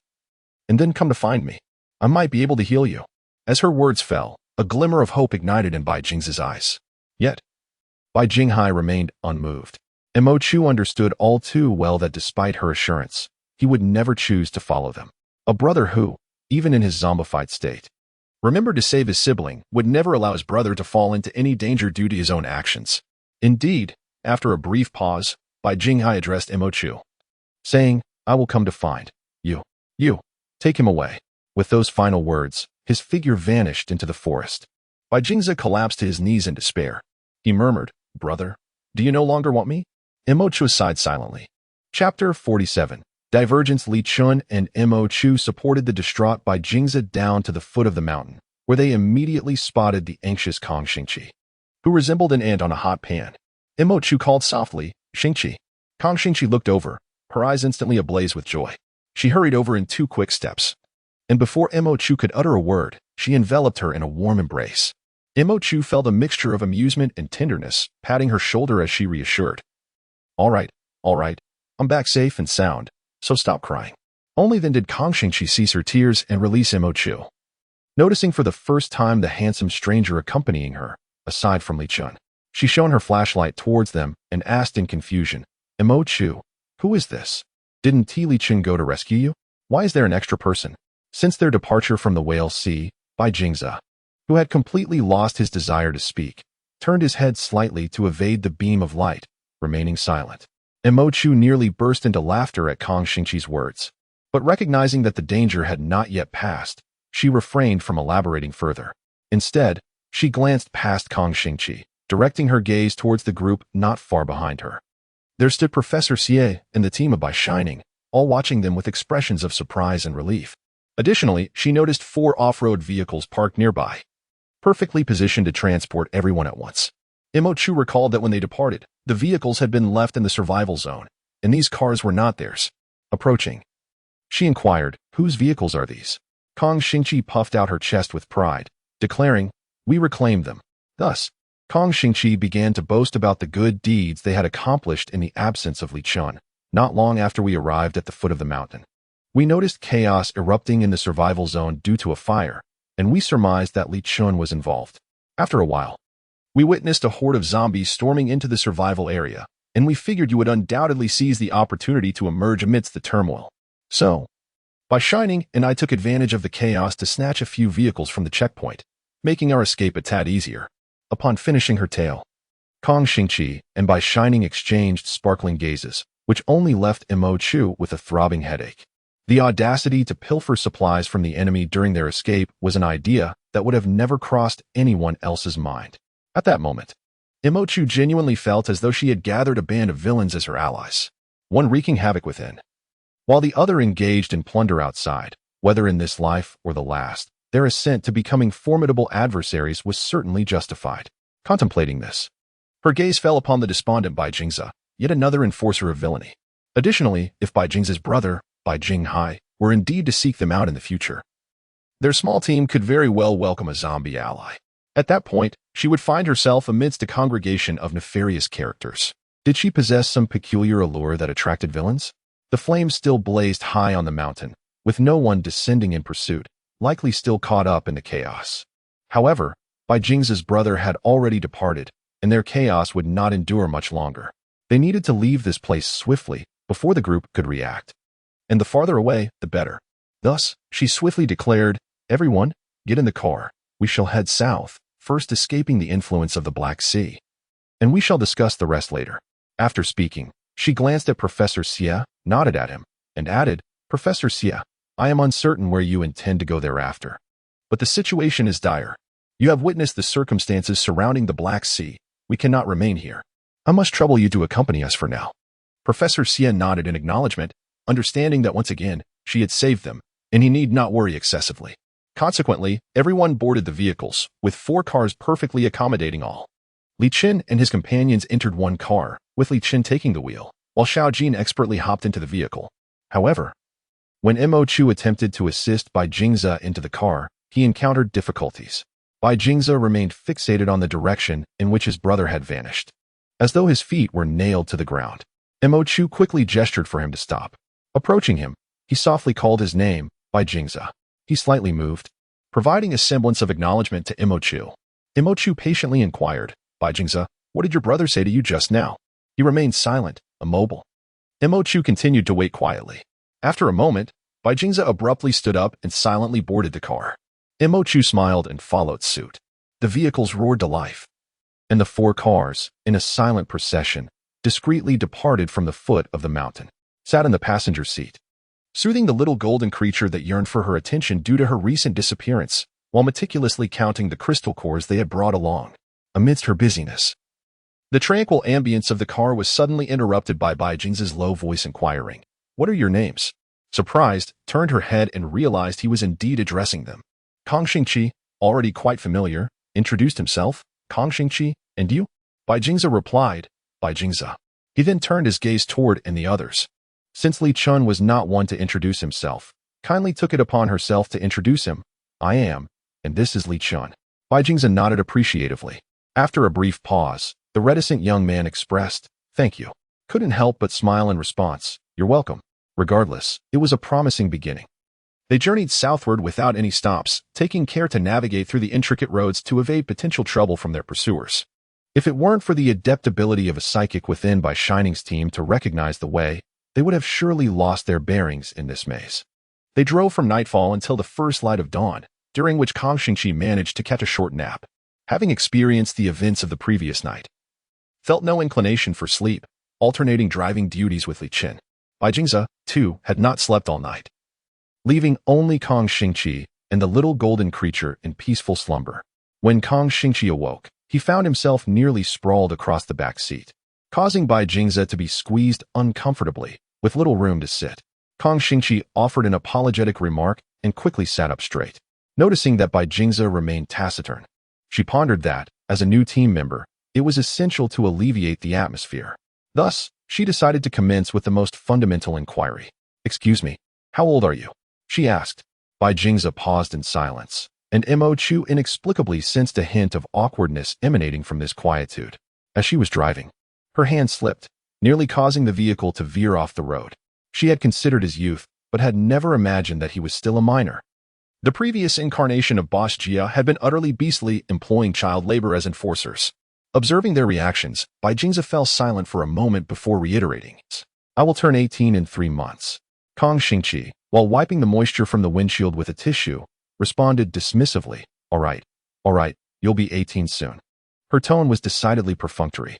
Bai Jingze paused, falling into silence. Mo Chu chuckled and shook her head. However, after this exchange, the atmosphere within the vehicle became considerably more amicable. After driving for another hour, daylight fully broke, and Mo Chu called for the convoy to halt, allowing the group to rest and partake in a meal. The teams of Bai Shining and Professor Xie each had an injured member who had hastily escaped and endured a night of jostling. Neither was in particularly good condition. Mo Chu took the opportunity to assist in their treatment. Once everyone had gathered, Mo Chu surveyed the group and inquired, "We originally intended to head to Haicheng, but we might proceed directly to Haisher. What about you all?" Upon her question, the group exchanged glances, momentarily at a loss for words. Mo Chu's eyes widened in surprise. She could never have anticipated such a delightful surprise. In her previous life, Professor Xie was a highly sought-after figure among many survival zones, including the White Island Survival Zone, which had vied for him but ultimately failed. This had led to considerable distress among the leaders of the base. Little did she know that in this lifetime, it would manifest right here with Mo Chu. Mo Chu smiled sincerely and remarked, "It is a great honor." She then turned her attention to Bai Shining and the others. Mo Chu chuckled, "Well, until we meet again by fate." Bai Shining sighed and said, "Having been an ability user for quite some time, I haven't experienced the thrilling adventures of these past few days with you. If we meet again, I shall need to prepare myself mentally." Mo Chu was amused and burst into laughter. Chapter 48. Brief report. Mo Chu sat atop the vehicle, twirling a second-tier crystal core in her hand. Below, Li Chen was setting up a campfire with the others, while Bai Jingze sat beneath a tree, gazing up at the unripe wild fruits above, lost in thought. Only Kong Xingqi was conspicuously absent. Her gaze shifted towards the interior of the vehicle, and a hint of concern flickered across her face. Kong Xingqi had taken a second-tier crystal core from her, as she was attempting to break through to the second tier, having already reached the peak of the first tier. If not for the unforeseen challenges encountered in the Black Sea Survival Zone, she would have been ready to attempt the second-tier breakthrough much earlier. Thus, Mo Chu was not surprised by Kong Xingqi's current endeavor. However, a lack of surprise did not equate to a lack of worry. She understood better than anyone the perils associated with attempting to break through a tier. In this lifetime, Mo Chu possesses experience, thus the process has been relatively smooth. However, in her previous life, when Mo Chu attempted to break through to the second tier, she nearly perished in the endeavor. At that time, she found herself trapped in a towering building, left as the sole survivor of her team, which had entered with her, confined to a single room for 3 days. She exhausted all her supplies, and, clutching the second-tier crystal core she had scavenged from the corpse of a fallen temporary teammate, prepared to force her way into the second tier. During the breakthrough, she nearly transformed into a monstrous creature akin to the zombies lurking outside. And the perils she faced then are experiences she never wishes to relive. At this moment, Kong Xingqi is ready to advance, and after obtaining the crystal core, she secludes herself within the vehicle, warding off any approach from her companions. This only heightens Mo Chu's concern. Perched atop the car, she vigilantly watches over Kong Xingqi, her gaze fixed on the bustling crowd ahead, yet she understands that she truly sees nothing at all in her heart. In her previous life, she was unburdened and utterly alone. Her ascension was a solitary affair, where her life or death mattered only to herself, as she had no one else to care for. Yet this lifetime is markedly different. With her rebirth, they have entered her life, each one a person she cherishes. Having acknowledged them, she is prepared to forge ahead together, as losing even one is not an option. After a while, she sensed Li Chen seated beside her, and at that moment, she suddenly heard a muffled groan from within the vehicle. It was Kong Xingqi's voice.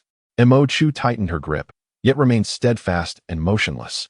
Li Chen's hand rested on her shoulder, offering a comforting pat. Mo Chu waited patiently, feeling an exquisite stillness envelop her, as if all worries and anxieties had drifted far away. Yet only she understood that the tension within her heart had reached its zenith. She was unaware of how long she had been waiting, when suddenly, the sound of a car door opening pierced the silence.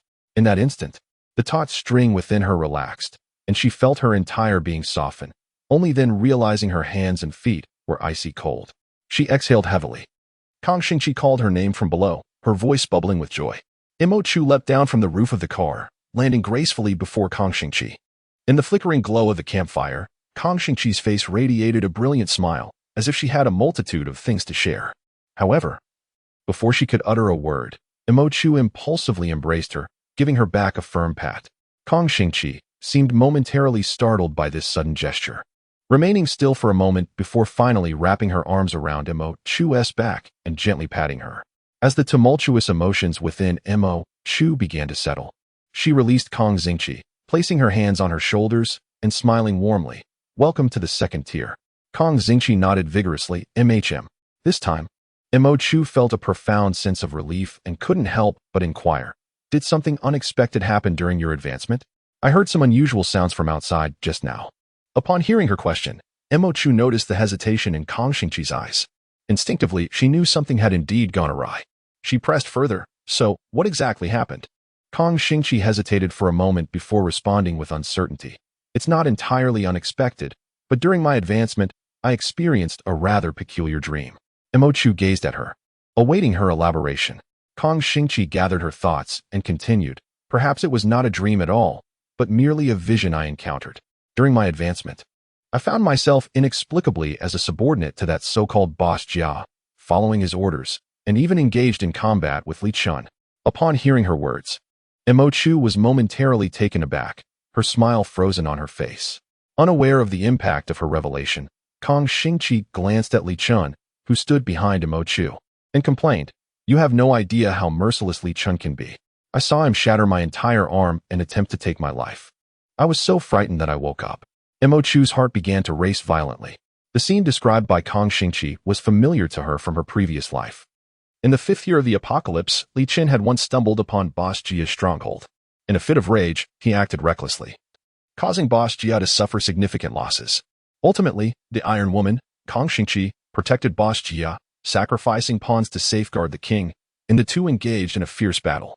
However, when this monumental clash reached Baidao, the most well-known aspect was that Li Chen had shattered the Iron Woman's arm in that battle. Since then, the Iron Woman's presence alongside Boss Jia had gradually faded. It remained uncertain whether she had gone to recuperate or had been discarded by Boss Jia after losing an arm. Yet this was clearly an event from Chu's previous life, a circumstance that Kang Xingqi and Li Chen had undeniably not experienced in this lifetime. Why then? Did Kang Xingqi speak of it as though she had lived it herself?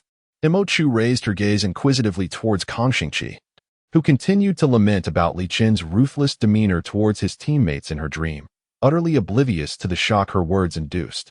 After taking a moment to compose herself, Chu swiftly dismissed the implausible notion that Kang Xingqi had also been reborn. The more potent an ability a supernatural being possesses, the more pronounced their perception or intuition becomes.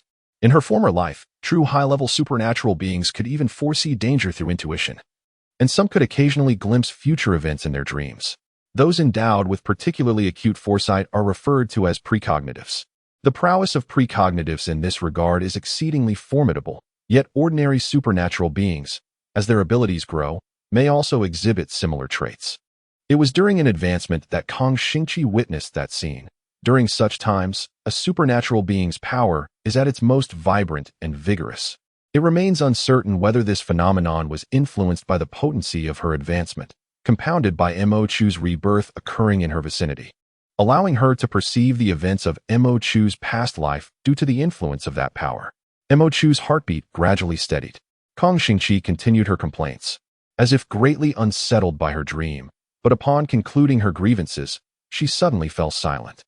Chu glanced at her, hearing the ever-optimistic and carefree Kang Xingqi suddenly exclaim with a sense of relief, "Fortunately, this is merely a dream. If it were real, I would truly have become Boss Jia's subordinate and had a life-and-death struggle with Li Chen.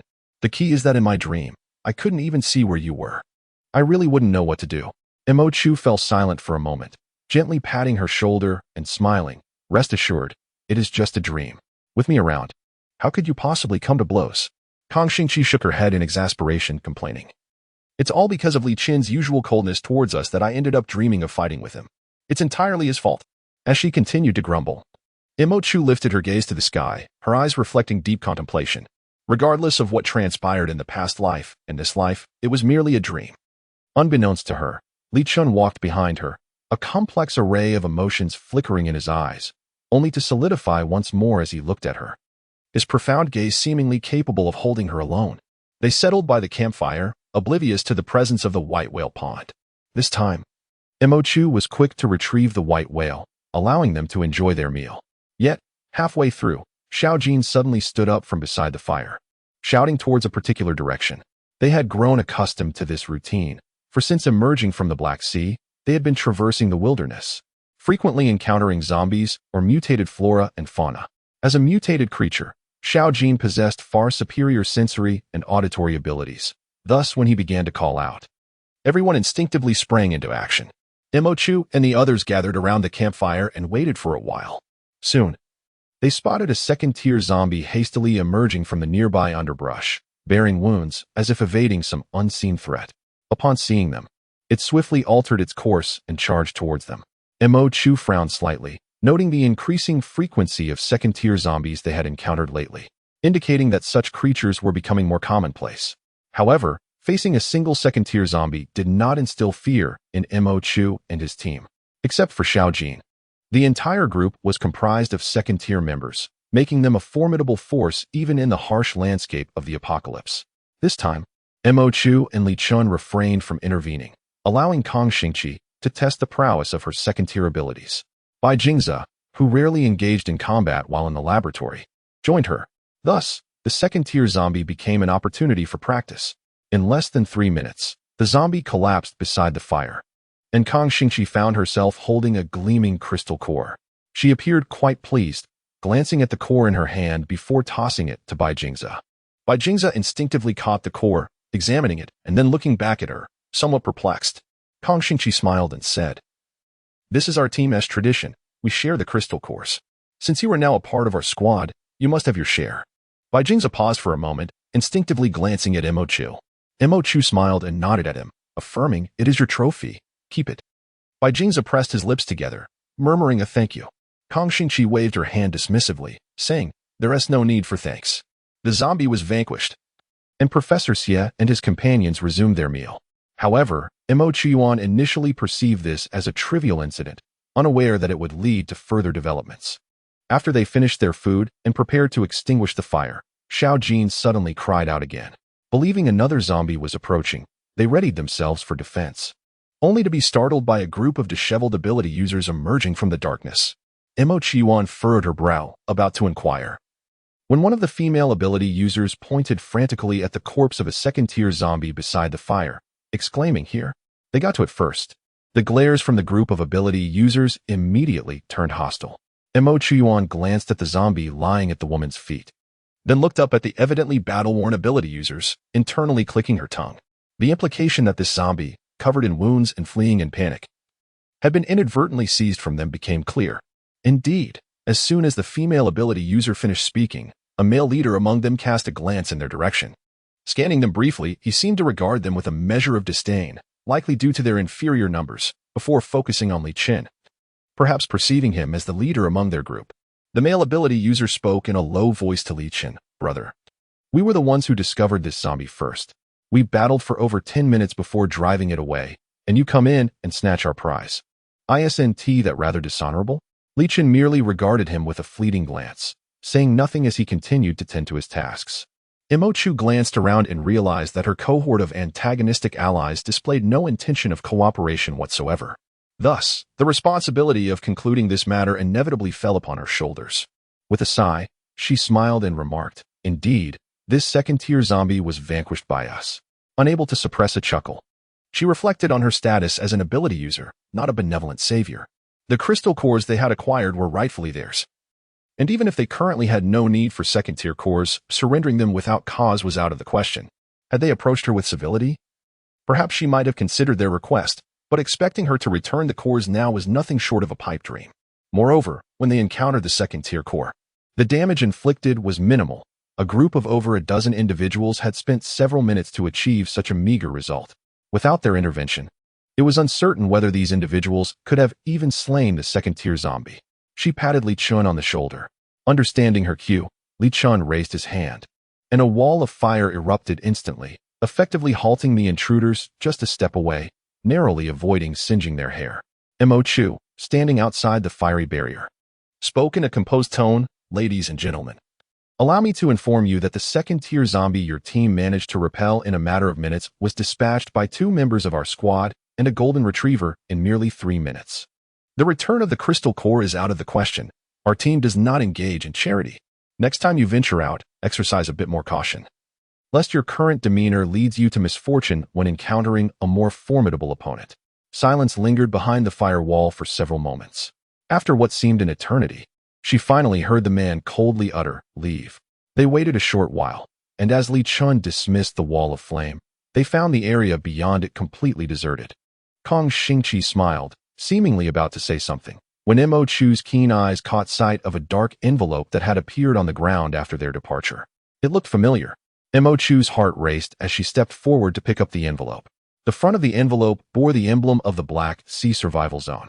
Several others, including Professor Xie, noticed it as well, and they all set aside what they were holding to gather around. Observing the not-so-pleasant expression on Mo Chu's face, Kong Xingqi poked at the envelope and inquired, "What is this?" Taking a deep breath, Mo Chu replied, "This is a bulletin. Typically, when a significant event occurs within a survival zone, the official authorities will issue a bulletin to inform both the residents and the outside world about the incident. It serves as a means of communication in this apocalyptic era. This method had become quite commonplace during her second year in her previous life. Yet this was the first time she had encountered it in this life, especially one issued by the Black Sea. Mo Chu's instincts told her it must be related to them. The others, already accustomed to Mo Chu's omniscient nature, expressed no doubt, and Kong Xingqi urged her to open it. Mo Chu carefully opened the envelope, revealing a sheet of A4-sized paper folded within. As she unfolded it, she found a brief line of lead type printed on it. Professor Xie Jinyuan, a neurologist and biomedical scientist, was abducted by an unidentified ability user on the 5th day after arriving in the Black Sea Survival Zone from Lin City. The survival zone has suffered significant casualties. Yet Professor Xie's whereabouts remain unknown. We sincerely apologize to the Lin City Survival Zone and request assistance from other brother survival zones in locating Professor Xie's whereabouts. After reading, Mo Chu fell silent for a moment before coldly exclaiming, "Old fox." Chapter 49. Absurdity. The brief report from the Black Sea Survival Zone completely absolved Professor Xie and his team of any responsibility for their inexplicable disappearance from the Black Sea. Not only did it provide an explanation to the survival zone in Lin City, diverting all suspicion away from them, but it also dug a substantial pit for Mo Chu and the others. The official announcement from the Black Sea Survival Zone claimed that Professor Xie had been abducted by an unidentified ability user. Consequently, if they were to take Professor Xie to any other survival zone, as soon as his identity was revealed, they would be branded as the so-called abductors themselves. Of course, not every survival zone would take the Black Sea's word at face value. As long as Professor Xie and his companions offered a credible explanation, the rumor could be easily dispelled, thus posing no significant problem for them. However, the most insidious aspect of this situation was that the Black Sea Survival Zone brazenly publicized the fact that Professor Xie had been kidnapped, making it common knowledge. With such a prominent figure's whereabouts now widely known, all survival zones would inevitably keep a close watch. Some might even dispatch individuals to search for Professor Xie's trace.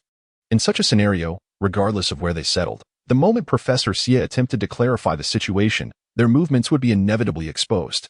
At that point, the Black Sea Survival Zone would not even need to exert effort to locate them. They would effortlessly ascertain their whereabouts. The Black Sea Survival Zone possesses numerous justifications for its actions, and even in the absence of explanations, Boss Jia commands an entire survival territory.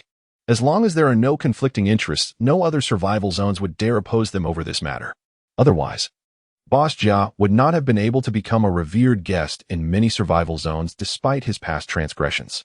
However, the movements of Mo Chu and his companions have been indisputably exposed. Mo Chu, for the first time, lost his composure in anger, crumpling the entire short report and tossing it to the ground, unable to restrain himself from uttering a few curses. The resolution of this issue seemed straightforward. Beyond the Black Sea Survival Zone, during the early days of the apocalypse, Boss Jia and his cohorts could not extend their reach, posing a limited threat to them. At most, they could monitor their whereabouts at any time and place, allowing them to gain notoriety in the unknown expanse of the apocalypse. Yet, the repulsiveness of their actions is undeniable. Everyone present was astute. Upon witnessing the short report and Mo Chu's reaction, They grasped the extent of the abhorrence involved. After a brief silence, Professor Xie sighed and said, "Miss Mo, you have saved us numerous times, yet we still bring you trouble." Mo Chu took a moment to regain his composure, then shook his head, replying, "No, Professor Xie, do not say that. This matter is not your fault. Boss Jia's targeting is directed at us, and you are merely a decoy in his scheme." Professor Xie let out a sigh, and a hint of age appeared on his typically vibrant face, his voice laden with fatigue. "I once believed that in the face of calamity, humanity would unite to weather the storm. As an individual, my capabilities are limited. I had hoped for a sanctuary where my weary bones could exert their final strength. Yet I never anticipated." He sighed heavily. Mo Chu felt a pang of sorrow, and the simmering anger within her gradually dissipated. A sanctuary? Is there truly a clean place left in this world? Kong Xingqi, who had remained silent, now turned to her and asked, "Mo Chu, what shall we do?" While resolving this matter could indeed be straightforward, I am reluctant to allow them to brand us with their labels and gain control over our movements. At this moment, Mo Chu's mind began to function anew. She felt an unexpected calmness, realizing that the situation was not as daunting as it seemed. She extended her hand toward Li Chen, retrieving his map. After a swift glance, she pointed to their current position and the location of Haiqing on the map, stating, "We are here, and Haiqing is here." Drawing a line between the 2 points, she continued, "Given the present road conditions, if we push ourselves, we can reach Haiqing in 2 to 3 days. As she rolled up the map, she resolutely declared, "Throughout our journey, in order to avoid complications, we shall refrain from stopping at any survival zones and proceed directly to Haiqing. Upon our arrival, I will devise a means to have the survival zone there send a brief report in the name of Professor Xie. Those who comprehend the situation will naturally understand.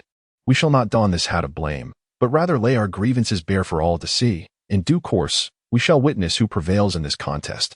He sought to ascertain their whereabouts, but she would openly announce their movements to the entire apocalypse.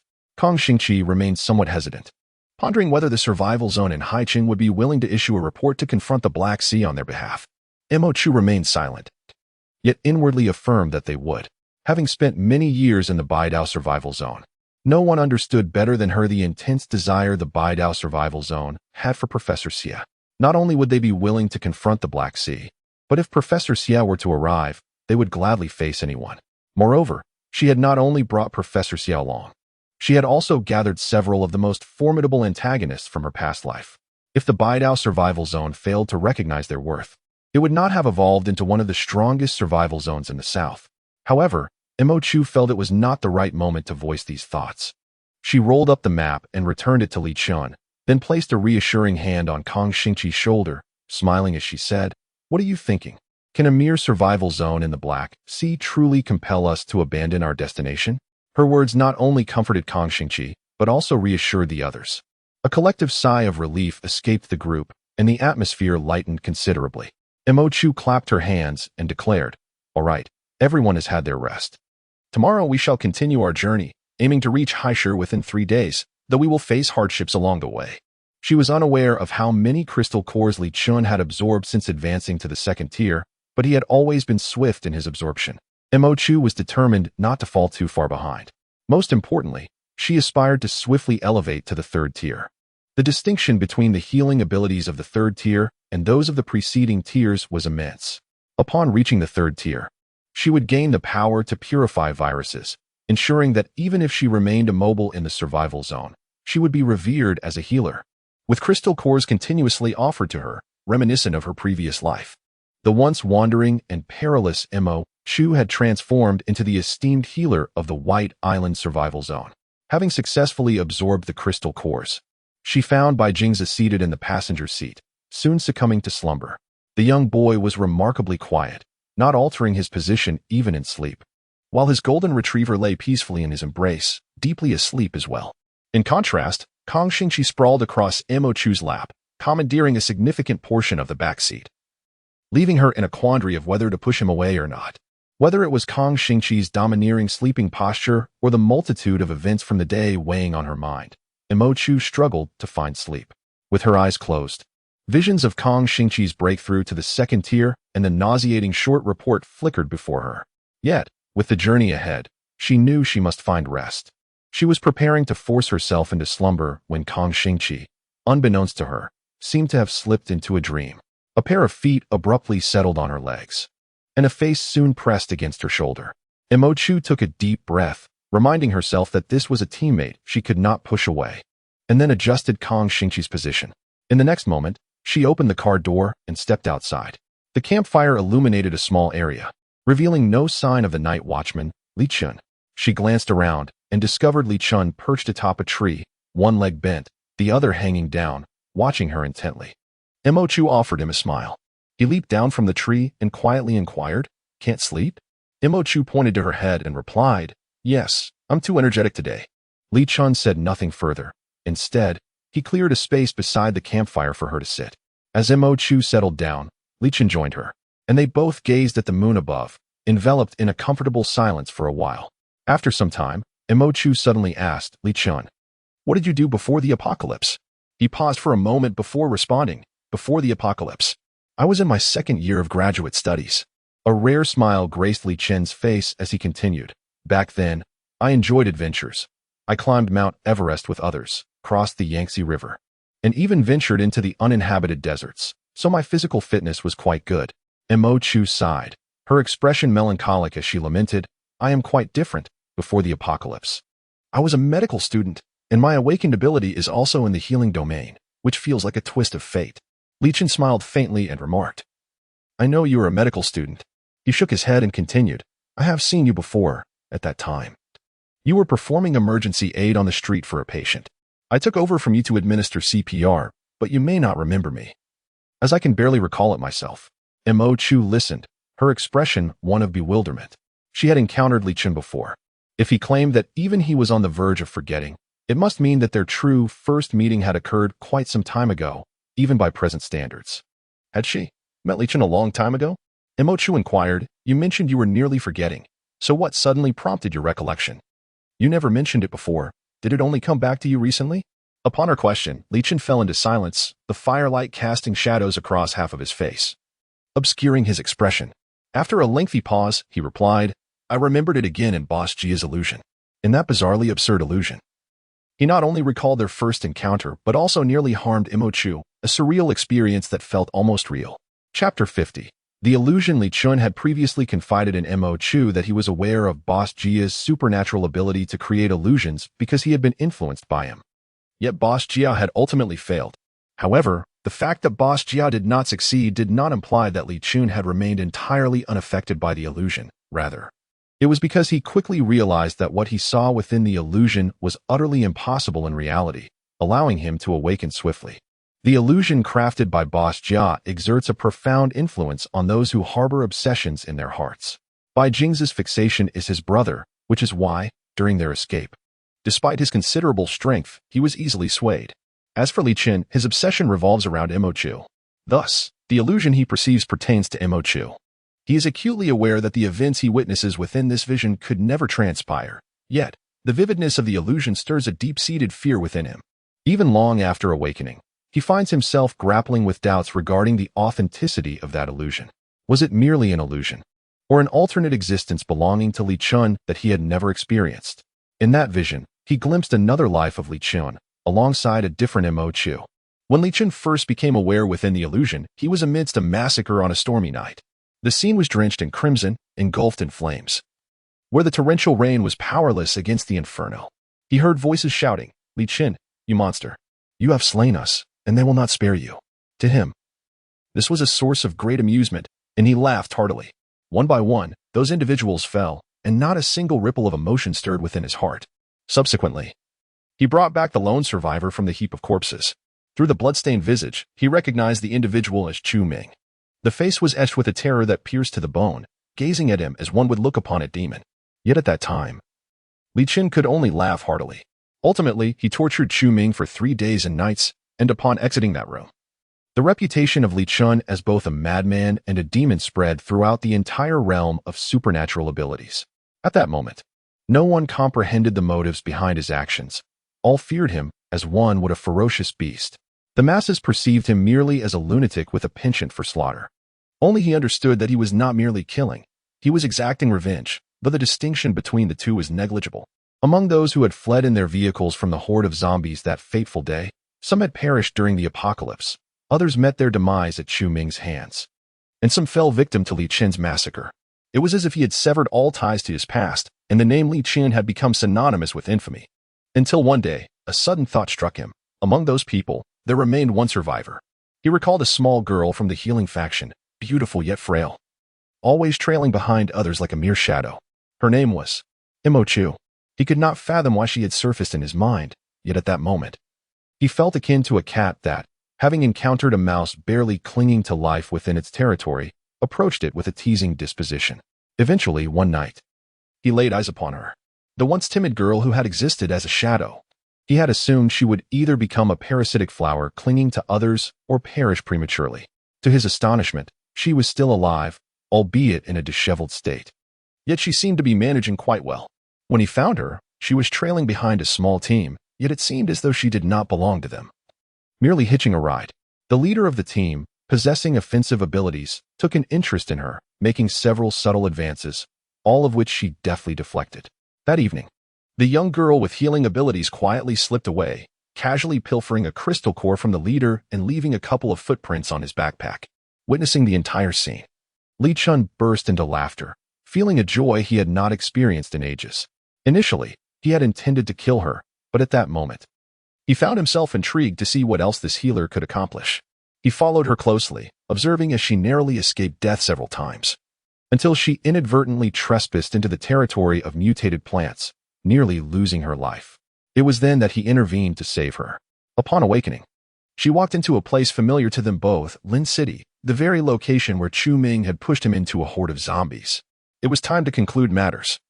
He thought. He had saved her once. Without that intervention, she would have surely perished. In that instant, Li Chen genuinely harbored murderous intent towards her. He heard her utter an apology. Although he had initially intended to strike, he suddenly reconsidered. Never mind, he thought. She is merely a healer. Whether to kill or spare her lies within the realm of his thoughts. Since he chose not to kill her, he decided to let her live. This was the first time that within the illusion, the usually capricious Li Chen chose to defy his own will. Having slain everyone from his past, his desires were not solely rooted in vengeance or resentment, but in a profound yearning to sever all ties with the person he once was. At this moment, he had voluntarily let go of a girl from the healing faction. The girl, with her backpack, walked further and further away, and he cast one last glance before departing in the opposite direction. It was time to conclude this chapter. It was at this juncture that Li Chen, immersed in a mirage, sensed something amiss. His rationality finally gained the upper hand. From the moment the illusionary Li Chen harbored murderous intent towards Imo Chu, he realized something was wrong. Even though the version of himself within the mirage perceived everything as reality, there remained one truth etched deep within him. Ingrained in his very being, under no circumstances, regardless of what transpired, would he ever commit any act that would bring harm to Imo Chu, let alone entertain thoughts of killing her. When the illusionary version of himself contemplated her demise, his rationality surged back to consciousness. Once clarity returned, the ensuing scenes became fragmented. He witnessed the illusionary self continuously and unconsciously pursuing the figure of Imo Chu within the mirage, as if it had morphed into a habit of his existence, the sole source of intrigue in his life.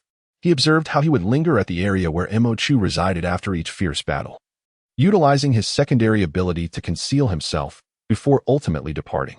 He saw himself trailing behind Imo Chu during her solitary outings, subtly intervening to rescue her whenever she found herself in peril once more. He recalled a moment when, while breaking through an encirclement and gravely injured, he instinctively headed toward the survival zone where Imo Chu was located, fortuitously encountering her as she ventured out. At that moment, he was covered in blood, his face obscured, and Imo Chu did not recognize him. She provided him with treatment and then left him in an abandoned, uninhabited hut, departing quietly. It was this act of salvation by Imo Chu that evoked memories of their first encounter long before the apocalypse. Yet, he understood that even within this illusion, as time progressed, Imo Chu had unknowingly transformed into the sole beacon of light in his life. His attachment to her deepened imperceptibly, and within the dreamlike realm, he became increasingly concerned for her, to the extent that she became his only thought in this world. However, she remained oblivious. The illusion felt so tangible that there was a fleeting moment when he could not distinguish between the dream and reality. His only regret was that, even within this illusion, he ultimately could not discern the fate of the characters Li Chen and Imo Chu. For several consecutive days, Whenever he closed his eyes, he would be immersed in that absurd yet genuine illusion. It was only at this moment that the true Mo Chu sat beside him, gazing at him in the firelight, smiling at him, causing all the illusions to dissipate like mist before his eyes. This was reality. The Mo Chu before him was authentic. He was not the madman or demon of the illusion. Mo Chu had come to his side, saved him, and offered him a new path. She stood by him, allowing him to willingly confine himself to her presence, forever to be her shadow and arm. Had it not been for Mo Chu, the Li Chen within the illusion might have been his final sanctuary, but now that she was by his side, that was more than enough. He would never harbor malicious intentions towards Mo Chu. He would never wish her harm, regardless of the circumstances. After all, an illusion is merely an illusion. As he opened his eyes beside the fire, he found Mo Chu still gazing at him. Perhaps his prolonged silence had caused her concern, as she appeared somewhat anxious. Upon noticing his gaze, she quickly grasped his arm and inquired, "What is it? Did Boss Jia's illusion affect you in any way? How do you feel now?" Her voice was taut, and the worry in her tone may have gone unnoticed by her. Li Chen suddenly felt that this was sufficient. His life had already reached a state of fulfillment. There was no need to pursue an ephemeral fantasy. Without hesitation, he reached out and gently ruffled her hair, catching Mo Chu off guard, making her look quite endearing. He reassured her, "It's nothing. I merely encountered some chaotic visions in the illusion, but they were all false. Look, I have awakened, haven't I?" At his words, Mo Chu momentarily set aside her surprise at his sudden gesture and let out a sigh of relief. Then, with a swift motion, she swatted his hand away, adopting a fierce expression as she admonished, "You must not touch a girl's head." Li Chen gazed at her in the flickering firelight and suddenly burst into hearty laughter. That night, Mo Chu unknowingly drifted into slumber against the warmth of the fire. When she awoke the following morning, she found herself half reclining on Li Chen's shoulder, who remained in the same position as the night before, seemingly undisturbed throughout the night. She quickly sat up, prompting him to finally shift his shoulder. As she contemplated expressing concern for his shoulder, she caught sight of Li Chen looking at her, a dazzling smile illuminating his face in the morning light. He said, "All right, it's time for us to set off." Chapter 51, The God of Cars. "Go, go, go, hurry," shouted Ji Sun, his voice hoarse with anxiety as he anxiously peered through the passenger window at the pursuing horde behind them. Wu Mingyuan, at the helm, was already on edge, and Ji Sun's frantic yell pushed him to his limits. Unable to contain his frustration, he retorted, "Damn this wretched truck. I'm flooring the accelerator. What more do you expect me to do?" Ji Sun fell silent, fixating on the rear of the vehicle, watching in dread as the zombies drew ever closer. He could not help but scream, "They're catching up. They're catching up." Wu Mingyuan scoffed, glancing ahead at a winding mountain road, where one side dropped off into a sheer cliff. He leaned out the window, calling to the individuals perched atop the vehicle, "Hold on tight, brothers on the roof. Watch how the God of Cars takes you soaring today." 7 or 8 superhumans sat atop the vehicle, clearly accustomed to collaborating with Wu Mingyuan. Upon hearing his words, their faces tightened, as if recalling some harrowing past, their hands instinctively gripping the structures that anchored them. Only Ji Sun, having partnered with them for the first time, was oblivious to their shared history. Hearing Wu Mingyuan's declaration, he felt a mixture of confusion and urgency, exclaiming, "Sir? Sir where? You may be the God of Cars, but you can't fly this winding mountain road in a rickety truck. We need to come up with a way to shake off these zombies." As his words fell, Wu Mingyuan had already straightened his posture. Before them lay a formidable bend in the road, and given that they were driving a heavy truck, any lack of caution could lead to a disastrous plunge off the cliff, resulting in destruction and loss of life. Yet, Wu Mingyuan showed no intention of slowing down. Instead, he pressed down hard on the accelerator. Ji Sun's eyes widened in alarm, ready to shout for him to reduce speed, when he was suddenly thrown backward by the force of inertia, his body crashing against the seat back. The truck then made another sharp turn, and before he could react, he was flung against the glass, his face pressed tightly against the window. Through the glass, he could clearly see the abyss beneath him, their dilapidated truck precariously hanging at the edge of the cliff with half a wheel dangling over the precipice. He felt a wave of suffocation wash over him, contemplating that perhaps today would be the day he, Ji Sun, met his demise at the cliff's edge. Suddenly, the truck swung wildly, the heavy rear section along with the front cab being hurled around the bend. The vehicle swayed twice before settling firmly onto solid ground. He had effectively executed a drift in a truck. Ji Sun, taken aback, glanced at him with astonishment and exclaimed, "Impressive." Wu Mingyuan smiled proudly. "Otherwise, why would your father specifically seek me out to be your driver?" Ji Sun chuckled and quickly leaned out to observe the zombies pursuing them. Among those chasing them were both first-tier and second-tier zombies.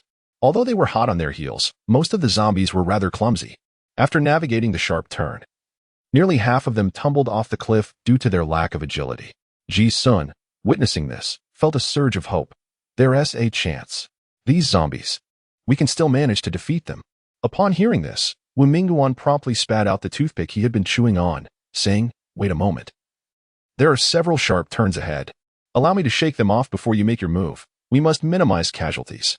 Ji-sun, lost in his own cheerful thoughts, replied, All right, I'll follow your lead." His naive laughter, in response to Wu Mingyuan's intention to navigate through more sharp turns, made him feel that his father had finally found the right person for him, completely oblivious to the gravity of the situation. However, the individuals perched atop the truck. Upon hearing Wu Mingyuan's plan for more twists and turns, all turned pale as if confronted with a threat far more terrifying than the relentless zombies pursuing them. They were momentarily at a loss for words, their hearts filled with sympathy as they listened to the innocent laughter of the young Master Ji in the passenger seat. Soon enough, you won't find anything to laugh about. Mo Chu stood atop the truck, scanning the surroundings. The area was enveloped in dense forest, with a narrow road barely carved out for passage, but the omnipresent greenery made it difficult to discern directions without a navigation system, especially since they only had a map. Nevertheless, upon raising his gaze, Mo Chu realized they were situated directly beneath a cliff, atop which a perilous winding road had been constructed. Looking in the opposite direction, he spotted a tall tower rising several dozen meters high through the thick canopy of trees, unmistakably prominent. After just a fleeting glance, he recognized their location. They had not taken a wrong turn, they were indeed quite close to the survival zone of White Island. In her previous life, Mo Chu resided in the White Island survival zone for many years. The most vexing aspect of this zone was its treacherous terrain. It was nestled beyond a dense forest, with access limited to a solitary road traversing the woods and a winding mountain road above. The condition of the mountain road was perilous, rendering it a path few dared to tread. The route they currently followed was the most frequently used. However, in the absence of navigation tools, it was easy to lose one's south way on this road. Experienced individuals relied solely on the distant towers and the opposing cliffs to discern their direction. This almost instinctive judgment momentarily blurred the lines for her, leaving her uncertain whether she was Mo Chu of this lifetime or the esteemed physician of her past. She gazed into the distance, where the sights and sounds of the White Island survival zone flashed before her like frames of a film, surprisingly devoid of any sense of unfamiliarity. Taking a deep breath, Mo Chu leaped down from the roof of the vehicle. Ying Yi and Kong Xing hurried over, with Ying Yi inquiring, "Mo Chu, what do you see? Did we take a wrong turn?" Holding a map in her hand, which she had not truly utilized, she feigned confidence while pointing at it, declaring, "Indeed, we are right here. If we continue along this road for another hour, we should arrive." A collective sigh of relief escaped the group. Mo Chu folded the map and said, "Very well, let us set forth." As Ying Yi and the others assisted Professor Xie into the vehicle, Mo Chu began to gather her belongings in preparation to join them, when suddenly, an unsettling feeling washed over her. Before she could react, Li Chen suddenly seized Mo Chu's arm, pulling her into his embrace. He then spread his hand, creating a fiery net above their heads. In the next moment, Mo Chu heard a dull thud as something crashed onto the net. Almost immediately, the acrid scent of burning filled the air. When she looked up, she saw a living zombie bouncing down from the fiery net, crashing to the ground in a shattered heap. Mo Chu was left utterly stunned. How could zombies be falling from the sky? Yet this particular zombie seemed to be a mere precursor. Before she could ponder further, several more zombies began to plummet from the air, landing directly above them. Ingi reacted swiftly, realizing the danger, and drove away from the area, shouting for Mo Chu and the others to take cover. Without hesitation, Li Chen retracted the fiery net, shielding Mo Chu with one hand while grasping Xiao Jin with the other, and they swiftly sought refuge in the nearby dense forest. Kong Xingqi was nearly beside himself, roaring as he activated his powers, transforming his body into metal. And protected by Jing Zhe as they followed Mo Chu into the safety of the woods. Bai Jing Zhe had initially intended to take action, but before he could do anything, he was dragged into the forest by Kong Xingqi, his face paling visibly. The four regrouped, and Li Chen quickly unfurled the fiery net to envelop them once more. Almost immediately, a series of explosive sounds echoed as zombies crashed one after another into the spot where they had just stood. Mo Chu observed with clarity that the zombies, upon their descent, were alive, yet upon crashing to the ground, they lay scattered and broken. A few landed within their net and were promptly incinerated, while a select few that remained unscathed were swiftly dealt with by Jingza's psychic abilities. The reign of zombies lasted for several seconds before tranquility was restored, leaving behind a grim tableau of lifeless bodies. Kang Xingqi remained momentarily stunned, unable to process the chaos, as her metallic form gradually receded. Bai Jingza suddenly extricated himself from her arm. She gazed skyward, then downward, murmuring, "What is happening? Has this world mutated to the point where the sky no longer rains, but instead drops zombies?" Imo Chu rose to her feet, casting her gaze overhead, where a precipice loomed, and she discerned the fleeting silhouette of a vehicle, its exhaust trailing behind as it sped past. With a sigh, she remarked, "It must have fallen from the cliff." The group treaded over the scattered corpses, looking upwards. After a moment of hesitation, Imo Chu elaborated, "It seems someone was driving and was pursued by zombies. They managed to shake them off at that large bend in the cliff, and the zombies fell right above us." Kang Xingqi, taken aback, exclaimed, "That driver must possess remarkable skills." Imo Chu fell silent, her own description evoking thoughts of a particular individual. She glanced upwards once more and declared, "Let us pursue and uncover the truth." Ugh. Ji Sun leaned against a tree, overwhelmed by nausea. The truck came to a halt at the roadside, and the supernatural beings aboard disembarked, their faces pale and tinged with green, yet, fortunately, none succumbed to vomiting. Wu Mingyuan discreetly distanced himself from Ji Sun, who was already on the verge of losing his composure. One of the supernatural beings, unable to endure the sight any longer, declared, "I will go check if those zombies are closing in." Upon hearing this, the others felt a surge of renewed vigor, convinced that even if they had to endure a tumultuous journey, it would be worthwhile. Ji Sun, hearing their words, managed to steady himself against a tree and weakly gave Wu Mingyuan a thumbs up, uttering, "You're impressive, you." But before he could finish, a wave of nausea overwhelmed him, and he retched violently once more against the tree. Before he could complete his sentence, a sudden, panicked voice pierced through the air. "What is that? Run. It's a Tier 3 zombie." Wu Mingyuan abruptly turned his head. Chapter 52. Recognition. He raised his gaze and could only discern a dark silhouette racing towards them from a great distance, moving with an astonishing speed that defied belief. Stunned, he almost exclaimed, "Tier 3? How can there be Tier 3 zombies now?" It was not only him. The other supernatural beings turned ashen, rooted to the spot, feeling as if they had been nailed to the ground, unable to move. Tier 3 zombies. Why would there be Tier 3 zombies? They had never encountered such creatures before and were utterly unaware that, in this apocalypse, Tier 3 zombies had already emerged.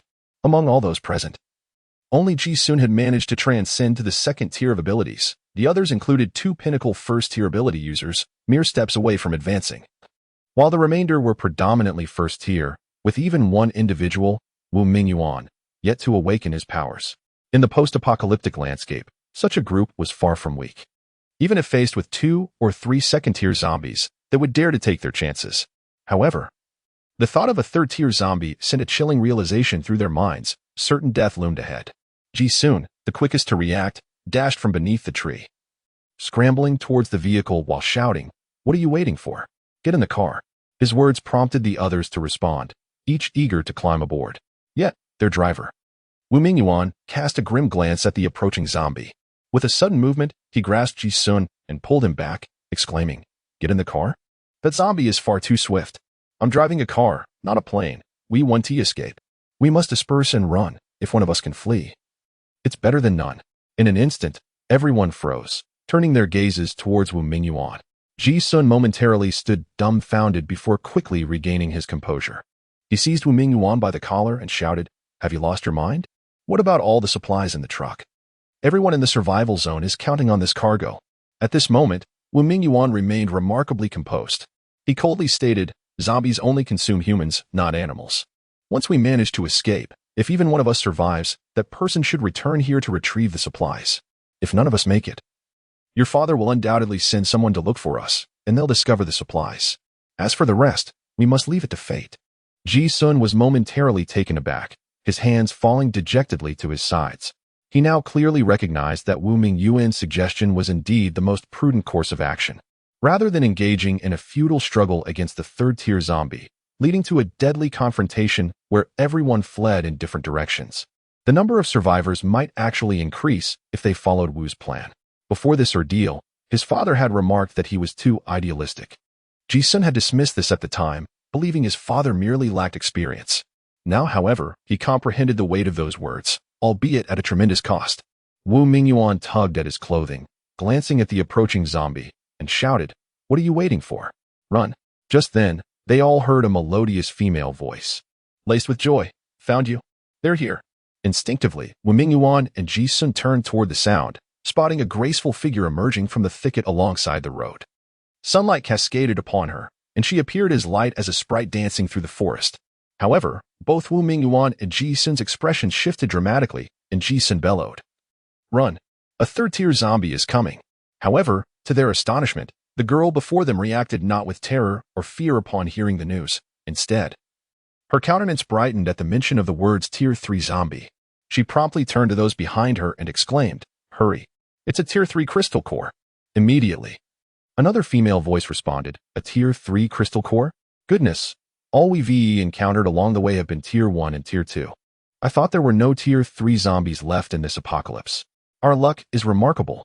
As this voice echoed, another girl emerged from the dense forest, followed by a man with a cold demeanor but a commanding presence, accompanied by a youthful-looking boy. A golden retriever then bounded forward, and the four of them, along with the dog, locked eyes with the others. The first girl who had stepped out wore a radiant smile as she regarded them. The others almost believed they had misheard. Encountering a Tier 3 zombie, and still considering themselves fortunate, Wu Mingyuan snapped back to reality, his expression darkening as he scolded, "Have you all lost your minds? Why aren't you running?" The girl before them maintained her smile and inquired, "Where's the Tier 3 zombie?" Wu Mingyuan assumed she was in disbelief and pointed towards the direction of the zombie. Upon closer inspection, he realized that the creature had drawn remarkably close, transforming from a mere black into a clear image of its contorted limbs. At this pace, it would be upon them in mere seconds. Wu Mingyuan uttered a low curse at those individuals for their misdeeds, intending to forcefully have them removed. However, out of the corner of his eye, he noticed that two of the men among the four had charged towards the zombie, with a girl radiating silver light following closely behind. Subsequently, the girl who had initially conversed with them casually drew a large knife from her waist and joined their ranks, observing the four individuals recklessly rushing forward. With even their dog in tow, Wu Mingyuan's expression darkened as he felt that their chances of survival, which were already a mere 4%, plummeted to less than 10 due to the reckless antics of these individuals. Beside him, Ji-sun suddenly grasped his arm, turning to inquire about his intentions. Ji-sun pointed ahead and said, "Look."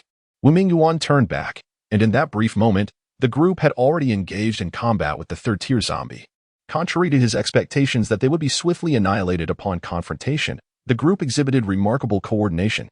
The silver-clad woman stood at the forefront, her body impervious as she faced the zombie head-on, while a stern-looking man conjured a tempest of flames, confining the creature to a limited area. A young boy, whose abilities were indiscernible, consistently interrupted the zombie's most critical attacks, providing the silver-haired girl with openings for lethal strikes. Rather than being swiftly defeated, they seemed to be gaining the upper hand against the third-tier zombie. Gaining the upper hand against a third-tier zombie? Ji-sun whispered in his ear, "These individuals, aside from their dog, are likely all second-tier ability users, with two of them even reaching the advanced second tier." Hearing this, Wu Mingyuan felt a sense of surrealism greater than witnessing a third-tier zombie. A team composed entirely of second-tier ability users? He quietly inquired of Ji-sun, "When did our Bi-Island Survival Zone acquire such a team? Where did you recruit them from? I've never heard of this before." Ji-sun, equally hushed, responded, "Don't pretend you haven't heard. I certainly haven't either, because they're not even from our survival zone." Wu Mingyuan swore under his breath. "So can we bring them into our survival zone today? Whether you can make me see you in a new light depends on how you manage to deceive them." Ji-sun, brimming with confidence, declared, "All right. If I can fool my dad, just wait and see how I'll trick them." Wu Mingyuan smiled slightly, thinking to himself that it wasn't he so much Ji-sun fooling his father, but rather his father choosing to ignore him. He gazed at the increasingly intense skirmish ahead, slowly lighting a cigarette for himself, only to realize that his hands were trembling uncontrollably. The thrill of narrowly escaping death was indeed exhilarating. Mo Chu discovered that the mental abilities in the White Whale Marsh were remarkably effective. He could render Mo Chu unconscious without him even realizing it, and could forcibly control zombies of a higher tier than himself, interrupting the attack of a third-tier zombie at a critical moment. Prior to the encounter at the White Whale Marsh, their small team had adopted an aggressive strategy. Kang Xingqi's physical resilience allowed him to withstand direct confrontations with the zombies, absorbing the majority of the attacks. Li Chen often commanded the battlefield with frenzied offensive maneuvers, while Mo Chu and Xiao Jin focused purely on relentless damage output. However, now, at the White Whale Marsh, they had evolved from a mindless approach to a more cunning style, capable of interrupting the zombies' critical strikes. She had initially anticipated a fierce battle against the third-tier zombies, yet to her surprise, the actual confrontation unfolded with far greater ease than she had envisioned. The third-tier zombies' assault was thwarted by the White Whale Marsh, and through a series of exchanges, it quickly became the target of their collective ire. After being interrupted once more, the zombie, disregarding all caution, charged recklessly towards the White Whale Marsh. With its inherently weak melee capabilities, Kang Xingqi instinctively positioned himself as a shield in front of the White Whale Marsh. Li Chen emitted a low grunt, his form vanishing in an instant. Utilizing a concealment skill, he misled the zombie, only to reappear directly before it moments later, delivering a fiery punch that forced the creature back. The team swiftly reorganized, placing the White Whale Marsh and Mo Chu at the outermost front. In their inaugural confrontation with a third-tier zombie, they exercised extreme caution and spared no effort. After nearly 10 minutes of grappling, as the White Whale Marsh disrupted the zombie once again, Kang Xingqi surged forward to protect Mo Chu. Li Chen immediately ensnared the zombie's limbs in flames, while Mo Chu deftly maneuvered to the creature's rear and thrust her blade through its skull, causing a crystal core to tumble to the ground. The flames rapidly consumed the zombie's remains. As the battle concluded, Mo Chu discarded her blade and collapsed onto the ground. Gasping for breath, Li Chen approached and retrieved the third-tier crystal core, presenting it to her. Mo Chu took the item, examined it under the sunlight, and exclaimed with a smile, "Dear siblings, we have successfully acquired our first third-tier crystal core." Kang Xingqi chuckled, and even the usually stoic Bai Jingzi revealed a smile. Mo Chu rose from the ground and glanced at the group of onlookers standing at a distance, bewildered. "Let us go and meet them," he suggested. The few of them approached, only to discover that the group was exceedingly enthusiastic. The leader, a young man, began with an effusive expression of gratitude, followed by subtle inquiries about their origins. Mo Chu quickly discerned their intention to recruit them. He remained silent, first casting a glance at another man standing behind the young man. This individual, in his 30s, was smoking a cigarette and observing the younger man with an unusually bright smile. Mo Chu glanced at him and then turned to the young man, asking, "What is your name?" Taken aback, Mo Chu then inquired, "Is your father named Ji Ziyuan?"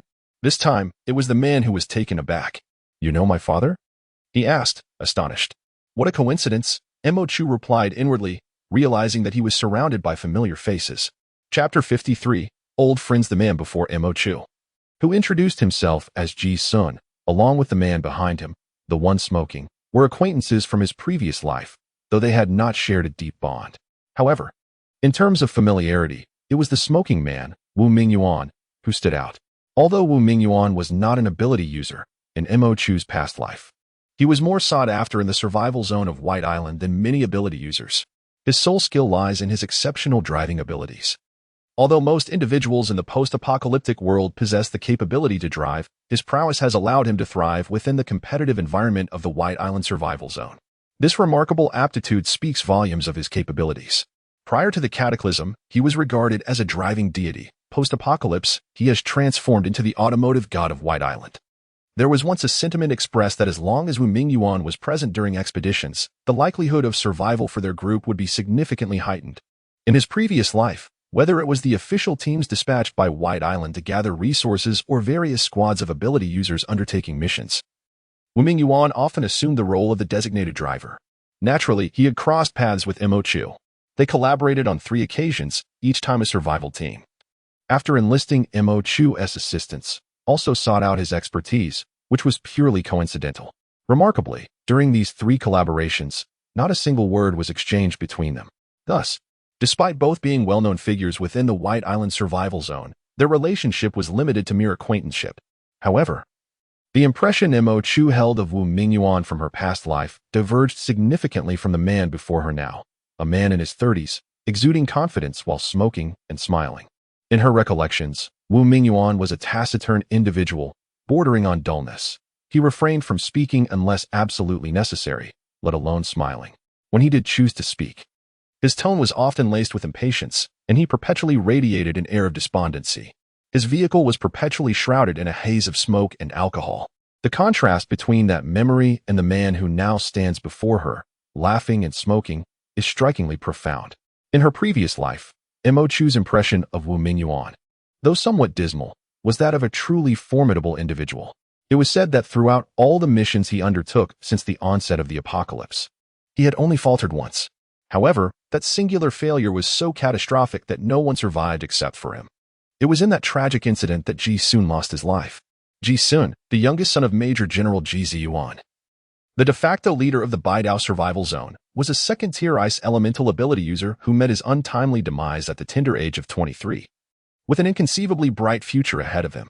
Each year, on the anniversary of that fateful day, there were whispers of Wu Mingyuan visiting Ji Sun's grave with offerings of wine. Rumor had it that, in a drunken stupor, Wu Mingyuan had once confessed that he had survived due to Ji Sun shielding him from a fatal blow, which left him perpetually haunted by the memory of Ji Sun's death. The authenticity of this tale remained uncertain. Now, however, the living Ji Sun stood before Mo Chu, not only alive but wearing an adorably foolish grin. When Mo Chu inquired if his father was Ji Ziyuan, he immediately questioned how she knew, revealing to her that this was indeed the Ji Sun she had heard about countless times. Surveying the surroundings, Mo Chu took in the sight of Wu Mingyuan and Ji Sun collaborating, the supply trucks, the formidable third-tier zombies, all situated on this winding mountain road. It seemed she had unwittingly stumbled upon the very incident that had led to Ji Sun's demise in her past life, oblivious to the fate that loomed over him. Ji Sun continued to press Mo Chu on how she knew his father's name, wondering if she was acquainted with him. In her heart, Mo Chu silently mused that had she not impulsively followed him this time, this young man would have faced death once more. However, since they had encountered Colonel Ji's son from the very beginning, their subsequent plans might become considerably more convenient. Ji Sun appeared enlightened as he listened. Wu Mingyuan, who stood by, felt as if he must have been struck by a mule moments earlier to have thought it wise to involve Ji Sun in persuading these evidently astute individuals to enter their survival zone. If they truly believed that everyone in their survival zone was as foolish as Ji Sun, it would spell disaster.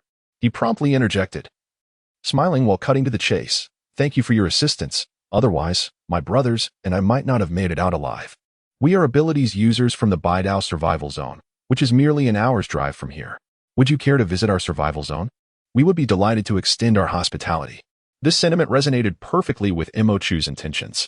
Exchanging glances, Mo Chu turned and smiled. In fact, our destination this time is the Baidao survival zone. It could not be more fortuitous to have locals guide us. The abilities users beamed with delight at these words. And even Wu Mingyuan, who was far more seasoned than they, exhibited a noticeable expression of joy. Ji Sun waved his hand, declaring, "Let us go. Get in the car. I will take my saviors to the survival zone." However, Mo Chu shook her head and replied with a smile, "Let us hold on for a moment. We still have some belongings to retrieve." She gestured towards the edge of the forest. Ji Sun inquired, "Is your luggage over there?" Mo Chu nodded and added, "We also have a few companions with us."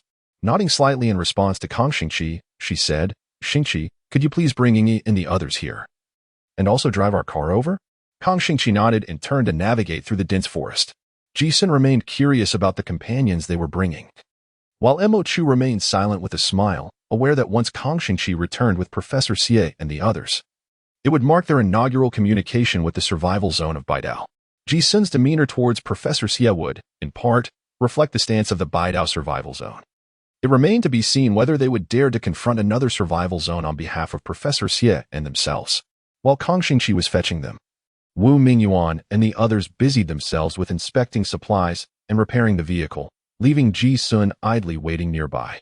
The individuals Mo Chu and the others were anticipating must be him. As Ji Sun observed the elder descending, everyone rushed forward to greet him. Ji Sun, intrigued, straightened up in his seat. Mo Chu and the others were engaged in a low conversation with the elder, their voices barely audible, yet Ji Sun was left astounded. Wu Mingyuan approached, glanced at Mo Chu and the others, and remarked, "All right, the VE arrived. We can depart shortly." Ji Sun remained unresponsive. After a moment of hesitation, he whispered, "I think I might know that elder." Wu Mingyuan inquired, "What elder?" Spotting an elderly figure in the crowd, he asked, "Oh, I see him now. What is this? Is he an old acquaintance of your family from before the apocalypse, or perhaps a relative of your father?" She approached him with a smile and introduced. I am unsure if you're acquainted with him, but this is Professor Xie Jiyuan. The name Xie Jiyuan resonated in the air the moment it was mentioned. There was no need for Mo Chu to elaborate, as everyone instantly comprehended who Professor Xie Jiyuan was. Wu Mingyuan's cigarette fell from his hand to the ground. While Ji Sun stood up abruptly, stammering, Professor Xie Jiyuan? Professor Xie nodded affirmatively. Indeed, that is I. Ji Sun's mind became a whirlwind of confusion, soon followed by overwhelming joy. How could his father still deem him a waste? In his ecstatic state, he momentarily forgot what he should articulate. At that moment, however, Wu Mingyuan unexpectedly interjected with a statement that jolted him back to reality. Wu Mingyuan said, but didn't the brief report from the Black Sea Survival Zone yesterday indicate that Professor Xie Jiyuan had been abducted?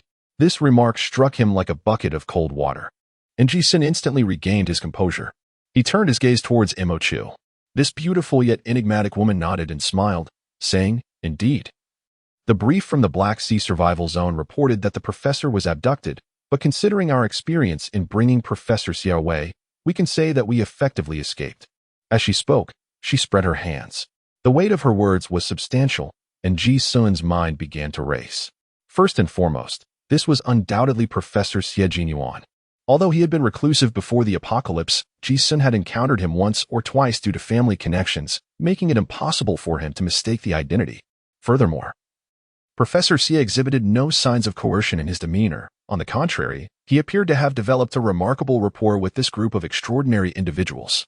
Ultimately, it was the woman who remarked, in truth, we have escaped. Although Ji Sun was somewhat naive, his upbringing in such a family prior to the apocalypse had endowed him with acumen. The woman's succinct observations, coupled with Professor Xie's reactions, led him to a startling conclusion. It became evident that Professor Xie and his companions had fled shortly after arriving at the Black Sea Survival Zone due to a particular incident. And the so-called abductions reported from the Black Sea Survival Zone had deceived the entirety of the post-apocalyptic world. His thoughts spiraled further, contemplating the intentions behind the Black Sea Survival Zone's actions, as well as their strategies for managing the ramifications should the truth come to light. He concluded that, although he could not fathom their motives, even if the truth were to be unveiled, the Black Sea Survival Zone could effortlessly conjure myriad justifications to exonerate themselves, leaving no repercussions for them. The woman before him smiled with an authenticity that was strikingly palpable as she said, Very well. Chapter 54. Named Ji Yuan was a rather cultured middle-aged gentleman. Adorned with gold-rimmed spectacles, his tall stature belied any semblance of aggression. Instead, he emanated an air of scholarly elegance, unlike a military officer who had wielded power before and after the apocalypse. Mo Chu observed Ji Yuan, reflecting on this. At that moment, they were all gathered in the grand conference room of the White Island Survival Zone, where Ji Yuan, with a smile, was engaged in a lively conversation with Professor Xie. Mo Chu cradled a cup of fragrant hot tea, surveying the expansive conference room. Suddenly, she realized that Ji Yuan, a figure from her past who had merely represented the authority of the survival zone, was, in truth, a person of remarkable social grace. The formidable development of the Baidao survival zone under his leadership was not without justification. The young master, Ji Sun, displayed a commendable sense of propriety. Upon their arrival at the Baidao survival zone, this seemingly naive young man promptly instructed the guards to contact his father. They remained in their vehicle throughout, only to be courteously escorted into the conference room. Once inside, Ji Yuan personally welcomed them, eschewing the customary hierarchy of introductions that often leaves attendees feeling anxious. Instead, he invited everyone into the room without hesitation. The conference room was arranged in a rather casual manner, and Ji Yuan's approach to their meeting was refreshingly informal. Despite their extensive experiences as they held the warm tea, they could not help but relax their vigilance. It appeared that Ji Yuan and Professor Xie were old acquaintances. As Ji Yuan chatted amiably with Professor Xie, his eldest son, a man strikingly similar in appearance to him, naturally engaged in conversation with Mo Chu and her companions. Apart from Mo Chu, the members of her team were not particularly loquacious. Occasionally, when one of them spoke without receiving a response, he remained unperturbed, contributing remarks only when the conversation flowed naturally. When they preferred silence, he entertained himself by playing with the small golden creature, ensuring the atmosphere remained warm and inviting, devoid of awkwardness, embodying a refreshing aura akin to a gentle spring breeze. Mo Chu dared to assert that if it were not for the extraordinary nature of their party, anyone who engaged in conversation with this young nobleman for even 3 minutes would inevitably regard him as a confidant. He possessed a remarkable eloquence. While conversing, he adeptly directed Ji Sun to engage with Professor Xie's students or to serve tea. Although Ji Sun outwardly appeared to be a carefree, naive character, he dutifully assumed the role of a tea servant without a hint of complaint, with ample food and drink and pleasant conversation flowing. It seemed that his mentor was an old acquaintance of the local authority, allowing Ying Yi and the others to relax completely, their earlier apprehension now a distant memory. The atmosphere in the conference room was so harmonious that it seemed almost surreal. Mo Chu glanced at Li Chen's watch and noted that an entire hour had elapsed since they had taken their seats, yet none present exhibited the slightest impatience. Casting a quick survey of the room, he then turned his gaze back to Li Chen. The two shared a knowing look, suggesting that neither father nor son was to be underestimated. This was precisely to Mo Chu's liking. Engaging with intelligent individuals was far more gratifying than dealing with the mundane. And since they had chosen to remain in this locale, it was evident that the more formidable the rulers, the more beneficial their presence would be. Mo Chu settled down to enjoy her tea. As she finished her cup, Professor Xie concluded his conversation with Ji Yuan, and both men rose to shake hands. Observing this, Ying Yi and the others also stood. Mo Chu set her empty teacup aside and rose in unison, aware that this moment marked a true resolution.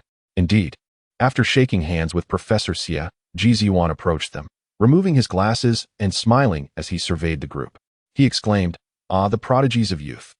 Mo Chu chuckled softly and replied, "Professor Xie is also our friend. There's no need for formalities."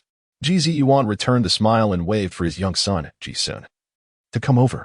He continued, "Formalities are still warranted. You have saved my son, Ji Sun. This lad is blissfully unaware of the world's dangers. Had it not been for your intervention, I might have been a grieving parent. Thus, I express my gratitude as a father." As he spoke, he affectionately patted Ji Sun's head and added, "You have yet to thank your saviors." Ji Sun, blushing, nodded and said, "Thank you very much for saving me," as well as Wu Mingyuan and the others. Mo Chu graciously accepted the gratitude. Ji Yuan then mentioned, "I just conferred with Professor Xie. We have a modest experimental area on White Island, albeit still rudimentary. Professor Xie wishes to reside nearby for convenience. May I inquire where you intend to stay?" This matter had been prearranged, and Mo Chu responded, "We shall reside near Professor Xie, allowing us to look out for one another." Ji Yuan remarked, "That is splendid." He then called Ji Sun to guide them to their accommodations. Given the abruptness of Mo Chu's arrival, Ji Yuan had made no preparations and promptly instructed his son to gather all necessary provisions, truly treating him as a sentinel. In that moment, an air of silence enveloped everyone. Ji Yuan continued to smile at her, his eyes unmistakably revealing a hint of approval. He addressed his eldest son, Shen. "Bring me the brief report." The man named Ji Shen nodded and retrieved a sheet of paper that had been resting on the conference room table. Ji Yuan handed it to Mo Chu. Upon lowering her gaze, she discovered that the so-called white paper was not merely blank. It was a brief report adorned with the emblem of the White Island Survival Zone. Professor Xie Yuan, a biomedical scientist and neuroscientist, had been escorted to the White Island Survival Zone by the ability users Mo Chu, Li Chen, and others. The report expressed gratitude for the recent attention bestowed upon Professor Xie by various survival zones and acknowledged the efforts of several ability users in his rescue. It became apparent that Ji Yuan had prepared this brief report well in advance of their conversation. Mo Chu read the report from beginning to end, lingering on the phrase rescue for an extended moment before suddenly laughing. It seemed Ji Yuan was not only adept at navigating social interactions, but was also quite the cunning strategist. Throughout the document, he refrained from mentioning the actions of the Black Sea Survival Zone, yet nearly every word served as a counterargument to their brief report. Particularly, the term rescue held a profound significance that even the more astute could discern. The subtlety was truly remarkable. After reviewing the report twice more, Mo Chu extended her hand towards Ji Yuan, saying, "Colonel Ji, may our collaboration be fruitful." As Mo Chu and her companions exited the conference room, they had not taken the time to thoroughly observe the White Island Survival Zone. However, as they stepped outside, the entirety of the zone unfolded before their eyes. Mo Chu's first impression was one of simplicity, yet it exuded a sense of orderliness. When Mo Chu first arrived at White Island in her previous life, it was already a burgeoning locale with considerable influence. At that time, the facilities on White Island were exceedingly well developed, so upon witnessing the current state of the island, she found it somewhat unfamiliar. Nevertheless, it still possessed an essential distinction from the other survival zones they had encountered along their journey. What struck them most was that, although the White Island survival zone appeared more rudimentary than most, it exuded a vitality that was absent in many other areas, which often felt stifled by a pervasive lethargy. As Mo Chu traversed the area, she observed the ability users bustling about with an air of purpose, their faces adorned with smiles. Surprisingly, the ordinary citizens also seemed far removed from the despondency that typically characterized life in other survival zones. They appeared to have tasks to occupy them. This impression was further solidified when they came across a building under construction, where a group of men and women were energetically at work. Men were scaling scaffolding to lay bricks, while women below busily transported materials. Even the elderly, despite their physical limitations, participated by hauling cement. If one were to disregard the surrounding context, it could easily be mistaken for a construction site from the world before the apocalypse. Mo Chu could not help but pause. And it was as if Ji Sun sensed her thoughts, as he elaborated. Here, working ensures 3 meals a day, which is why the ordinary people in the survival zone are eager to participate. My father refers to this as work for relief. We cannot allow ordinary people to be idle, for that could lead to significant troubles. Mo Chu nodded in understanding and continued onward. As they ventured further, they observed artisans skillfully crafting straw sandals and cloth shoes by the roadside, surprisingly drawing a considerable number of buyers. There were mechanics operating makeshift stalls to repair automobiles, and a knife grinder surrounded by an eager crowd of ability users. Some ability users had even set up their own stalls, showcasing the game they had hunted in the jungle. Approximately 2 months into the apocalypse, Mo Chu's recollection was that during this time in her previous life, chaos still reigned. Yet, the White Island survival zone had managed to invigorate its economy. This revelation left not only Mo Chu but everyone else in astonishment. Mo Chu felt a slight sense of calm wash over her as she noticed an unfamiliar building nearby, bustling with ability users coming and going. She inquired, "What is this place?" Ji Sun glanced over and replied, "Oh, it's the registration point for ability user teams. After registering the team's name and members, they can accept tasks here. By taking on missions from the survival zone, they can earn additional rewards. My father mentioned that most ability user teams are quite unruly, and this serves as an indirect method of managing them. The teams in our survival zone are quite keen on accepting tasks." As he spoke, he asked, "By the way, what is the name of your team?" Mo Chu suddenly found herself at a loss for words. Bai Jingze looked at Kong Xingqi, who in turn gazed at her, and she met Li Chen's eyes, which were filled with inquiry. It was only then that she realized they had yet to establish a proper name. Chapter 55, 4 stars. So, what shall we name our team? In the spacious hall of the 2-story independent villa, Mo Chu and her companions sat facing each other. Xiao Jin lay at Mo Chu's feet, and a silence enveloped the 4 of them for several minutes. It was Kong Xingqi who finally broke the awkwardness with a rather uncomfortable question. Outside, Ji Sun had been subtly misled by Mo Chu, but now that everything was arranged, they found that while names could deceive others, they could not deceive oneself. Mo Chu rubbed her forehead, reluctant to speak, not wanting to dwell on how she had managed to sidestep Ji Sun's astonished inquiry about their names when he had wondered if they truly lacked one. After a brief pause, Bai Jingze hesitantly spoke up. "Actually, I initially thought you all had a team name, but simply hadn't shared it with me. Is it true that you don't have one?" He directed his gaze towards Kong Xingqi. The latter shifted away, denying, "Don't look at me. My joining the team was not much earlier than yours.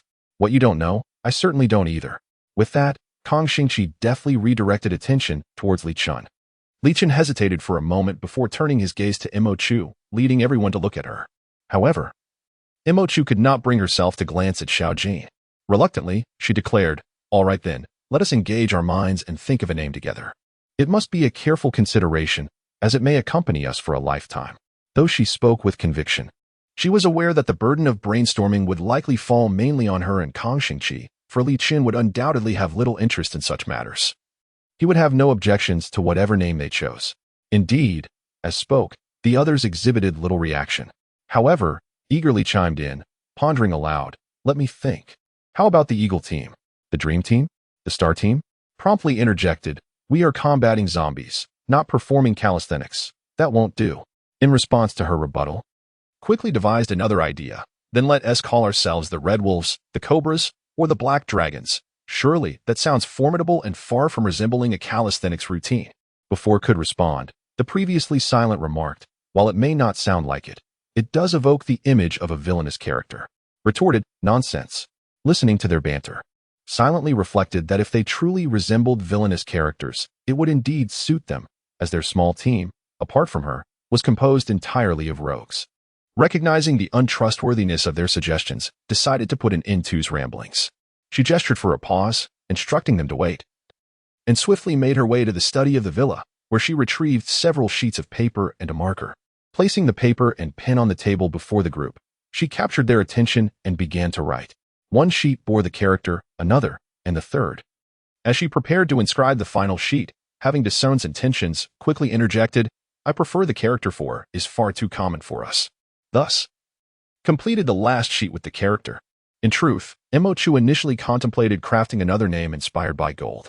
However, upon reflection, she deemed that no matter how one might pair Xiaojin's name, it would invariably sound unappealing. Consequently, she abandoned the idea altogether. In the end, she meticulously stacked 4 sheets of paper, blending them together, and declared, "I shall draw 2 sheets. The characters combined will represent our team name." Although this method seemed somewhat perfunctory, it was certainly preferable to the collective struggle of her companions, who were notoriously inept at naming. Thus, everyone concurred, save for Kang Xingqi, who could not suppress his sarcasm. "You better have good luck. Otherwise, if you draw my Chi first and then Jing from Bai Jingza, we'll end up as the astonished team." "How thrilling," Chu retorted defiantly. "If we are astonished, then so be it. We will astonish others. If we truly become the astonished team, it would mean no one else in this apocalyptic world shares our name. How splendid." With that, she reached for the first sheet of paper and, upon revealing it, sighed in relief. It bore neither Chen nor Jing, but rather the character Chen from Li Chen. She then set aside that character and drew a second sheet. Upon opening it, she found her own character Mo. "Deep ink," Kang Xingqi remarked. "Well, it seems we are not the astonished team after all. We are the silent team. Aside from silence, there is astonishment. How ironic. There are countless combinations for these 4 characters, yet the puns we draw out are so ambiguous." Gazing at the characters Chun Mo, Chu fell silent. Then, she heard Li Chen state, "I have no objections." Kang Xingqi chuckled. "You certainly wouldn't have any at that moment." Chu pressed her forehead and gazed at the 2 characters before pondering. "Silence. Let's call ourselves the Quiet Squad. After all, it conveys a similar meaning and aligns with our team's essence. We certainly cannot name ourselves the Silent Squad, as that sounds rather peculiar. Quiet at least carries a sense of elegance and sophistication." With Li Chen and Bai Jingzi standing silently, combined with the name Quiet, it certainly has a commanding presence, while silence is far too mundane. After articulating her thoughts, Chu turned to Li Chen. He contemplated for a moment and replied, "I have no objections." She then looked towards Kang Xingqi and Bai Jingza. Kang Xingqi remarked, "Since fate has destined us to be quiet, let it be so." Bai Jingza succinctly added, "Agreed." Thus, the Quiet Squad was freshly established. In the years to come, those endowed with abilities would scarcely imagine that, several years later, the squad known as Quiet would ascend to legendary status amidst the apocalypse, becoming the pinnacle among supernatural teams. Its initial name was whimsically decided by its founding members on an ordinary day, but that is a tale for another time. With the newly minted squad name in hand, Chu rose from the sofa and declared, "Let's go. We now have a squad name, and it's time to register." The registration and task acceptance area for supernatural beings in the White Island Survival Zone is merely an unassuming little cabin, devoid of any signage or formal designation. However, in her previous life, when Chu first arrived at the White Island Survival Zone, this place had already garnered a colloquial name among the supernatural beings, Task Hall. One wonders if the original namer was perhaps influenced by a penchant for games from the pre-apocalyptic era.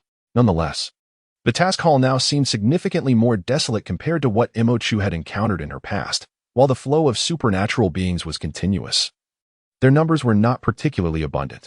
Upon entering, Chu and her companions immediately captivated the attention of everyone in the hall due to their remarkable appearances, momentarily plunging the small space into silence. Chu often found herself bemused when recalling this scene, never imagining that on their very first day in the Task Hall, they would become renowned among the supernatural beings of the White Island Survival Zone, not for their prowess, but rather for the striking looks of the members of the silent team. They made their way directly to the central registration area, where a young girl served as the registrar. Upon noticing their presence, she perked up, promptly adopting a serious demeanor and displaying a professional attitude. With a smile, the young girl inquired, "Hello, which task do you all intend to undertake?" Imochu replied, "We are here to register."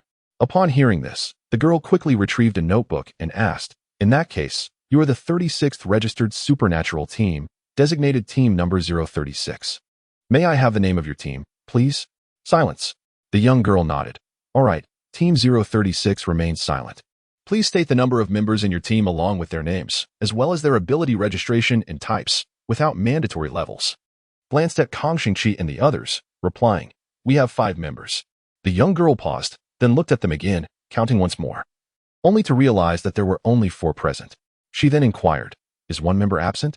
Responded, "No, one of our members is this." As she spoke, she picked up the little golden dog, explaining, "It is an ability dog, and also one of us. Can it be registered?" The young girl hesitated for a moment, then nodded, saying, "Theoretically, as long as it belongs to the ability team, it can be registered. Please proceed with the registration." Thus, completed the registration of the team's information in 3 minutes and received a circular copper badge marked 036. After finishing the registration, casually glanced over all the tasks posted in the task hall. In the White Island survival zone, tasks are graded by levels, categorized by stars. The more stars, the greater the difficulty. Most of the tasks they encountered involved clearing zombies from certain areas, with star ratings ranging from 1 to 2 stars. And the rewards were rather mundane, primarily consisting of food and supplies. Such tasks were the most commonly accepted, for after clearing the zombies, the crystal cores obtained would not be required by the survival zone, and upon completion of the task, an additional supply would be granted. Imochu could not help but marvel at Ji Ziyuan's approach to utilizing personnel. While such incentives may seem trivial to the survival zone, they effectively motivate the supernatural beings to undertake tasks willingly. As Imochu surveyed the area, her gaze fell upon an array of 1-star and 2-star missions, none of which piqued her interest. Just as she was about to lead Li Chen and the others away, she noticed one of Ji Ziyuan's guards entering with a new task list, which he proceeded to affix to a vacant wall. Although she could not discern the specifics of the task, the striking red 4-star rating caught her eye. A 4-star mission? Amidst a sea of 1- and 2-star tasks. What might this particular endeavor entail? Could it rival the formidable 3-tiered zombie they had faced yesterday? Intrigued, Imochu stepped forward to investigate. The guard promptly tore down the task list and handed it to a woman standing behind him, all the while smiling at her, seemingly anticipating her discomfort or anger.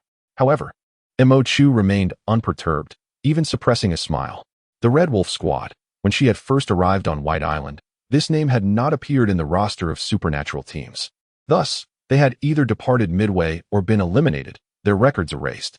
Suddenly, she recalled Kong Xingqi's remarks, suggesting that names like Red Wolf and Black Dragon often belong to antagonistic figures. Yet, they could also be mere cannon fodder. With a gentle smile that exuded warmth and approachability, she said, "I wish you success."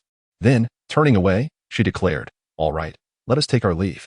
The provocateur had never witnessed such a reaction, standing in stunned silence as they departed. Chapter 56, Annihilation. The events that transpired in the mission hall were regarded by the crowd as mere interludes, hardly warranting concern. Upon returning to their villa, they reconvened with Professor Xie. He expressed considerable satisfaction with the laboratory that Ji Ziyuan had provided, although, from Imochu's perspective, this laboratory was undoubtedly inferior in sophistication compared to the one in the Black Sea Survival Zone. Upon learning of their newly established team name, Professor Xie specifically requested Ang Yi to procure a large sheet of paper, and then, seemingly from nowhere, found a brush. He proceeded to inscribe the characters for silence on the paper, presenting it to them. The calligraphy was vigorous and robust. Each stroke stood tall and unwavering, akin to a resilient pine. Even Imochu, an outsider to the art, could discern that the calligraphy was beyond mere excellence. Gazing at the 2 characters, he smiled and remarked, "Actions speak louder than words." Quite fitting. Indeed, this name resonates with your essence. Imochu allowed her to orchestrate the proceedings, watching as she directed the young boy, by Jingza, to gather supplies, leading him in circles. Li Chen, with his back turned to her, seemed absorbed in whatever lay beyond. He seemed to derive great pleasure from standing at elevated vantage points, gazing into the distance. During their journey, whenever they paused to rest, the others would gather around the campfire, closing their eyes to rejuvenate. Yet, each time, Chu would discover him perched upon a tree or some other high place. Sitting silently, his gaze fixed outward. If unbidden, he could remain in that position for over 2 hours without stirring. Chu observed him for a while before approaching and gently tapping his shoulder. Li Chen turned his head, initially revealing a hint of coldness in his eyes.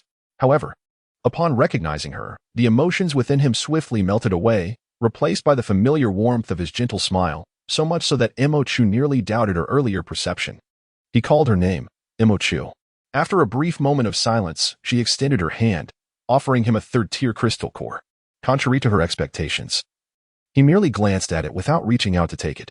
Puzzled, she explained, "You have already reached the pinnacle of the second tier. I know you are ready to challenge the third tier. This crystal core is meant to aid you in that endeavor." Li Chen met her gaze and replied, "You too have reached the pinnacle of the second tier." Chu paused, acknowledging the truth in his words.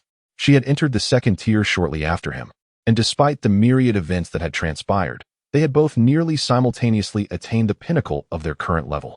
Yet, they possessed only a single crystal core for the ascent to the third tier. She was not one to readily sacrifice herself for others, and she had deliberated for a considerable time before reaching her decision. Li Chen possesses formidable offensive abilities, particularly in fire manipulation. His secondary ability, which allows for stealth, has been demonstrated by him on several occasions, making him an exceptionally effective reconnaissance agent. Thus, from any perspective, it is unsurprising that Li Chen stands out as the most valuable enhancer within their team. His ascension to the third tier will undoubtedly transform the squad's offensive capabilities and enhance their overall safety, facilitating the capture of third-tier zombies. She, on the other hand, is a healer, and she recognizes that upon reaching the third tier, her healing prowess will significantly improve, granting her the ability to cure the zombie virus. This advancement will elevate the team's survival potential to new heights. However, if there is a slight shortcoming, it lies in the fact that her enhancement may not substantially augment their offensive strength. Regardless of who ascends to the third tier first, there appear to be advantages and disadvantages to both scenarios. Yet, Chu instinctively resolved to grant the opportunity to Li Chen. This subconscious decision startled her, prompting her to quickly rationalize her choice. Upon reflection, her reasoning lacked any coherent logic, yet she has always regarded herself as a rational individual. Thus, she unwittingly accepted her own justifications. With a sense of ease, she approached Li Chen and paused before saying, as an offensive enhancer, "It is undoubtedly more beneficial for you to ascend to the third tier first." Li Chen, however, shook his head and replied, "It should be you who ascends to the third tier first." Chu seemed poised to speak once more when Li Chen directly reached out, enveloping her open palm, and placed the third-grade crystal nucleus back into her grasp. He then stated, "Chu, as a healer, you should comprehend better than I do. Elevating your ability level is paramount at this moment.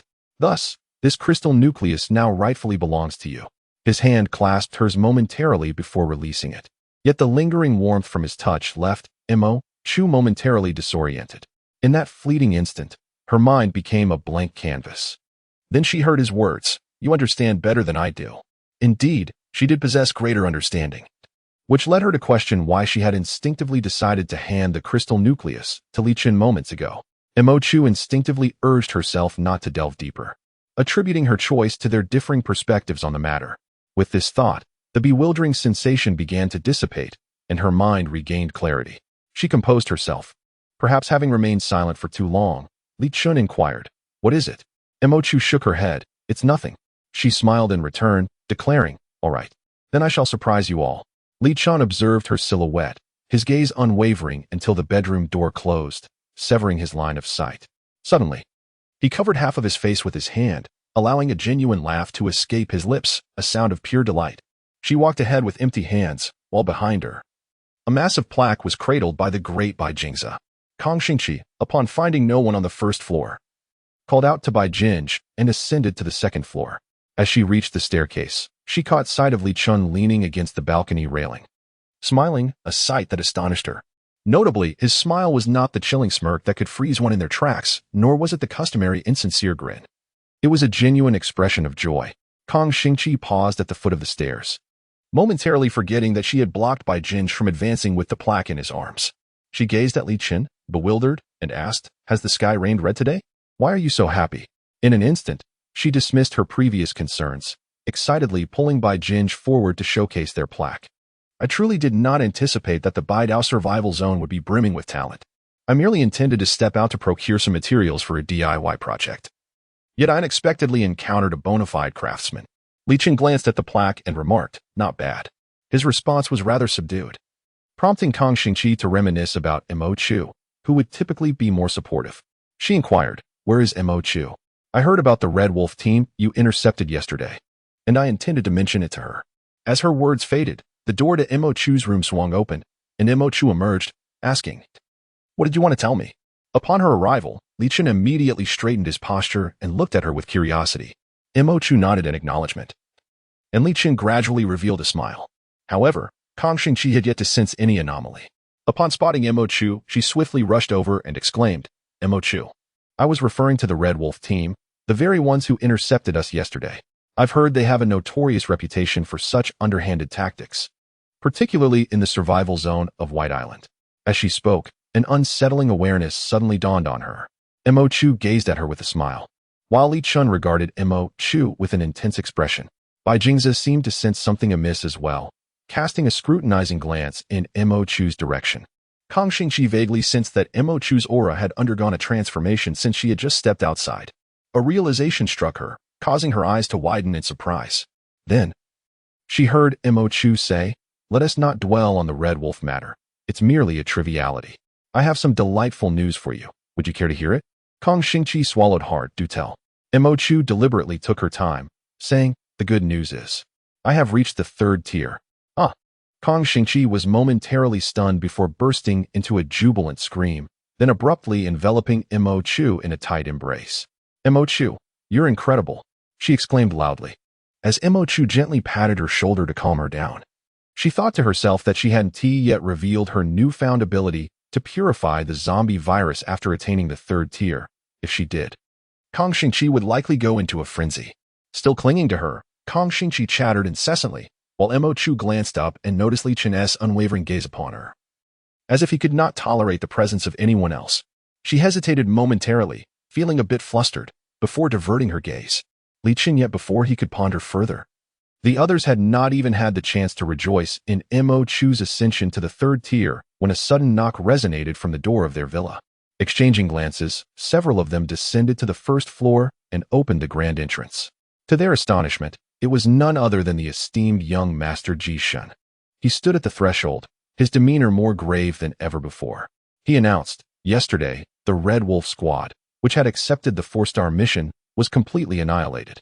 Over 100 of our brothers, who were on the same mission, are trapped in the cultural center of Haishur." Chapter 57.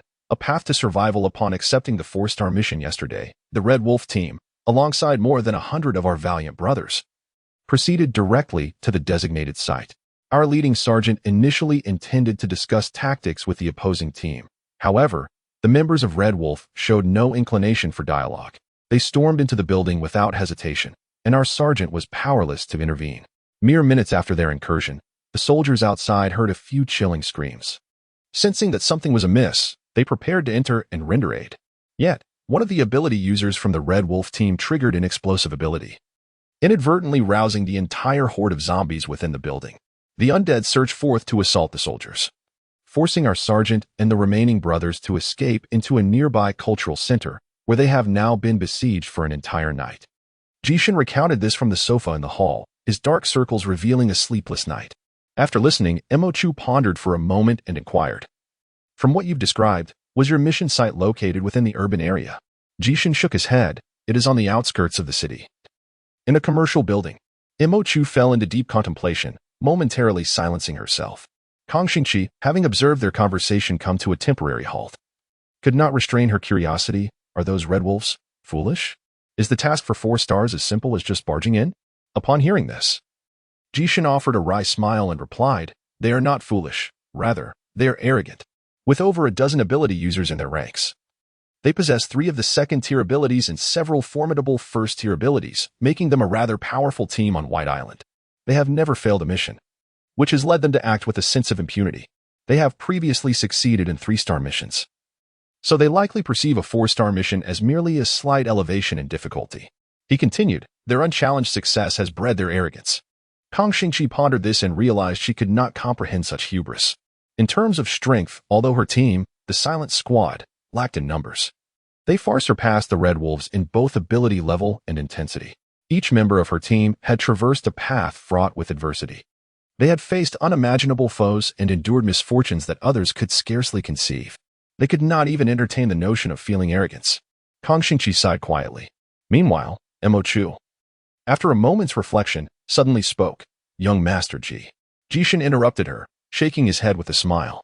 In this post-apocalyptic world, there is no need for titles like Young Master. Just call me Jishin, he said with an air of elegance. Feel free to ask anything. Mo Chu smiled and remarked, yesterday, I noticed that the 4-star mission was personally posted by Colonel Ji's bodyguard. Perhaps I am overthinking it. May I inquire if you deliberately choose to post 4-star missions when we are in the task hall, as if you wish for us to accept them? Upon hearing Mo Chu's words, everyone except Li Chen was taken aback. Kang Xingqi looked at Mo Chu in disbelief, and even Bai Jing's expression momentarily turned blank. However, Mo Chu had been observing Ji Shun and noticed that after a fleeting moment of losing composure, he swiftly regained his original demeanor. Mo Chu awaited his response. True to his reputation as someone capable of taking charge at a young age, Ji Shun only faltered for an instant before glancing at Mo Chu and smiling wryly. Miss Mo, you are indeed exceptionally astute. Mo Chu mimicked his earlier words, saying, in this apocalyptic world, there is no need for formalities. Just call me Mo Chu. Jishin appeared even more helpless. Meanwhile, beside Mo Chu, Kang Xingqi was nearly beside herself with rage, though she outwardly maintained her composure after the affair with her ex-boyfriend. Mo Chu knew that she despised deceit and manipulation.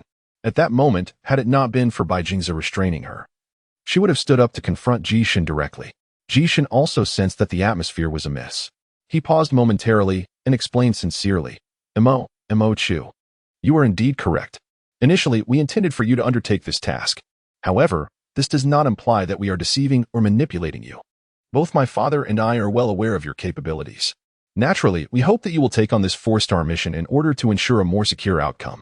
Yet, considering you have only just arrived in the survival zone, it would be disingenuous to assume a familiarity between us. To directly request that you accept such a perilous task could be construed as taking advantage of the goodwill extended by CLL. Thus, we resorted to this less than ideal approach. It would certainly be advantageous if you agreed, but if you choose not to, we shall simply regard this as an opportunity missed. His words were imbued with sincerity, and from Mo Chu's perspective, they exuded at least a measure of earnestness, if not complete honesty. At the very least, Kang Xingqi, who was particularly astute regarding human sentiments, felt his anger dissipate by half after hearing this. Mo Chu nodded in acknowledgement. Her inquiries were not intended to cast blame, having lived here for many years in her previous life. She understood that the Ji father and son were astute individuals. While their actions might possess a hint of testing, they were certainly not steeped in deceit or suspicion. Engaging with exceptionally clever individuals can be convenient, but the sole drawback lies in the constant relinquishment of control. Thus, Mo Chu nodded and said, then I would appreciate it if you could provide us with an overview of the 4-star mission. Jishin smiled and handed Mo Chu a sheet of paper, which contained the details of the 4-star mission they had encountered the previous day. Mo Chu received the task order, and a few individuals gathered around to peruse it swiftly.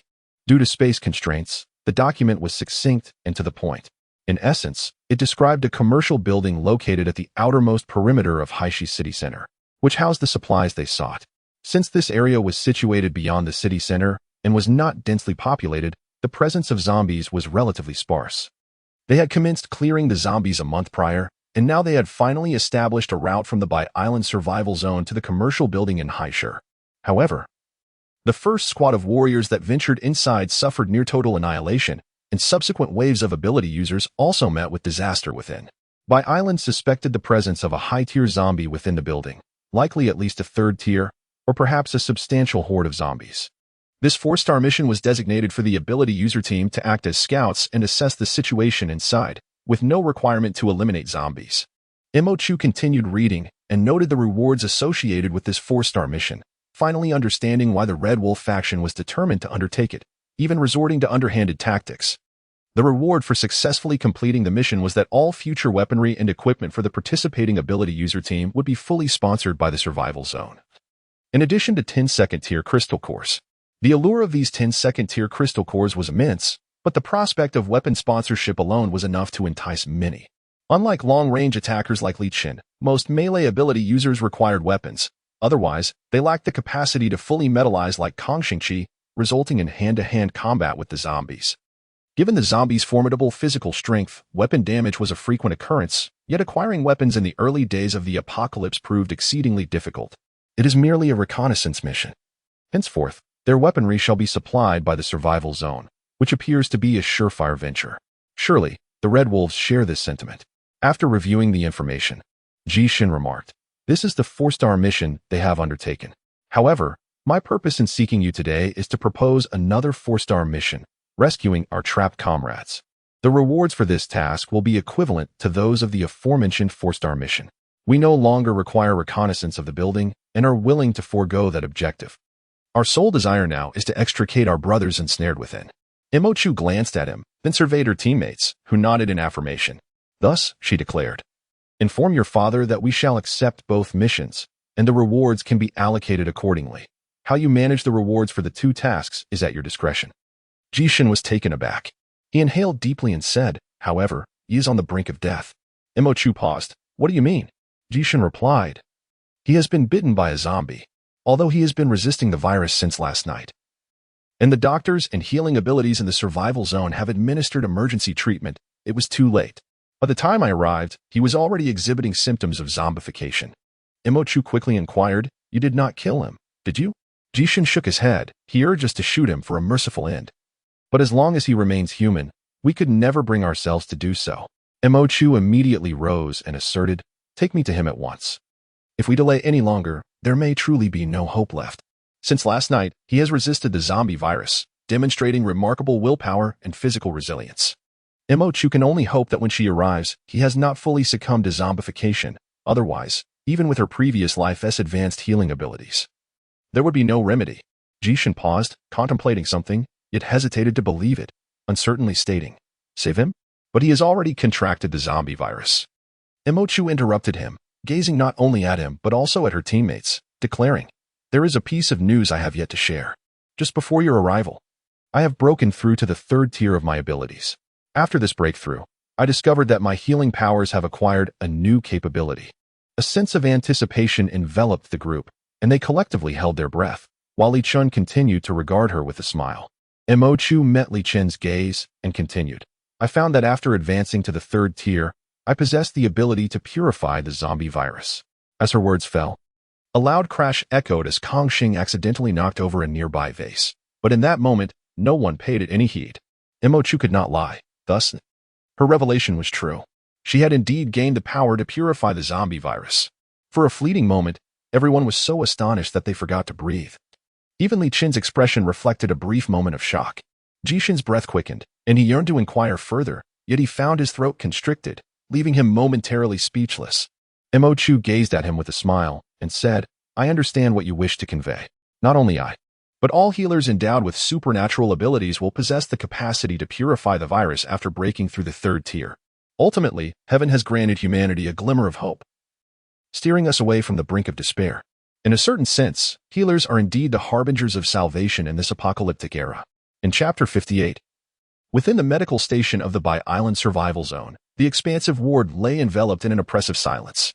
All eyes were fixated on the man writhing in agony upon the hospital bed, as an atmosphere of despair gradually permeated the air. The man's upper body was completely exposed, marred by a ghastly bite wound that traversed his abdomen. The skin surrounding the injury had taken on a ghastly hue, a foreboding grayish tint that spread relentlessly despite their utmost efforts to halt its advance. It was too late, far too late. They understood that once the grayish pallor consumed his entire being, the individual before them would no longer be human, but rather a grotesque creature akin to the monsters lurking outside. Once again, they bore witness to their compatriot's transformation into one of those soulless fiends, mere beasts driven by an insatiable hunger for flesh. Time and again, they found themselves powerless in the face of such horror. Despite having endured countless similar scenes, the sight still ignited a profound sense of helplessness and despair within each heart. Finally, a young girl, who had only recently arrived at the medical station, could no longer contain her tears. Her voice, quivering with emotion, echoed the collective sentiment of all present. What have we done wrong as a species? Why does heaven deny us a path to survival? A seasoned doctor in the ward glanced at her, sighed, and remarked, "Prepare the restraints. We must bind him. If he truly becomes a zombie, we shall be ill-equipped to handle it." Another younger doctor silently retrieved the restraints, and several individuals took hold of them, ready to secure the man, just as they had done countless times before. At that moment, the door to the ward was abruptly pushed open, and a clear, melodious voice resonated. "Wait." The occupants of the ward paused instinctively, turning their gazes toward the entrance to witness a woman clad entirely in black striding confidently inside. She was the one who had just spoken. The elder physician furrowed his brow, about to inquire how she had gained entry, when he spotted Li Chen following closely behind her. Li Chen was the head of the medical station, fully responsible for its affairs, and everyone recognized him. Consequently, the staff greeted him in unison. Li Chen gestured for them to cease their chatter and, with a grave expression, followed the woman ahead. All eyes widened as they prepared to warn her of the man's escalating aggression and perilousness, urging her to maintain her distance. However, they beheld the woman in black face the man on the hospital bed, who was brandishing his sharp claws toward her, without so much as flinching. With a casual tilt of her head, she evaded his attack and swiftly seized his arm, deftly pinning him down onto the bed, her speed leaving them no time to react. Moreover, her strength was extraordinary. With a mere casual press, she subdued a man who would typically require the combined efforts of several burly men to restrain. Despite his desperate struggles, the slender fingers of the woman in black remained utterly still. At that moment, several others entered the room, causing what had once been a relatively spacious ward to become crowded. A stern-faced man approached the woman in black, extending his hand to assist her in holding down the individual on the bed. Now, the person on the bed was rendered completely immobile, unable to even attempt to struggle. The woman in black exhaled in relief and released her grip. They heard Li Chen urgently inquire, "Mo Chu, how is it? Can he be saved?" Upon hearing the word saved, everyone instantly lifted their heads, eyes wide with disbelief. Saved? How could he be saved? He was already on the brink of becoming a zombie. Was she claiming to possess healing abilities? Yet, within this very ward, there was already a healer who could not cure a virus. As they contemplated the possibility of having misheard, they witnessed the woman in black, Missouri Chu, press her hands gently upon the injured man twice, then nod in affirmation, stating, "He can be saved now, but in 2 hours, he will be fully turned into a zombie. At that point, I will not be able to help him. So it is fortunate that you arrived early today." Upon hearing this, Li Chen was momentarily taken aback, followed by an unexpected burst of laughter, as they had never seen the esteemed young master display such overt emotion. Yet, this was not the most surreal aspect. The more astonishing revelation was that Mo Chu truly appeared to be a healer. Under the gaze of the onlookers, she raised her hand, enveloped in a layer of azure light. She turned to the stern man beside her and said, "Li Chen, you must hold him steady, no matter how he struggles. You cannot relent." Li Chen nodded silently. In an instant, Mo Chu's hand pressed firmly against the injured man. In that fleeting moment, everyone held their breath. Throughout her previous life as a physician, the most challenging encounters were with those who had begun to succumb to zombification while still retaining their human consciousness. Treating them demanded an extraordinary expenditure of energy and posed a significant risk to the healer herself. Patients in the early stages of zombification exhibited aggressive tendencies, and the virus had permeated their bloodstream. Mo Chu's purification was akin to cleansing their entire circulatory system, a process fraught with agony that could easily provoke their latent ferocity. During her first experience treating such a patient, her inexperience led to a near catastrophe as the patient struggled, threatening to drag her down with him. Now, with Li Chen assisting her in restraining him, she felt an immense sense of reassurance. Not only would he be unable to escape, even if he fought for his life, he could not break free from Li Chen's grip. With confidence, Mo Chu pressed her hand down. In that moment, the patient emitted a sound that was anything but human, a wretched, piercing scream, followed by violent convulsions. Yet, under Li Chen's firm restraint, he was utterly immobile. His cries intensified, and his muscles spasmed in response to the excruciating pain. Observing the scene, one might have thought Mo Chu was not saving a life but rather extinguishing one. Yet, in that moment, no one in the ward harbored any doubt about her intentions. They are all professionals who, even if they are unfamiliar with the nuances of virus purification, understand that it is certainly not an effortless endeavor. The presence of a reaction is promising. What one truly fears is the absence of any response. For Mo Chu, undergoing the process of virus purification once more is far from a trivial task. She had only just advanced and had not even been an hour in this new stage when she rushed over, her level still unsteady. Nearly at the initial tier of the third stage. The moment her hand made contact, an overwhelming surge of abilities surged forth, reminding her of the immense power required for virus purification. Her energy was quickly depleted by half. Fortunately, the individual was not severely infected, preventing a scenario where her abilities could be exhausted midway through treatment. Moreover, her solid foundation at the second tier allowed her to maintain control. Nevertheless, as the patient's complexion gradually returned to normal and their struggles diminished, Chu released her grip, still feeling an overwhelming sense of weakness from within. Li Chen let go of the patient and supported her. Leaning against Li Chen, Chu remarked, "All right. He should be able to recover after sleeping for about 6 or 7 hours." The room fell into a moment of silence, which was soon followed by thunderous applause. Amidst the deafening clamor, Chu noticed Bai Jingzi gazing at her with a mix of astonishment and emotion, his mouth agape, and tears glistening at the corners of his eyes. Chu understood the thoughts that crossed his mind. She formed her lips to convey, "I did not deceive you." In her previous life, it wasn't until the third year that the third-tier healing abilities emerged, revealing the true worth of the healing profession to the world. Prior to this, the healing ability was largely disregarded due to its ineffectiveness against the zombie virus. However, during the apocalypse, it was the injuries from zombie bites that afflicted the ability users the most. In the initial stages of the apocalypse, the healing abilities were weak, resulting in a lack of attention and preventing them from joining ability user teams. Those who attempted to operate independently faced exceedingly high casualty rates. Now, in the third month of the apocalypse, Chu has ascended to a third-tier ability user, demonstrating the capability to heal the zombie virus. In her previous life, by the third year, the healing faction had suffered tremendous losses. This time, Chu hopes to carve out a path for the healing faction to survive. She has forgotten how the ability user community reacted when the healing capability to combat the zombie virus was revealed, as she was preoccupied with basic survival. However, this time, after treating a patient bitten by a zombie at the medical station, the news spread throughout the Bai Island survival zone within an hour before Jishin and the others could announce it. This caused a significant stir across Bai Island. Unfortunately, this was not necessarily a positive development. In her previous life, when she first arrived at Bai Island, she was the sole healer, and her low level limited her abilities, often placing her in moral dilemmas about whom to save. The experience was far from pleasant. Now, as the only third-tier healer, with most others still at first tier, she finds herself in a similarly awkward position. Chu listened, chuckling softly as she shook her head. Truly, a perceptive individual. The father and son duo have effectively redirected their attention from Chu to the overall healing system within the White Island survival zone, thereby sparing her from a predicament.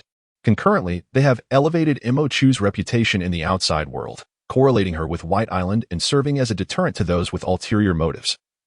Particularly in the Black Sea survival zone, their actions have indeed been remarkably swift. It has only been an hour.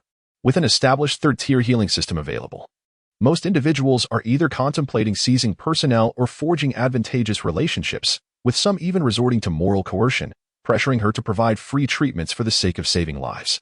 It is prudent for her to withdraw from the limelight. Should they find themselves unable to locate her, they will inevitably begin to cultivate their own healing systems.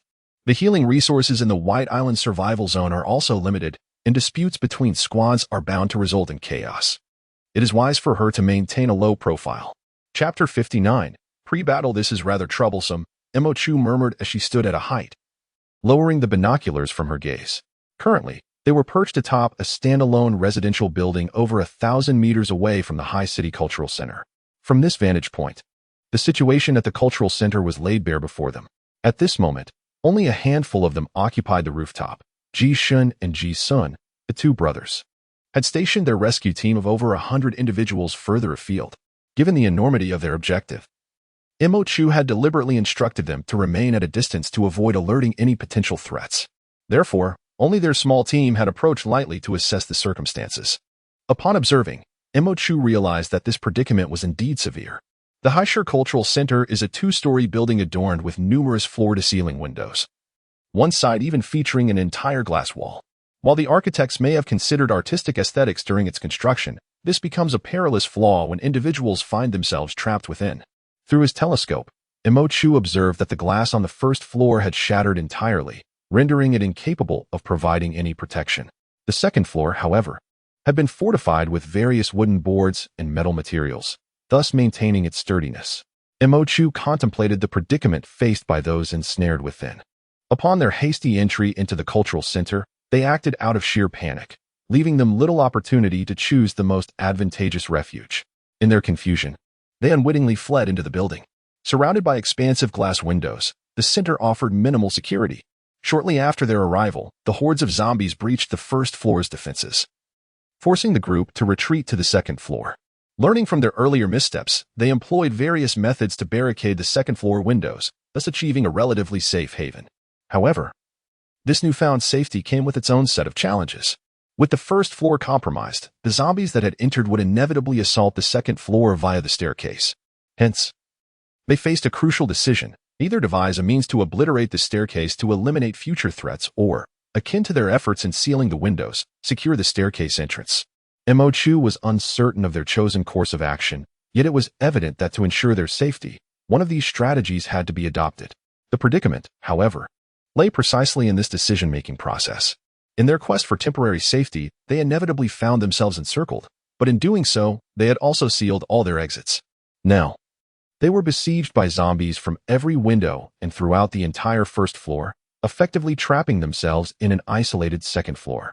North, south, east, and west, along with the ground below, were devoid of escape routes. Their only hope of fleeing lay in the unlikely prospect of ascending through the ceiling, akin to being confined within a besieged city. Under such circumstances, their self-reliance proved utterly futile. Without external assistance, they were destined to perish within those walls, the only variable being the timing of their demise. Correspondingly, the situation for their potential rescuers was equally grim. Chu sighed despondently.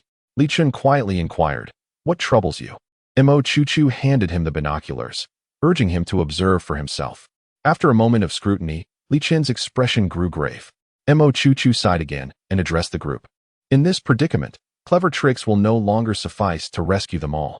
Their numbers are overwhelming, while it may be feasible to save one or two through cunning. The sheer multitude necessitates a direct assault." Kang Xingqi, however, maintained a more optimistic outlook. "If a direct assault is required, then so be it. We've been at this for quite some time. Have we not engaged in enough direct confrontations already?" Chu couldn't help but chuckle at this. Li Chen returned the binoculars to her, stating, "A direct assault cannot commence just yet. Darkness has fallen, granting the zombies heightened combat prowess. This is not our domain." Kang Xingqi asked, "So, what now?"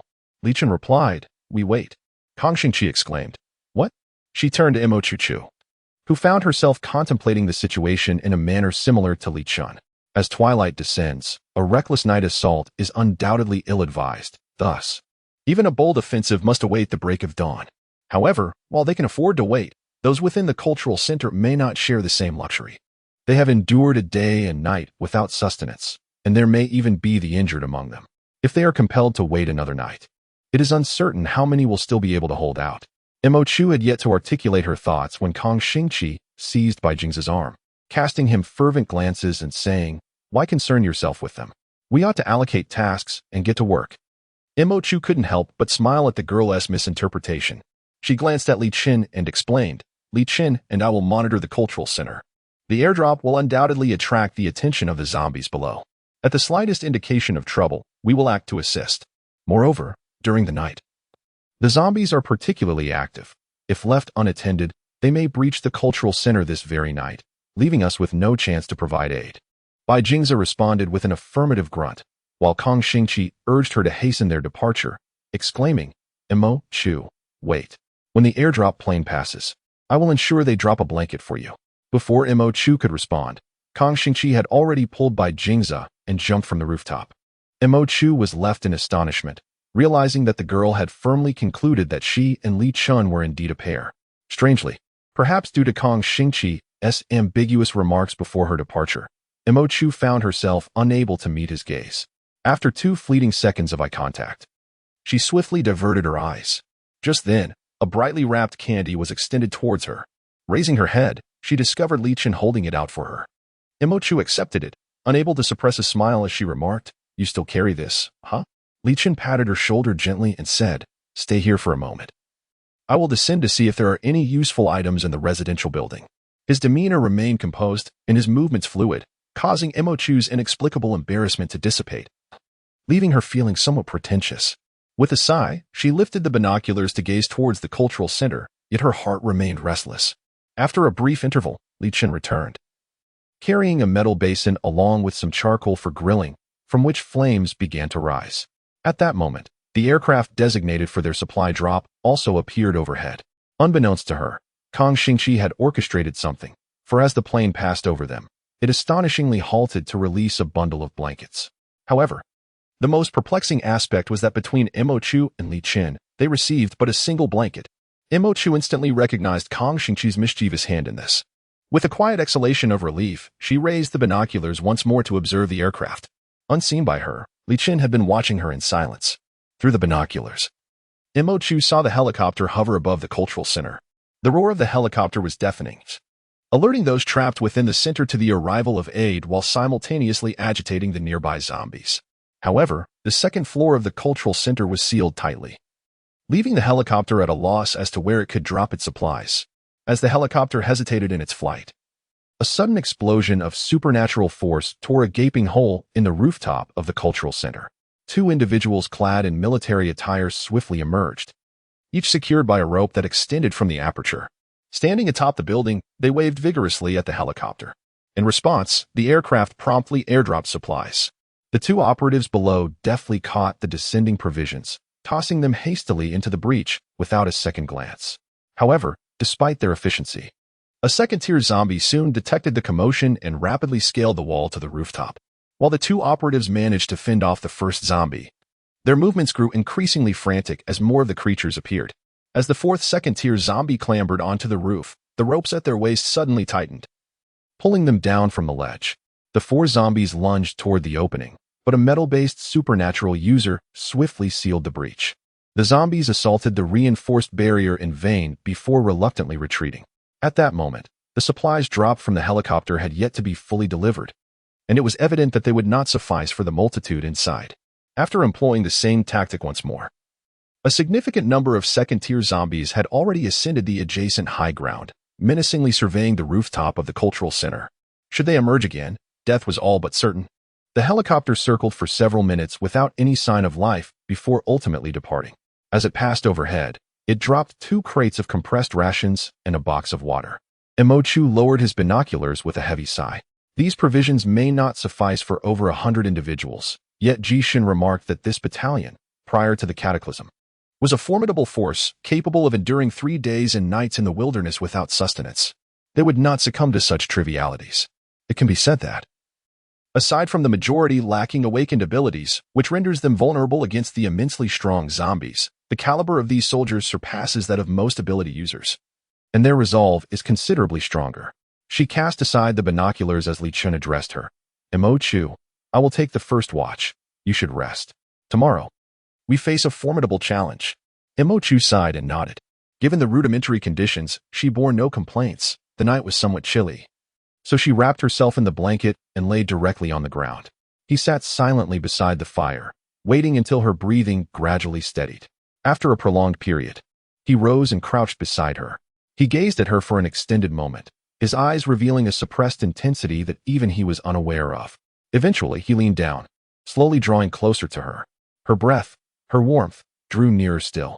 However, just a few centimeters from her, he abruptly halted. The moon ascended to its zenith, surrounded by the howls of zombies, yet he remained motionless. Chapter 60. Raising the goo as the sun rose. It marked the lowest point of activity for the zombies. These creatures, akin to nocturnal beings, thrive in darkness and abhor sunlight. While sunlight does not diminish their ferocity, mass congregations of zombies predominantly occur under the cover of night. Imochu stood on the rooftop, surrounded by the members of the silent squad who had gathered in full. High above, numerous snipers were already positioned at the vantage points surrounding the cultural center, their meticulous arrangements made in silence before dawn. Imochu gazed quietly towards the east, and as the sun emerged fully from the clouds, she abruptly blew the whistle hanging around her neck. The clear, penetrating sound resonated through the deserted city, echoing across a significant expanse. This was a signal. As the whistle faded, the snipers, who had long been lying in wait atop the buildings, unleashed a barrage of fire upon the zombies encircling the cultural center. The intensity of the gunfire was overwhelming, immediately suppressing those zombies caught off guard. Except for a few second-tier zombies that managed to evade the onslaught, the majority of first-tier zombies fell victim to the relentless barrage. However, this suppression proved to be fleeting. Within minutes, the second-tier zombies quickly adapted, honing in on the snipers' positions. They coordinated their movements, preparing to close in and attack. Observing this, Chu swiftly blew her whistle once more. In an instant, the previously dominating fire ceased, and the snipers on the buildings, without hesitation, gathered their gear and provided cover for each other as they retreated. Within less than a minute, the warriors had evacuated the buildings completely, leaving Chu with a vivid understanding of the concept of disciplined command. The second-tier zombies lying in wait for the snipers found themselves at a loss. The snipers have departed, and although a portion of the zombies has been eliminated, their numbers remain substantial. However, Chu feels no regret. It was indeed her intention to have the soldiers engage in fire suppression before the official confrontation commenced. Aiming to swiftly eradicate some lower-tier zombies to prevent unnecessary expenditure of combat power during their skirmish, she placed her whistle in her pocket and addressed Li Chen and the others, stating, "All right, it is now our turn to take the stage." As Chu's words fell, a burst of flames erupted and engulfed the horde of zombies. Li Chen was the first to leap from the rooftop, followed closely by the others. Upon their arrival at the battlefield, the entire area had transformed into a sea of fire, with the flames dancing around the cultural center while sparing no zombie in their path. Li Chen had now reached the pinnacle of the second tier. Merely a moment away from ascending to the third tier, his flames had become exceedingly formidable. First-tier zombies, upon contact with the fire, were reduced to ashes. While second-tier zombies could barely withstand the inferno, their combat effectiveness significantly diminished beneath the relentless blaze. Li Chen led the charge, akin to a bulldozer, swiftly flattening everything in his wake. Kang Xingqi, upon witnessing the flames, was filled with exhilaration. She let out a battle cry, her body transforming into metal as she plunged into the flames to harvest the zombies. From beginning to end, she was the one most passionate about engaging in close combat amidst Li Chen's flames, with her metallic form providing exceptional defense. Combined with Li Chen's increasingly precise control over the fire, he was able to ensure that his flames did not harm his comrades, allowing Kang Xingqi to thrive in her element. He and Kang Xing engaged in a relentless back and forth, besieging the zombies. Not only did they fail to inflict harm, they could scarcely approach. As for Bai Jingze, he stood at a distance, akin to Li Chen, detached from the chaos of battle. Yet with each activation of his extraordinary abilities, a minor tremor would disrupt the amassed horde of zombies, resulting in several heads exploding simultaneously, creating a scene drenched in blood. Conversely, Chu refrained from participating in the fray this time. Having ascended to the third tier, her primary role shifted to healing rather than combat. In terms of fighting prowess, even as a third-tier individual, she paled in comparison to her formidable companions. However, with her newfound ability to purify the virus, her mere presence became a stabilizing force. As long as she remained unscathed, her teammates would undoubtedly survive. The significance of her role far surpassed that of mere combat. Hence, her companions instinctively shielded her, placing her behind them. Standing behind Li Chen, she watched as her comrades unleashed in overwhelming force against the swarm of zombies. Unable to suppress a smile, initially, her rebellious allies fought with reckless abandon. After Bai Jingze's involvement, their ferocity escalated to a dangerous level. Now that she had reached the third tier, their clashes resembled a frenzy, with both people and dogs transformed into wild beasts. Previously, they had exhibited some restraint, but now, knowing their survival was guaranteed, all caution was cast aside, resulting in a remarkable surge in the team's combat effectiveness. She truly hadn't anticipated that among these so-called antagonists, Li Chen, who had been the most fearsome and deranged in his past life, would emerge as the voice of reason in this life. They advanced step by step, with Chu following behind, strolling leisurely. Suddenly, a second-tier zombie attempted to ambush Chu from behind, yet her knife had yet to be drawn. In an instant, a fiery bird soared forth from the flames, charging directly at the zombie. As the creature was engulfed in flames, its head exploded simultaneously, and Bai Jingze also made his move. The zombie fell silently, and Chu paused only briefly to retrieve its crystal core from the ground. Kang Xingqi, still amidst the fire, shouted, Chu, just stay put. I'll see who dares to approach you. Mo Chu responded with a cheerful affirmation. They swept through their path with an almost unstoppable momentum, leaving Mo Chu pleasantly surprised by how smoothly things were unfolding. It seemed that a healer not only ensured their survival, but, without the burden of worry, could also significantly enhance their combat capabilities. After 20 minutes of relentless advancement, they reached the vicinity of the cultural center, a trail littered with corpses behind them.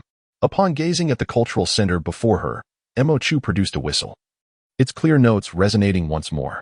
As the melody faded, a large hole opened in the rooftop of the cultural center, and soldiers emerged swiftly and in unison from within, fully armed and orderly, displaying none of the signs of having been starved for a day. Mo Chu breathed a sigh of relief. She called out, "You may come down. With us here, no zombies will approach." As her words fell, Li Chen erected a wall of fire between the cultural center and the zombies, effectively barring their advance. The trapped warriors moved with remarkable speed. In just 3 minutes, over 100 of them had swiftly descended from the second floor, forming an orderly line behind them. Mo Chu passed by Li Chen and approached the warriors. A young man standing before her saluted and expressed his gratitude, saying, "Thank you for coming to our rescue."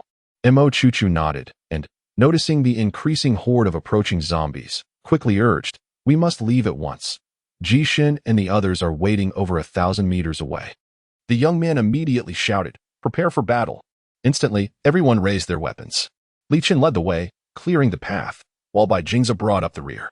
The group, once carefree and reckless in their arrival, now adopted a vigilant demeanor. They had entered as powerful ability users, shielded by healers, and felt little fear. Yet, as they prepared to depart, they carried the weight of over 100 lives, most of whom were ordinary individuals. However, these ordinary people faced the ever-growing number of zombies with unwavering courage. Their combat experience was substantial, and under the protection of Li Chen's fiery barriers, the effectiveness of their firearms proved formidable, significantly alleviating their burdens. Yet their objective loomed large, drawing in an increasing number of zombies. Ultimately, there were moments when they could not protect everyone. As they continued, Mo Chu heard a piercing scream. She turned to see a very young soldier caught by a zombie's claw on his leg, blood gushing profusely. Originally, Kong Zinch's intention was to protect that side. Upon witnessing the situation, she rushed over in a frenzy, plunging her knife into the zombie's head. She was about to strike at other zombies when she shouted, "Mo Chu." Without hesitation, Mo Chu dashed forward to support the pale-faced young man, reassuring him, "Do not be afraid, I can heal you." Without allowing him the chance to ask further questions, she placed her hand on his leg. He had just been scratched, the wound was not particularly deep, and the toxin had yet to spread. With her abilities, the virus swiftly dissipated, and the wound healed rapidly. The young man's expression remained frozen in a mix of resolve and tragic acceptance. Mo Chu released him, stating, "All right, you can continue fighting now." She stood up and glanced around, furrowing her brow. Their arrival had been smooth, but the journey back might not be as easy. She sprinted to the front, intending to discuss a change in strategy with Li Chen, when she suddenly noticed the zombies surrounding them abruptly cease their attacks. In unison, they surged toward the nearby commercial building, their second mission target. In a matter of moments, they were left in an eerie silence, the only sound being the crackling of flames. Everyone fell silent, momentarily stunned. Only Mo Chu gazed at the commercial building, letting out a deep sigh. This familiar scene, this recognizable sensation. What kind of zombie could be hidden within that building? Was it of the same caliber as Brother Bai Jingza? Chapter 61. Cooperation. Mo Chu and her companions made a grand entrance, and early on, an eager crowd awaited their return. As soon as they arrived, the medics led by Li Chen swiftly took charge of the soldiers she had brought back, who, after being trapped for a day and a night, finally exhibited signs of exhaustion. Meanwhile, Mo Chu and her team were promptly escorted to a tent for respite, where an abundance of food and hot water awaited them. Given the enormity of their recent exertions, no one, not even Li Chen, intruded upon their rest. Mo Chu understood that upon hearing the commotion of their rescue, Li Chen must have felt anxious, eager to learn more about the situation.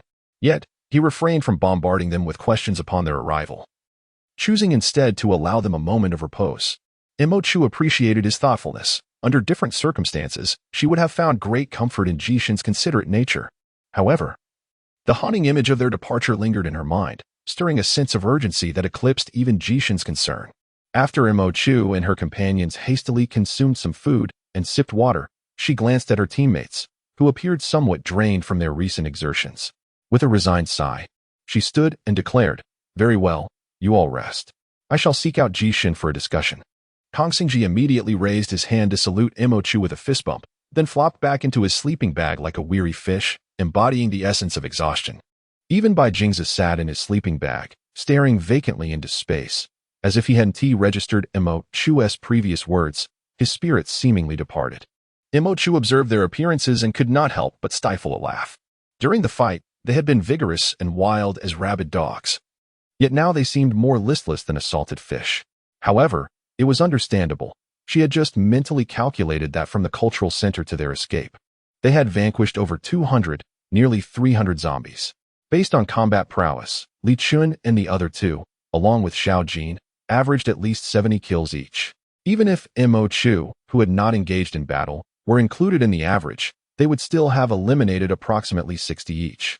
In a mere 40 minutes, they had dispatched 300 zombies. Imochu dared to assert that no other team since the apocalypse had achieved such formidable strength, and even in the next 2 years, their record would likely remain unsurpassed. While they had fought with fervor and determination, she now allowed these elite warriors, who had never known defeat since the onset of the apocalypse, to experience the exhaustion that followed the depletion of their abilities. Mochu approached and patted Kang Xingji on the shoulder, saying, "All right, you've all worked hard this time. You can rest here while I head over." With that, she stood up. Li Chen, who had remained silent until then, also rose to his feet. Mochu glanced at him and noted that he was entirely different from Kang Xingji and the others. His expression was unchanged, completely devoid of their fatigue, as if he could easily endure another round of combat. Yet he was undeniably the fiercest among them, having slain the most zombies. Li Chen said, "I'll go with you." Accompanying her was acceptable. They could discuss matters. Mochu nodded in agreement. They found Li Chen by a campfire outside, and upon their arrival, Li Chen appeared quite taken aback. He attempted to rise, but was gently pressed back down by Imochu, who, along with Li Chen, settled beside the fire. Observing the gravity of the situation, Li Chen intuitively sensed that they had something significant to discuss, likely not of a favorable nature. With a resigned sigh, he smiled and said, "Imochu, please, share what's on your mind." Appreciating his forthrightness, Imochu preferred this direct mode of communication. She quickly recounted their experiences during the rescue mission, placing particular emphasis on the peculiar sight of all the zombies converging on the commercial building as they departed. Her account was devoid of exaggeration, merely presenting the facts. Then, observing Li Chen deep in thought, she articulated their conjecture. "We encountered a similar phenomenon in the Black Sea survival zone, where advanced zombies could control the movements of lower-tier zombie hordes. The behavior of the zombie groups we witnessed resembles what we have seen before, leading us to suspect that there may be more than one advanced zombie within that commercial building, potentially at the peak of the 3rd tier, or even at the 4th tier." Upon hearing the mention of the 4th tier, even though Li Chen had mentally prepared himself, he could not suppress a sharp intake of breath. Imochu patiently awaited his processing of this revelation. After a considerable pause, Li Chen finally inquired, "So, Imochu, are you suggesting that we abandon this mission?" This task was undertaken by them, and ultimately, it was they who entered the building. In such perilous circumstances, it is only reasonable for them to consider retreat. Li Chen would not find it strange at all. After all, having managed to lead many in, if he could rescue the remaining brothers, he would feel thoroughly satisfied. However, when Imochu and Li Chen exchanged glances, Imochu shook her head and said, "We never intended to give up. We merely wished to inquire if you were contemplating retreat." Upon hearing this, Li Chen paused for a moment before responding, "If you possess confidence, then we certainly shall not retreat. But Imochu, you must act within your limits. Your safety is of utmost importance." At this, Imochu genuinely smiled, nodding as she replied, "We are aware of our capabilities." After saying this, she looked at Li Chen and articulated the ultimate purpose of their visit. "Young Master Ji, since we are currently in a temporary collaborative relationship, would it be permissible for us to request essential supplies?" Assuming they sought equipment, Li Chen solemnly nodded, saying, "Feel free to state your needs. I shall have someone prepare it." Imochu clapped her hands and laughed. "Young Master Ji, you are indeed quite accommodating. I shall not be polite then." Li Chen, rarely witnessing this lively side of the usually composed Imochu, chuckled as he lifted his water pouch for a sip, saying, "Go ahead." With a radiant smile, Imochu replied, "Very well. We would like to request support in the form of a 3rd-tier crystal core." As soon as her words left her lips, Jishin abruptly sputtered, followed by a fit of intense coughing. He inquired, "What are you applying for?" Mo Chu smiled and replied, "A third-tier crystal core." She certainly had the audacity to speak up. Jishin opened his mouth, poised to respond, but Mo Chu promptly interjected. "I know you must possess a third-tier crystal core, and we happen to have a second-tier peak esper on the verge of breaking through to the third tier." As she spoke, she patted Li Chen's shoulder and continued, "Once Li Chen achieves his third-tier breakthrough, we will have both a third-tier offensive esper and a third-tier healing esper. Under such circumstances, I am 80% confident that I can accomplish the task. Of course, if I am not mistaken. The third-tier crystal core you have is likely reserved for Ji-sun or your high-tier espers. We will not take it without recompense. Consider it a loan. And we shall certainly return it to you in due course." After her thorough discourse, she had calculated every angle, leaving no stone unturned. With a smile, she gazed at him. Jishin sighed. Mo Chu had indeed deduced correctly. Bai Island undoubtedly possessed third-tier crystal cores. In a world ravaged by the apocalypse, espers were challenging to subdue. How could they possibly neglect the cultivation of their own? The third-tier crystal cores they held were their most precious assets, reserved for their espers' future breakthroughs. However, Mo Chu's reasoning was sound, and having anticipated his reticence to lend, he realized that refusing would be utterly futile. Thus, the matter was settled. Mo Chu felt a surge of energy and preemptively expressed her gratitude. Yet, Ji-shun turned his gaze to Li Chen and asked, "So, can you guarantee that after you break through to the third tier, you will be able to handle those two high-tier zombies in the building?" Li Chen squinted slightly and remarked, "Why not?" His tone bore no arrogance, yet it exuded an unmistakable sense of certainty. Ji-shun was momentarily taken aback, then chuckled, "All right, then I shall borrow it." Li Chen let out a light laugh.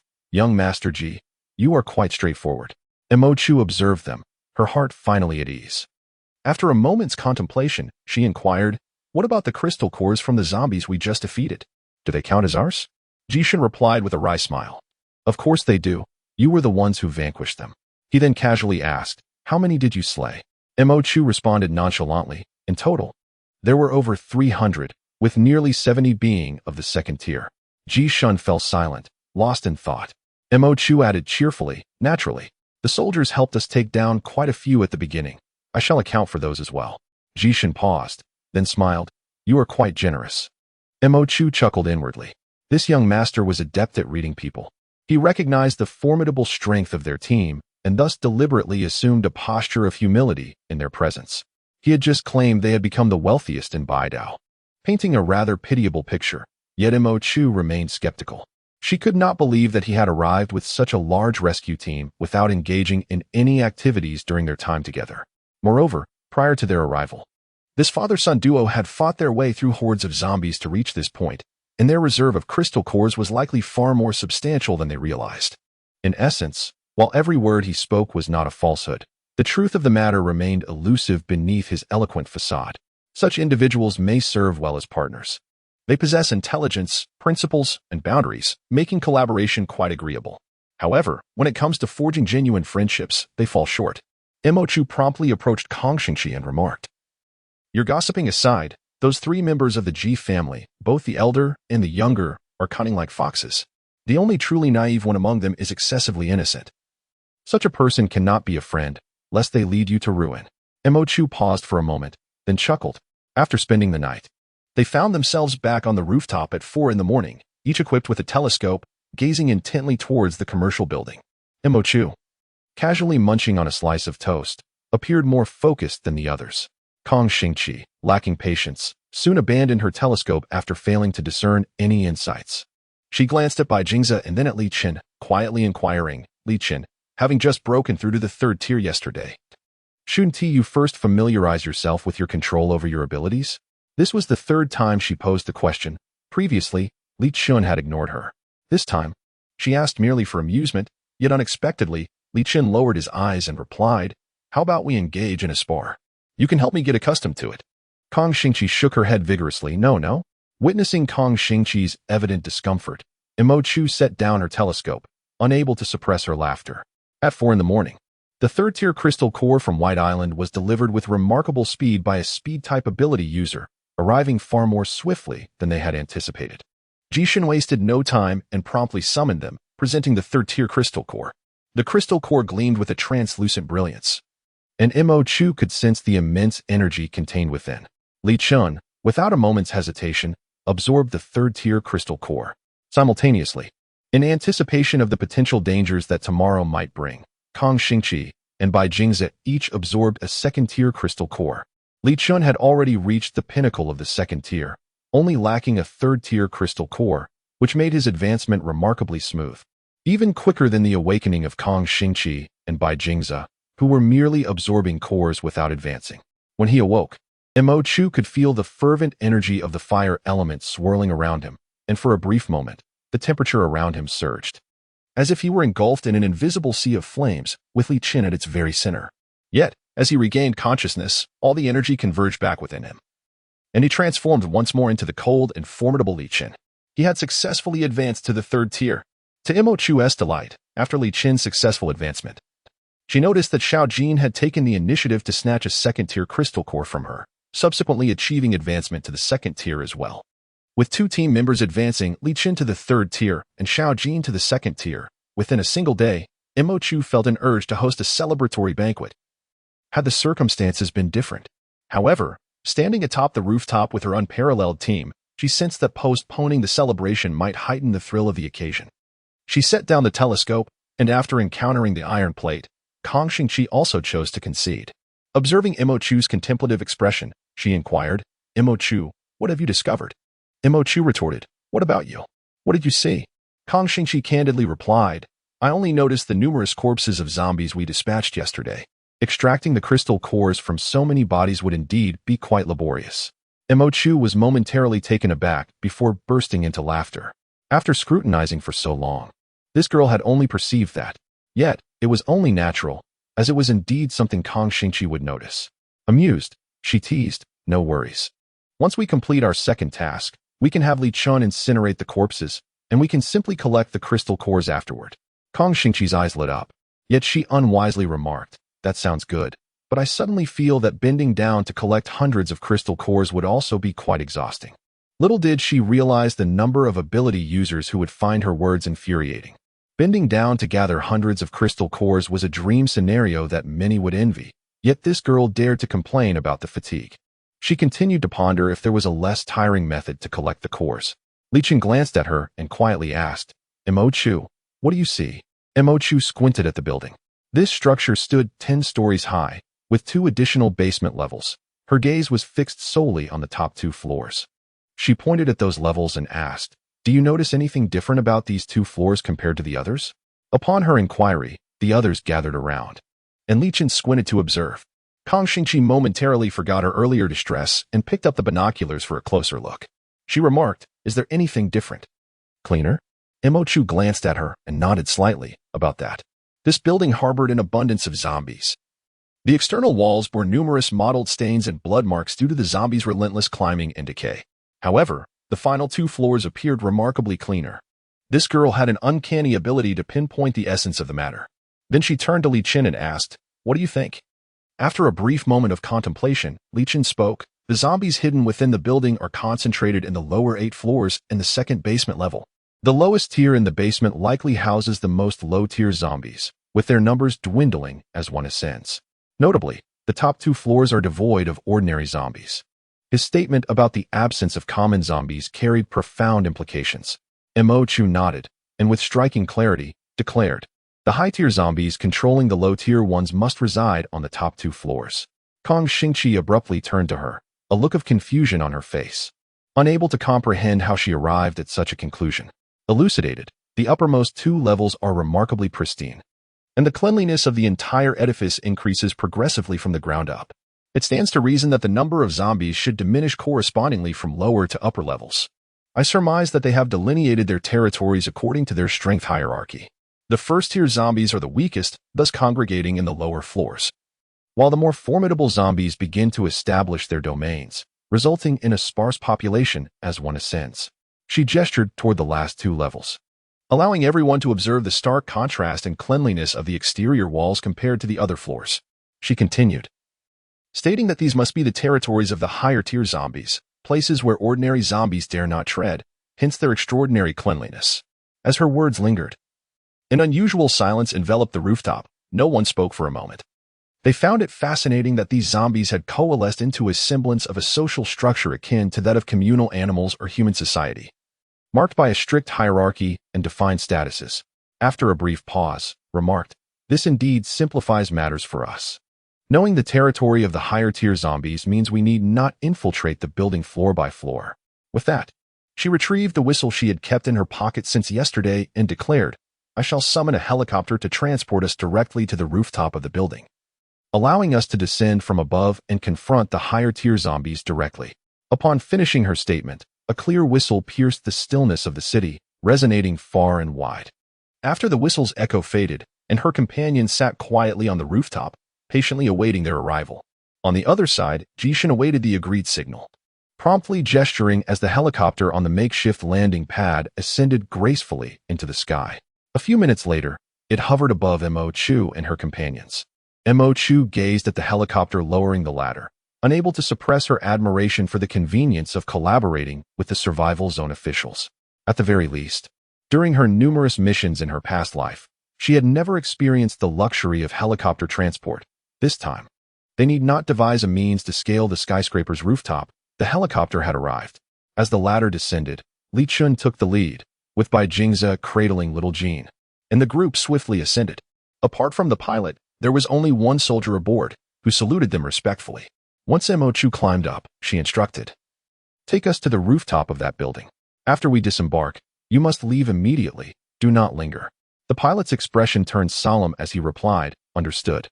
The entire building exuded an eerie silence. It was abnormal for a structure harboring so many zombies to be so quiet. As Mo Chu and her companions steadied themselves, they exchanged a glance and instinctively formed a protective circle around her. The surrounding stillness was palpable, yet a tense atmosphere permeated the air, keeping everyone on high alert. They maintained this formation for an extended period, long enough for an ordinary person to relax their vigilance, when suddenly, a gaping hole erupted in the rooftop just 3 steps away, and a foul-smelling zombie leaped forth with astonishing speed, almost too swift for Mo Chu to discern. Li Chen was the swiftest to react, immediately conjuring a wall of flames that blazed fiercely, repelling the unexpectedly aggressive zombie. As the others focused their gaze, they discerned that it was a third-tier zombie. However, Mo Chu, being of the third tier herself, could sense its true nature. It was at the pinnacle of the third tier, mere steps away from the fourth. With the zombie driven back, Li Chen and the others fell silent, swiftly encircling the creature to launch their assault, while Mo Chu instinctively retreated to a safer location. Yet, as she observed their battle, she remained vigilant. For within this building, it was implausible that only one high-tier zombie resided. The vast horde they had encountered the previous day could not have been summoned by a mere third-tier pinnacle zombie. There was, at the very least, another high-tier zombie lurking, potentially at the 4th tier, or even in its mid-stages. High-tier zombies possess a territorial instinct, rarely cooperating with one another, but that did not preclude the possibility of the concealed 4th-tier zombie seizing the opportunity when their battle reached a fever pitch. The true danger lay not in the one before them, but in the hidden threat. Mo Chu remained alert while observing Li Chen and his companions in combat. She soon realized that the 3rd-tier zombie they faced bore a stark contrast to the one they had encountered upon their arrival at White Island. This one's combat prowess was vastly superior. At the pinnacle of the 3rd tier, it exhibited strength and speed akin to that of a near 4th-tier entity. Mo Chu witnessed firsthand as Kong Xingqi, known for her metallic transformation and dubbed the Iron Maiden in her past life, was struck by the zombie and spat blood. Yet, what astonished Mo Chu even more was Li Chen. As she concentrated, her brow gradually relaxed. Though this zombie possesses formidable strength, it is not lethal to them, particularly given their current configuration. The evolution of this zombie evidently leans towards swiftness. Kong Xingqi, who has evolved later in the direction of a tank, finds that facing it not only nullifies any advantages, but also leaves him vulnerable to being targeted. Thus, it is more prudent to allow them to operate freely, as Xiao Jin can compensate for close combat damage. Kong Xingqi also realizes that this zombie is specifically designed to counter her, constantly drawing its attention. Aware of their advantage, she promptly withdraws from the fray. Turning her gaze towards Mo Chu, her eyes widen in horror as she screams, "Mo Chu," while sprinting towards her. In that instant, Mo Chu feels a surge of paralysis coursing through her body, her instincts screaming of impending danger. The next moment, the blade crashes violently against a solid object, shattering entirely before Mo Chu. Chapter 63. Madness. The blade that had accompanied Mo Chu through the apocalypse shatters into fragments at her feet with that strike. She exerts all her strength to resist, the recoil from the broken blade momentarily numbing her entire arm. Yet, as the shards fall before her, Mo Chu scarcely has time to register her shock. She quickly discards the remnants of the blade and rolls to the side. The foul, icy claws of the zombie graze her arm, tearing through her clothing and leaving a crimson trail upon her fair skin. Almost instantly, a blue light emanates from Mo Chu's wound, and the fresh blood along with the surrounding bluish-gray hue vanishes swiftly, leaving only the tattered fabric as a testament to the harrowing event that just transpired. Mo Chu half knelt on the ground, suddenly lifting her head, her heart racing with an acute awareness of danger. In an instant, cold sweat had thoroughly drenched her back. She cast a fleeting glance at her recent wound and instinctively thought that had she not evaded with utmost haste, that claw, given its height and force, would have pierced her abdomen directly. She quickly glanced at the spot where she had just stood, only to see a zombie climbing up from the edge of the rooftop, now occupying the very place she had vacated. Seemingly irked by the failure of its previous attack, it let out a displeased howl and charged towards her. At that moment, Kang Xingqi had swiftly dashed to her side, positioning himself before her without a moment's hesitation. Mo Chu understood that even if the fourth-tier zombie could not breach Kang Xingqi's defense, the impact of its assault would likely leave her with internal injuries. Thus, she urgently grasped Kang Xingqi's arm, preparing to evade to the side. Just then, an unexpected wall of fire erupted before them, engulfing the advancing zombie in a sea of flames that seemed almost sentient, halting its advance. Instinctively, Mo Chu turned her gaze towards Li Chen, who was also looking at her. As his eyes fell upon the tattered remnants of her clothing, an immense fury surged within him. And when he glanced back at the fourth-tier zombie enveloped in flames, his expression turned ominously cold and fearsome. She instinctively felt compelled to voice her thoughts on a potential remedy. As she opened her mouth, a cold, stern voice resonated. Kang Xingqi, you and Bai Jingza hold off this third-tier creature while I confront the fourth tier. Kang Xingqi nodded swiftly, understood. It was only natural for Li Chen, their most formidable attacker, to engage the fourth-tier zombie. Yet, as Mo Chu observed Li Chen striding towards the enraged fourth-tier zombie, ensnared by flames, her worry intensified. Gritting her teeth, she resolved to assist Kang Xingqi against the third-tier zombie. However, as she moved, Kang Xingqi and the others immediately halted her. Given the speed advantage of the third-tier zombie, Kang Xingqi was already at a disadvantage, yet he insisted, Mo Chu, stay put. Your safety is paramount. If any of us is injured, we will come to you. At that moment, Li Chen had already engaged the zombie alone, yet he reiterated, Mo Chu, do not move. Mo Chu clenched her teeth and conceded, fine. I shall remain still. You all do your best. If it becomes too dire, we can always abandon this mission. However, once those words escaped her lips, it seemed a particular phrase incited the group of former villains. Kang Xingqi, who had been under pressure, sneered at her words, abandon? The term give up does not exist in my vocabulary. Suddenly, she was invigorated as if electrified, braving the targeted attacks of the third-tier zombie. With her physical strength, she managed to restrain one of its arms, while Xiao Jin, like a frenzied dog, lunged to bite that very arm. Bai Jingza harnessed his psychic abilities to create a localized explosion, severing the arm from its shoulder. With a swift motion, the little golden head tossed the hand far away. In an instant, the two individuals and the dog had completely turned the tide. Yet, as Mo Chu observed their reckless and frenzied brawl, she could not help but conclude that these individuals had finally lost their sanity. She quickly turned to look at Li Chen. Engaged in a solitary battle against a fourth-tier zombie, he exhibited an approach devoid of any collaboration. His combat style appeared remarkably composed. However, upon closer inspection, Mo Chu discerned that he was, in fact, more unhinged than the others combined. Typically, his fighting method was characterized by crowd control, maintaining a distance to oversee the entire battlefield. His style was exceptionally meticulous, akin to a finely tuned instrument, weaving a delicate net of flames to ensnare unsuspecting foes. However, on this occasion, he had chosen to engage in close-quarters combat from the outset. Flames enveloped him, as well as the zombie, with his fists ignited. He struck relentlessly at the undead creature. Occasionally, a punch would miss, crashing into the edge of the rooftop and creating a gaping hole. Mo Chu had never realized how terrifying Li Chen could be in hand-to-hand combat. The zombie, seemingly provoked by Li Chen's relentless assault, let out a shriek so loud that it pierced Imo Chu's eardrums. As she looked up, she noticed dark smoke emanating from the zombie's body, prompting Li Chen to swiftly evade. Imo Chu anticipated that he would initiate a ranged attack, but to her astonishment, the flames surrounding him suddenly surged. When they collided with the black smoke enveloping the zombie, an unknown chemical reaction ensued, unleashing a wave of explosive energy that began to permeate the air. Imo Chushin felt a sense of unease.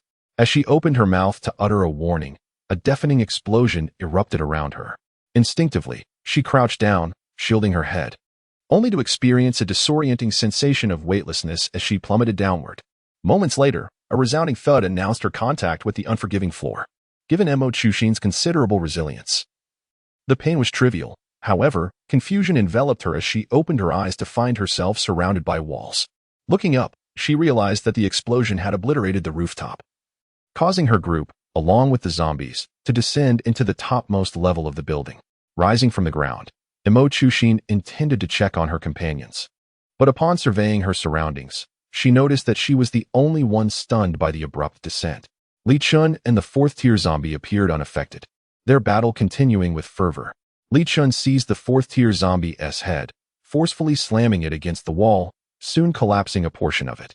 Meanwhile, Bai Jingze and his companions, driven by a frenzy of combat, quickly regained their composure, attacking the zombies still buried under the rubble, nearly extracting their cores from the vulnerable creatures. Imo Chushin glanced around, realizing that she was the sole individual expressing astonishment at the sudden drop. Stunned, she muttered a curse under her breath and sat down on a large suitcase, her gaze vacant.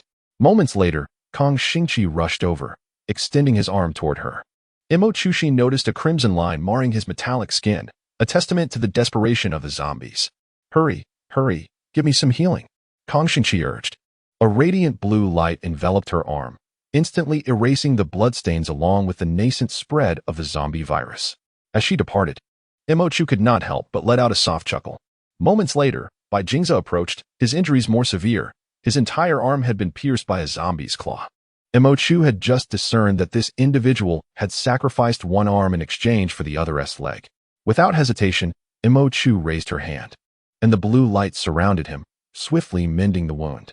At that juncture, Li Chen had already breached the wall with a fourth-tier zombie, followed by a familiar explosion, sending them plummeting down another level, shaking the entire building twice.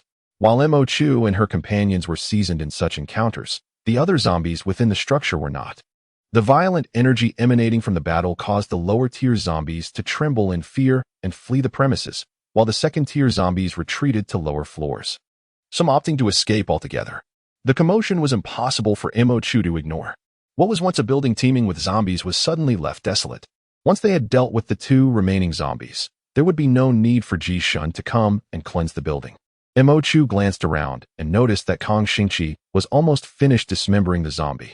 So she swiftly picked up a knife that had apparently fallen from somewhere and joined the fray, before Li Chen could detonate another level. Imo Chu and her team managed to vanquish the third-tier zombie. With the crystal core now in Imo Chu's possession, another resounding thud echoed. This time, there was no explosion. But the floor's structural integrity could no longer withstand the force, leading them to collapse down another level.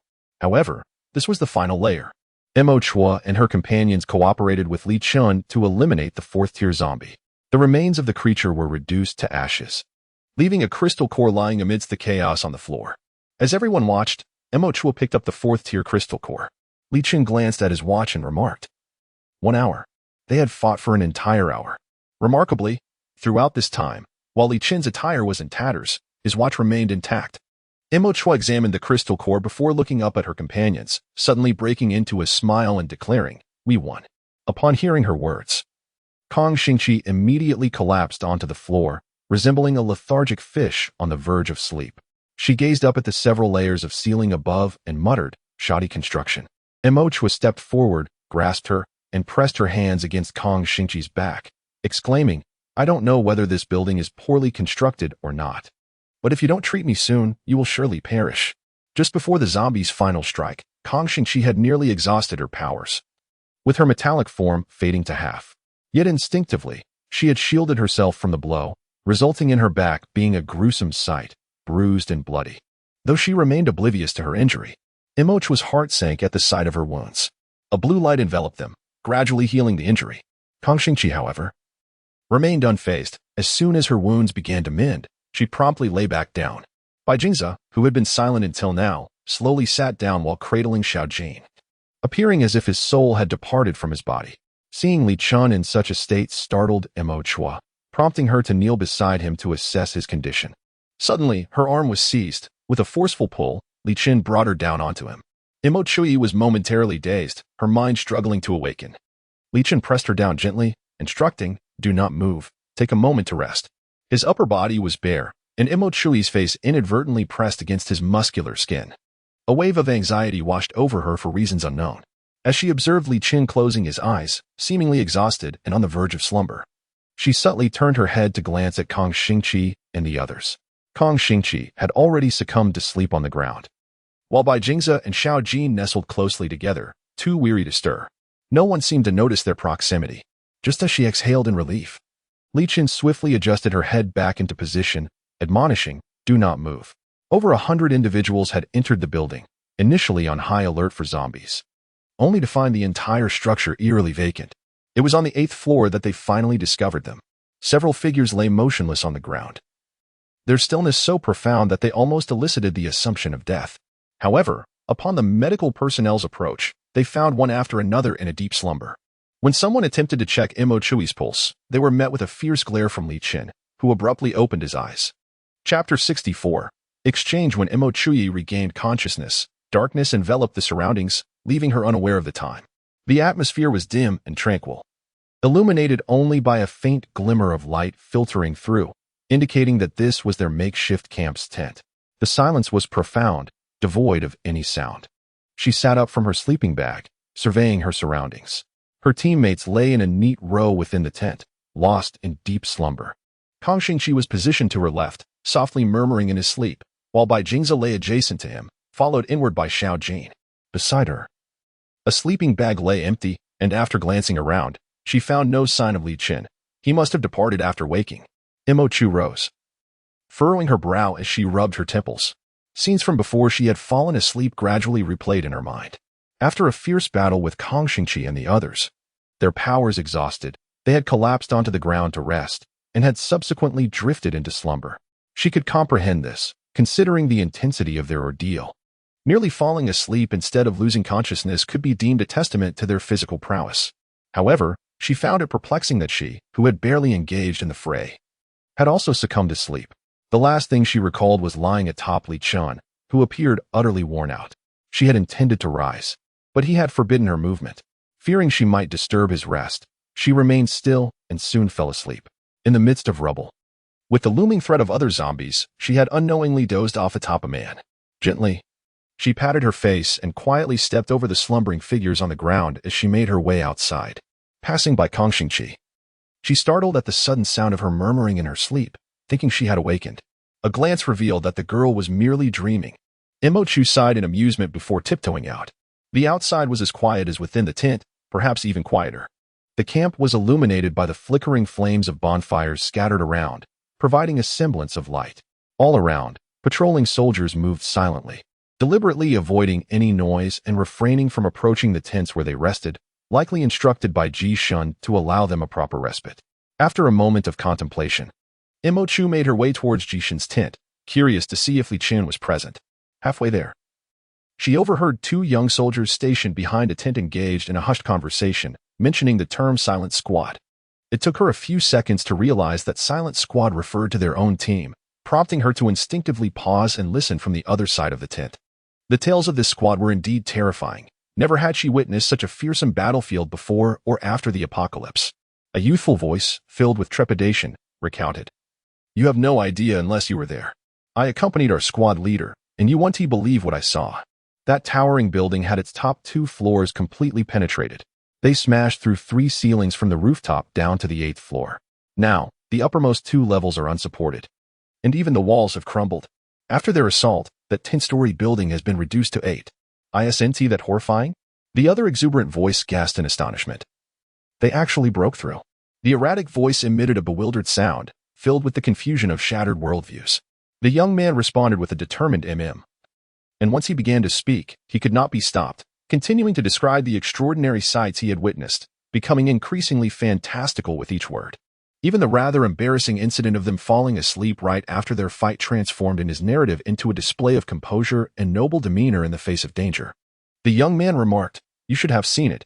Even our esteemed Lord Li Chen was taken aback. Yet, when we reached the heart of the battlefield, we found the members of the silent squad sprawled on the ground. We thought something had happened to them and rushed over, only to discover they were merely asleep. Can you imagine being able to slumber so peacefully in such circumstances? It speaks volumes about their confidence in their abilities and their unflappable nature. I don't know what others think, but I am utterly in awe of the silent squad."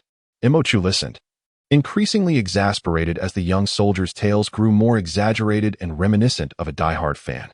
She felt she could bear it no longer. The absurdity of being described as unflappable in the midst of exhaustion on the battlefield made her blush furiously, fearing that further listening would only deepen her embarrassment. She quickly sidestepped them and retreated behind another tent. Just as she exhaled in relief, someone suddenly tapped her from behind. Her heart raced, and she instinctively turned to strike. But a large hand gently grasped hers. Upon focusing, she recognized it was Li Chen, with Li Chen following closely behind.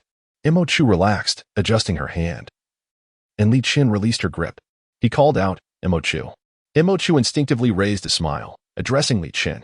Behind her, Li Chen, with a grin, remarked, "Miss Imo, congratulations on your triumphant return." Imochu's smile swiftly transformed into a more courteous expression as she responded, "Young Master Ji." Observing this, Li Chen helplessly rubbed his nose. Imochu then turned to Li Chen, inquiring, "Li Chen, what is your relationship with Li Chen?" Li Chen glanced at Li Chen before explaining, "I woke early and encountered him, and we happened to discuss the rewards for our 4-star mission." Upon hearing this, Imochu's interest piqued, and she immediately directed her attention to Li Chen, asking, "So, how did your conversation go?" The smile on Li Chen's lips turned somewhat resigned. Imochu found this reaction curious. What could they have discussed that left Li Chen in such a state? She looked back at Li Chen, who offered no further mystery, stating, "I proposed to young Master Ji a trade, one of the rewards from our 4-star mission in exchange for half of the zombie cores we obtained while rescuing people against the 3rd-tier core he lent us." Imochu's eyes lit up with excitement. "Did young Master Ji agree?" Li Chen chuckled with a hint of resignation, responding, "It is a win-win situation for us. We had no reason to refuse.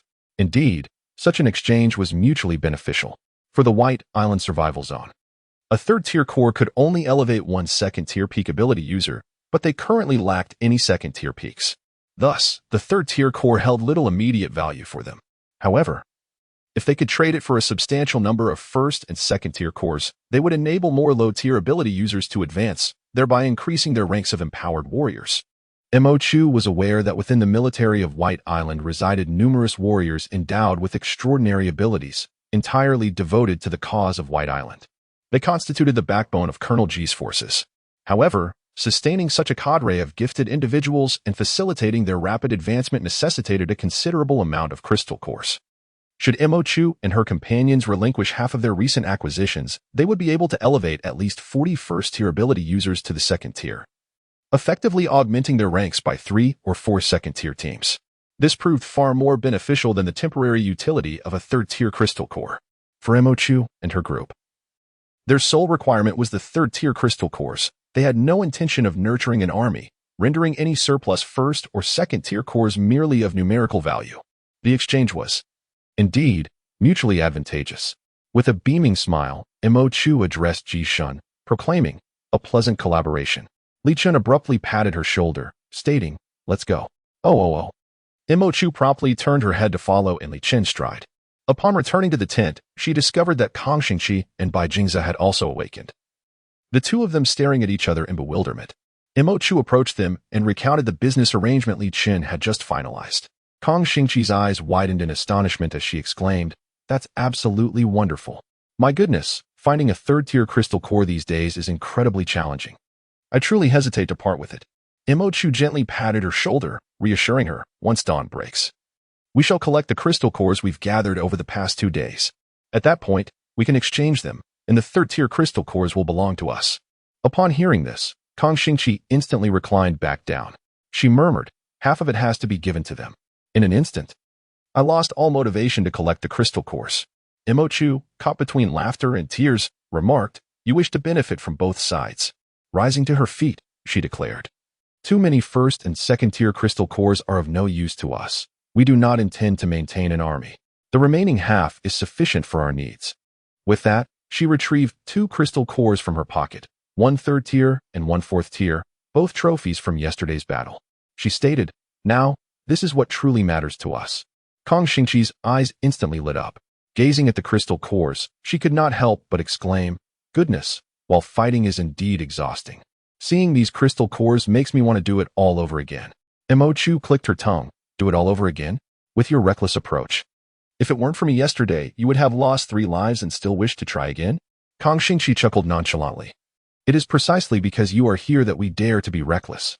Upon hearing this, everyone burst into laughter, including Li Chen. Mo Chu surveyed the group and suddenly felt the weight of responsibility upon her shoulders. She pondered how strong she must become to support this reckless band willing to gamble their lives. The scene from yesterday, whereby Jingza traded an arm for a zombie's leg, lingered in her mind. Mo Chu thought, if they continue to fight in such a manner, it would not be a test for them, but rather a test for herself. The following day, Ji Xin led the team to the tall building to gather supplies. While they set out to collect crystal cores, amidst a sea of zombie corpses, Li Chen unleashed his fire abilities, and within less than 5 minutes, as the flames subsided, the ground was strewn with crystal cores. Even could not help but feel a surge of emotions upon witnessing the spectacle of crystalline cores scattered across the ground. Let out an exclamation of joy and dashed forward, completely forgetting her earlier remarks about lacking motivation.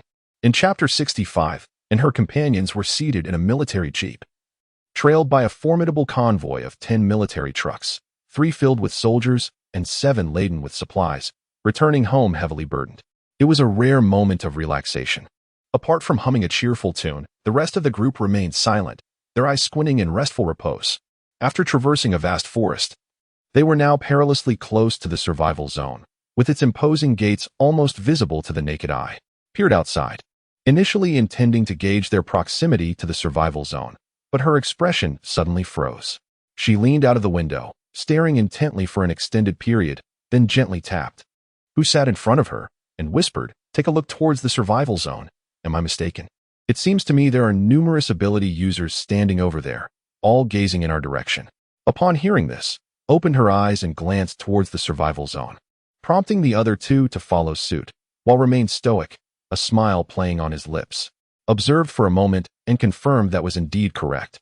A multitude of ability users stood atop the hastily constructed defensive wall at the entrance of the survival zone. Their abilities radiating distinctly far too evident to be mere guards, and they were all looking in their direction. On ordinary days, Mo Chu had never witnessed such a phenomenon. To her knowledge, besides the guards stationed on the defensive wall, extraordinary ability users seldom ventured up there. Yet today, a row of such individuals stood atop. Having displaced the vigilant soldiers, why did they all ascend today as if on cue? Could it truly be to welcome the supply team? However, she had never observed such enthusiasm from them before. What was going on? Confused, she turned to Ji Shan, who merely chuckled and shook his head, stating, "This is not a welcome for us. We are not significant enough for them to abandon their duties." Without keeping them in suspense, he continued, "They're here to observe you." "Oh?" Mo Chu's interest was piqued. "What is it about us that warrants the attention of a group of extraordinary ability users? The first healer?" Mo Chu silently mused over the phrase, unable to suppress a smile. She shook her head, replying, "They might be disappointed. The first healer is just an individual with 2 eyes and 1 nose, and there is nothing extraordinary they could discern." Jishin glanced at her, remarking, "You seem rather nonchalant about it." Mo Chu smiled lightly. "It's merely a title. Having been granted a second chance at life, she had gained a broader perspective on many matters. Perhaps in her previous life, such a title would have filled her with joy, but in this lifetime, she cherished far more precious things, such as her companions.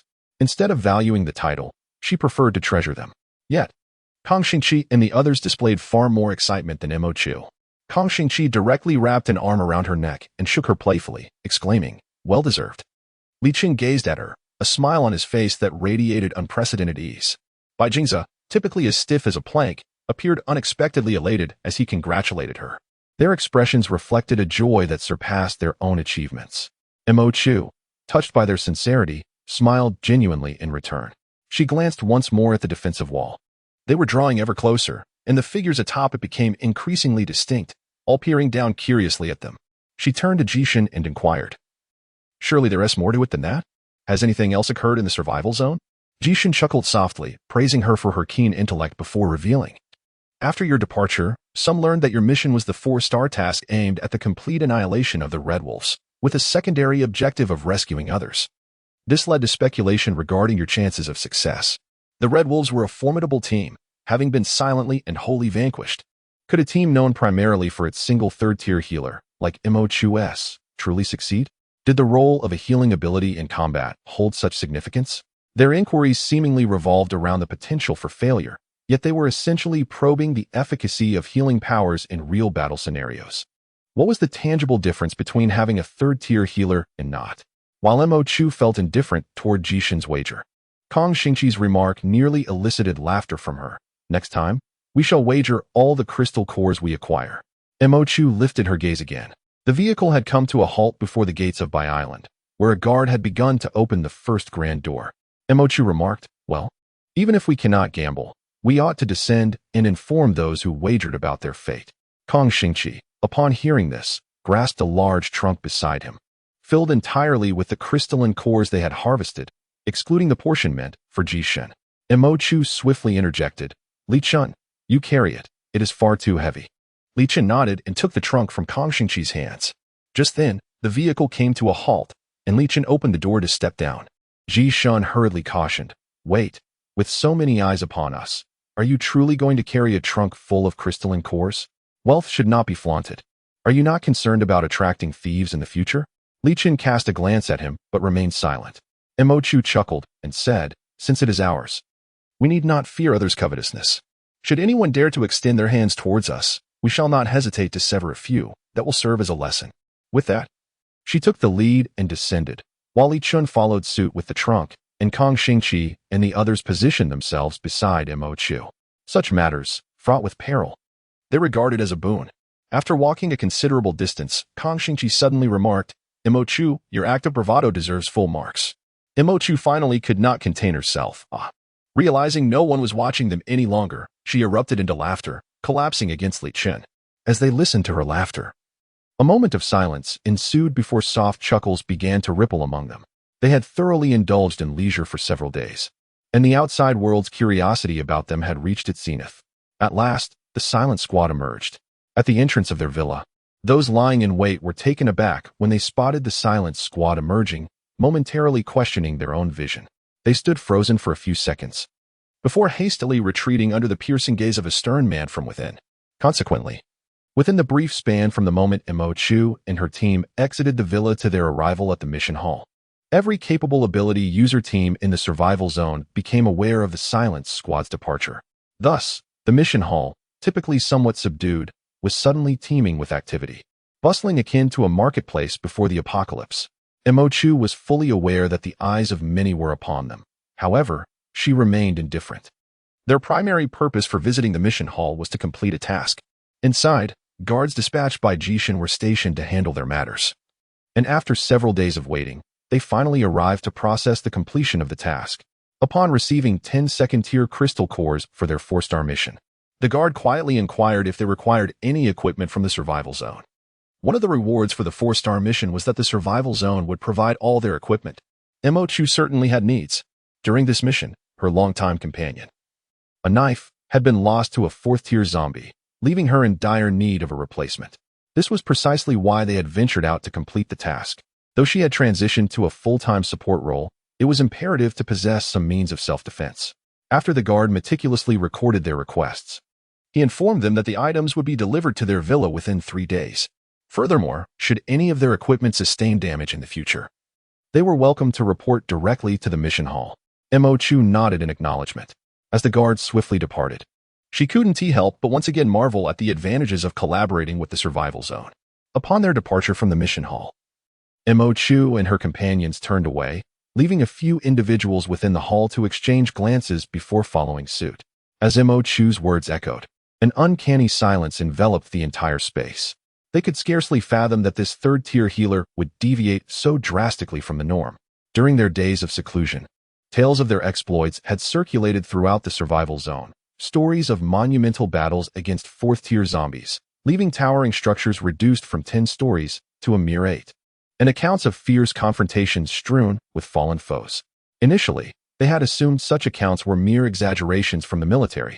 However, it was not long before some curious souls ventured to witness the aftermath of these skirmishes, confirming the veracity of the rumors upon observing the remnants of the 8-story building. It became apparent that Mo Chu's team was not merely comprised of a single third-tier healer. They possessed the formidable strength to contend with fourth-tier zombies. Instantly, the inclination to undermine them dissipated. How could one possibly undermine such power? In comparison to fourth-tier zombies, it was evident that any attempts would be futile. Their efforts to plant informants were solely aimed at uncovering more information about the third-tier healer, yet they were caught off guard when their intentions were so readily discerned. After a prolonged moment of silence, Mo Chu took the initiative to speak. I can treat both zombie viruses and ordinary wounds, provided the crystal cores are sufficient. However, once one has succumbed to zombification, I am powerless to assist. For those seeking treatment, you are most welcome. All other matters are non-negotiable, she said with a cheerful smile.